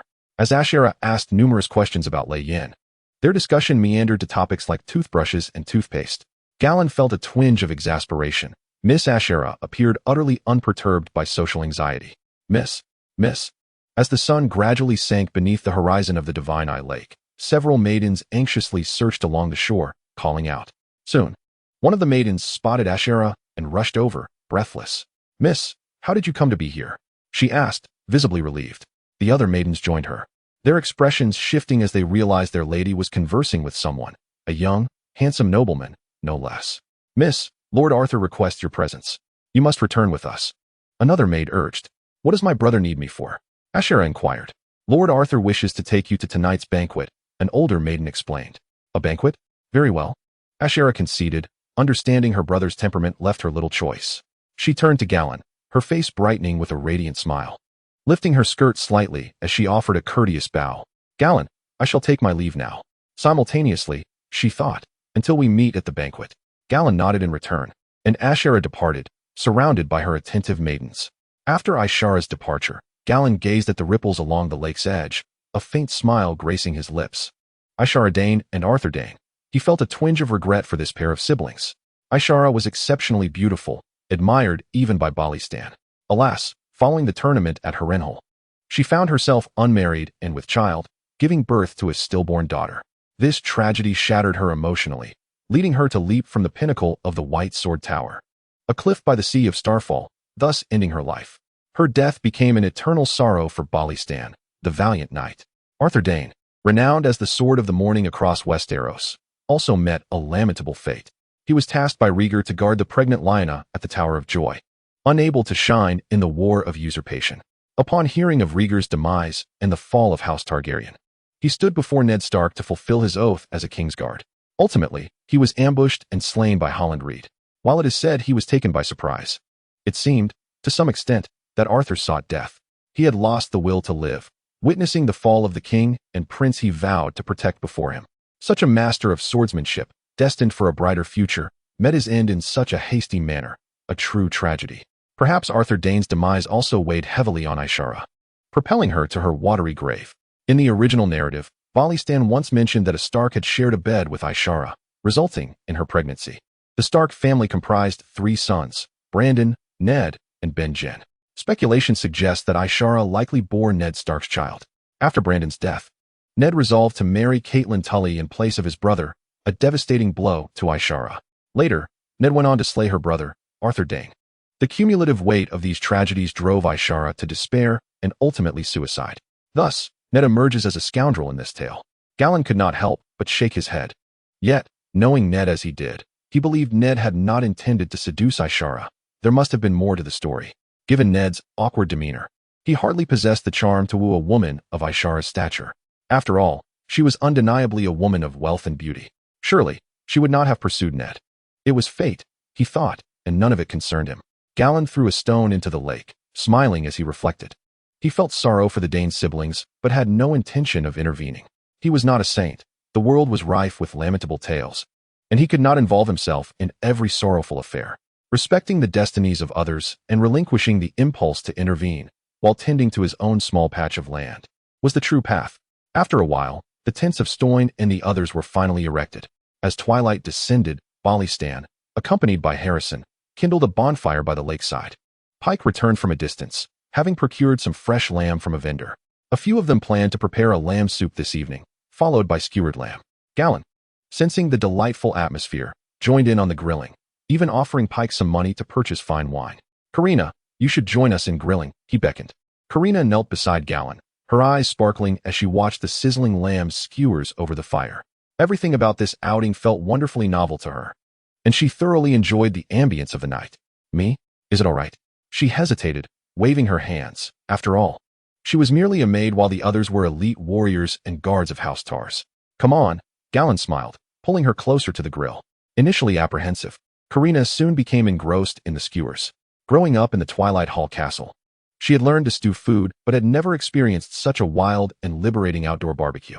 "My lord, are you not attending the banquet at Helensburgh?" Stein inquired with a grin, sipping his drink and savoring the meat. "No need. The guests have yet to arrive. I shall go once all the nobles are gathered the day after tomorrow," Galladon replied with a chuckle. "The main event has yet to unfold. These past 2 evenings have simply been a parade of nobles boasting to one another, hardly worth attending. As for what the main event is, it is, of course, the Mad King Aerys." Galladon took a bite of the lamb skewer, appreciating its exquisite flavor. The freshly slaughtered lamb, roasted over the fire, had no gamey taste whatsoever, sizzling and aromatic. Meanwhile, at Helensburgh, in the Hall of 100 Fires, Arthur Dayne accompanied his sister, Ashera, to the banquet. The strikingly handsome Dawnblade, leading his elegantly adorned sister, drew considerable attention. Ashera, already tall and fair-skinned, appeared even more radiant in her crimson evening gown. Upon entering the hall, her gaze flitted about, searching for a familiar figure. However, much to her disappointment, after scouring the Stormland nobles' ranks for quite some time, she could not find the visage she longed for. "Beautiful Lady Ashera, may I have the honor of inviting you to dance?" Soon, a young nobleman from the Riverlands approached her with an invitation. After scanning the room again and confirming that the awaited figure was absent, Ashera sighed inwardly and extended her hand to accept the dance. Yet, Ashera seemed somewhat distracted. After a brief while, she excused herself, citing a slight discomfort. Nevertheless, her beauty stood out among the many young noblewomen, prompting numerous young nobles, even those in their 30s, to seek her hand for a dance. With no other option, Ashera grasped her brother Arthur Dayne's hand, using him as a shield to deter the advances of the eager suitors. Observing his sister's distracted demeanor, Arthur Dayne pondered thoughtfully. In the evening, he learned from a maid that Ashera was conversing with a noble young man by the shores of the Divine Eye Lake. Meanwhile, Galladon found himself at the beautiful lake, enjoying a pleasant evening filled with laughter, merriment, and roasted lamb alongside Stoin and others. As the cool spring breeze wafted through the tent's seams, it did not bring chill, but rather added to the charm of camping. Karina had intended to retire to the wagon for sleep, yet before she departed, Galladon embraced her, warming the bed for her. The next day, Galladon, dressed impeccably, was preparing to visit the Reshaped family's camp in search of Robert. However, as he wandered among the numerous tents, he suddenly heard a familiar voice calling from afar. Galladon, turning around, he beheld Bael Hitar, joyfully waving at him from a distance, a broad smile gracing his face. Bael? Upon seeing his brother-in-law, a smile instinctively appeared on Galladon's face. He had just asked Stoin and the others to help him locate the Hitar family banner, and he had not expected to encounter Bael so soon. "Galladon, there are simply too many people here. We arrived a couple of days ago, but couldn't find your family's banner. I never imagined I would run into you." Bael hurried forward, laughing as he patted Galladon's arm. He then scrutinized Galladon from head to toe, his face alight with astonishment. "You've grown quite a bit." Bael was somewhat taken aback. After 2 years, Galladon had nearly matched his height and appeared even more handsome. His sister and father would surely be delighted to see this transformation. Bael, at 20 years of age, stood at 6 feet tall with a well-proportioned physique, just right, while Galladon, at 14, had already reached a similar height. "I am also searching for the Hitar family banner," Galladon replied with a smile. "Has Lord Leighton come as well?" "Indeed. My father would not allow me to bring Helena, Ellery, and Linnies here alone," Bael said, his expression remaining cheerful. His smile was warm and genuine, unlike the polite smiles he reserved for other nobles. Over the past 2 years, the nobles of Riverbend had nicknamed him Smiling Bael, mocking what they perceived as his overly disingenuous demeanor. However, Bael's affection for Galladon was sincere, particularly because Helena was the first daughter of Count Leighton, whom Bael had played with during childhood. Among Count Leighton's many children, Bael held the deepest affection for Helena, and he also greatly liked Galladon, his brother-in-law. Galladon nodded, surprised that Count Leighton had brought the children along. "Come, Galladon, let me take you to meet Helena," Bael said, smiling as he grasped Galladon's wrist and began to lead him southward. "Wait," Galladon quickly interjected, "I need to retrieve something." "Oh, do you have a gift for Helena?" Belair teased with a smile. Galladon chuckled, his confidence now bolstered, nodding graciously. Belair's smile widened, and he accompanied Galladon to the Taz family camp to retrieve some items. Soon, 2 attendants, Pike and Harrison, appeared, carrying several boxes in tow behind Galladon. Belair led Galladon and his companions to the tent of the Hightower family. From a distance, the white tower flag of the Hightower family was visible. Their encampment boasted around 20 to 30 tents, clearly indicating the presence of numerous servants. In contrast to the disorder of other camps, the Hightower tents appeared remarkably tidy, with servants moving about in an orderly fashion. Young master. Upon seeing Belair, the servants bowed respectfully. Belair, how have you returned so soon? Didn't father? From a light yellow tint emerged a girl of about 13 or 14, strikingly beautiful and dignified. Her long silver hair cascaded down, and her striking green eyes sparkled like cat's eyes. Her fair skin complemented her graceful figure, clad in an elegant grayish-white gown. As she stepped forward, her words faltered upon noticing Galladon, who stood beside Belair, looking exceptionally handsome. Brother-in-law? The girl's voice carried a note of surprise and delight. It has been a while, Ellery. Galladon greeted the silver-haired girl with a smile. This girl was none other than Ellery Hightower, the younger sister of Belair and Helena, the third daughter of Count Leighton. Ellery possessed a poised disposition, treating others with great generosity, and her beauty was truly remarkable. She was already betrothed to the young Duke Mestal, with plans for their wedding to take place after her first menstruation. Brother-in-law, we are all fortunate to be here because of you, Ellery said cheerfully as she approached Galladon. The title of brother-in-law had been bestowed upon Galladon 2 years prior, when he visited the Tower of the Sky with Count Selwyn and showcased the Holy Sword, earning the admiration of Ellery and her peers, who affectionately addressed him as such. Naturally, this was also a playful jab at Helena. Fortunate because of me? Galladon inquired with curiosity. Indeed, if you hadn't invited Helena, father wouldn't have brought us to Harrenburg. Ellery replied, her eyes narrowing playfully. She smiled, her rosy lips enhancing her beauty. Father initially only intended to take me and Helena, but Ellery and Linny's insisted on coming, claiming father was biased. In the end, he had no choice but to bring them along, Belair said, shaking his head in resignation. Humph, it is indeed favoritism. Ellery shot a playful glare at her brother. Belair helplessly scratched his head, unable to refute her claim. Helena, come see who has arrived, Ellery exclaimed joyfully, turning to call into the tent. She presents herself with a dignified demeanor in front of strangers, yet reveals a lively side when among those she holds dear. As her words fell, the tent's curtain was swiftly lifted, revealing a stunning girl with pale golden hair, deep violet eyes, a tall stature, and fair skin. She appeared to be around 15 or 16 years of age, at the peak of youthful beauty. Her figure already developing with a curvaceous silhouette that hinted at a future where she would be unable to see her own toes. Her complexion was as fair as a lily's, and her deep violet eyes enhanced her grace and serenity. This girl was none other than Helena, Galladon's fiancée. Lily, what's wrong? Helena inquired, a hint of confusion lacing her voice as she stepped out. However, upon raising her gaze, she locked eyes with Galladon. In that instant, Galladon caught the glimmering brilliance reflected in Helena's violet orbs. Helena's heart skipped a beat. Galladon, she exclaimed, gazing at him, who had grown to match her brother's height, his features becoming even more handsome, his demeanor a blend of restraint and depth. A shy smile graced her lips. Helena, Galladon replied, returning her smile, a flicker of astonishment crossing his gaze. He had not anticipated such a transformation in the 2 years they had been apart. Helena now stood nearly 1.7 meters tall, just half a head shorter than him, with a statuesque figure, a graceful neck, angular shoulders, a well-proportioned bust, and a slender waist. Today, she donned a light apricot chiffon gown cinched at the waist with a black corset, which, despite the long skirt enveloping her lower half, still accentuated the length of her legs. Helena's radiance was far more pronounced than Lely's. Brother-in-law. Just as Galladon and Helena exchanged glances, the tent's curtain shifted once more. A charmingly exquisite little girl, around 7 or 8 years old, peeked out from inside. Upon spotting Galladon, she squealed with delight and dashed toward him. The little girl leapt into Galladon's embrace, who could only chuckle as he wrapped an arm around her. Linus has grown a lot too. The girl was none other than Galladon's youngest sister-in-law, the future tormentor of Jorlimer, Linus. After Linus emerged, Count Leighton brought the remaining children outside. Galladon, you've arrived, Count Leighton exclaimed, his face lighting up at the sight of Galladon.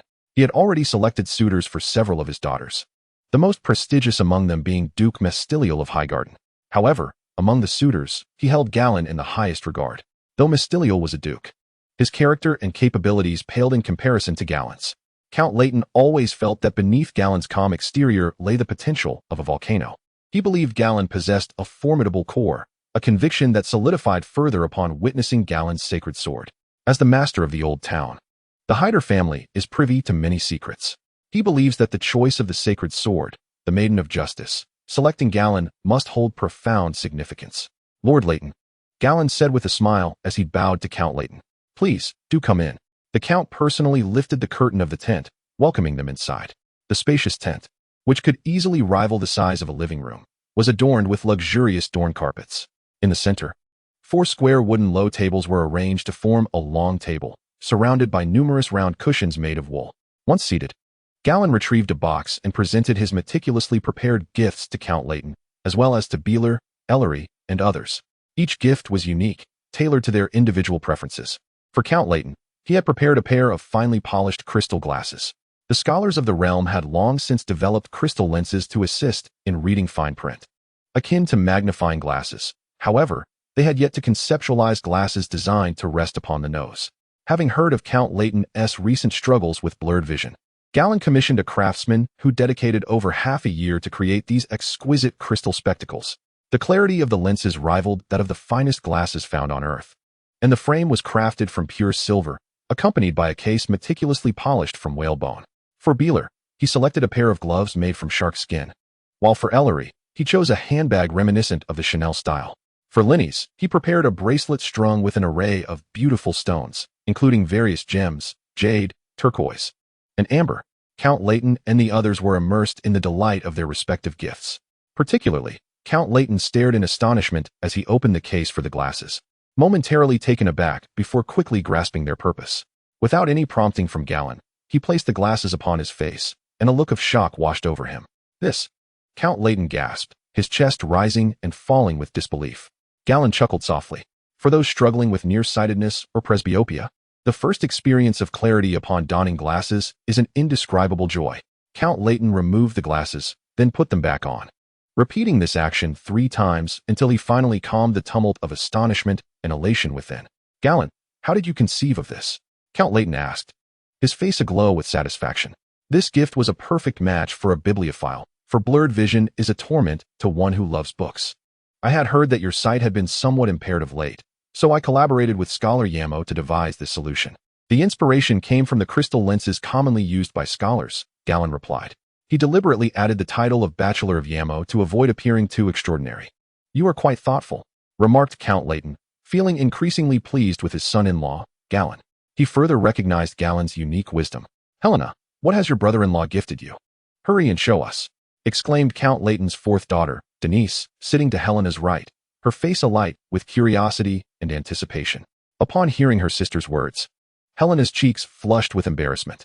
Although she and Galladon had yet to formally engage, her siblings had already begun referring to him as brother-in-law, making her blush even deeper. In her hands, she held a flat wooden box, the gift from Galladon. Helena, do open it. The gifts from your brother-in-law are always exquisite. His for you must be splendid as well, teased her younger brother, Galther, who was 12 years old. Helena, aware of the heat rising in her cheeks, felt shy about revealing her flushed face to Galladon. With her head lowered, she opened the wooden box. Instantly, a necklace adorned with numerous transparent crystals and a dozen blue sapphires of varying sizes, elegantly crafted in silver, emerged before everyone. Wow, what a stunning necklace! Denise was the first to exclaim. Your brother-in-law is so partial. We shall have to make things difficult for you at the wedding, joked Ellery, seated beside Galladon. Helena's eyes were completely captivated by the exquisite necklace. The Harrenhal family boasted a rich heritage, with a vast treasury of jewels. Yet few could rival the beauty of the necklace before her. The sapphires were pure and clear, exuding a noble elegance without being overly ostentatious. No woman could resist such a gift. Helena's heart raced. She understood that such a precious gift was Galladon's way of expressing his esteem and affection for her. The sentiment encapsulated within the gift was far more valuable than the necklace itself. Count Leighton nodded in silent approval upon seeing the necklace. It was worth at least several thousand gold dragons, yet Galladon presented it as a mere courtesy gift to Helena, which greatly pleased him. Typically, even noble families would hesitate to bestow such jewels during an engagement ceremony. Helena, upon marrying Galladon, would undoubtedly suffer no significant grievances. Observing the awe of the Harrenhal family and Helena towards the necklace, Galladon revealed a faint smile. The design of the necklace was inspired by a jewelry advertisement from his previous life, a commemorative piece from Cartier. However, the sapphires used in Cartier's version were neither as grand nor of such high quality. The sapphires adorning this necklace were gathered from the vast inventory accumulated over centuries in the Twilight Hall. When Baron Selwyn learned of this, he merely twitched his lips, but said nothing further. Garin, the gift you bestowed must be personally adorned upon Helena by your own hand, remarked Beller with a playful nudge to Garen's side. The group of young ones gathered around the table nodded in agreement, their faces alight with smiles. Garen could not help but chuckle, casting a resigned glance at Count Leighton, who returned the gesture with a slight smile and a nod, tacitly granting his approval. A wave of joy surged within Garen, for this signified that his father-in-law, Count Leighton, held him in high regard. Otherwise, he would never have consented to such an audacious act of placing the necklace upon Helena's neck. Rising, Garen approached Helena, who at that moment appeared flushed, her cheeks resembling delicate rose petals, enhancing her already exquisite beauty. "Helena," Garen called softly. "Yes?" Helena replied, her voice barely above a whisper. Her head bowed as she shyly presented the necklace's wooden box to Garen, her earlobes tinged with a soft pink. She dared not meet his gaze, casting a fleeting glance before lowering her eyes once more. With a warm smile, Garen took the necklace, then gently encircled Helena's shoulders with his arms as he slowly adorned her with the necklace known as the Heart of the Ocean. Although their bodies did not touch, his proximity felt as if he were embracing her from behind. Garen could distinctly sense the warmth radiating from Helena's body and catch the faint, alluring fragrance that surrounded her. At this moment, Helena's heart raced, her body tense, her face crimson as if it might bleed. Particularly when the cool gemstone of the necklace brushed against her skin, a shiver coursed through her, causing her to lean back slightly, inadvertently making contact with Garen's chest. As he was fastening the clasp of the necklace, Helena leaned back again, her softly golden hair brushing against his face, momentarily taking him by surprise and eliciting a smile. It felt akin to a gentle embrace. Garen's own heart quickened, yet he remained composed as he completed the task of securing the necklace. "Oh," cheered Dennis, Linnes, and Allery, their laughter ringing out in playful jest, both teasing Garen and Helena and expressing their astonishment at how stunning Helena appeared adorned with the necklace.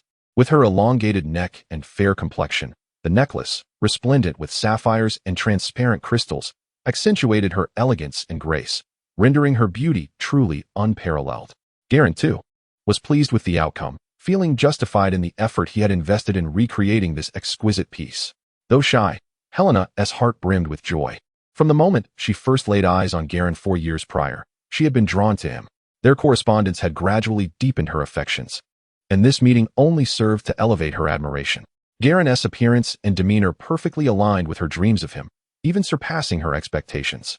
She harbored no dissatisfaction regarding the marriage arranged for her by her father. Presently, her father was pleased with Galladon, as were her siblings, and Galladon appeared to be quite content with her as well. There existed no greater joy than the mutual affection, along with the unwavering support and blessings from family. Yet, among all present, the individual who felt a tinge of disappointment was none other than Ailili. She had no desire to wed the Duke Mysterio, despite his noble status. Mest was a man of feeble character, his emotions easily discernible, utterly obedient to his mother, lacking in personal conviction and significant capability. Although she had only met Mest a few times, Ailili had sensed a profound emptiness within his soul through their limited interactions. In comparison to Galladon, Mest seemed to pale in significance. Nevertheless, Ailili understood that this was her father's decision, and she possessed no authority to refuse it. Moreover, compared to other noblewomen, she was indeed fortunate. With a sense of propriety, Ailili never revealed this inner turmoil. Yet, upon seeing Galladon today and witnessing her sister's genuine joy and happiness, she felt a flicker of envy. How she wished she had been born a few years earlier. For some reason, this thought arose within her. Perhaps if I had been born a few years sooner, my father might have permitted me to marry. Suddenly, Ailili's heart skipped a beat. A flush crept onto her face, and a hint of turmoil flickered in her eyes. How could I entertain such thoughts? Galladon is my brother-in-law, the fiancé of Helena.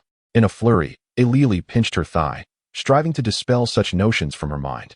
She endeavored to quell her errant thoughts, yet her heart continued to race uncontrollably. Soon after, the servants and maidens of Count Leighton began to prepare lunch to entertain Galladon. Despite being in the wilderness, the servants and chefs of the Hightower family managed to create a splendid array of delectable dishes, and the family dined joyfully. "My Lord Leighton, I must go meet Robert. So I shall take my leave," Galladon said after finishing his meal and resting for a while. "Very well, attend to your affairs," Count Leighton nodded, as he had noble acquaintances to meet that afternoon.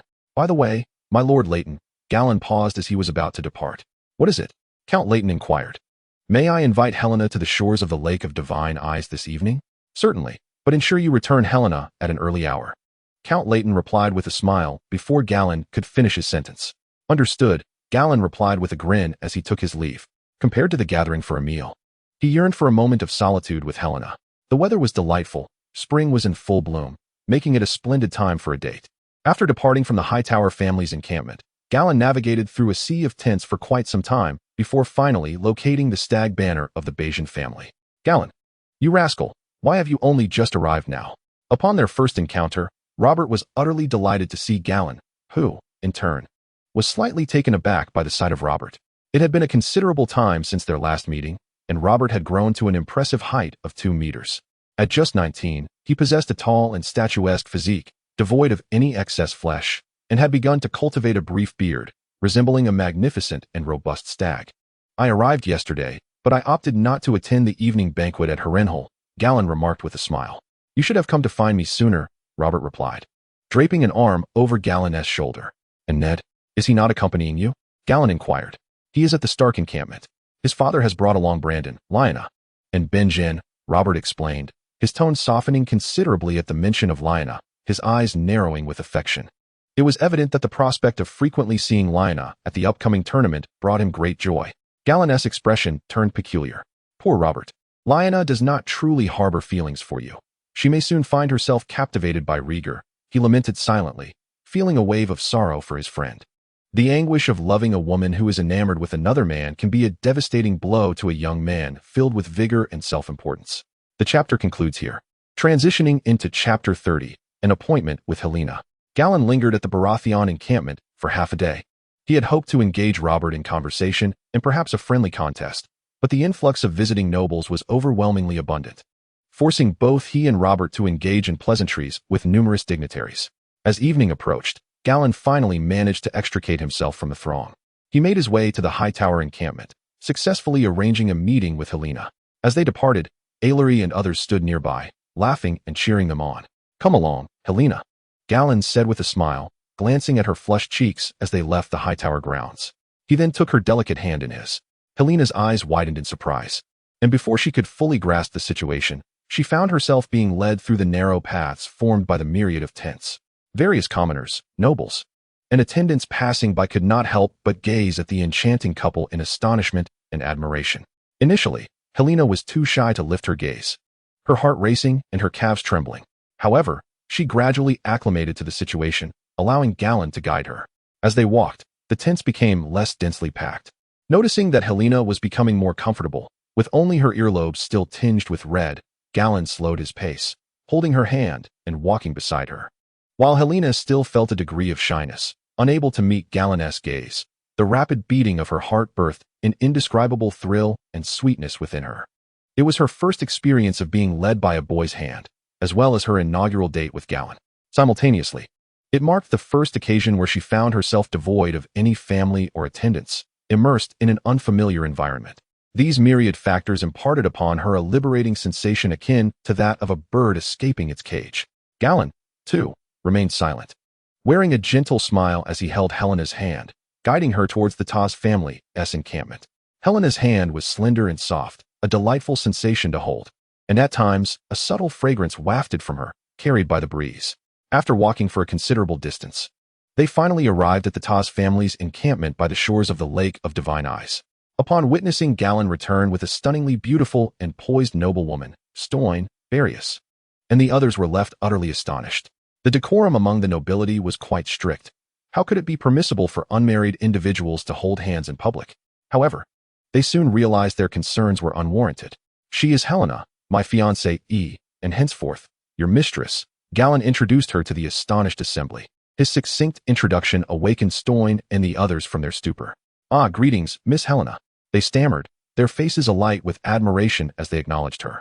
They had heard whispers of Gallan's engagement to Helena, the eldest daughter of Count Leighton from the Hyder family. Helena, upon hearing Gallan refer to her as mistress, felt a rush of warmth flood her cheeks, compelling her to withdraw her hand from his grasp. Yet, Gallan held on firmly, and after a brief struggle, she surrendered to her shyness and turned to Stoyne and the others, offering a soft smile as she greeted them. After exchanging pleasantries, Gallan smiled back, disregarding Stoyne and the others, and led Helena directly to the lakeside. At the lakeshore, numerous black swans glided gracefully across the water, and alongside them was a modest, yet tidy little boat. This vessel, though not particularly elegant, had been rented from nearby fishermen at Gallen's behest, who had also ensured it was cleaned. "Helena, have you ever rowed a boat?" Galladon inquired, looking at her.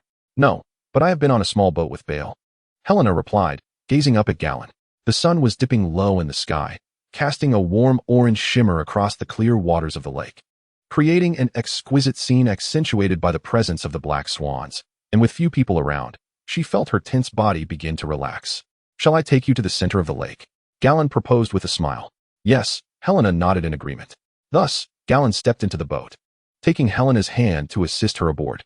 Once settled, he picked up the oars, and the little boat gradually drifted away from the shore, guiding them further from the tent encampment. Helena slowly began to relax, extending her hand to trace delicate patterns across the crystalline surface of the lake. In this era, the lake's waters remain untainted, devoid of any litter, with only an occasional leaf drifting by. The crystalline lake evokes a sense of joy. Galladon chose not to paddle towards the Thousand Faces Isle as twilight descended, casting the lake in darkness, which rendered the return somewhat daunting. Thus, he merely brought Helena to experience the pleasure of rowing. Anchored on the lake, Galladon set aside his paddle, and two black swans, unperturbed by his presence, glided towards him. He then produced some dried fish he had prepared and tossed it to the swans. After several days of feeding, the black swans on Divine Eye Lake had become bolder, swimming right beside the small boat and eagerly consuming the morsels Galladon offered. Helena's eyes sparkled with curiosity. The Hightower family camp was not situated near the lake. Hence she had yet to feed swans by the water's edge. Although the old town also had swans, they were all white. She had never encountered a black swan. With a smile, Galladon handed Helena some dried fish, encouraging her to join in the feeding of the swans. "Helena, do you remember the snake scale you mentioned in your last letter? From the Nofos Hills?" Helena joyfully tossed the dried fish to the swans as she replied, "Yes." Galladon chuckled. "I had someone bring some back from Nofos." "Really?" Helena exclaimed, her delight evident. She had a penchant for cultivating various plants and maintained a dedicated nursery in the old town. She had previously expressed her interest in several flora from the Essos continent, including snake scales. To her surprise, Galladon had remembered and even procured a specimen for her. "Of course, look." Galladon retrieved a pot of snake scales from beneath the boat's storage compartment. It was the very pot that the captain had helped him transplant from Nofos. Initially, he intended to bring back only a dried specimen for Helena, but the captain had given him a whole pot, which he then transported to Hellenberg. After several days of care, the snake scales had regained their vitality and no longer appeared wilted. "How marvelous, it truly is snake scales," Helena exclaimed, holding the pot with sheer joy. She examined the tendrils and leaves, inhaling their fragrance, finding even greater joy than when she fed the swans. Galladon smiled, appreciating her enthusiasm. Helena's passion lay in plants and books. She delighted in researching and cultivating various beautiful flora. Galladon admired this interest, as he too found pleasure in observing plants sprout and flourish, though he preferred to admire rather than nurture them himself. "Galladon, thank you," Helena said after studying the snake scales for a while, her eyes gleaming with warmth as she spoke softly, cradling the pot. The tender light in her gaze surpassed even the sincerity she expressed upon receiving the sapphire necklace that morning. The necklace signified Galladon's affection and regard for her. Yet this pot of snake scales embodied a deeper respect, moving her immensely. "From now on, you need not say thank you to me." Galladon smiled gently and spoke earnestly. Helena, blushing and shy, smiled faintly, understanding Galladon's intent. Sometimes, expressing gratitude may come off as overly formal. A sweet sensation blossomed within Helena's heart. The serpent scale, in truth, possesses a unique efficacy. Noticing Helena's shyness, Galladon deftly shifted the topic. "A unique efficacy?" Helena inquired, her confusion evident. "Indeed, it can be used for brewing." Galladon chuckled lightly, surmising that at this very moment, Count Selwyn was likely engrossed in the art of beer-making within the castle of Mullenhall. "Brewing?" Helena's expression changed, disbelief evident on her face, for she had never encountered such records in her family's collection. "I have already experimented with it and crafted a new type of ale, which I have named beer. In the future, this serpent scale may be more commonly referred to as beer," Galladon remarked with a light shrug. "Beer?" Helena, intrigued, playfully prodded the serpent scale, her curiosity piqued. "Unfortunately, my departure was rather hasty this time. Otherwise, I would have brought some for you to taste." Galladon replied with a gentle smile. "In fact, the upcoming Harrenhal Martial Arts Tournament presents the perfect opportunity for beer's grand debut. However, I was slightly tardy in my invention and forgot to bring a sample with me. Otherwise, I could have introduced it to the Hightower family and discussed the beer's distribution with Count Leighton ahead of time. Gallan elucidated the process of his beer invention to Helena, who was utterly astonished. She had never imagined that such a small serpent scale could wield such a marvelous effect on brewing. Gallan then regaled Helena with tales of the wondrous flora of Essos, such as the ghost grass that exudes a deathly aura, pale as milk glass, glowing in the night, and the black bark tree, which yields a blue liquid from its leaves, bestowing an eerie hue upon one's lips. Helena listened, utterly enchanted. These extraordinary plants were scarcely seen in Old Town, and many from the continent of Westeros could only be glimpsed in books, for the climate of Old Town was not conducive to the growth of all flora. How I wish I could visit Essos, Helena exclaimed involuntarily. Yet, as soon as the words left her lips, she promptly clamped her mouth shut, cautiously glancing at Gallan, fearful that he might disapprove. Nobles typically preferred their wives to remain close to home, managing the household and fostering relationships with other noblewomen, which was deemed their duty. If you desire it, I shall take you there one day, Gallan said with a smile directed at Helena. Over the years, he had studied Valyrian under the tutelage of Maester Aemir, partly in preparation for dragon riding, and partly as preparation for his future journey to Essos. Once he and Helena were wed, he could undoubtedly take her on an adventure through the lands of Essos. Certainly, there exists a more convenient and swift method of traversing the realms, riding upon a dragon, whisking Helena away on adventures. With a dragon at his command, he could venture wherever his heart desired. Chapter 31. The arrival of the Mad King Aerys, is it true? Helena exclaimed, her eyes shimmering with wonder.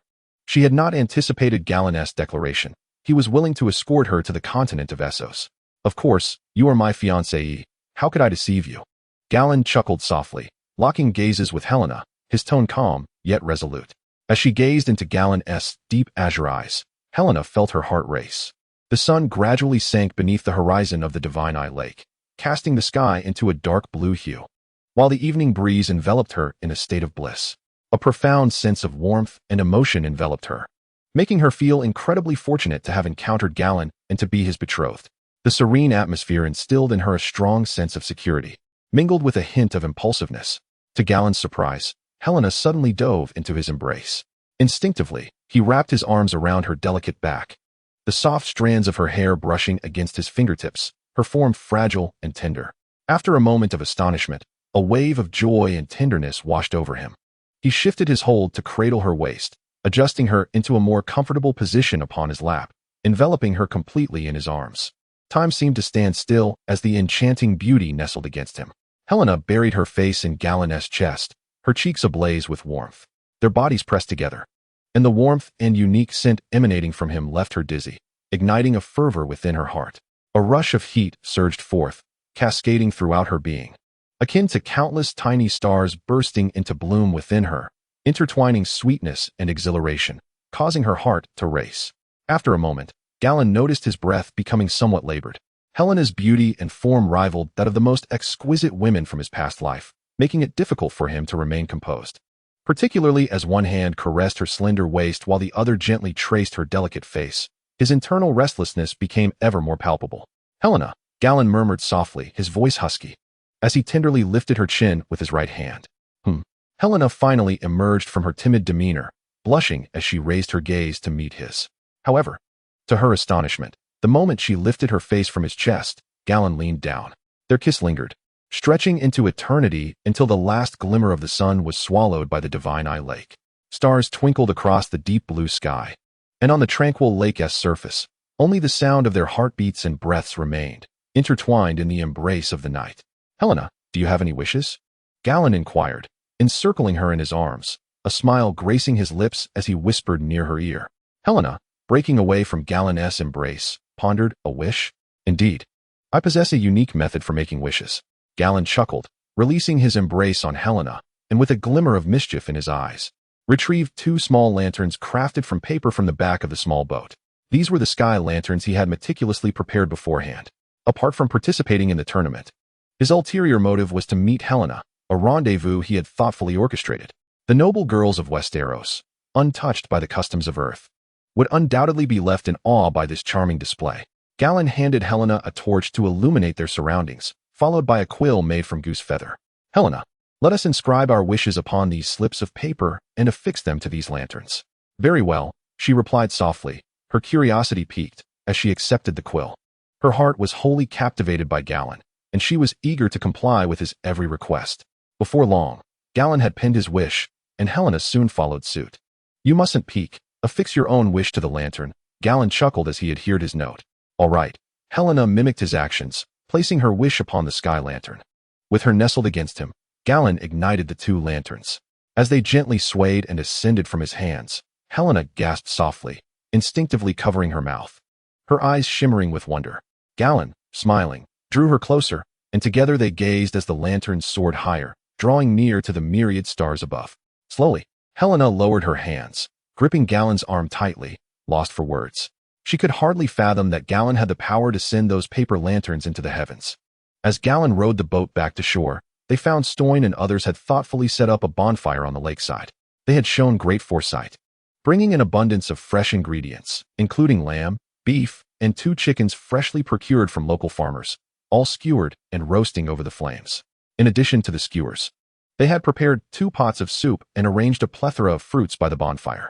The enticing aroma of the food wafted through the air, and when paired with the vibrant fruits, it created a delightful atmosphere. Galladon and Helena joined the others in relishing this sumptuous picnic. After enjoying the barbecue, Galladon did not insist on Helena lingering any longer. The hour was late, and he feared that her elder brother, Baelor, would soon come searching for her. After escorting Helena to the Hightower family's tent, just before entering, Galladon pulled her aside in a dimly lit corner for a brief moment of intimacy. Only then did he lead her into the Hightower encampment. True to form, they were met with the cheerful, teasing glances of the Hightower family. Helena, her cheeks flushed, greeted Count Leighton before hastily retreating to her tent. Her sisters, Ellery and the others, erupted into laughter as they followed her in to tease her. Galladon and Baelor engaged in conversation with Count Leighton for a while longer before returning to the Tar's family encampment. Upon arrival, Galladon stretched his limbs and commenced his training on the verdant grass by the lakeside. Harrison and Peake, upon witnessing this, promptly joined him. After their session, Galladon rinsed off with some lake water. His robust physique rendered him impervious to the chill of the cold water. The following day, Galladon rose early, for it marked the commencement of the grand tournament. The cacophony emanating from the tinted expanse by the Eye of God Lake was palpably more pronounced. Excitement coursed through all as they eagerly anticipated the day's events. As the gates of Harrenhal opened, the throngs began to converge towards the tournament stands. However, before the host of the tournament, Count Haon, could make his appearance, a thunderous clatter of hooves echoed from the distant King's Road. The sound suggested that at least 100 horses were galloping in unison. Galladon and his companions turned to gaze towards the south, where dust billowed from the King's Road. Could it be Duke Tywin arriving with the Knights of the West? Nearby, numerous nobles and knights began to speculate. Surely not. The nobles from the west arrived just days ago. Could it be Prince Doran of Dorne? As the crowd engaged in their conjectures, a black banner emblazoned with a blood-red, 3-headed dragon emerged from the swirling dust. Upon sighting this iconic standard, shock swept across the faces of all present, and an abrupt silence enveloped the gathering. This was the banner of House Targaryen. Yet, Prince Rhaegar had arrived 4 days prior. The only remaining possibility dawned upon the assembled nobles, who swallowed hard in disbelief. The king had come. When the distinctive white-clad Kingsguard appeared, the collective speculation was confirmed. The king had arrived. Clear the way. The ground trembled under the weight of the unfolding spectacle. Witnessing this, Prince Rhaegar's handsome visage betrayed a flicker of astonishment and incredulity. The expressions of several dukes, Robert, Mace Tyrell, Rickard Stark, Jon Arryn, and Hostut Tully, shifted dramatically. The countenances of numerous lords also transformed. They had never anticipated that the Mad King Aerys would arrive so unexpectedly on the very day of the tournament's opening. This left them somewhat unprepared. They had intended to discreetly discuss certain matters during the evening's opening banquet for the tournament. With Aerys' sudden arrival, such discussions were now rendered impossible. No wonder Duke Tywin had yet to arrive. It seemed events in King's Landing had taken a turn. The nobles' faces paled as they confronted this unforeseen development. Unbeknownst to some unsuspecting knights, commoners, and merchants, the king, despite his madness, remained a sovereign. His presence at this martial tournament underscored its grandeur, prompting enthusiastic cheers from the crowd. Among them, Galladon blended in, a subtle smile gradually forming on his lips. The spectacle was about to commence. This was his inaugural encounter with the Mad King Aerys. As the royal carriage drew closer, Count Haon, visibly anxious, hastily emerged from the gates of Harrenhal with his knights. The turmoil in his eyes and the cold sweat beating on his forehead were unmistakable. When the king's entourage came to a halt, Count Hien rushed to the colossal carriage drawn by 8 horses, kneeling respectfully. "Your Majesty, the Hien family welcomes your arrival." A servant pulled open the carriage door, and a figure emerged. He regarded Count Hien from a lofty height, emitting a disdainful snort before uttering, after a prolonged silence, "Rise." Upon glimpsing the king's appearance, both nobles and commoners alike were taken aback. The king's image was astonishing. His nails were long and yellowed, his beard tangled and unkempt, and his hair twisted like a rope, unaccustomed to grooming. Even though he adorned himself in splendid attire, it could not conceal his disarray and weariness. This was their king? Many who had never laid eyes on the monarch shared an unspoken thought. Chapter 32, Riga, Halandred, and Lyanna the king's arrival disrupted all plans. No one knew whether Illyris, the Mad King, had discerned their schemes, nor could they fathom if he had any ulterior motives in store. Consequently, the great nobles tacitly opted for silence. Elevating Riga to power would merely embellish the situation. However, should Illyris catch wind of their intentions, they risked dire consequences. Thus, apologies. Prince Riga, it seemed prudent for you to retire and rest. The grand nobles resolved to remain tight-lipped, treating the Hellenberg martial tournament as a mere contest of skill. In this peculiar atmosphere, Count Hien, steeling himself, commenced the tournament according to the established protocol. The first day was primarily dedicated to arranging seating for the nobles, announcing participants, outlining the competition process, and detailing prize distributions. This Hellenberg martial tournament was unprecedentedly grand, introducing not only traditional jousting and team events, but also axe throwing, horse racing, and solo combat. The announcement elicited cheers from the spectators. For the more events there were, the greater the spectacle. Galladon registered for the highlight event of jousting, as well as the archery competition. Registrations continued throughout the morning and into the early afternoon. Subsequently, Count Hien organized the seating arrangements for the nobles and knights. The Riverlands family constructed an expansive rectangular arena outside the southern gate of Harrenhal, flanked on either side by 2 wooden grandstands, extending a total of 7 tiers over a length of 800 meters. The seats allocated to the Tarth family were situated alongside the Stormlands nobility, positioned near the center, affording them a clearer view of the most thrilling moments during the jousting matches between the knights. Thus, the first day concluded in a bustling, yet somewhat chaotic manner. As twilight descended, Harrenhal became particularly lively. For that evening, the Great Hall was set to host a grand opening banquet for the tournament. This banquet brought together nearly half of the nobility of Westeros, with the king himself in attendance. It was truly an unprecedented gathering, unparalleled in recent decades. For only Harrenhal's Great Hall could accommodate such a multitude of nobles. Even King's Landing lacked a hall of this grandeur. With such a multitude of guests, the servants of Harrenhal were kept exceedingly busy. The Earl of the Riverlands even had to borrow numerous servants from nearby nobles and hire many sturdy women to manage the overwhelming demands. Meanwhile, on Galen's side, preparations were underway within the camp's tent. "My lord, which outfit would you prefer?"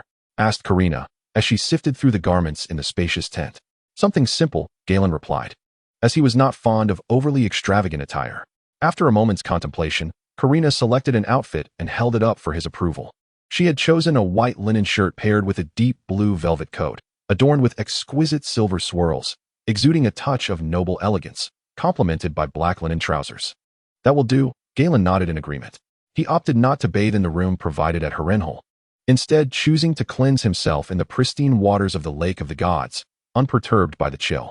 Following his wash, unlike many other nobles who slathered themselves in perfumed oils or lit incense in their chambers, he believed that cleanliness sufficed. After all, those who held disdain for you would find fault regardless of how fragrant you smelled. With Karina's assistance, Galen donned his selected attire. "How do I look?" he inquired, standing before her for her assessment. This evening was a significant event for the nobles of Westeros, and he wished to maintain a respectable appearance. "You look splendid," Karina replied softly, her lips pursed with a smile as she admired Galen's tall figure. His handsome visage was accentuated by the golden hues of the setting sun, stirring within her an inexplicable flutter, causing her cheeks to warm and her lips to involuntarily curl into a smile. Quickly, she lowered her gaze in an attempt to conceal her undeniable awe. "Very well," Galen said with a smile, nodding before stepping out of the tent. He glanced at the sky, sensing that the hour was still early. Thus, he resolved to first visit the Hightower family encampment, before proceeding to the Hall of 100 Fires alongside Count Leighton and the others. "My lord, may I accompany you?" Barros inquired with a playful grin. This evening's banquet was reserved solely for nobles and knights. Although he was not a knight, as Galladon's protector, he would be assigned a special table for guards should he attend. What? Do you wish to join in the revelry? Galladon chuckled. Barros, an exceptional archer, had an insatiable passion for sampling fine wines. The upcoming Harrenhal banquet was grand in scale, with the riverbank earl preparing dozens of exquisite wines to cater to the tastes of nobles from various lands. Barros was evidently eager to indulge.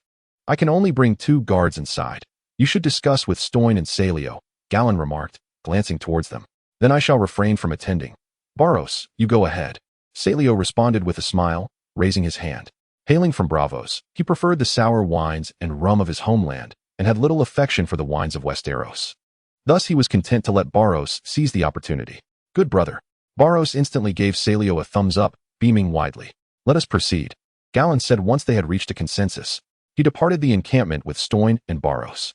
Upon leaving the camp, they passed through a small grove, where the transition of seasons was evident in the vibrant blooms that adorned the landscape. Galladon pondered for a moment and decided to gather some flowers to present to Helena. The blossoms near Harrenhal should certainly pique her interest. My lord, when do you and Miss Helena plan to wed? Stoyne asked, plucking a flower resembling a tulip with a smile. It may still be 2 years hence, Galladon replied with a chuckle. In truth, if they expedited matters, he could wed Helena after the Harrenhal tournament. After all, Helena was already 15, and in Westeros, it was customary for noble girls to marry at that age. Aelary, for instance, was likely to wed Mestral in the latter half of the year, as he was already in his 20s, and the Queen of Thorns was eager to see her married. However, Galladon was in no rush. He was acutely aware that the War of the Usurper would likely erupt within a year. When the chaos ensued on the continent of Westeros, he would undoubtedly fight alongside Robert. In the coming period, he needed to diligently enhance his own strength and expand his influence. Marrying Helena at this juncture would only hinder his progress. It would be wiser to wait until the war concluded, at which point he would have garnered significant achievements and renown, and then unite with Helena. By then, she would be nearly 17, a fitting age for marriage. As Galladon was plucking fresh fruits, he suddenly heard a haunting melody from a harp, the notes lamenting and enchanting. Galladon, along with Stoyne and Barrios, exchanged glances and followed the sound. Soon, they found a strikingly handsome young man dressed in noble attire, with indigo eyes and cascading silver hair, playing the harp upon the grass. Upon sighting this individual, Galladon's brow furrowed. Rhaegar? He was taken aback to encounter Rhaegar here. The silver-haired beauty was indeed Rhaegar Targaryen. Galladon had seen Rhaegar earlier at the opening ceremony of the tournament, thus he recognized him instantly. The opening banquet was soon to commence. Yet Rhaegar was not alongside Illyris or his wife, Elia, but here, playing the harp, which spoke volumes of his solitude. The footsteps of the trio caught Rhaegar's attention, and he turned to look at them. Prince Rhaegar, it is a privilege to meet you here, Galladon said, placing his hand over his heart and nodding slightly in greeting. Stoyne and Barrios also bowed gently. Rhaegar ceased his harp playing. And you are? He inquired with a hint of curiosity, as Galladon's noble visage and attire were unmistakable, exuding a distinct aura. I hail from House Targaryen of the Twilight Hall, and I am Galladon Targaryen. He introduced himself. Galladon Targaryen? I am aware of you, Rhaegar replied, a warm smile gracing his features. I have heard that you have discovered the legendary Maid of Justice. Galladon nodded, but chose not to elaborate. He preferred not to discuss the Maid of Justice with everyone he met, and he was pressed for time to reach the Hightower camp, leaving little room for idle conversation with Rhaegar. My apologies for intruding upon your playing, Rhaegar remarked, sensing Galladon's lack of enthusiasm and his own disinclination for further conversation. He smiled gently and prepared to take his leave. This caught Galladon off guard. They were the ones who had interrupted Rhaegar's harp playing. Yet it was Rhaegar who first offered an apology.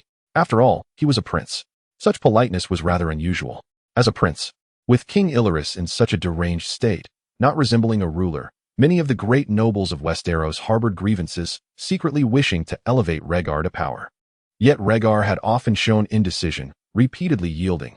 Even when his father Illyris harbored distrust and animosity towards him, he did not rise up in rebellion. Ultimately, he eloped with Lyanna, leading to a catastrophic downfall of the Targaryen dynasty. In truth, his tragic fate was entirely of his own making, driven by his character. Had he possessed the determination of Aegon II, he could have imprisoned his father and usurped the throne, regardless of his actions. The Targaryen dynasty would not have crumbled so swiftly. The throne lay before him, yet he shunned it, yearning instead for his father's love and approval. A harmonious family life held no allure for him, What he sought was love and freedom. Ultimately, he gained nothing. His father perished, the dynasty crumbled. His wife was brutally slain, his children met untimely ends, and the woman he adored died in childbirth. With a hand dealt by fate that was woefully inadequate, he played his cards poorly. Such a man elicited not an ounce of admiration from Galladon, who regarded him as nothing but a pure nuisance, a complete failure. Galladon politely nodded towards Riga, intending to resume his task of gathering. However, a sudden uproar of shouts and scuffles erupted from the nearby woods, causing Riga and Galladon to furrow their brows and glance toward the commotion. Exchanging a knowing look, they moved in unison to investigate the disturbance. Peering through the dense underbrush, they observed 3 tall, youthful knightly attendants menacing a small, slender boy clad in a green robe and gray linen garments. The boy, appearing to be around 14 or 15 years of age and standing at approximately 1.60 meters, wielded a trident but was quickly encircled by the 3 larger, robust attendants, who were about 15 or 16 years old. With your stature, you dare to claim noble lineage? How laughable! I am but a knight's squire, and yet you, little runt, have the audacity to boast. One of them jeered. Let us teach him a lesson and shatter his teeth.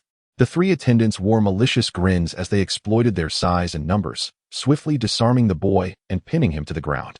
Riga's brow furrowed deeply, his eyes glinting with anger.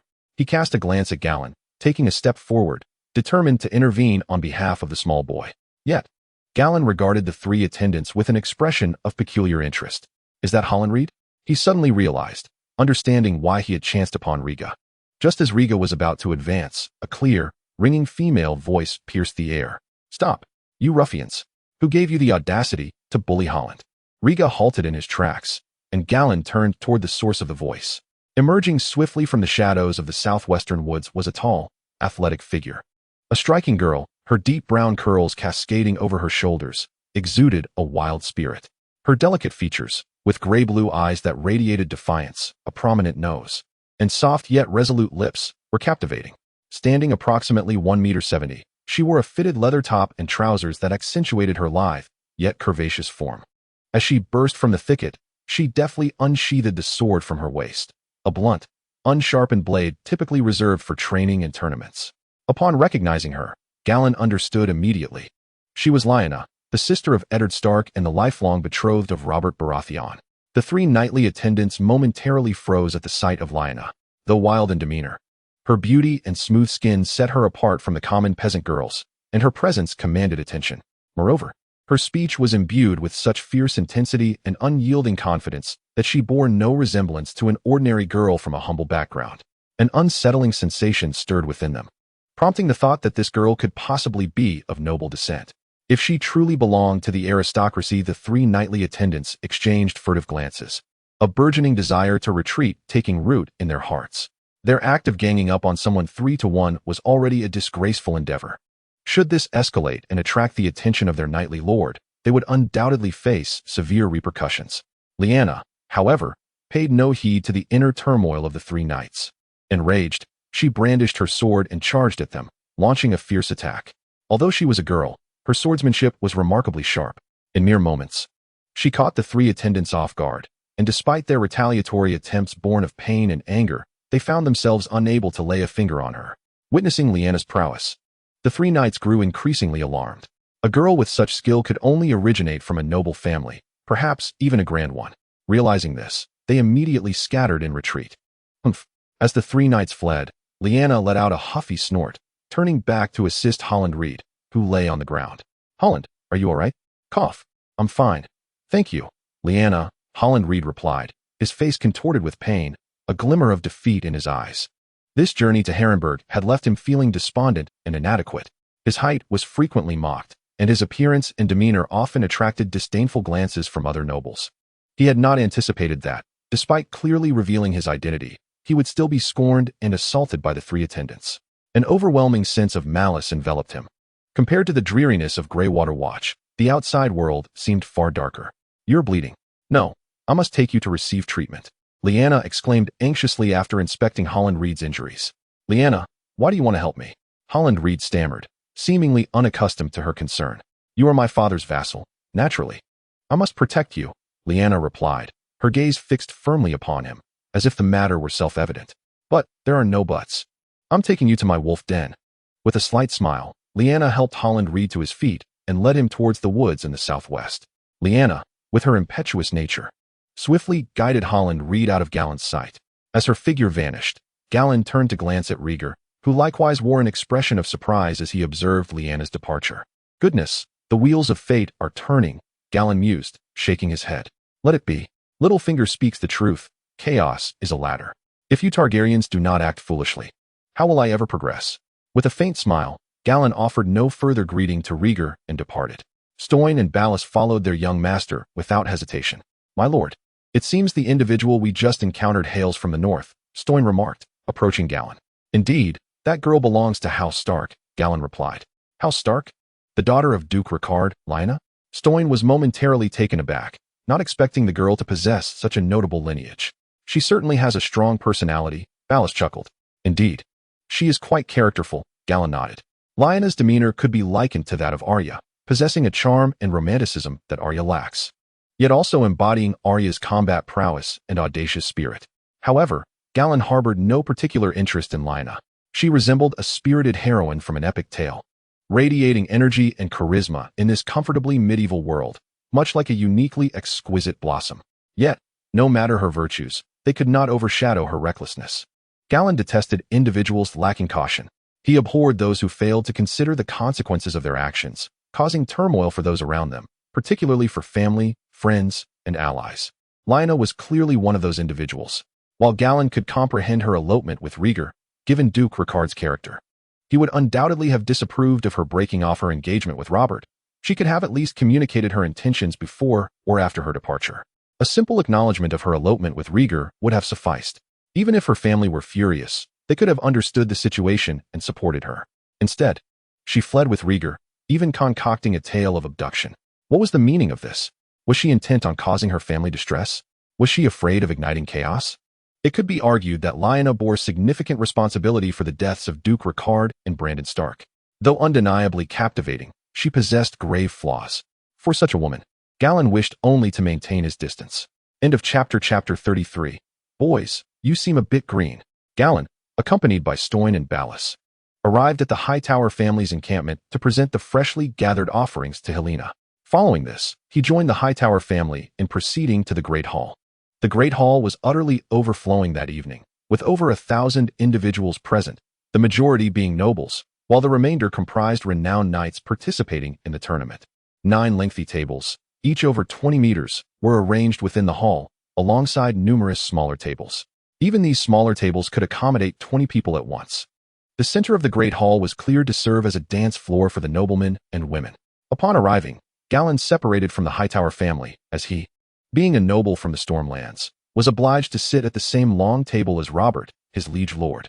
Gallion, you came specifically to see your fiancée, did you not? As the heir of the Tarth family, Gallion was in close proximity to Robert. Upon sitting down, Robert immediately approached, winking mischievously. He had just witnessed Gallion engaged in lively conversation with Helaena and Count Leighton as they entered the hall. Gallion chuckled lightly. Do not slander me. I am here to participate in the tournament. Robert flashed a grin and rolled his eyes. I trust you as much as a ghost. Are you not also here for the tournament? Gallion retorted. Robert, somewhat resigned, realized that Gallion was using magic to outweak magic. His true desire was to see Lyanna, making the tournament a secondary objective. Of course, I am here for the tournament, Robert declared with feigned righteousness. Gallion nodded. Indeed, we are both men of Sigma. Their eyes met, and they stifled laughter. After conversing with Robert and the nobles of Storm's End for a while, the Mad King Aerys made his entrance, accompanied by several ministers. Gallion immediately spotted a bald man with no facial hair, clad in a silk robe, who perpetually wore a smile. Gallion, that is Varys, whispered Count Emmons of Greenstone Keep beside him. Count Emmons, nearing 50, was Robert's grandfather. Greenstone Keep, like Tar's Island, was an island of Storm's End, albeit only a quarter the size of Tar's Island. The Emmons family maintained cordial relations with the Targaryens and the Tar's family, often intermarrying. That insufferable eunuch is always scheming behind our backs, muttered Ellen Emmons, Count Emmons' son. Perhaps the reason the king has come to Harrenhal is due to their machinations, remarked Lord Caspian of Rainhouse. His gaze was fixed on Varys, as well as the Minister of Finance, Carleton Chastard, the Minister of War, Lucerys Valerion, and the Minister of Justice, Simon Stanton. However, the object of his most intense disdain was a man clad in a white robe. with brown curls and a peculiar necklace of runestones around his neck. This man was named Wystan Rosart, a pyromancer. Rosart enjoyed Aerys' utmost trust, having been granted the title of honorary noble lord and a seat in the royal council. Lord Caspian's animosity toward Rosart stemmed from Aerys' recent policy of replacing all death penalties with executions by wildfire. Aerys and Rosart took perverse pleasure in burning criminals alive, a spectacle that the nobility of Westeros found utterly intolerable. Not long ago, a member of House Wilder was executed by Rosart for incurring Aerys' wrath in King's Landing, reportedly reduced to a charred skeleton, a sight too ghastly to behold. Garren gazed upon the infamous pyromancer, yet his mind wandered to other contemplations. Alchemists are indeed rare talents, and this Rosart possesses an exceptional prowess in the creation of wildfire. Garren held a keen interest in wildfire. The original text vividly illustrated its formidable lethality during the battle at Blackwater Bay, with Tarth Island perched in isolation above the narrow sea. Its primary force in the future would undoubtedly be its navy. Should he master the art of wildfire production, it would undoubtedly enhance the destructive capability of his fleet exponentially. The combination of catapults with wildfire might even grant the ships the ability to engage in long-range assaults, Garren mused. In this era, naval forces lacked effective long-range offensive capabilities, relying at most on a couple of ballistae at the prow or soldiers launching rockets. However, these methods lacked substantial lethality when actual encounters occurred at sea. Close-quarter combat was the norm. This was truly primitive and inefficient. If wildfire could be integrated into naval warfare, Tarth Island's fleet might leap forward into a new era. As Garren contemplated this, his mind began to devise a plan. Before long, the Mad King Aerys grandiloquently proclaimed the commencement of the feast, instantly igniting a vibrant atmosphere within the hall. Naturally, a banquet of such magnitude would not be limited to mere indulgences. Performances were an essential component. Under the introduction of Count Riverine, Rhaegar appeared gracefully, harp in hand. He performed an exquisitely beautiful melody, captivating the multitude of noble maidens who gazed at him with wide-eyed admiration. His striking features, melancholic demeanor, enchanting harp notes, and noble lineage rendered him irresistibly attractive to the ladies. Garren harbored a certain disdain for Rhaegar, yet it did not impede his appreciation for the music. The notes from Rhaegar's harp were laced with a profound sense of fate's melancholy and introspection, far surpassing any melodies he had previously encountered. Garren found himself nodding in acknowledgement. Viewed from a non-omniscient perspective, Rhaegar indeed possessed remarkable talents. His martial prowess, striking beauty, and exceptional artistic sensibilities were all noteworthy. Most significantly, he was a prince, an archetype of a protagonist in a tale. A glance at Robert revealed his stern countenance, darkened by discontent as he watched Rhaegar. Robert remained haunted by the death of his parents, unable to forget that the Targaryen duo had orchestrated their demise. Alongside his hatred, Robert's gaze was tinged with resentment towards Rhaegar. He could not abide the prince's refined and elegant demeanor. To him, a man should indulge in hearty drink and robust feasts, exuding a rugged and forthright nature. Rhaegar's comportment struck him as excessively affected. Garren surmised Robert's thoughts and shook his head. "Oh, Robert, you fail to comprehend that women are indeed enchanted by Rhaegar's charm." Garren's gaze drifted afar, seeking out the long table where the northern nobles were seated. Indeed, amidst the bustling crowd, he beheld the figure of Lyanna. At that moment, she was gazing intently at Rhaegar, utterly absorbed, and even shed a few tears, moved by the emotions conveyed in Rhaegar's music. "Rob, you seem a bit green," Galen remarked, shaking his head at the oblivious Rob. Just moments prior, Rhaegar's gaze upon Lyanna in the woods had unmistakably revealed his attraction to her distinctive character. Now, Lyanna found herself entranced by Rhaegar's appearance, charisma, and music. It seemed that all it would take for these two to ignite a fervent connection was a single opportunity for emotional entanglement, much like moths drawn to a flame. Chapter 34. Inviting my fiancé to dance. How many heads do you have? Rhaegar played the harp, and Banyan noticed the tears that had fallen from Lyanna's eyes. Rarely had Banyan witnessed Lyanna in tears, prompting him to mock her immediately. In response, Lyanna splashed a drink over his head. Duke Rickard, Brandon, and Eddard observed the scene with incredulity. "Lyanna, mind your manners." Duke Rickard admonished his daughter with a stern glare. "And you, Banyan, behave yourself." Once Rhaegar concluded his performance, others quickly took to the stage, and the atmosphere grew increasingly lively. As the music swelled, Count Hightower announced the commencement of the ball. Soon, young nobles approached their desired ladies for a dance. Under Galen's watchful gaze, Rob cleared his throat and, with a wavering gaze, made his way toward the Stark family's long table. He felt a pang of guilt for having been so brash with Galen just moments before. Yet now he was eager to seek Lyanna for a dance. Galen disdainfully watched Robb depart. He observed that, despite her hesitation, Lyanna accepted Robb's invitation to dance. Witnessing this, Galen shook his head in disbelief. He became increasingly convinced that Lyanna was not an honorable woman. Had she opposed Robb out of disdain prior to encountering Rhaegar, steadfastly refusing him and even contemplating leaving home, she would undoubtedly be regarded as an enlightened figure among the women of her time. However, accepting Robb's invitation indicated she was still weighing her options. Was she not merely seeking a better alternative? It was only upon confirming the possibility of being with the superior and more desirable Rhaegar that she would abandon her engagement to Robb. This led to a troubling conclusion.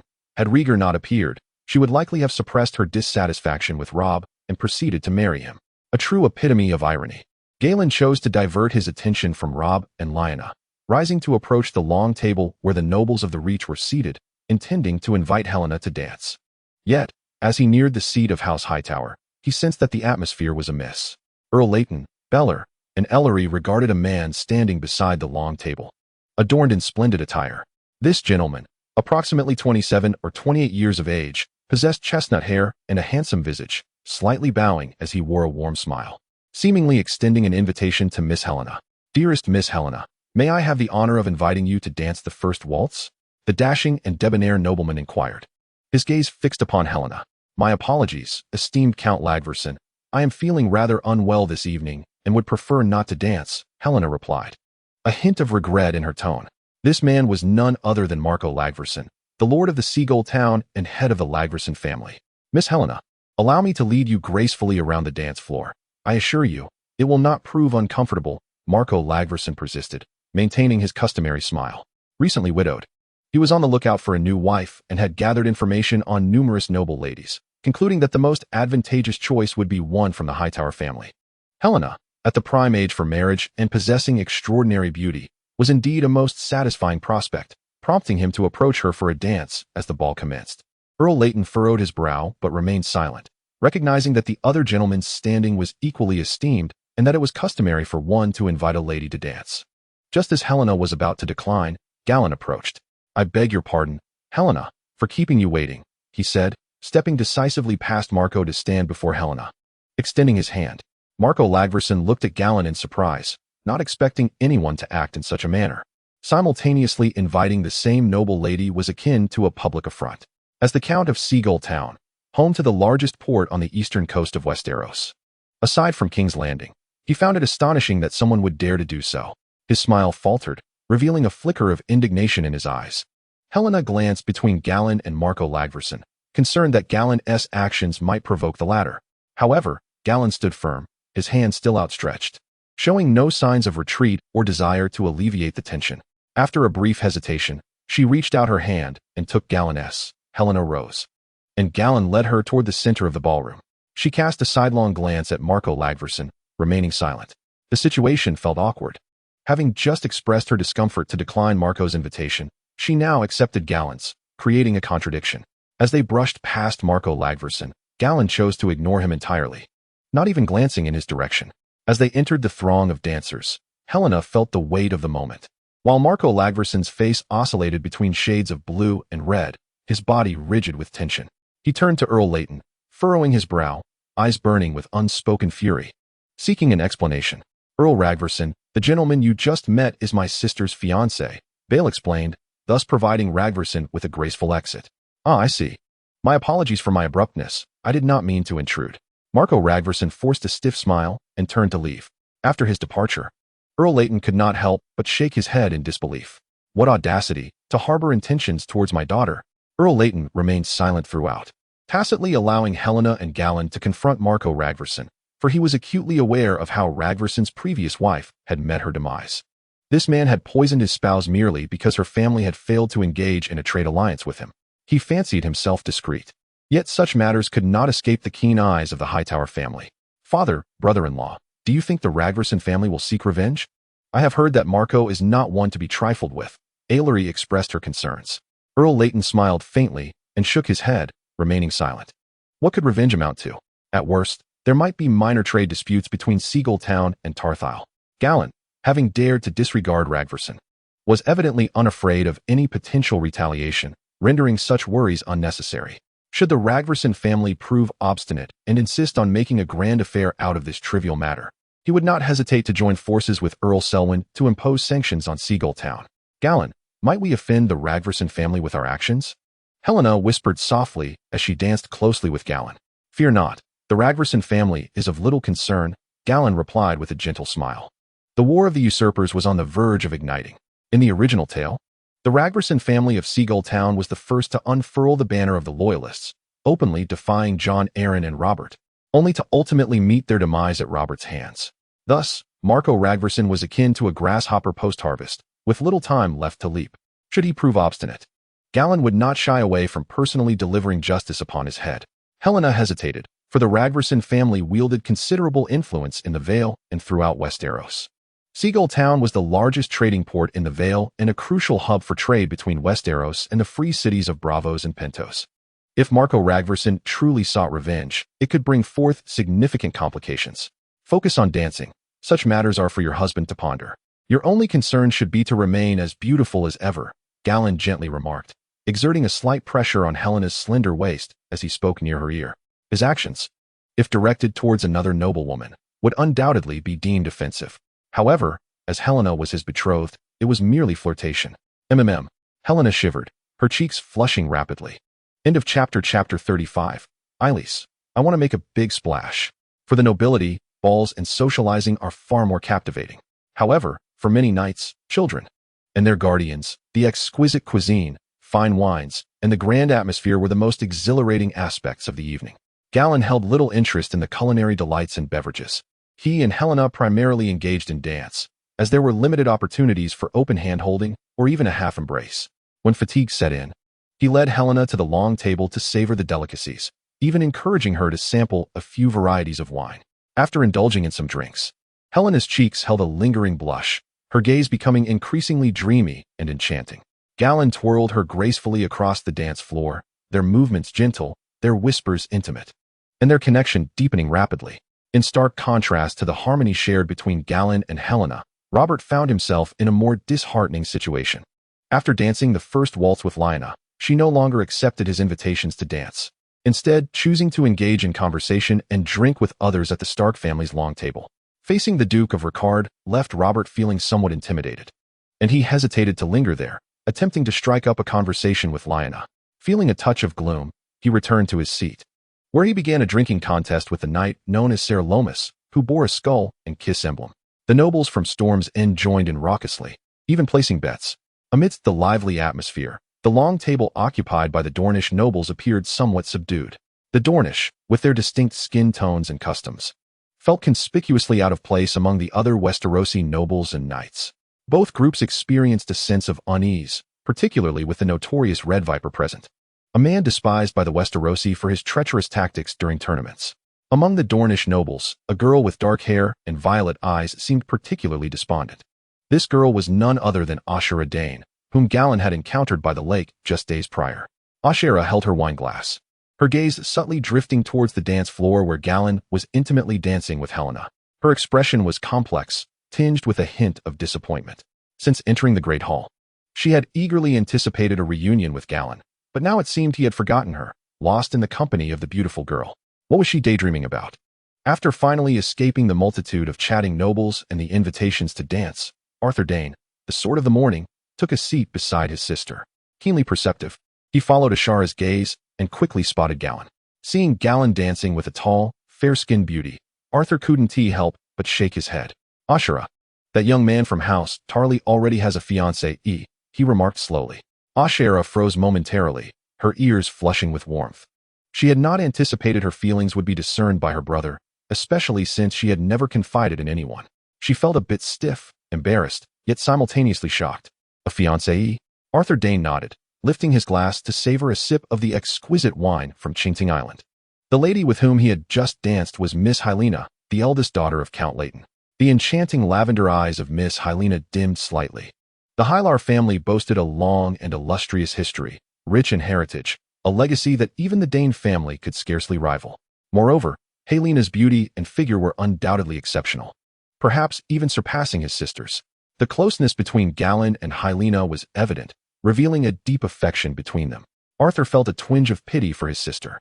The young man named Galladon was indeed remarkable in character, talent, lineage, and appearance. Without a betrothal, he would have been a perfect match for Ashera. However, he was already promised to another, and that reality rendered any possibility futile. Arthur's candid remarks to Ashera were intended to help her relinquish any lingering hopes. "Brother, what are you saying? I merely indulged in too much wine and felt a bit dizzy, but I have already recovered." Ashera smiled faintly at Arthur. "Besides, I am Ashera from Starfall City. We girls of Dorne dare to love and hate boldly. If he has a fiancée, so be it. I shall surely find a husband more worthy." Ashera stood up, forcing a cheerful facade. "Very well." Arthur Dane sighed in relief. This was the right attitude. "Brother, come dance with me." Ashera grasped Arthur's hand eagerly. "Of course," Arthur replied, accompanying his sister to the dance floor. Ashera, clad in a resplendent purple evening gown and red high heels, adorned with delicate black lace gloves, looked striking and vibrant. As she danced with Arthur, she quickly became the center of attention in the ballroom. Galladon, too, was momentarily captivated by her as she gracefully brushed past him, but that fascination lasted only an instant. He offered Ashera a polite smile before returning his focus to Hylena. Ashera, witnessing Galladon's reaction, felt a profound disappointment wash over her. She hastily concluded her dance. Yet, before she could return to her seat, numerous nobles and knights approached her for a dance. Ashera glanced at Galladon, only to see him deeply engaged in conversation with Hylena, their foreheads nearly touching. Among those requesting a dance was Balistan Selmy, who, like her brother, wore a white robe, tall and dignified. She smiled gently at him and extended her hand, accepting his invitation. With delight, Balistan took Ashera's hand, leading her to the dance floor, where he danced with a mix of eagerness and shyness. In the rhythm of the dance, Ashera gradually released the pent-up frustration within her. The fervor reflected in Balistan's eyes helped her regain a measure of confidence. After completing a dance with Balistan, Ashera promptly accepted an invitation from John Clinton for another dance. Subsequently, Ashera danced with numerous nobles and knights, her graceful figure and exquisite visage becoming the focal point of the banquet. Even Oberon, unable to resist, joined Ashera for a dance. At this moment, Galladon had returned to the long table of House Hightower with Helena, engaging in jovial conversation and savoring delectable dishes alongside Allery, Lyness, and others. Meanwhile, the contest between Robert and the Knight of the Kissing Skull, Sir Lomos, finally reached its conclusion.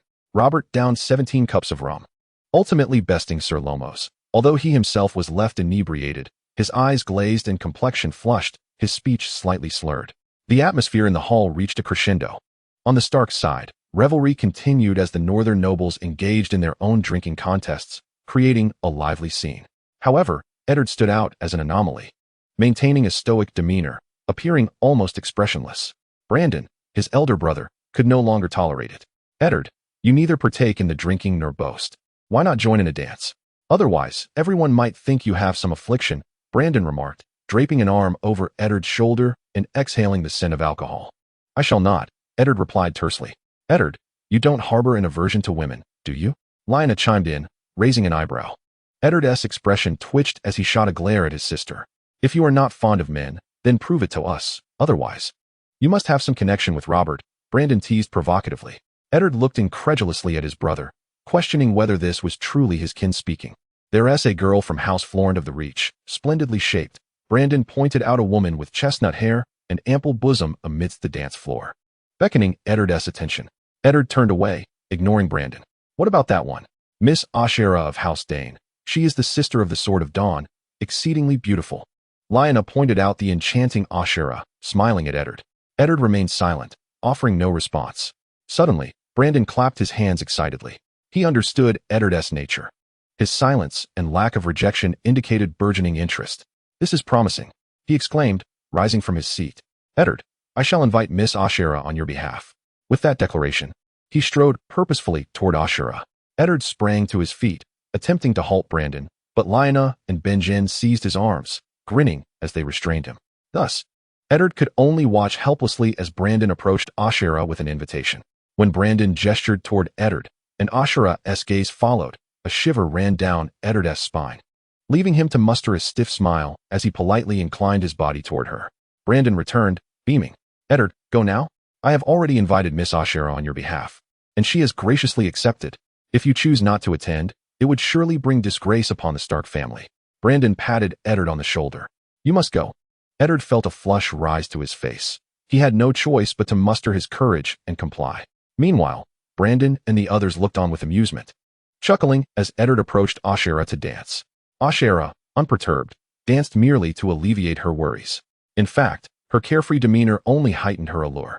Eddard, somewhat apprehensive, completed a dance with Ashera. Upon returning, he could still hear the rapid beating of his heart amidst the clamor of the hall.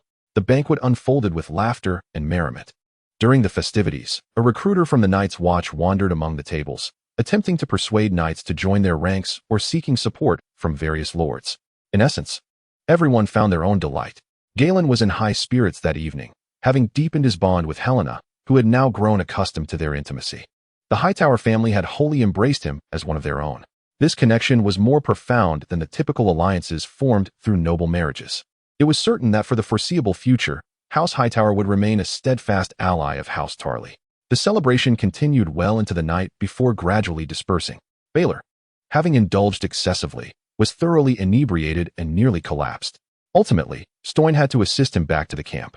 Along the way, Baelor, with bleary eyes, kept exclaiming about the fine wine, leaving Galen and Stoyne in a state of bemusement. The opening banquet of the tournament at Harrenhal was overall quite successful, and the Mad King Aerys did not dampen the festivities. This event would undoubtedly become a significant chapter in the memories of the nobles and knights of Westeros. However, it was clear that the Mad King Aerys could not maintain such amiability indefinitely. The following morning, just before the tournament officially commenced, he had a moment of great relief. Outside the walls of Harrenhal, under the gaze of tens of thousands, the tournament was poised to begin. Aerys, as king, delivered a brief address. Just as the crowd anticipated his declaration to officially commence the tournament, he suddenly shifted his tone and proclaimed, "On this momentous day, I wish to announce an important piece of news." Jaime Lannister stepped forward. At Aerys's command, Jaime, clad in bronze and gold armor, with golden hair, a tall stature, and a handsome visage, emerged from the crowd and made his way to the grassy area before King Aerys' dais. He walked with confidence, yet his eyes sparkled with excitement and anticipation, clearly aware of what the king was about to reveal. The assembled nobles were left bewildered, uncertain of the king's intentions. The absence of Duke Tywin at Harrenhal has already hinted at an unsettling atmosphere.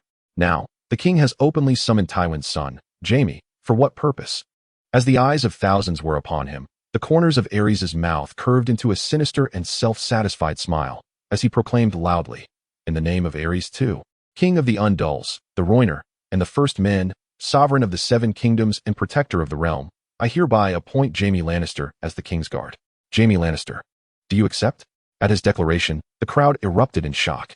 The nobles stood astonished, particularly the older ones, their faces a tableau of disbelief. What does this mean? To appoint Jaime Lannister as a member of the Kingsguard? My Lord King, you are courting disaster. In the Knights' Assembly area, Ser Gallen, clad in deep gray metal armor and leading his steed, Thunder, shook his head at the sight. Aerys' actions were tantamount to severing ties with Tywin. The Kingsguard must adhere to a vow of celibacy, forsaking marriage and progeny to serve the king for life. Tywin has but two sons, Jaime and the dwarf, Tyrion. Should Jaime join the Kingsguard, he would be unable to marry or bear children, leaving Casterly Rock to be inherited by Tyrion, whom Tywin despises.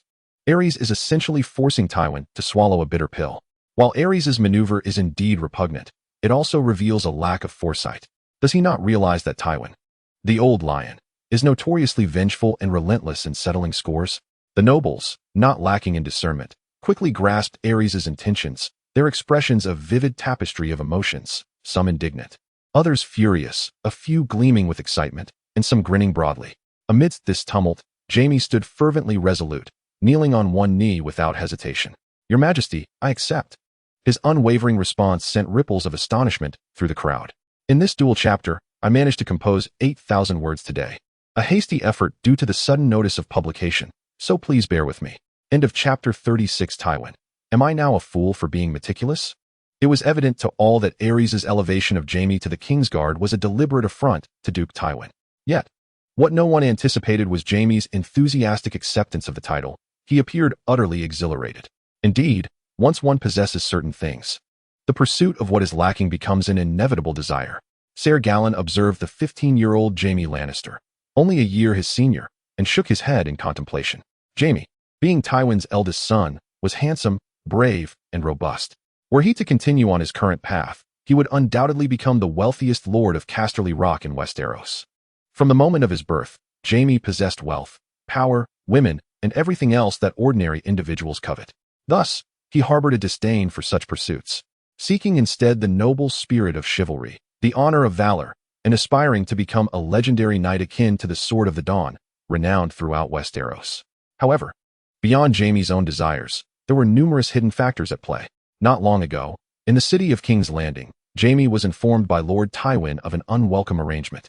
Tywin insisted that he marry Lysa Tully, the younger daughter of Lord Hoster Tully of Riverrun. Tywin's intentions were straightforward. He aimed to infiltrate the alliance of the Starks, Lannisters, and Tullys through this union. Lord Hoster had already betrothed his eldest daughter, Catelyn Tully, to Brandon Stark, effectively bringing House Tully into the fold of the alliance. The union of these four houses had become a formidable force, and Tywin, ever perceptive, sought to secure his position within this alliance through marriage to the Tullys. While Tywin's plan was sound, Jaime was unwilling to comply. He had spent a month in Riverrun and felt no attraction towards Lysa, who was far from remarkable in either appearance or character. In comparison to Cersei, Lysa seemed nothing more than a simpleton from the countryside. Yet Jaime understood that Tywin's decisions were not to be defied. Not only was Jaime unwilling, but Cersei too was discontented. Unable to bear the thought of Jaime being taken from her, she had long harbored dreams of marrying the handsome Prince Rhaegar, only to watch him wed Elia Martell due to the deteriorating relationship between her father and the king. This disappointment had cast a shadow over her for some time, and it was only through Jaime's companionship and support that she had emerged from her gloom. Now, with her father determined to separate her from Jaime, especially to marry him off to that foolish Lysa Tully, she found it intolerable. The mere thought of Jaime potentially sharing a bed with Lysa made her feel unwell and robbed her of sleep. Thus, she devised a solution that would serve both their interests. She proposed that Jaime take the place of the recently deceased Ser Harlan Grandison and join the Kingsguard. This would allow him to remain close to her, while simultaneously avoiding the marriage to Lysa. After a night of contemplation, Jaime acquiesced to Cersei's plan. Consequently, the Mad King Aerys gleefully devised a scheme to annoy and constrain Tywin. A few days later, he announced this decision to Tywin. Naturally, Tywin was consumed by rage upon learning of this, but Aerys, with a smirk, informed him that it was Jaime who had brought this matter to light, suggesting that Tywin could verify this with his son. Should he refuse, Aerys threatened to have Jaime executed for mocking the king. Tywin was taken aback. He had never anticipated that Jaime could be so foolish. Faced with the choice of losing his son or allowing him to join the Kingsguard, he found himself with no alternative but to reluctantly acquiesce. Yet, his resentment towards Aerys burned more fiercely than ever. Thus, he was absent from the Harrenhal tournament. As James knelt and recited the oath of the Kingsguard, Sir Oswald Riverrun helped him rise, and Sir Jorah Hightower, known as the White Bull, draped him in a white cloak. In that moment, he became the youngest member in the history of the Kingsguard. The stands erupted with deafening cheers. The politically astute nobles understood the implications, yet the majority were oblivious, swept away by the sheer legend of the moment, cheering for James. Even many nobles and knights from the Westerlands joined in the fervent applause. After all, the Kingsguard represented honor, the pinnacle of knighthood. With no knight from the Westerlands having yet served in the Kingsguard, James's ascension brought pride to many Westerland knights. In the Westerlands section, Cersei, surrounded by several noble ladies, watched as James donned the white cloak, a faint smile gracing her lips. This meant she could be with James, indulging in their desires without restraint. Residing at the Hands Tower with Lord Tywin, James's position in the Kingsguard would facilitate their clandestine meetings. However, unbeknownst to her, Tywin was already preparing to resign as Hand of the King, a role he had held for nearly 20 years, intending to return to the Westerlands with her. Her aspirations were destined to be thwarted. Tywin could never have anticipated that the source of these unfolding events was his daughter's desire for daily intimacy with his son. As James gazed upon the welcoming faces of his esteemed knights, including the fearless Barristan Selmy and the legendary Arthur Dayne, he felt as if his dreams had been realized and life was complete. His heart brimmed with optimism. At that moment, he was invigorated, genuinely eager to fulfill the duties of a Kingsguard.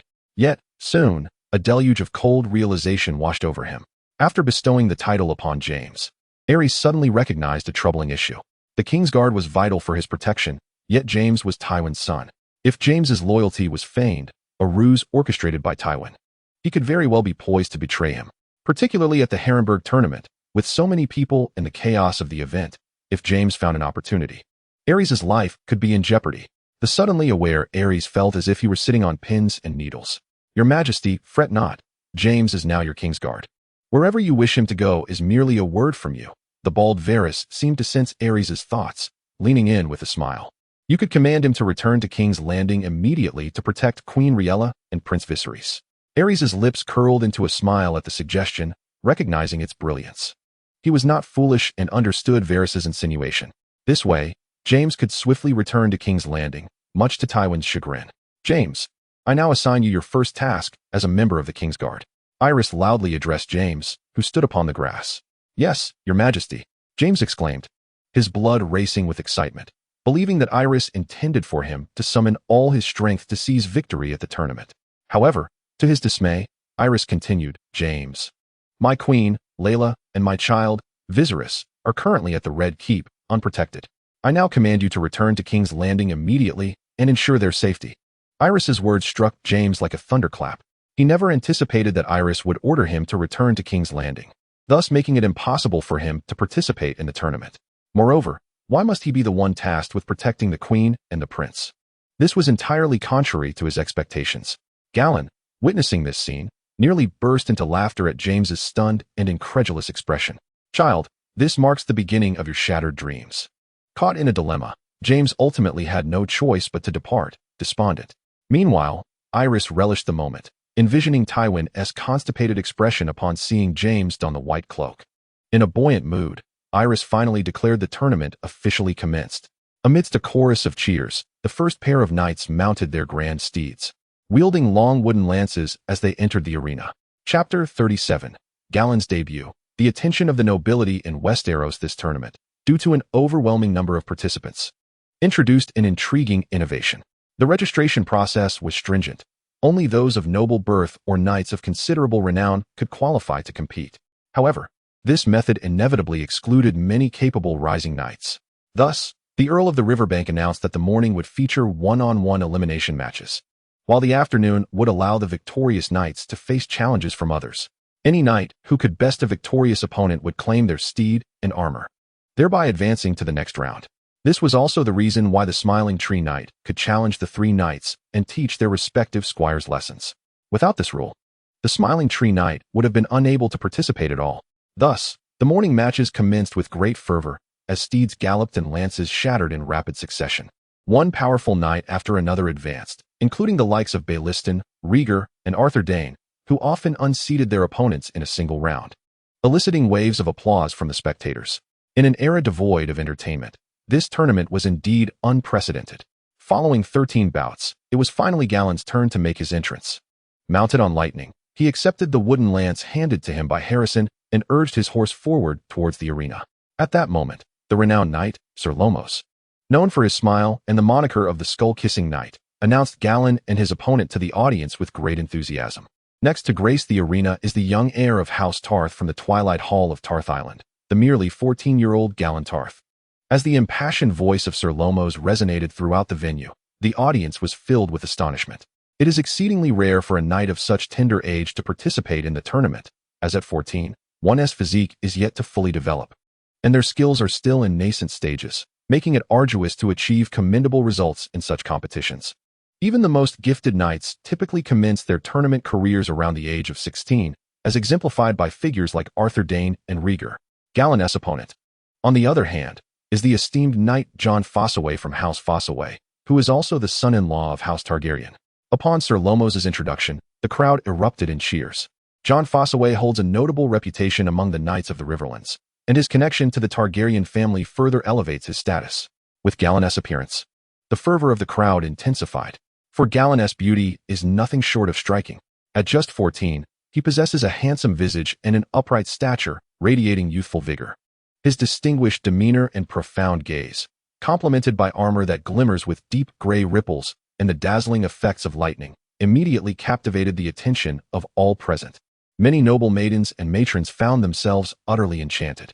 In terms of mere appearance, Galladon undoubtedly ranks among the top 3 in this tournament. Even when compared to the freshly robed Jaime Lannister and Prince Rhaegar, He stands tall, without any sense of inferiority. Thus, the crowd showered him with unreserved applause. In contrast, Jon Fossaway, galloping forth on his sleek black steed, appeared somewhat less impressive, though he remained a robust and gallant figure. After all, as a knight of means, marrying into the Targaryen family signifies undeniable prowess. In the stands, the mood of House Hightower lifted, particularly for Helena, as nobility of the Riverlands. They were well aware of Jon Fossaway's reputation. Helena and Ellery, however, were still uncertain of Gallan's capabilities, believing that even a gifted 14-year-old would struggle against the seasoned Jon Fossaway. Only Lord Leighton remained unperturbed, for he was already privy to Gallan's triumph over all knights on Tarth Island. Were it not for the constraints of the tournament prohibiting the use of the sacred sword, Lord Leighton would have confidently asserted that the championship was already within Gallan's grasp. Beyond House Hightower, House Targaryen was equally invested in the outcome. Mace, Helena's betrothed and future brother-in-law, sat among the Targaryen party, where the diminutive yet formidable Queen of Thorns, Olenna, dressed in green with strands of silver in her brown hair and bearing the marks of age upon her face, turned to her son, Mace Tyrell, and spoke. Mysterial, at the tender age of 20, possesses a tall and well-proportioned stature, yet his demeanor lacks gravitas, rendering him somewhat unformidable. He gazes curiously at Gallan amidst the gathering, pondering why his mother and the Hightower family have forged an alliance with the Targaryens. Olenna, with a sardonic smile, remarks, "It is said that this young man, Gallan, has discovered the legendary Sword of Justice. Perhaps that fool Leighton has been led astray in his pursuit of magic." Olenna harbors skepticism towards the notion of a holy sword, perceiving it merely as a ruse orchestrated by the Targaryens. Despite the numerous fervent rumors circulating, she remains steadfast in her belief that it is a deceptive spectacle. "Dear Aunt, I believe the Targaryens should not be underestimated," interjects Paxter Redwine, seated to Olenna's left front. "Oh, pray tell, why is that?" Olenna inquires. Paxter, her nephew and heir to the arbor, as well as the husband of her eldest daughter, has always exhibited a composed demeanor, marked by strategic acumen that far surpasses that of her own foolish son. "Observe, the horse he rides is not of the Westerosi breed," Paxter points out, indicating the steed beneath Gallan. "Such silver-gray coats are rare in Westeros, and a horse of this stature and quality is even more uncommon. That beast likely hails from the continent of Essos. Furthermore, the armor he dons is equally extraordinary." Paxter continues, "Look closely at the flowing patterns on that armor. They are not merely engraved, but are inherent to the metal itself." Olenna and Mysterial exchange astonished glances, for indeed, the horse appears increasingly remarkable, and the deep gray armor possesses a subtle, flowing design. The flowing patterns of the dark metal, they silently communicate in disbelief. This bears a striking resemblance to Valyrian steel. The Tyrells, having risen to prominence relatively late, lack the historical lineage to inherit Valyrian swords, a perpetual source of regret for their family. Such longing only intensifies their desire to possess it. Thus Mysterial is well versed in the lore of Valyrian steel. "Paxter, are you suggesting that his armor is crafted from Valyrian steel?" Olenna inquires, noncommittally. Paxter shakes his head. "It is likely not. However, I have heard from certain captains that master craftsmen from the free cities have long been endeavoring to replicate Valyrian steel. This may well be the work of one such artisan." Upon hearing this, Olenna and Mysterial grasp the implications of Paxter's observations. The Targaryens, possessing considerable wealth and maintaining close ties with the free cities, indeed warrant greater scrutiny concerning Gallan. No matter how exceptional the warhorse and equipment may be, they cannot compensate for a disparity in strength and skill. "We shall see how he performs," Olenna states coolly, still holding a favorable view of her grandson-in-law, Jon Fossaway. There are many, like Olenna, who remain watchful and skeptical of Gallan. Except for the nobles of Storm's End, few held high hopes for Gallan. He gazed upon the multitude of spectators, their cheers reverberating in his ears. Taking a deep breath, his gaze sharpened with resolve. This was his inaugural battle upon the grand stage of Westeros, and he intended to hold nothing back. "Thus, John Forsyth, forgive me," Gallan quietly mused to himself. Chapter 38. A single strike. How remarkably strong this lad is. The hooves of the warhorse pounded against the earth, occasionally releasing an emphatic snort. Gallan exchanged a determined glance with John Forsyth, the spirit of battle igniting between them. "Begin." With the flourish of Sir Lormo's banner, Gallan and John Forsyth simultaneously urged their horses forward, charging into the fray. The speed of their steeds surged, and Gallan steadied his wooden lance, his expression calm yet keen. The explosive power of Thundercloud was evidently superior to that of John Forsyth's mount. and it galloped with a steadiness that allowed Galladon to better adjust his center of gravity. The distance between them diminished rapidly, shrinking to a mere 10 meters. At this pivotal moment, Galladon's impressive mental acuity, rated at 19 points, came into play. He could keenly perceive the subtleties of Jon Forsyth's movements and intentions, predicting the trajectory of his lance. In a lance duel, the first to be unseated is deemed the loser. Thus, in addition to striving to unseat his opponent, one must adeptly adjust their own balance and posture to counteract the force transmitted through the lance. Ordinary knights rely on luck. Experienced knights depend on their ability to withstand through balance adjustments. However, elite knights employ their unique techniques to evade or dissipate force. For instance, at the moment the opponent's lance contacts their armor, they might lean to the side, utilizing the curvature of the armor to absorb a significant portion of the impact. Dissipating force is a complex endeavor, testing both the rider's horsemanship and their control over balance and body coordination. Crucially, throughout this process, one must also wield the lance offensively to unseat the enemy. This necessitates a knight with comprehensive abilities, devoid of any shortcomings. This is precisely why lance dueling has always been the centerpiece of tournament contests. Winning the lance duel is regarded as the true victory of the tournament, earning the victor the crown of love and beauty. In the blink of an eye, Galladon and Jon Forsyth charged past one another. Galladon's lance struck fiercely at Jon Forsyth's chest. This thrust was swift, precise, and merciless. Simultaneously, Jon Forsyth's lance found its mark against Galladon's front. In such a rapid cavalry clash, evading the opponent's lance entirely was unrealistic. However, at the moment of impact, Galladon managed to slightly tilt his body, leveraging the curvature of his armor to successfully absorb some of the force. Additionally, he pressed his left foot more firmly into the stirrup, countering the impact on his center of gravity. Boom! The sound of two resounding impacts echoed. Oh! As the scene unfolded, a wave of gasps erupted from the stands. Galladon swayed slightly but quickly regained his composure, continuing to ride Thundercloud with fervor. In stark contrast, Jon Forsyth found himself in a dire predicament. He felt an overwhelming force strike his chest, as if he had been trampled by a horse. Despite the protection of chainmail and plate armor, the impact resonated through to his heart. A sudden pressure in his chest made it difficult to breathe, and a wave of dizziness washed over him. The sheer force propelled his body backward, beyond the capacity of his core strength to counteract. Numerous factors conspired to send him crashing to the ground. Had he simply fallen from his horse, it might have been manageable. Given the protective gear he wore, he would have sustained only minor injuries. However, in a twist of fate, he had braced himself against the stirrups, which ensnared his left foot as he fell. Consequently, he lost his balance and tumbled backward, with his left foot still caught, dragged forward by the galloping black steed. He managed to emit a muffled groan before losing consciousness. The audience watched in wide-eyed astonishment. Utterly unprepared for such an outcome, Galladon had indeed knocked Jon Forsyth from his mount with a single, decisive strike. The execution was impeccably clean, leaving no room for doubt. Jon Forsyth's squire and several members of House Riverhaven swiftly intervened, halting the horse and rescuing Jon from being dragged further. By their demeanor, it seemed Jon was not in mortal danger. However, the potential for lasting repercussions or injury to his leg remained uncertain. Having confirmed his victory, Galladon lifted the visor of his helmet, riding Thundercloud with a slight gait, surveying the audience on either side. Oh, Galladon Tarth. A multitude of spectators rose in excitement, cheering fervently. Among them, the noble maidens sparkled with admiration. Galladon's performance had surpassed the expectations of many. Not only had he emerged victorious, but he had done so with remarkable finesse, defeating the illustrious knight Jon Forsyth. The audience relished such unexpected delights, especially considering Galladon's noble lineage and striking appearance. In the seats of House Hightower, Helena and her companions transitioned from shock to joy, rising to applaud Galladon enthusiastically.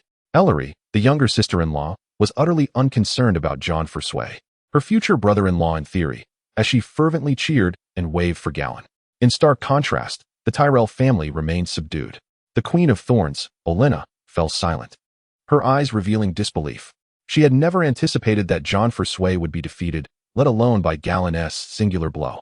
This appears to be no mere accident, but rather a manifestation of a disparity in strength. Jon, Queen Olenna's daughter, Jenna Tyrell, uttered a mournful exclamation and immediately rushed from the stands in a flurry to assess her husband's injuries. Paxter Redwine maintained a composed demeanor, yet a flicker of surprise flashed in his eyes. He had anticipated that Garland would triumph, but he had not expected the victory to come so effortlessly. Clearly, This young man from House Tarth was indeed formidable, Paxter mused. Years ago, when toothbrushes and toothpaste became all the rage in the Reach, he had begun to take notice of House Tarth. Over the years, he had heard numerous tales regarding Garland. For reasons unknown, he harbored a sense of wariness towards the Tarth family. Well done, Garland. In the Stormlands audience, Robert stood up in excitement, bellowing loudly in fervent support of Garland.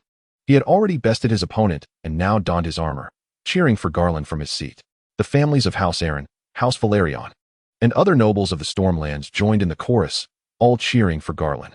Even in the north, where the nobility resided, Eddard Stark applauded Garland. He held Garland in high regard, having devoted considerable time to training in an effort to catch up to him. However, he opted not to participate in the tournament this time, knowing the difficulty of securing a commendable position. Ned, is that Garland you speak of? He truly is impressive, Bran Stark exclaimed after cheering, addressing his brother Eddard. Indeed, Eddard responded with an uncharacteristic smile. I didn't realize he was not only astute, but also so powerful. Lyanna blinked her eyes in astonishment. A few years prior, after Eddard had gifted her a toothbrush and toothpaste, she had become quite curious about Garland. And today she finally beheld him. Holland, did you see? These knights are not as formidable as you thought. I believe you should mount a steed and challenge those fellows. Teach them a lesson regarding their own squire. Lyanna suddenly turned to the diminutive Holland Reed, seated beside her. Upon hearing this, Holland's expression darkened with dismay. As a man of the neck, he was not adept at horseback riding nor skilled in wielding heavy lances, and should he step into the arena, he would only bring disgrace upon Greywater Watch. He could accept defeat, but he could not bear to bring shame to Greywater. Noticing Holland's silence and hesitance, Lyanna sighed. Since the previous night, she had been encouraging Holland Reed to enter the tournament to redeem himself from the humiliation he had suffered, but he consistently shied away. This left her feeling exasperated. She clenched her fists, gazing at Garland in the arena, her eyes brightening with a newfound idea. End of chapter. Chapter 39, The Fool. From the challenger's perspective. If death is your desire, then so be it. Garland's performance captivated the entire audience, leaving an indelible impression in their hearts. The novel's debut did not cause much of a stir, as it marked only his initial appearance. Subsequently, numerous pairs of knights took to the stage, delighting the audience and eliciting fervent applause. Galland received a ransom for the armor and steed bestowed upon him by House John Forsoy. The tradition of the tournament dictates that the victor claims the opponent's horse and armor. Of course, one may also redeem them through the payment of a ransom. Galland secured a ransom of 6 golden dragons, which elucidates why formidable knights are eager to participate in such tournaments, both to earn wealth and to gain renown. Conversely, this also explains why many younger or less capable knights hesitate to enter the fray. For some impoverished knights, their horses and armor constitute their entire fortune. A defeat in the tournament could lead to their utter ruin. Losing their mounts and armor would strip them of their knightly status, relegating them to the ranks of commoners. Even among the nobility, the loss of horses and armor can be quite painful. In the morning, many knights emerged victorious, while others faced defeat. As afternoon approached, the excitement of the challenge rounds began. Knights who had not qualified for the tournament could select their challengers. If they succeeded, they could take the place of a defeated opponent. This presented a splendid opportunity for many grassroots warriors to make a name for themselves, as they set their sights on those knights who appeared less formidable. Figures such as Arthur Dane, Rhaegar, and Barristan were left unchallenged. Galland, having triumphed over the renowned knight John Forsoy, found himself with few challengers. Just as Galland rode 2 laps around the arena, believing no one would dare to confront him, Sir Lomas suddenly proclaimed, Edmund Wackley from the Vale of Candlekeep challenges Galladon Tarth of the Twilight Hall.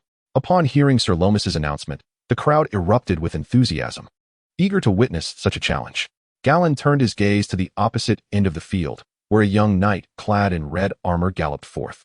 Appearing to be around 20 years of age, the Vale Candlekeep, Galland furrowed his brow. Why would this individual challenge him? Suddenly, a thought flickered through his mind. He recalled the close relationship between Candlekeep and Seagull Town. Could it be that Lord Macrack of Seagull Town had instigated this challenge? A mere jester. Galland scoffed disdainfully at Macrack's antics, finding it quite pathetic that he would resort to sending a knight from Candlekeep to confront him.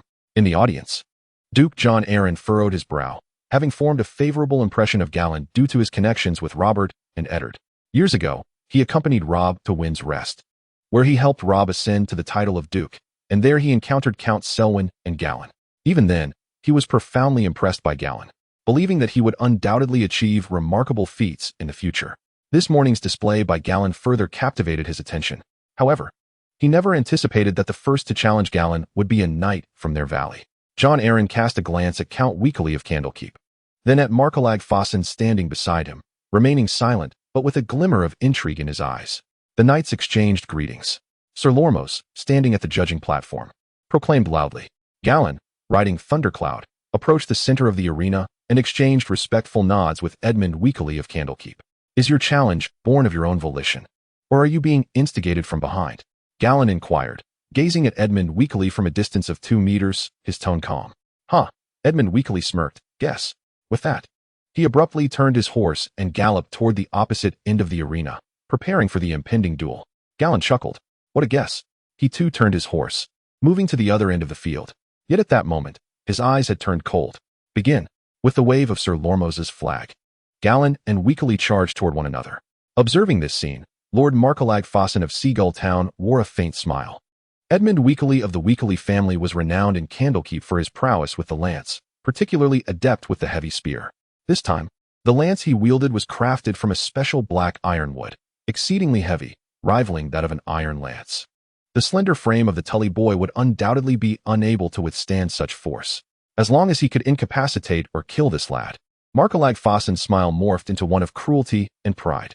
He was determined to have Helena. The mere thought of Helena's exquisite features and graceful figure ignited a fervor within him. The thunderous sound of heavy hooves echoed across the course. Galladon, brandishing his long lance, braced himself for the imminent clash. However, as the two opponents drew within approximately 15 meters of each other, his gaze suddenly sharpened. He observed that the tip of Edmund Weekly's lance had inexplicably risen several inches. At this angle, it was highly probable that Edmund Weekly's black wooden lance would strike his neck, despite the protection of a helmet and neck guard. The neck remains the most vulnerable area for knights in lance combat. The fragility of the neck, combined with the tremendous impact and inertia generated by the galloping steed, is something no knight's neck can withstand. A blow to the neck could result in anything from a simple strain to a loss of consciousness, or in severe cases, a broken vertebra leading to grave injury or death. In the original tale, the Mountain used this very tactic during a tournament to slay Jon Arryn's former squire with a single thrust. Edmund Weekly's maneuver undoubtedly harbored malicious intent. Garren's gaze grew increasingly frigid. The thunderous sound of warhorses surged as they rapidly closed the distance. A cruel glint flickered in Edmund Weekly's eyes, a sinister smile curling upon his lips as he forcefully thrust his black iron spear towards Garren's neck. While the tournament forbade strikes to the head, it did not prohibit attacks on the neck. His intention was to either maim or kill Galladon. If he could incapacitate Galladon, he would secure the support of Count Lagverson and seize the opportunity to become the new lord of Candlewick City. A searing ambition ignited within Edmund Weekly's gaze. Yet, that very ambition abruptly faltered as he was horrified to discover that Galladon's spear was likewise aimed at his neck. In that fleeting moment, Edmund Weekly's heart seemed to halt. As their weapons crossed, he witnessed Galladon deftly tilt aside, narrowly evading his thrust. Furthermore, Edmund caught a glimpse of Galladon's icy, indifferent blue eyes beneath the helmet. Boom. The chapter concludes here. Chapter 40. The Smiling Tree Knight. Galladon defeats the Great Cheong Ah. Galladon's spear struck forcefully against Edmund Weekly's neck armor. In an instant, splinters of wood erupted as the spear shattered. Simultaneously, the tremendous force caused Edmund's neck armor to shatter into pieces. Several wooden shards pierced directly into his throat. Boom. Edmund Weekly plummeted from his horse. His body convulsed briefly upon the ground before becoming still. Shortly, a small pool of dark crimson blood formed beneath him. Oh! The crowd gasped in astonishment. Many rose to their feet, utterly unprepared for Galladon's swift execution of his opponent. Moreover, it appeared that he had indeed slain him. Several knights from the Heian family rushed forward to inspect the scene, and upon seeing the deep wooden splinters embedded in Edmund Weekly's neck, they could only shake their heads. It was hopeless.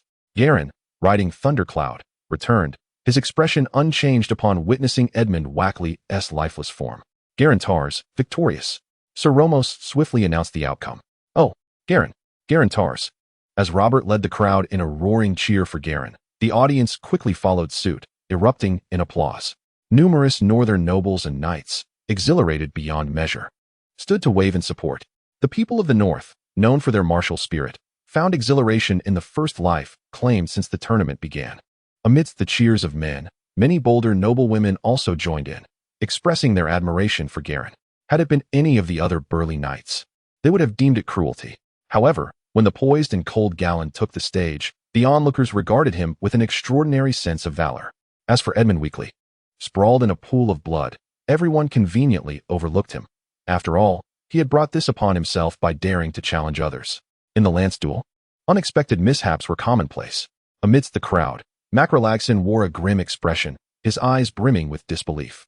He could hardly fathom that his confidence in a successful strike had resulted in such a resounding failure, with Galladon even managing to turn the tables and eliminate Edmund Weekly. How could he possibly come to terms with this? Useless Edmund. Macrolagson cursed inwardly. Here was someone who frequently boasted of his prowess before him, yet when it truly mattered, he proved utterly incapable. Breathing heavily, Macrolagson's mood soured further. Just then, he was taken aback to find Galladon's gaze precisely fixed upon him from across the arena. Their eyes met across the expanse of several meters, and Macrolagson's heart skipped a beat. He thought, this is not good. Could that young man have sensed something? For reasons unknown, a sense of unease washed over him. He quickly shook his head, half amused at his own paranoia. He had deliberately instructed the knights of the Weekly family to challenge Galladon instead of the knights from Seagull Town. How could Galladon possibly deduce that he was the mastermind behind it all? Moreover, even if he did, what of it? He was the Count of Seagull Town. And even Taz Island would have to concede to him. What could Galladon do? Macrolagson returned the gaze with defiance, even managing a smile toward Galladon. Huh. Observing the smile that Macrolagson directed at him, Galladon scoffed disdainfully. Fond of underhanded tactics, are we? The battle of usurpers shall be your demise. In his heart, Galladon silently took note of Macrolagson. The duel he had just engaged in was nothing short of spectacular. He had deftly leaned back to evade Edmund Weekly's lance, while simultaneously delivering a precise strike of his own. The equestrian skill, bodily coordination, accuracy, and strength he exhibited were all truly remarkable. If there were any doubts regarding Galladon's luck in defeating John Forsway earlier that morning, such notions had now been thoroughly dispelled. Galladon circled the arena once more, and no one dared to issue a challenge. Sir Longmose smoothly announced Galladon's advancement. Following this, other knights stepped forth to face challengers. After a while, a knight from the Fry family entered the fray. He completed 2 laps around the arena, and no challenges arose. Just as he believed he would progress unimpeded, a most peculiar knight appeared at the opposite end of the arena. This individual was diminutive in stature, clad in mismatched armor that fit him poorly. In the knight's left hand, he bore a shield adorned with the heart tree of the old gods, a white weirwood tree featuring a crimson smiling face. Upon witnessing the challenger's unusual attire, the audience could not help but display expressions of curiosity. Only Galladon wore a rather peculiar expression. The smiling tree knight. I did not expect such a swift appearance. Observing this uniquely garbed knight, Galladon harbored suspicions and immediately cast his gaze towards the seats of House Stark. As anticipated, amidst Brandon, Eddard, and others, there was no sign of Lyanna, confirming Galladon's conjecture. This diminutive knight on the field was likely Lyanna herself. After failing to persuade Hollandreed, she chose to take matters into her own hands and seek retribution for him. Soon, under the announcement of Sir Lomas, the duel commenced. The smiling tree knight exhibited remarkable equestrian skills, barely swaying in the saddle while holding the lance with steady precision. In merely 1 round, he shattered the shield of the knight from House Fry, unseating him with deftness.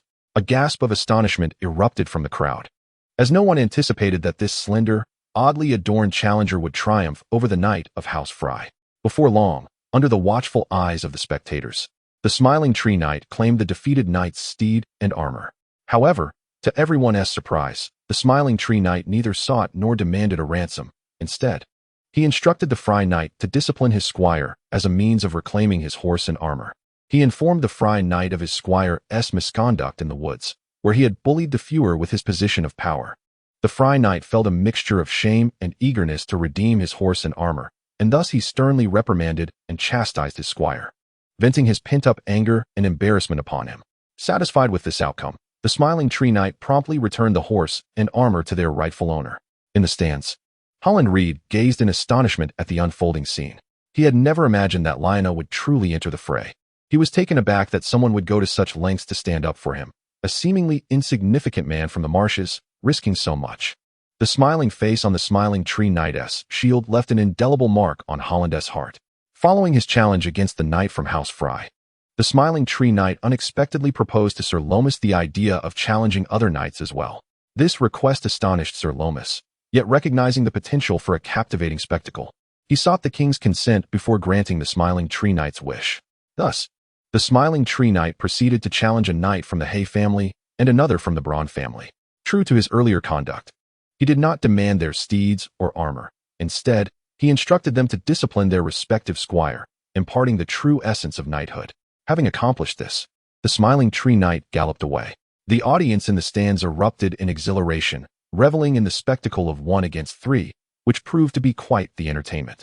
Galladon nodded in approval. Although Lyanna was a woman, her prowess was undeniably exceptional.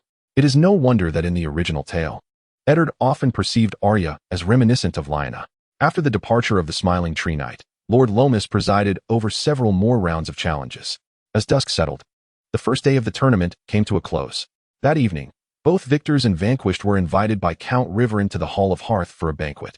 The atmosphere of the dinner was even more fervent than the previous night.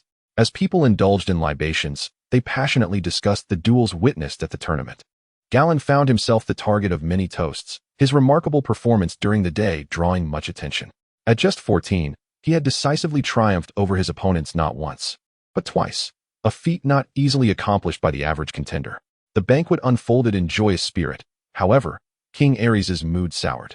His treasurer had discreetly whispered in his ear that the Smiling Tree Knight was likely none other than Jaime Lannister. It was evident that Jaime, dissatisfied with the king's decisions, had returned incognito, donning a mask to participate in the tournament in such an unconventional manner. Upon hearing this, Aerys' imagination ran wild. After a brief moment of contemplation, he became convinced, his anger directed at Jaime for defying his orders. The king felt his dignity had been severely compromised. He resolved to personally apprehend the audacious Jaime during the tournament the following day and deliver a proper reprimand. On the morrow, the tournament continued. Galladon's opponent in the morning was a knight hailing from the copper gates of Storm's End.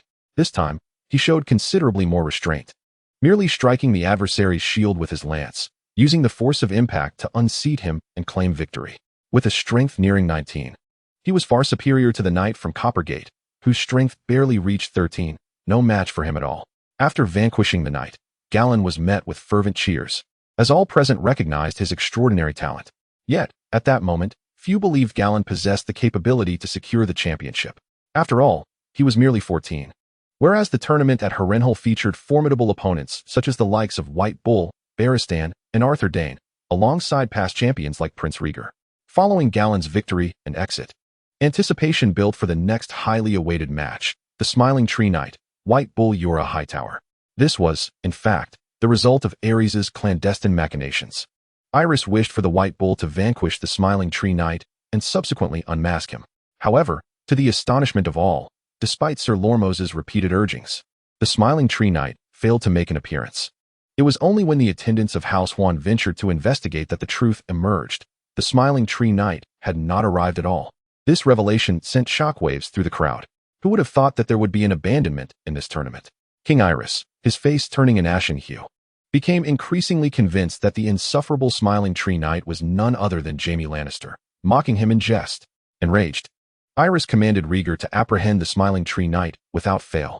Rhaegar immediately set forth to carry out the order. Observing this farce, Galladon chuckled softly and shook his head. It seemed that the opportunity for Rhaegar and Lyanna's relationship to blossom lay in this very pursuit. Rhaegar, being both formidable and astute, would likely uncover clues from the mismatched armor donned by the Smiling Tree Knight. It was probable that he would ultimately track down Lyanna. Yet, admiring her integrity and bravery, he would choose to spare her. This would undoubtedly endear Lyanna to Rhaegar further, and their affections would gradually deepen, much like a tale from a novel. Galladon could almost foresee the entire sequence of events. Nevertheless, he chose to remain uninvolved and had no intention of witnessing the spectacle. After the morning's tournament concluded, the afternoon would see the continuation of the challenge matches. However, this time, no one dared to challenge Galladon, for the memory of Edmund Wickley's demise in a pool of blood was still fresh in everyone's minds. No one would underestimate Galladon again. At the evening banquet, Rhaegar arrived fashionably late, reporting to Aerys that the Smiling Tree Knight had eluded capture, leaving only his garments and shield hanging from a tree. Aerys, in a fit of rage, berated Rhaegar publicly at the banquet. At the Stark family's long table, Lyanna, who had just stealthily taken a seat, watched in distress as Rhaegar endured Aerys' wrath, her eyes glistening with unshed tears. Galladon, who had been secretly observing Lyanna since her discreet entrance into the Great Hall, noted her expression with a quizzical gaze. At that moment, Robert clapped him on the shoulder, laughing heartily as he raised his goblet to toast. Gallan watched in disbelief as Robert downed the fine wine in his cup, feeling as if Robert's once dark hair had transformed entirely to green. Soon, the night passed. The tournament had reached its third day. The urgency of the previous days had dissipated, as only 64 knights remained for the lance duels. These 64 knights would compete for the top 32, embarking on a quest for the championship of the tournament. Additionally, today marked the final day for challenge matches.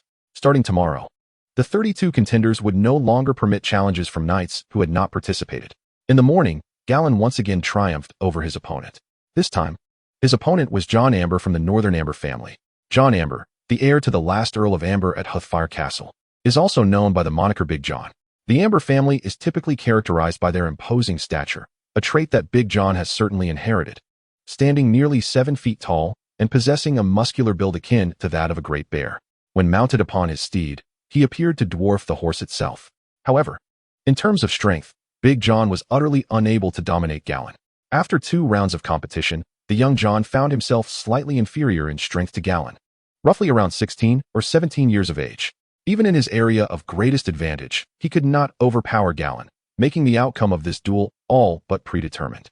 In the first strike, Gallan shattered Big Jon's wooden shield, forcing him to struggle to maintain his balance. With the second strike, Gallan directly unseated Big Jon. Although Big Jon managed to break the shield in Gallan's hand, it did not inflict any substantial impact on Gallan, who remained firmly astride his steed, Thundercloud. Big Jon accepted his defeat with grace, returning to his seat in disbelief, exclaiming to the surrounding northern nobles about Gallan's extraordinary strength, which surpassed his own. It is worth noting that Gallan was merely 14 years old. This revelation left the northern nobles in astonishment, with only Ned maintaining a semblance of calm, as he was already aware of Gallan's remarkable talent. Chapter 41. Revenge is best served promptly. Slay Lagav's son. Gallan Arthur Dane. The tournament today, aside from the duel between Gallan and Big Jon, featured other exhilarating matches. Remarkably, Rhaegar encountered the White Bull, Jorah Mormont, in the round of 64-32. Rhaegar and the White Bull engaged in 4 rounds of fierce charges before a victor emerged, with Rhaegar ultimately claiming victory. This battle left the audience in awe, eliciting exclamations of excitement. During this time, Lyanna, unbeknownst to herself, began to worry for Rhaegar's safety. When Rhaegar secured his victory, Lyanna reacted with great enthusiasm, rising to cheer for him. Neither Brandon nor Ned noticed Lyanna's unusual behavior, but her little dog, Nymeria, did. Observing Lyanna's fervent cheers for Rhaegar, the dog appeared puzzled. Thinking, "Sister, you showed no such excitement when your fiancé Robert won. Why are you so animated for Prince Rhaegar?" In addition to the match between Rhaegar and the White Bull, the duel between the Mountain and the Kingsguard member, Loras Tyrell, was equally thrilling. In just 2 rounds, the Mountain defeated Loras, prompting gasps of astonishment from the crowd. The Mountain's formidable bulk and astounding strength left everyone in shock.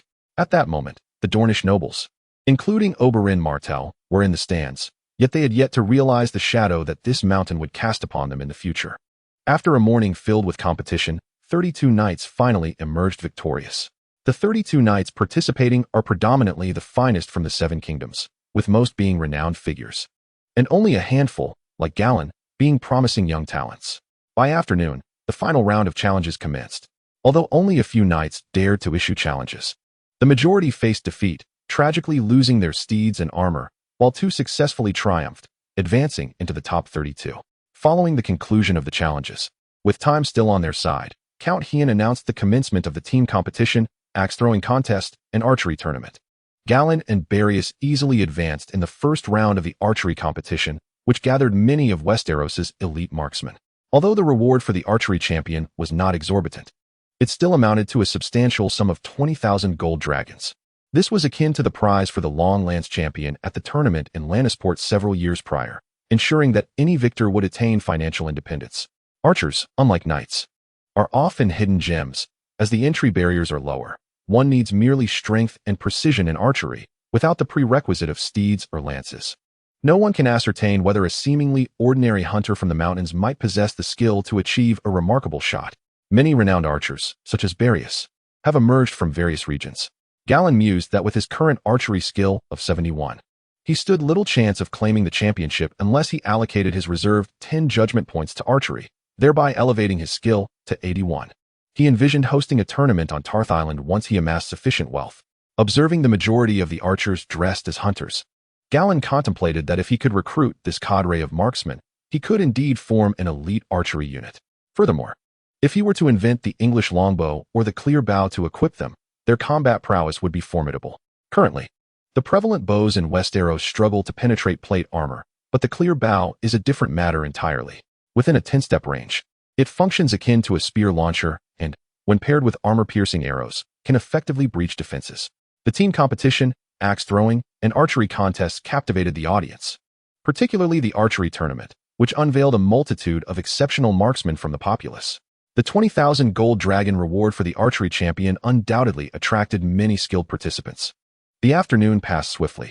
After attending an evening banquet, Galladon returned to the camp only to find 3 men clad in black garments bound in the open area, with Salio and Quire standing guard nearby. "Quire, what has transpired?" Galladon inquired, casting a glance at Quire and Salio. "My lord, they attempted to steal the thunder smoke." Quire replied resentfully. Upon hearing Quire's words, Galladon furrowed his brow, contemplating numerous possibilities. "Have you interrogated them?" Galladon asked. "Yes, my lord. They claimed they were drawn to the exceptional quality of the thunder smoke and intended to steal it for profit," Quire reported. "I find that hard to believe." Salio shook his head in disagreement. "Is there anything suspicious?" Galladon inquired, casting a glance at Salio. Their eyes exchanged unspoken truths of deceit. Salio, with his arms crossed, responded. "So you suspect someone is orchestrating their actions?" Salio nodded affirmatively. "Understood," Galladon replied, also nodding. Salio, hailing from Bravos, was adept at discerning the subtleties of others' expressions and gazes. His assertion undoubtedly held merit. Carina returned to the tent and refrained from coming out. Galladon instructed the approaching Carina. With a swift motion, he unsheathed the Justice Maiden. Yes, Carina comprehended Galladon's intentions immediately and hastily retreated into the tent. The 3 thieves, their mouths gagged, widened their eyes in terror upon witnessing Galladon draw a sword that exuded an aura of lethal sharpness. They struggled desperately. Without uttering a single word, Galladon advanced and swung the Justice Maiden with precision. With a swift flash of blue light, the head of the thief on the far left fell, severed cleanly. There was no resistance, only a faint sound of flesh tearing and bone being cleaved by metal, as the head thudded to the ground. The remaining 2 thieves stood in stunned disbelief. They had not anticipated that Galladon would forego interrogation and resort to murder without hesitation. The sight paralyzed them with fear. After dispatching 1 thief, Galladon promptly opened his status panel.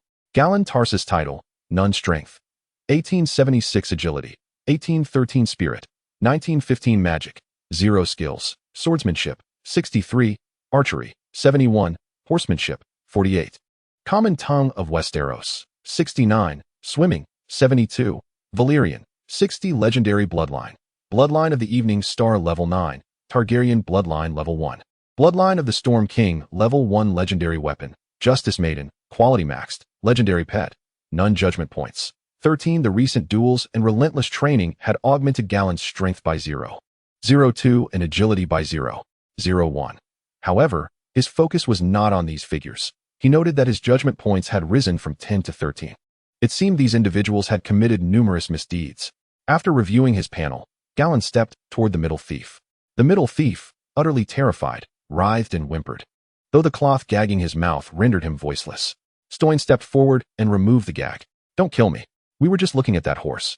Seeing the thief still attempting to feign innocence, Galladon let out a cold scoff, uninterested in hearing more. With a swift motion, another flash of blue light sliced through the dim space. Zing! The head fell to the ground, contorted in a mask of horror. At the sight of the severed neck, charred crimson and black marks continued to emit a hissing sound and wafts of smoke. Barroos inhaled sharply beside him. The young master truly was adept at taking lives. This was Barroos's first encounter witnessing Galladon pass judgment on a criminal, and Salio was equally present, though he remained remarkably composed. As 2 heads tumbled to the ground, the remaining thief trembled in terror, struggling desperately, his legs kicking wildly, gazing at Galladon as if confronting a ferocious beast. Stoyne stepped forward and tore the rag from the thief's mouth. Galladon directed the Justice Maiden at him, his voice calm, yet commanding. "Speak. Who sent you here?" I'll tell you. The thief cried, panic-stricken, tears streaming down his face. He had initially thought that even if his horse theft failed, he would merely suffer a severe beating. Little did he anticipate the ruthlessness of this young master from the Tar's family. Without a moment's hesitation, he had executed them. It was Lord Ragverson who sent us.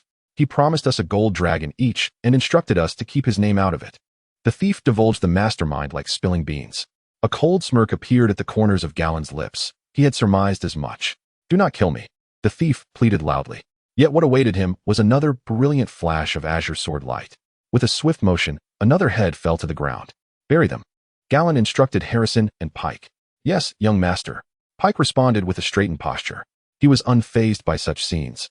Having frequently observed Gallan adjudicating prisoners at the execution grounds over the past few years, Harrison, while somewhat shocked, maintained his composure, being of hunter stock, and promptly joined Pike in handling the bodies.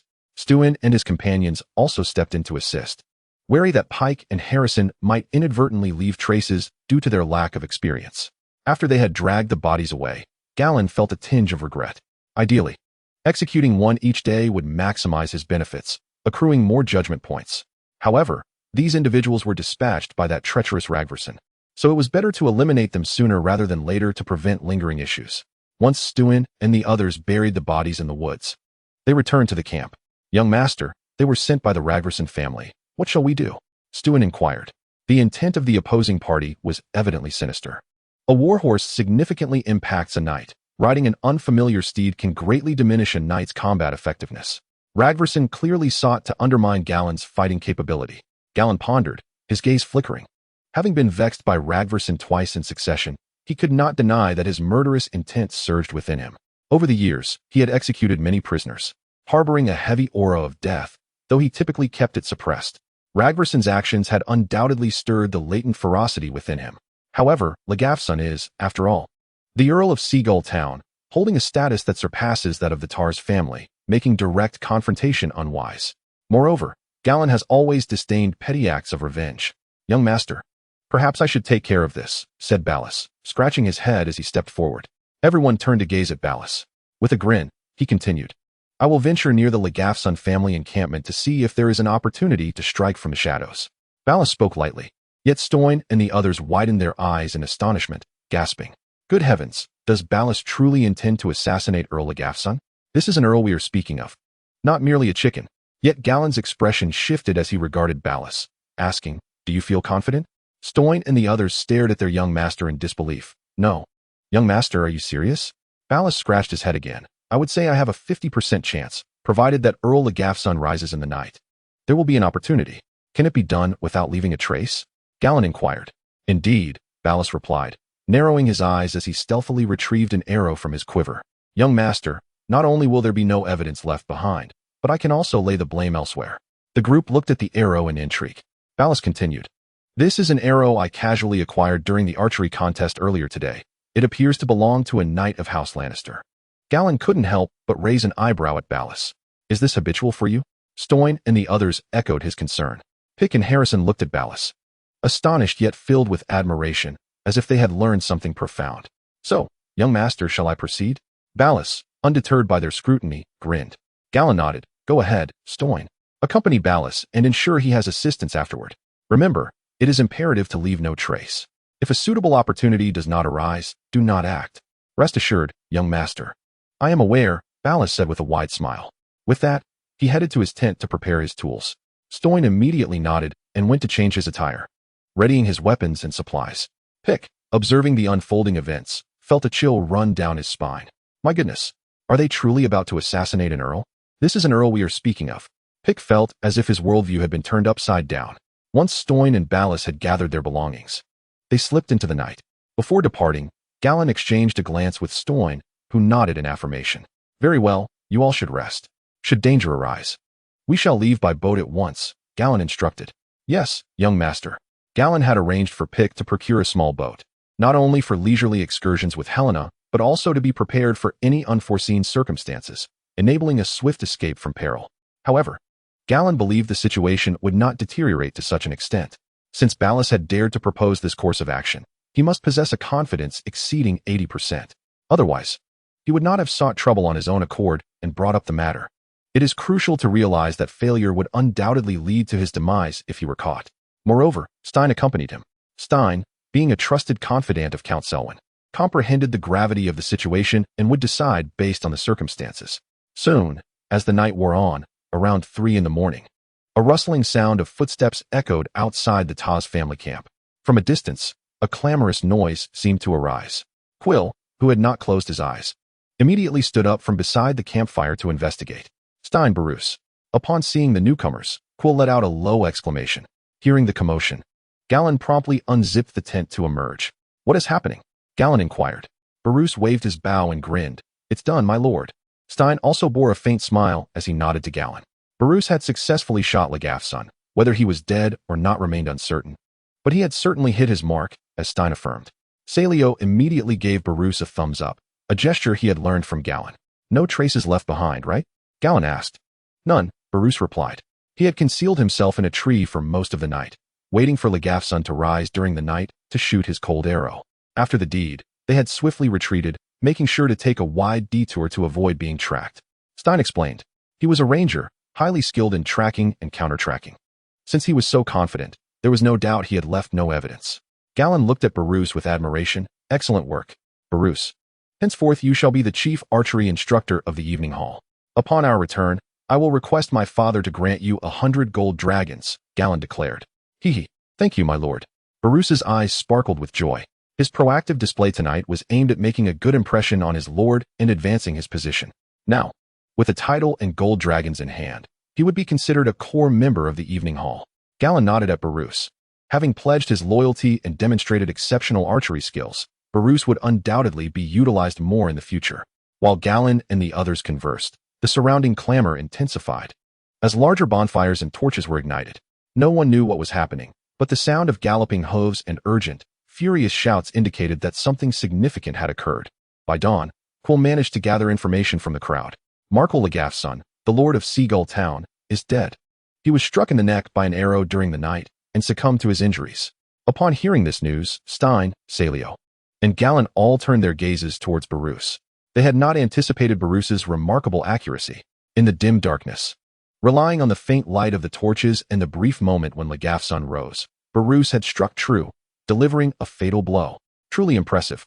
Upon confirming the demise of Largufson, Galladon felt a sense of exhilaration, coupled with the realization that he, like a butterfly, was stirring the winds of change. In the original timeline, Makar Largufson met his end during the War of Usurpers, responding to the call of Ellis and thwarting Jon Arryn's rebel forces, only to be slain by Robert after the fall of Seagull Town. Yet now, Makar Largufson had perished at Harrenhal. It was evident that the narrative was being gradually rewritten by his actions. Galladon harbored no regrets about this alteration. He preferred this straightforward method of vengeance over waiting a year to retaliate against Largufson. As the sun fully ascended, King Ellis, resting in Harrenhal, finally learned of Largufson's assassination. Initially indifferent, he waved Jon Arryn, the Duke of the Vale, away to handle the matter.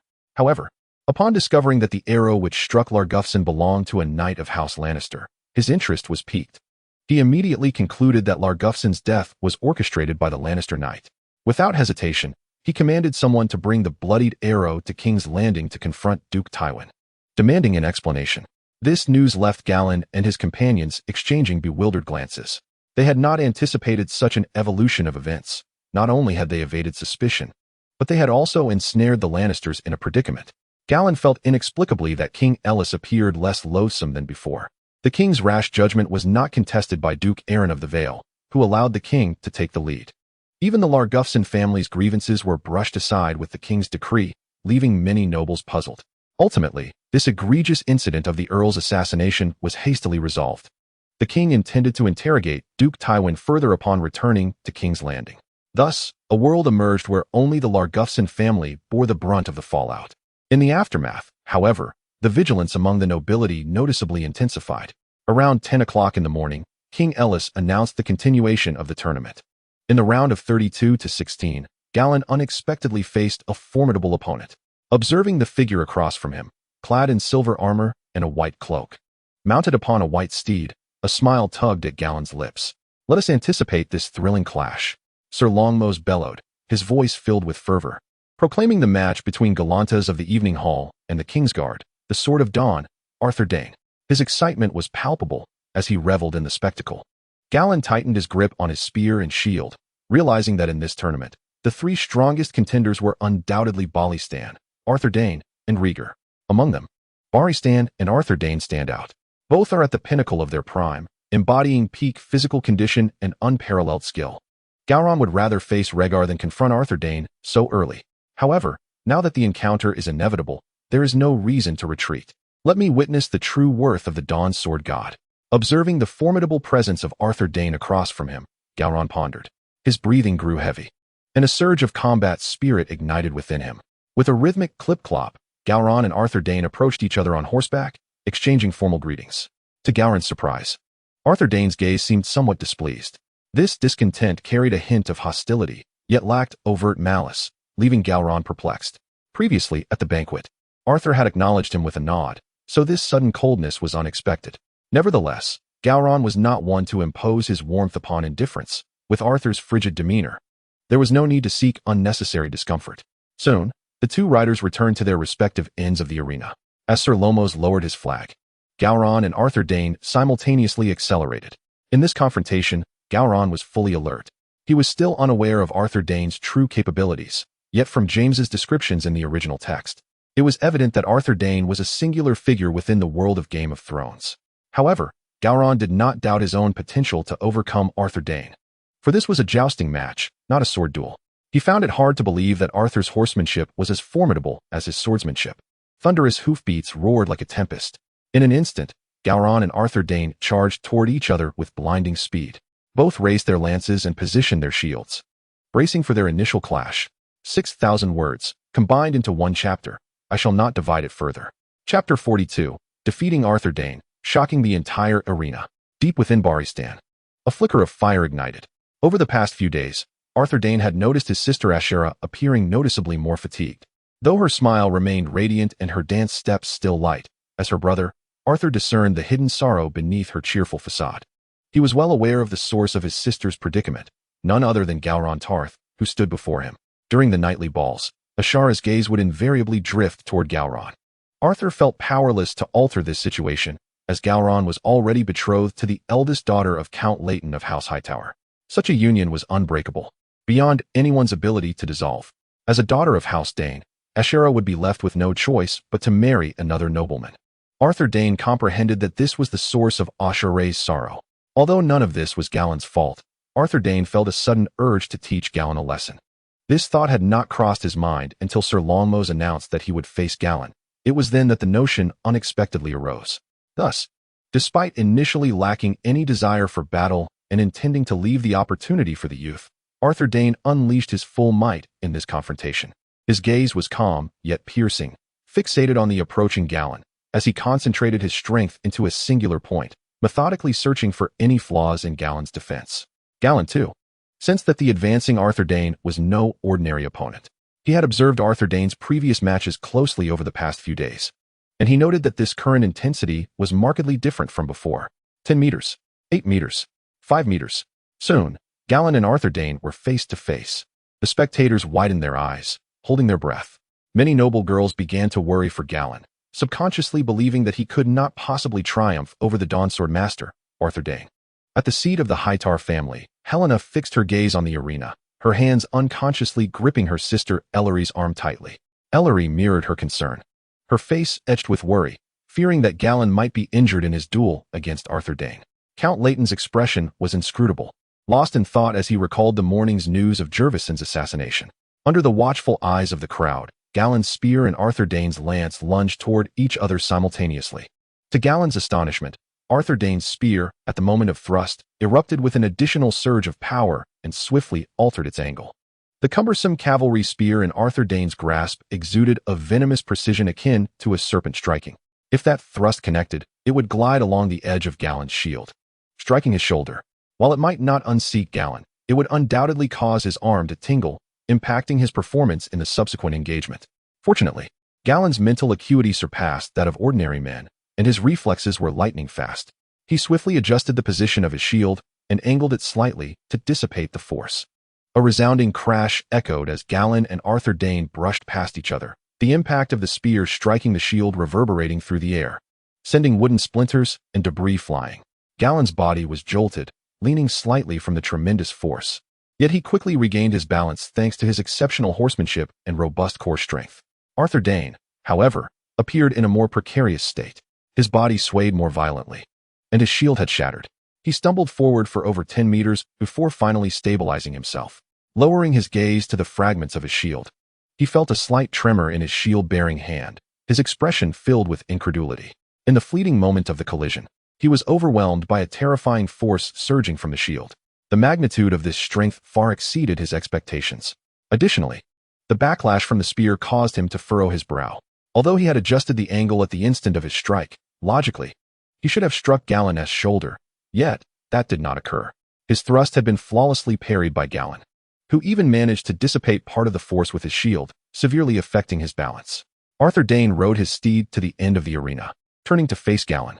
After just one round of engagement, he realized that Galladon was far more than a mere 14-year-old upstart. This young man possessed astonishing strength, exceptional martial prowess, spear skills, and reflexes that far surpassed those of ordinary individuals. He was no fledgling. Rather, he was a formidable contender for the championship. In his mind, Arthur Dayne compared Galladon's abilities and felt that they were on par with Rhaegar's. Moreover, Galladon was only 14. The warhorse beneath him trod anxiously, mirroring his tumultuous emotions. How regrettable. After the shock subsided, a deep sigh welled up within Arthur Dayne. If only Galladon had not bound himself to the Hightower family so early. Such an exceptional young man would have made a splendid brother-in-law. Arthur Dayne lamented for his sister, Ashera, and for the Dayne family. The audience erupted in fervor as they witnessed Galladon and Arthur Dayne engage in a fierce exchange, neither yielding an inch. They leapt to their feet, cheering for Galladon, astonished by his remarkable prowess. Just moments ago, it had seemed that Arthur Dayne was the one at a disadvantage. Helena and Ellery, the two sisters, stood nervously, holding their breath as they watched Galladon, their eyes shining with admiration. This was the Dawn Sword Master, Arthur Dayne. How could Galladon attain such a level of skill? Father, how can Galladon be so powerful? Galladon's uncle, Baelor, turned to his father, Count Leighton, in disbelief. He recognized Galladon's exceptional talent, but had never imagined he could contend with Arthur Dayne at such a young age. Count Leighton smiled, his gaze filled with astonishment as he regarded Galladon. After all, why would the Holy Sword choose him? A mysterious light flickered in Count Leighton's eyes, as if he had made a significant decision within.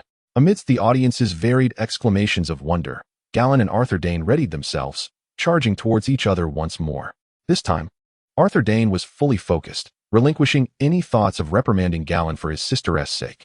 Instead, he felt a thrill akin to that of a hunter spotting his prey. The thunderous sound of hooves echoed like a storm. Garen's gaze was icy as he fired again in the fleeting moment of crossing paths with Arthur Dayne. Arthur, too, was unwavering. This time, he did not alter the angle of his lance at the last moment, but engaged head-on. A resounding clash echoed as lance met shield once more. Both Garen and Arthur's wooden shields shattered, splinters scattering across the ground. A collective gasp erupted from the crowd. The sheer force of the impact sent both Garen and Arthur leaning back, and with the horse's rapid pace, it was difficult to maintain balance solely through leg and hip strength. Garen's steed, Thundercloud, exhibited superior steadiness, even adjusting its stride to better support Garen. Consequently, Garen appeared more stable and quicker to adapt during this round. Arthur nearly tumbled from his white horse, but with a precarious adjustment, he managed to regain his balance. Beneath his helmet, Arthur could not help but gasp for breath. He was now utterly convinced that Garen's strength indeed surpassed his own. It was astonishing. At 23, Arthur had matured past his peak growth phase, with his strength having stabilized. Yet Garen, at merely 14, was bound to grow even stronger in the coming years. Presently, Garen's might already seemed to overshadow his own.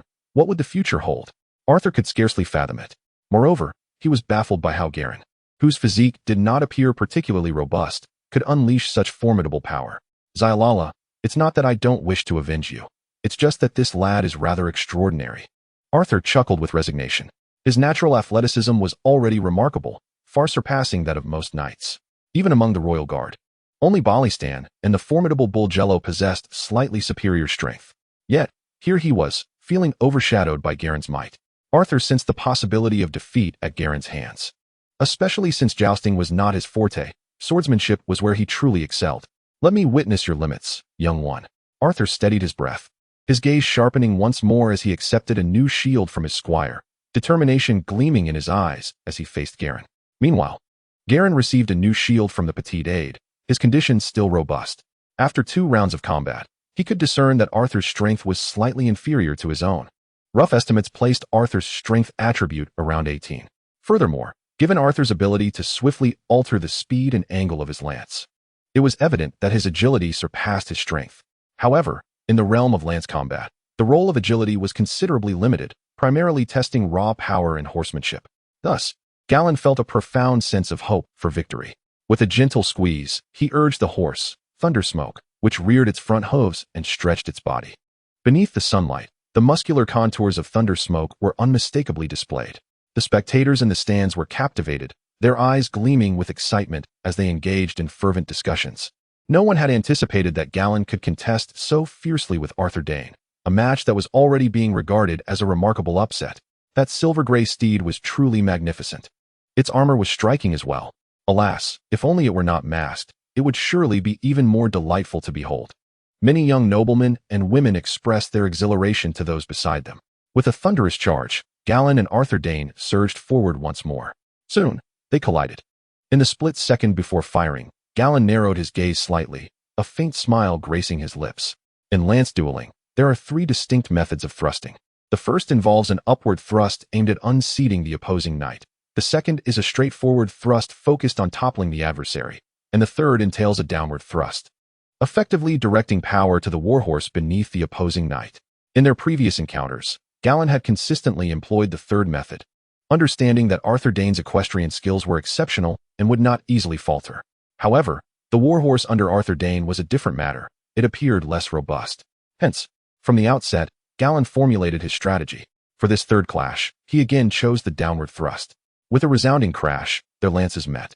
As anticipated, after the fierce exchange, Galladon had just regained his balance when he heard the frantic whinnying of a warhorse behind him.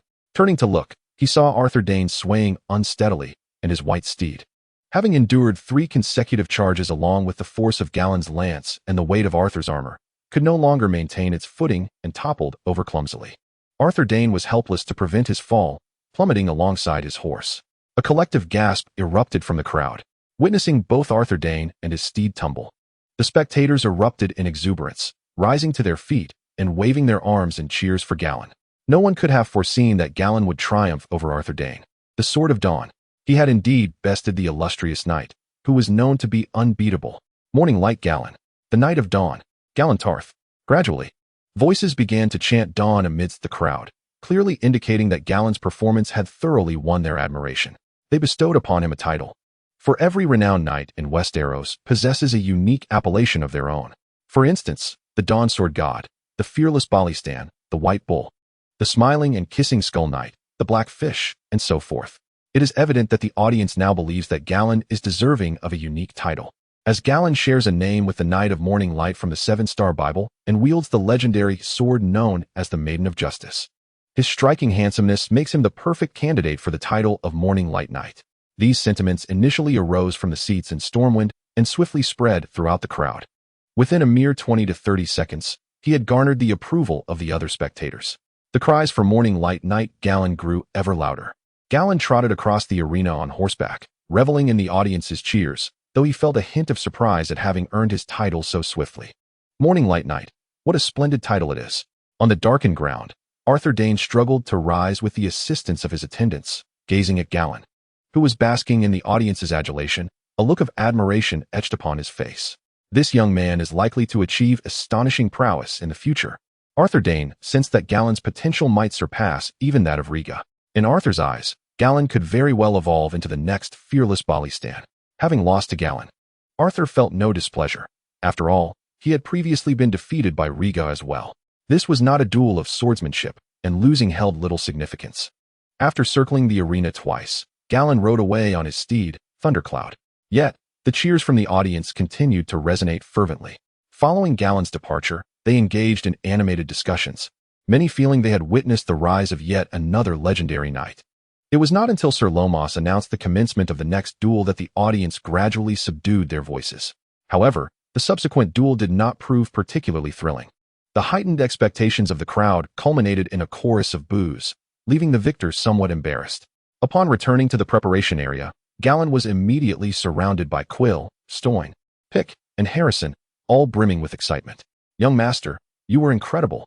Even the Dawn Sword God fell before you," Pick exclaimed, nearly beside himself with joy, as if he himself had triumphed over the Dawnsword god.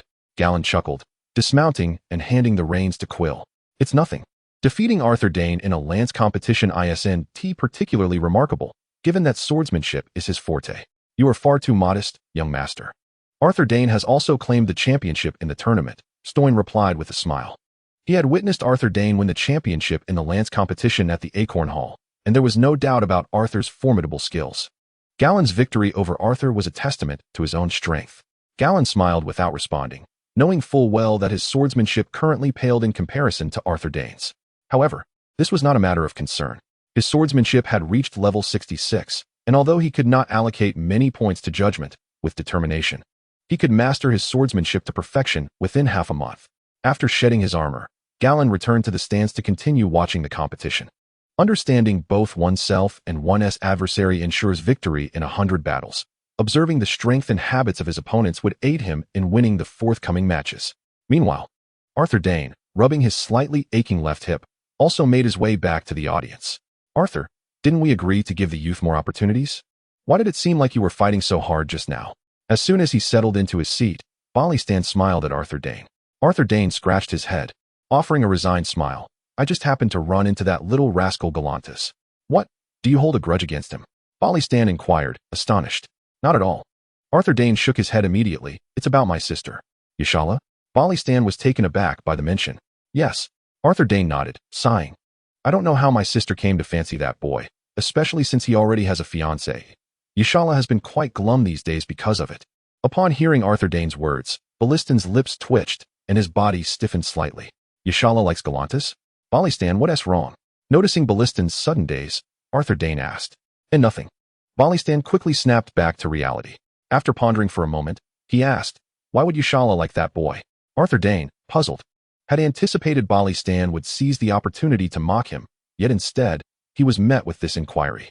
He is handsome, of noble birth, and possesses great strength. It is only natural for Yshala to be drawn to him, Arthur Dayne replied. Even as Yashala's brother, he could not deny that Galladon was indeed exceptional. Remarkably, so compared to his peers. Ballystan found himself at a loss for words. However, deep within, an inexplicable flame ignited. Remembering the dance he had shared with Yshala a couple of nights prior, he felt a pang of discomfort. Had she chosen to dance with him only because Galantis had a partner? Ballystan chuckled bitterly to himself. No wonder, during their dance, though Yshala smiled, he sensed an undercurrent of sadness within her. It seemed his feelings were not unfounded. Ballystan, if you encounter that little rascal Galladon, do try to ease up a bit. I have high hopes for him. He might just defeat Riga and win this tournament, Arthur Dayne said with a smile. Though he had been defeated by Galladon, he still held great admiration for him. Humph. Upon hearing Arthur Dayne's words, Ballystan forced a smile, neither nodding in agreement nor dissenting. Assuming he had consented, Arthur Dayne continued to rub his left hip and resumed watching the competition. He failed to notice the flicker of flames igniting in Ballistan's eyes. Galladon had just witnessed a match from the audience when he heard a voice behind him. Turning around, he was astonished to find the sisters Helena and Ellery had arrived at his designated seat in the Stormlands. Galladon, are you all right? Helena asked, a hint of shyness lacing her concern. She had clutched her heart during Galladon's duel with Arthur Dayne, terrified that he might be injured in the contest. After all, many had sustained serious injuries in recent days, and Galladon's opponent had even met with an untimely demise. While she was elated that Galladon triumphed over Arthur Dayne, her predominant feeling was one of anxiety for Galladon's safety.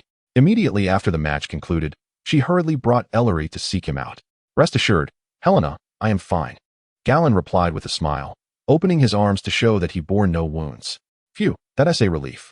Helena sighed, her heart finally settling. Brother-in-law? Helena was utterly worried just now. Ellery chimed in with a laugh. Helena felt her cheeks flush, unsure of how to defend herself. Galladon, beaming with joy, took Helena's hand and invited her to sit in his place. Galladon, you two take a seat. I am older, and this place is too noisy for me. I must return to rest, remarked Count Aemons of Greenstone Castle, observing the affectionate interaction between Galladon and his fiancée. He had noticed that Galladon and Ellery had nowhere to sit, and thus made this gesture to offer his seat. Galladon cast a grateful glance at Count Aemons. I also recall some matters I need to attend to, Count Casperville of Rainhouse Castle said with a smile, rising to offer his seat as well. Galladon scratched his head, chuckling, and accepted the offer without hesitation. Count Casperville departed with a cheerful demeanor. For them, the match was optional, Securing Gallen's favor and goodwill was evidently of greater significance. Gallen now held considerable weight in the eyes of the nobility of the Stormlands. The two earls yielding their seats made Helena feel even more bashful. Gallen, however, was unconcerned, encouraging Ellery to take her seat. Thus, with Helena and Ellery seated on either side of him, Gallen began to enjoy the forthcoming matches, filled with laughter and conversation. The presence of Helena and Ellery undeniably made the competition seem far more entertaining. Helena's eyes sparkled with joy, her smile unwavering. As for Ellery, unbeknownst to anyone, she frequently stole glances at Gallen's profile when he wasn't looking. End of chapter. Chapter 43, entering the finals. The astonishment of the crowd. How powerful will he become in the future? In the afternoon, Gallen and Ballas advanced again in the archery competition. The following day, Gallen triumphed over a knight from the west in the round of 16, successfully securing a spot in the top 8. Throughout the competition, the fervent cheers for the Dawn Knight resonated continuously. At this juncture, Gallen had emerged as the unexpected dark horse in the eyes of the audience, with numerous young nobles believing that he might very well clinch the championship of this martial arts tournament. However, the older aristocrats merely smiled faintly at such notions, choosing not to contest them. They had all either witnessed or heard of the exploits of Balistan. This intrepid Balistan, when he truly applied himself, had no rival. In previous tournaments, he had merely allowed the younger contenders to shine. Swiftly, the 5th day of the tournament arrived, heralding the thrilling quarterfinals. The audience's excitement was palpably heightened compared to the preceding days. Gallen's opponent was the formidable Blackfish Blinden from the Riverlands. Blackfish, with his gray hair, pronounced brows, and azure eyes, appeared calm and reserved, yet subtly exuded confidence and sharpness. After 3 intense rounds of combat, Gallen succeeded in unseating him from his steed. While Blackfish's strength and agility paled in comparison to Gallen's, his equestrian skills and lance techniques were remarkable. Gallen even mused that Blackfish's horsemanship was slightly superior to that of Astadane. Nevertheless, Gallen's raw strength and quicker reflexes, coupled with the advantages provided by his steed, Thundercloud, ensured a decisive victory over Blackfish. Following the match, Gallen graciously assisted Blackfish to his feet. Among the elder knights, few garnered Gallen's admiration, but Blackfish was undoubtedly one of them. Currently, Blinden had fallen out with Duke Horse Tully, and life under the Tully banner had not been favorable for him. Gallen contemplated that after the Usurper's War, he might seek to recruit Blackfish, a talent possessing such prowess, intellect, and leadership skills should not languish as a mere knight of the Bloodgate. Upon rising, Blackfish was equally astonished by Gallen. He had not anticipated that the 14-year-old Gallen could possess such formidable strength and reflexes. The two exchanged mutual words of encouragement before departing the arena. Gallen felt no urgency. He was merely the heir of the Twilight Hall, still at the tender age of 14, and recruiting Blackfish at this moment might be perceived as condescension. It would be wiser to cultivate a good rapport for the future. As the morning matches concluded, Gallen, Riga, Balistan, and Mogshan advanced smoothly to the semifinals. Among the remaining contenders, Gallen surmised that Riga would be the most manageable opponent. He had observed Riga's skills over the past few days. Although Riga exhibited a commendable balance of abilities, he was not particularly challenging. After all, he too was a jack of all trades. Gallen's mental fortitude undoubtedly surpassed Riga's, and in a direct confrontation, Riga might not prevail against him. As for the formidable mountain demon, his immense stature and formidable strength undoubtedly surpass Gallen's own, although he is significantly less agile and skilled in equestrianism. Against the mountain demon, Gallen estimates his chances of victory to be approximately 60%, though the possibility of defeat looms as well. Regarding Balistan, the monk-like figure, Gallen harbors little confidence in his ability to triumph. In previous matches, Balistan has effortlessly dispatched his opponents with a single shot, leaving no indication of his true prowess. However, recalling Balistan's audacious feat from a few years prior, when he single-handedly infiltrated the Valley of Twilight to rescue the king, it is evident that Balistan possesses superhuman capabilities across various domains. Akin to a Zhao Zilong from the realm of political intrigue, Gallen dreads encountering such a being, one whose strength, agility, horsemanship, and marksmanship eclipse his own. When hexagonal warriors collide, the outcome hinges on whose facets are more remarkable. At this juncture, Balistan is merely 38 or 39 years old, at the pinnacle of manhood, and Gallen surmises that Balistan's attributes are decidedly superior. Regrettably, at the tender age of 14, Gallen has yet to fully develop. Were he to wait another 2 or 3 years, he could potentially overwhelm Balistan in terms of raw statistics. In recent days, Gallan has instructed Stoyne to apprehend a few pickpockets from the bustling crowds, subsequently executing them and accruing 4 judgment points, leaving him with a total of 17. Time swiftly passes, and soon the 6th day of the martial arts tournament arrives. By now, the competition is nearing its conclusion. Following a fervent recap and guidance from Sir Longmose, the semifinals for the spear competition officially commence. Gallan learns of his impending adversary. The first match today features the Knight of Dawn, Galantas from the Hall of Twilight, pitted against the fearless Balistan. With a grand gesture from Sir Longmose, the arena erupts in a tsunami of cheers. Gallan displays a resigned expression, taken aback by the unexpected pairing with Balistan in the semifinals. He had envisioned a scenario in which he would eliminate the Mountain Demon, while Riga would dispatch Balistan, leading to a final showdown between himself and Riga. Could the Hien family be manipulating the outcomes behind the scenes? Gallan casts a glance at Count Hien in the audience, suddenly furrowing his brow in contemplation. In the previous round of 32-16, he had faced the Dawn Sword God, Arthur Dayne, directly. This tournament feels somewhat unfriendly toward him. Conversely, Riga has sailed through with relative ease, encountering opponents of lesser strength. The more Gallan reflects on it, the more plausible it seems. After all, this martial arts tournament is fundamentally a political spectacle orchestrated for Riga's benefit, despite being disrupted by Aerys. Count Hien's original intent remains unchanged. Count Hien's brother, Sir Oswell, is a member of the Royal Guard and a staunch supporter of Riga. As Gallan pondered in slight displeasure, the attendant had already opened the enclosure. Gallan nudged his horse, and Lien promptly stepped forward with nimble strides, effortlessly making his way onto the racetrack. Soon, Gallan faced off against Balistan from a distance. "Brother, are you feeling better?" On the stands, Ashera was not seated beside her close friend, Ilya, as usual, but rather next to Arthur Dayne. "I'm fine, just a minor strain from the fall." Arthur Dayne smiled at his sister. Ashera nodded, her gaze drifting to Gallan in the arena, her eyes glimmering with a hint of melancholy. "Don't worry, Ashera, Gallan will surely win. This time at the tournament. That lad might just defeat Riga and claim the championship," Arthur Dayne remarked, sensing his sister's thoughts. "Why do you say that?" Ashera inquired, intrigued. For Balistan was a renowned knight, a formidable figure among the Kingsguard. Balistan has no inclination to compete fiercely against the young. He will not exert his full strength, Arthur Dayne replied, his smile growing more evident. Upon hearing this, Ashera furrowed her brows. "You mean he would deliberately lose to Gallan?" "Indeed," Arthur Dayne nodded. "Humph." Ashera scoffed lightly, her delicate brows knitting in discontent. It seemed her brother doubted Gallan's ability to contend against Balistan at full capacity. Why would he think so? Besides Ashera and her brother, many nobles were engaged in fervent discussions about who would emerge victorious between Gallan and Balistan. Amidst this vibrant atmosphere, Sir Lomos announced the Knight's mutual salute. Thus, Gallan and Balistan simultaneously urged their steeds forward to pay their respects. As Gallan approached Balistan, he nodded in acknowledgement, only to find Barristan's gaze towards him exceedingly cold.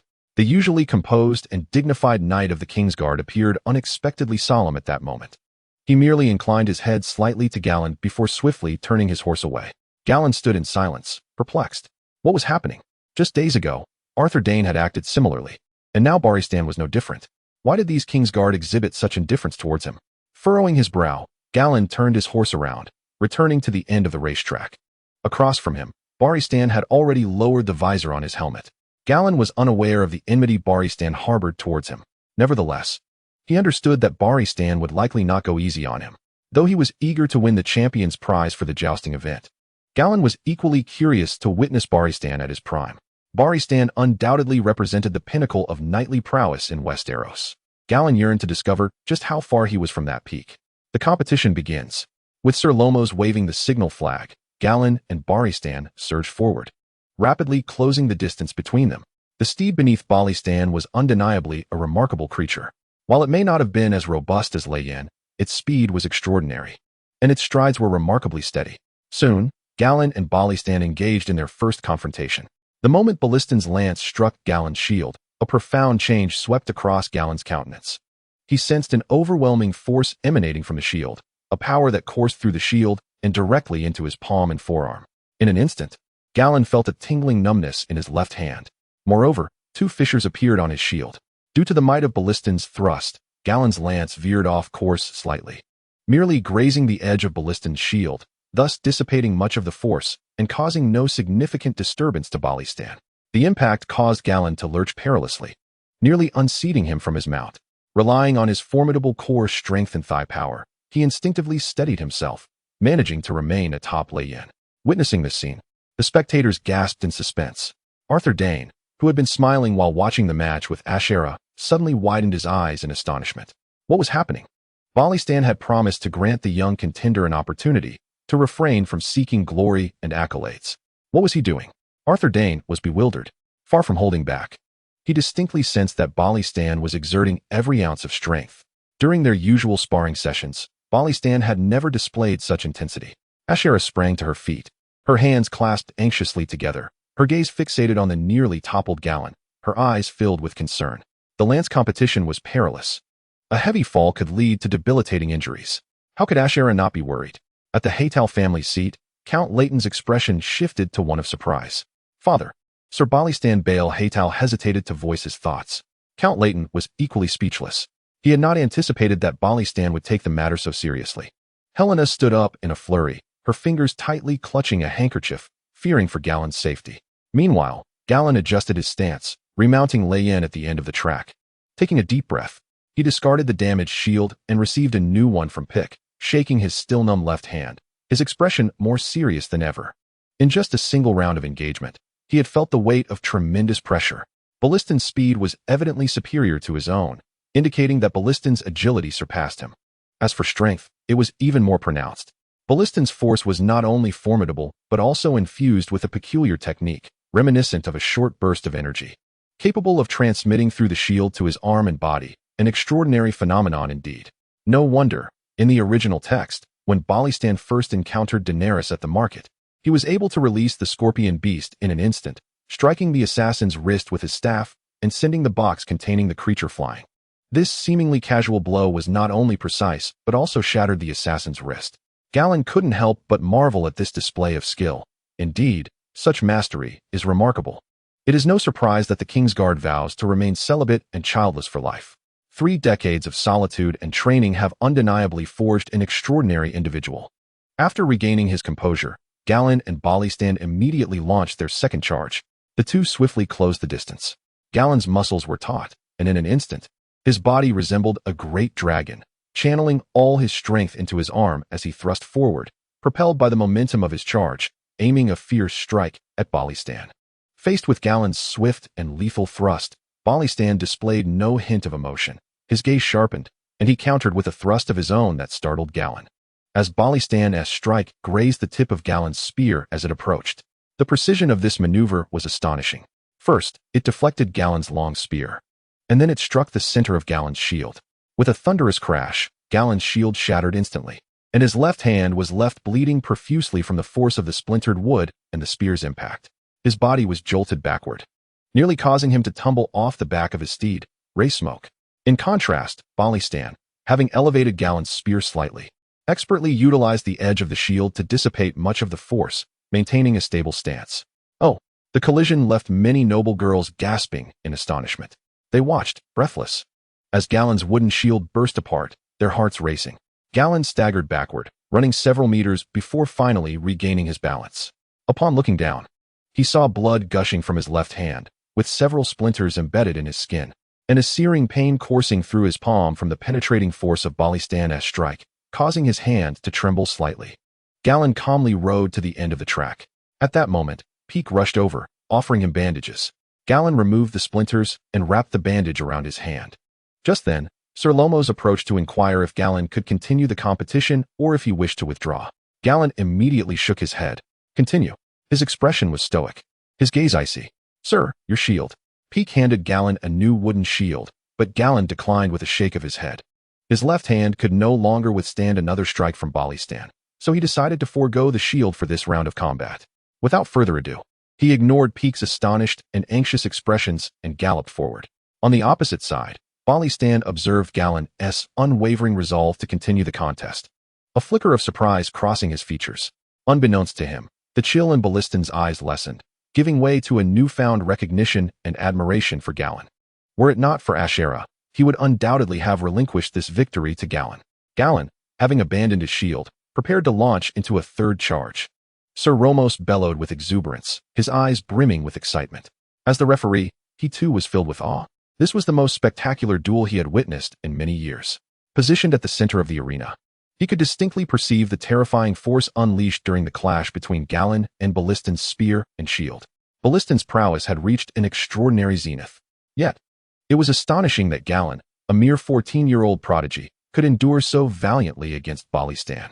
Sir Romos, a knight of Balliston's generation, understood well the latter's formidable strength.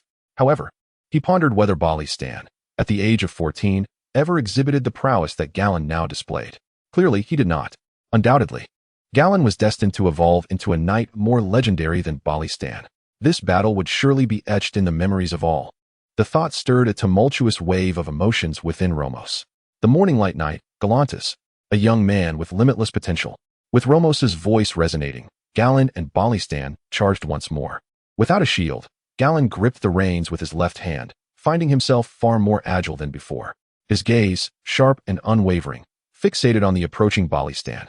The prior 2 rounds of combat had illuminated the truth. In terms of strength, agility, and technique, he fell short of Balistan. It seemed Balistan bore no apparent weaknesses. His sole advantage lay in his formidable mental fortitude, a staggering 1915. Galladon refused to believe that Balliston's mental prowess could surpass that of an ordinary individual by such a margin. Thunderous hoofbeats echoed, dust swirling in the air. Perhaps due to the previous rounds of overwhelming dominance over Galladon, coupled with Galladon's injured left hand and lack of a shield, Balistan appeared less aggressive than before. As the distance between them diminished, Galladon's focus sharpened to an unprecedented degree. Gradually, he sensed the world before him slowing ever so slightly. Though subtle, this phenomenon allowed him to observe and anticipate Balliston's movements with greater clarity. He noted the intricate details, Balliston's shoulder rise, his waist twist, and his foot's push. He observed the gait of the white steed beneath Balistan and the angle of the thrust from Balliston's spear. In an instant, all this information surged into Galladon's mind, and he intuitively devised an optimal response. This time, he tightened his grip on the spear, channeling his strength to its zenith. Only after Balistan thrust his spear did Galladon suddenly lunge forward, seizing the initiative. In spear duels, the first to strike usually holds a significant advantage. Yet in this contest, both Balistan and Galladon had opted for a counterattack. This demands formidable mental fortitude and exceptional skill. One must possess both audacity and meticulousness. As Balistan perceived the angle of Galladon's lance thrusting towards him, a sudden shock coursed through him. Initially, he noticed that Galladon bore no shield and believed that a single strike would suffice to unseat him. However, the lance aimed not at his shield or chest, but rather at his handguard. Realizing this too late, Balistan understood the gravity of his predicament. Both warriors rode upon magnificent steeds, their speed unparalleled, while Galladon's strike was as swift as lightning, leaving Balistan no time to evade. Thud! Galladon's lengthy lance made a precise impact upon the handguard of Balistan's spear. The cavalry lances used in the tournament resembled 2 umbrellas joined at the center, slender for gripping, with a circular guard at the front to protect the fingers from being struck. This circular guard was forged from iron, and it was precisely this iron guard that Galladon had targeted. Crack! The wooden tip of Galladon's lance shattered upon contact with Balliston's handguard, succumbing to the immense force. Meanwhile, Balistan's lance was expertly deflected by Galladon, narrowly skimming past his armor without inflicting significant harm. Balistan, however, fared much worse. Although he did not tumble from his mount, the force of Galladon's lance bore down upon his arm entirely. The angle at which he thrust was precisely altered by Galladon's blow, resulting in a severe strain, misalignment, and dislocation of his entire right arm. After riding forward several meters, the lance slipped from his grasp, and his right arm hung limply at his side. Upon reaching the end of the arena, Balistan discarded his shield and lifted his visor with his left hand, beads of cold sweat trickling down his face. The audience rose in unison, captivated by Ballistan's condition. Sir Romos swiftly approached to inquire about his state. Balistan shook his head. His arm was completely dislocated, rendering him unable to continue the competition. Romos immediately grasped Ballistan's implication and hastened to the center of the arena. Balistan has dislocated his arm. Galladon Tarth has triumphed. With Sir Romos's booming declaration, the crowd erupted with fervor, akin to a volcano in eruption. Cheers cascaded through the air as many leaped with excitement, gesturing wildly. It was evident that they had placed substantial wagers on Galladon. Yet, no one could have anticipated that Galladon would emerge victorious in such a direct confrontation against Balistan. Observers recognized that Sir Balistan had indeed fought earnestly. In the previous 2 rounds, Galladon had nearly faced defeat. In the final round, Galladon had even fought without a shield. With a remarkable display of precision shooting, he dislocated Sir Ballaston's arm, ultimately securing a hard-fought victory in the match. The tension was palpable, and the excitement overwhelming. As the crowd erupted in jubilation, Galladon exhaled deeply, astonished that he had truly triumphed in this confrontation. There was a moment when he had believed defeat was inevitable. In the third round, his intention was merely to retaliate against Ballaston, hoping to soften the humiliation of loss. To his surprise, he inadvertently dislocated Ballaston's arm. This outcome was a blend of skill and serendipity. It seemed that mental fortitude possessed remarkable capabilities. Recalling the sensation of the world slowing around him, a spark of brilliance flickered in Galladon's eyes. Perhaps, when his mental acuity reached the threshold of 20 or 30 points, a transformative effect might ensue. End of chapter.